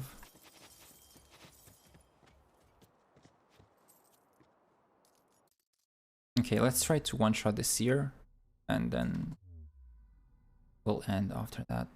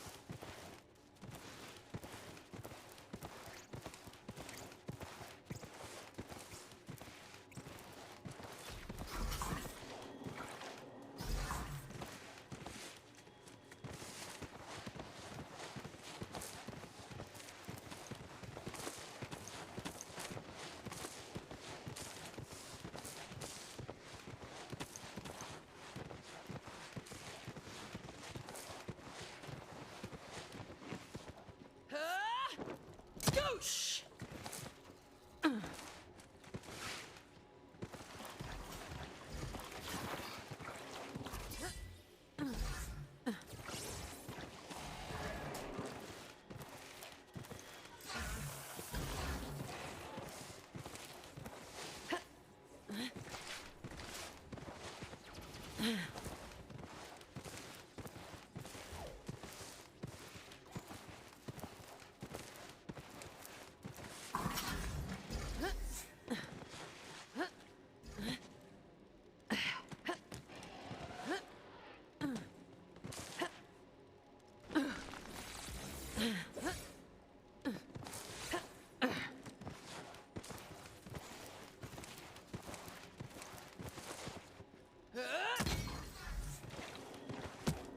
Ah, goddammit.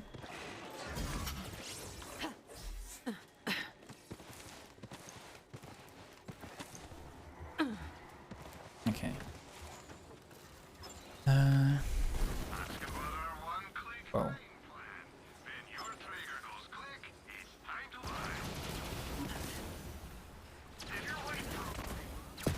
Put a helmet. So for this one, I should propose the corrosive one.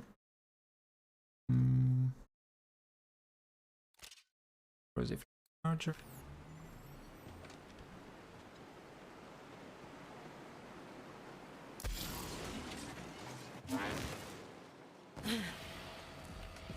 Now to not miss, and I missed, goddammit. Fuck. Yeah, I fucked it up.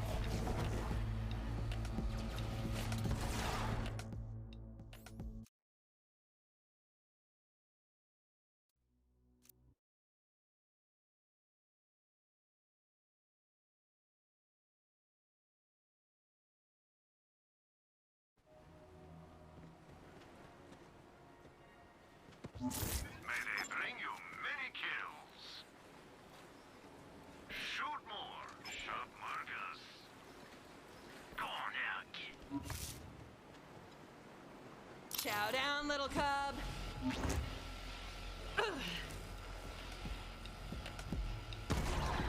Hey, well, almost.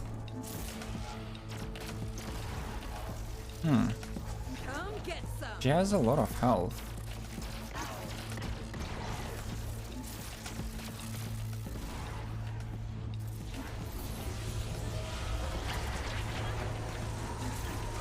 Yeah, it's a bit more tricky to one-shot the seer.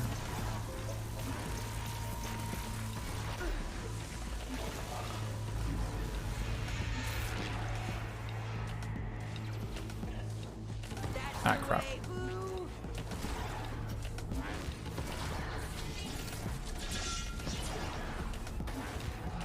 I'm just looking for that short fuse to proc. Let me switch to shock. Imagine one-shotting. Yeah, well, I managed to one-shot her a couple times, but it's very tricky. Fuck.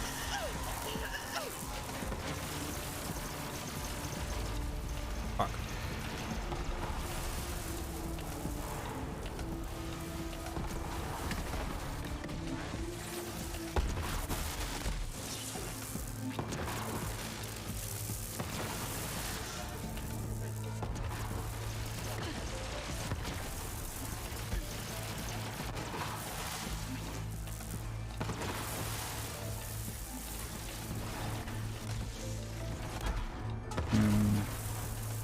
Dams.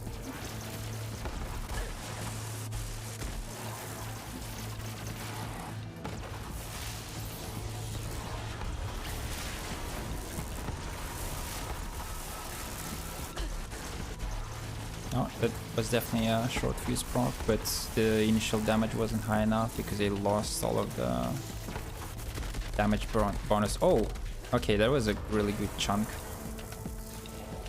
If I had my Iron Cub up, that would have been a one-shot.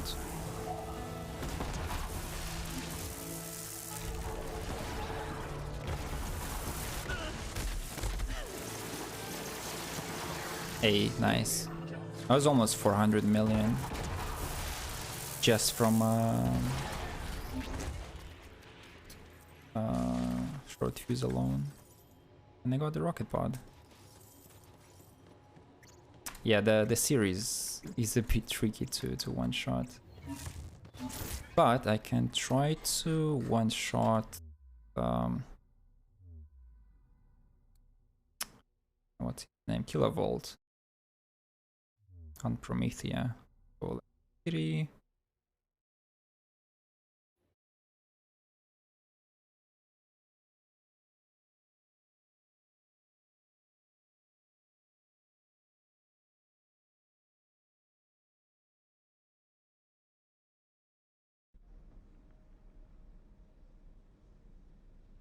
You've got enemies, and I've got ammo. Buy yourself a mod for the. It's a bit trippy having the sounds bugged, not working properly. Okay, so he is right here.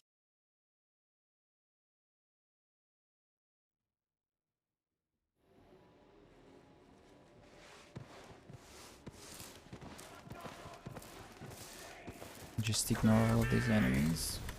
I've got a screenplay. You lost me a read.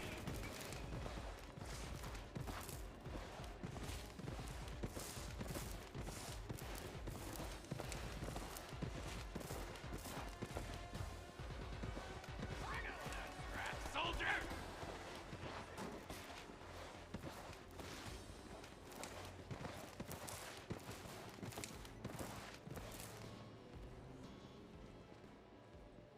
My pinky hurts from pressing control for sliding so much.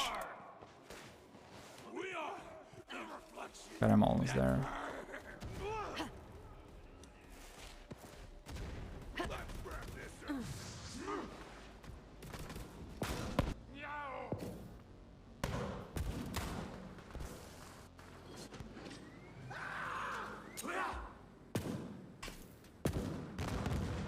Alright. Yeah, I'll have to save and quit. Um,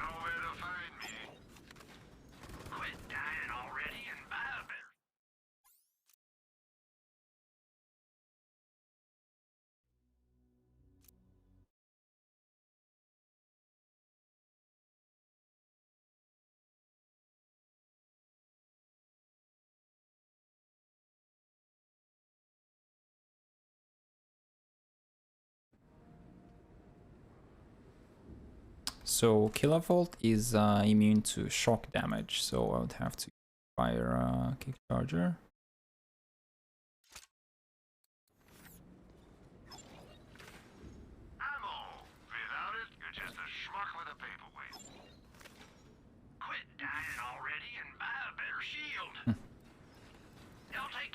Alright.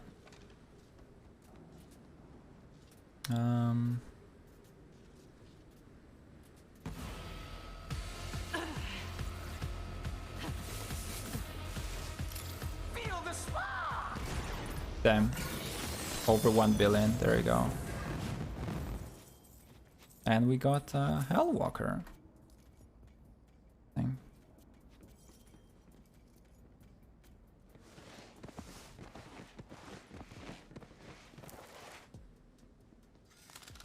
So you know he has an immunity phase as well in between. And yeah, it just completely skipped everything. He got deleted from existence. Okay, let's try one more time.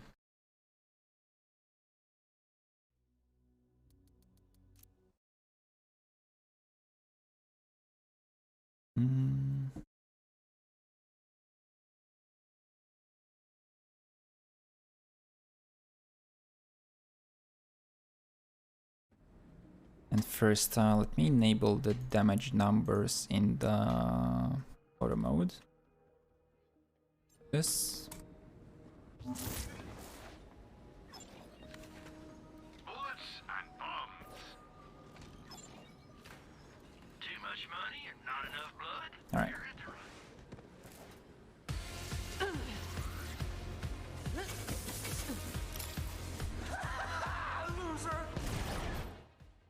See? This 75 million doesn't matter. That's fire damage from my firing this CAC then probably.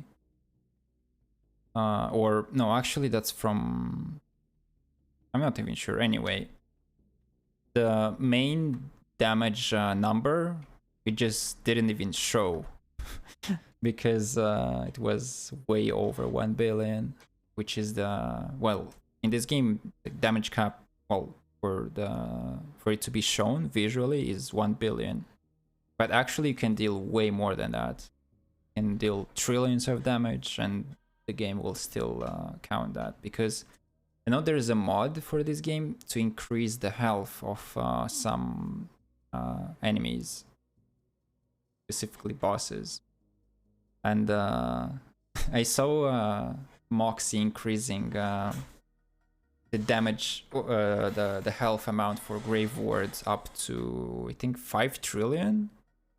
And he managed to one-shot him with Zane, with the complex route. He was using a one-shotter and the version 0.m for all the amp damage. And he was using the Techspert, I think.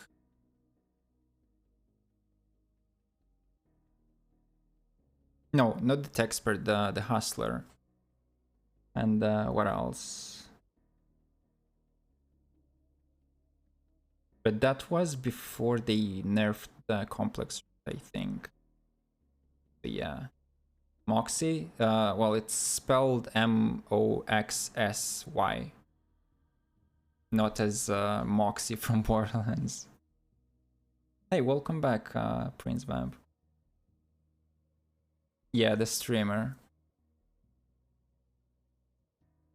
So, yeah. I just one-shot... yeah. I one-shot Kilovolt for over 1 billion damage with Moze. This 75 million damage here is irrelevant. That's from my either Firing the Skagden or Selfless Vengeance. No, sorry, the Cloud of Lead. Yeah, but then it should only proc every 4th shot. I don't think it can ever proc on my 1st shot. So yeah, that was definitely from Firing the Skagden. And that was only 75 million. But obviously he has more than 75 million health. And yeah, I can show you again if you want, in case you missed Prince Vamp. Just what Mose is capable of. And I showed earlier one-shotting Graveward and who else from the base game, since you don't have the DLC.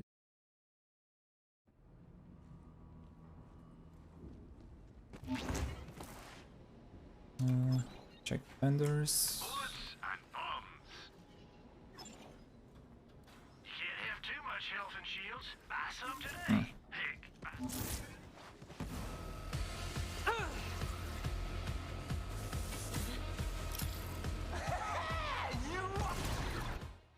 One shot, and again, no damage number, because the game couldn't display it because it was that high.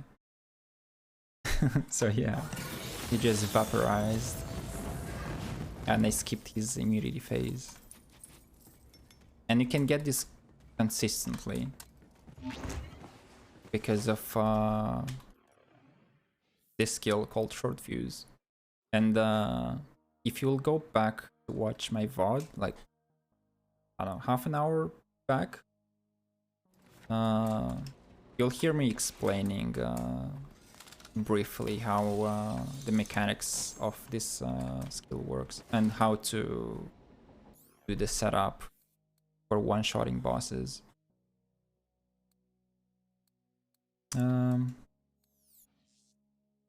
Also, I have a chest here. Is there a strat for that? Because you want to join and get monarchs?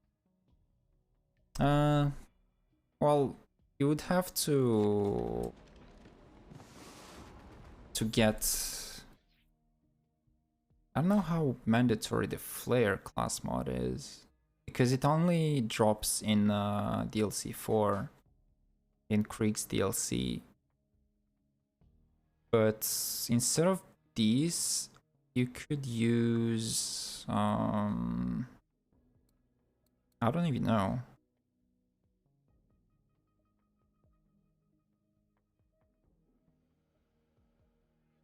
Well, you could use anything, actually. But you just need something to boost your initial shot damage as high as possible. And this is like the best way to do that, most consistently. Because you could like use the Blastmaster, but to get up to 100% splash damage, you would have to shoot continuously for a whole minute without reloading. And then for Minesweeper, yeah, just, I mean, yeah, you'd have to try and see what works for you from the base game. But yeah, it's a very specific setup. But yeah, the most important part of this build is this skill. And maybe next stream, which will be next weekend, I'll stream Borderlands 3 again. And I'll try to explain all of this stuff more in depth. So if you'll tune in, then I'll try to explain you as much this stuff as I'll be able to. Because yeah, I want to end it here for today. It's really late. It's almost 5 AM for me, and I've been live for over 8 hours, almost 9 hours already. Holy shit! Yeah, I wasn't expecting to for this long today. So yeah, I'm going to end here, and let me see if I have anyone to raid.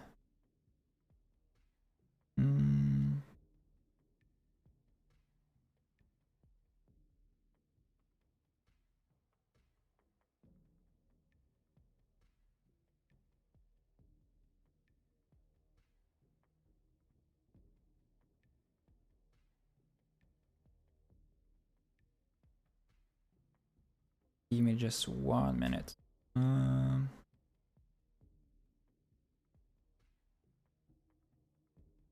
Thanks for the stream. No worries. Right, bro. Have a good rest of the day. Hey, thank you. Or night. Yeah, it's pretty much morning for me, and I have work in 4 hours. So hopefully I'll be able to get some rest until then, at least a bit. Thank you for Strum. I hope you guys enjoyed. I mean, it was probably a bit boring at times, especially when I wasn't talking or was struggling to explain some of the stuff, since I'm really bad at it. But yeah, hopefully next time when I'll stream Borderlands 3 again, next weekend, I will try to explain a bit better all the mechanics, because there's a lot and it's just so hard to remember everything. Like, in my head I understand perfectly how everything works, but like, and I can visualize it and link together how and why things work, but like, it's really difficult to explain stuff. I've helped you out a lot. Hey, I'm glad to hear that. There are definitely some more builds for Flak. Like, there's a build around Gamma Burst that I haven't tried yet. But once I will put a build together around Gamma Burst, and if I'll be happy about it, then I'll definitely show it off on stream. And maybe in the future I will also upload some videos to YouTube about Borderlands stuff, like in a more scripted manner, more concise and better explained. But we'll see about that. But for now, I don't know, I don't really have anyone to raid, sadly.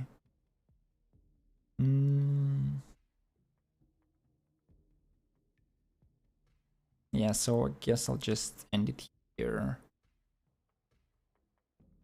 Yeah, okay, anyway, hope you guys enjoyed. I'll see you guys next week on Tuesday. I'm going to be playing Dead by Daylight as usually. And yeah, from there I'll just follow my normal schedule, which is Tuesday, Thursday, Saturday, and then I'll probably do stream on Sunday again, just like today. Because on Saturday I'm going to play the DLCs for Metro Exodus, and then on Sunday I'll play BL3 again. So yeah, see you guys then. Have a good rest of your night or evening, and take care. Have a good night. Bye bye.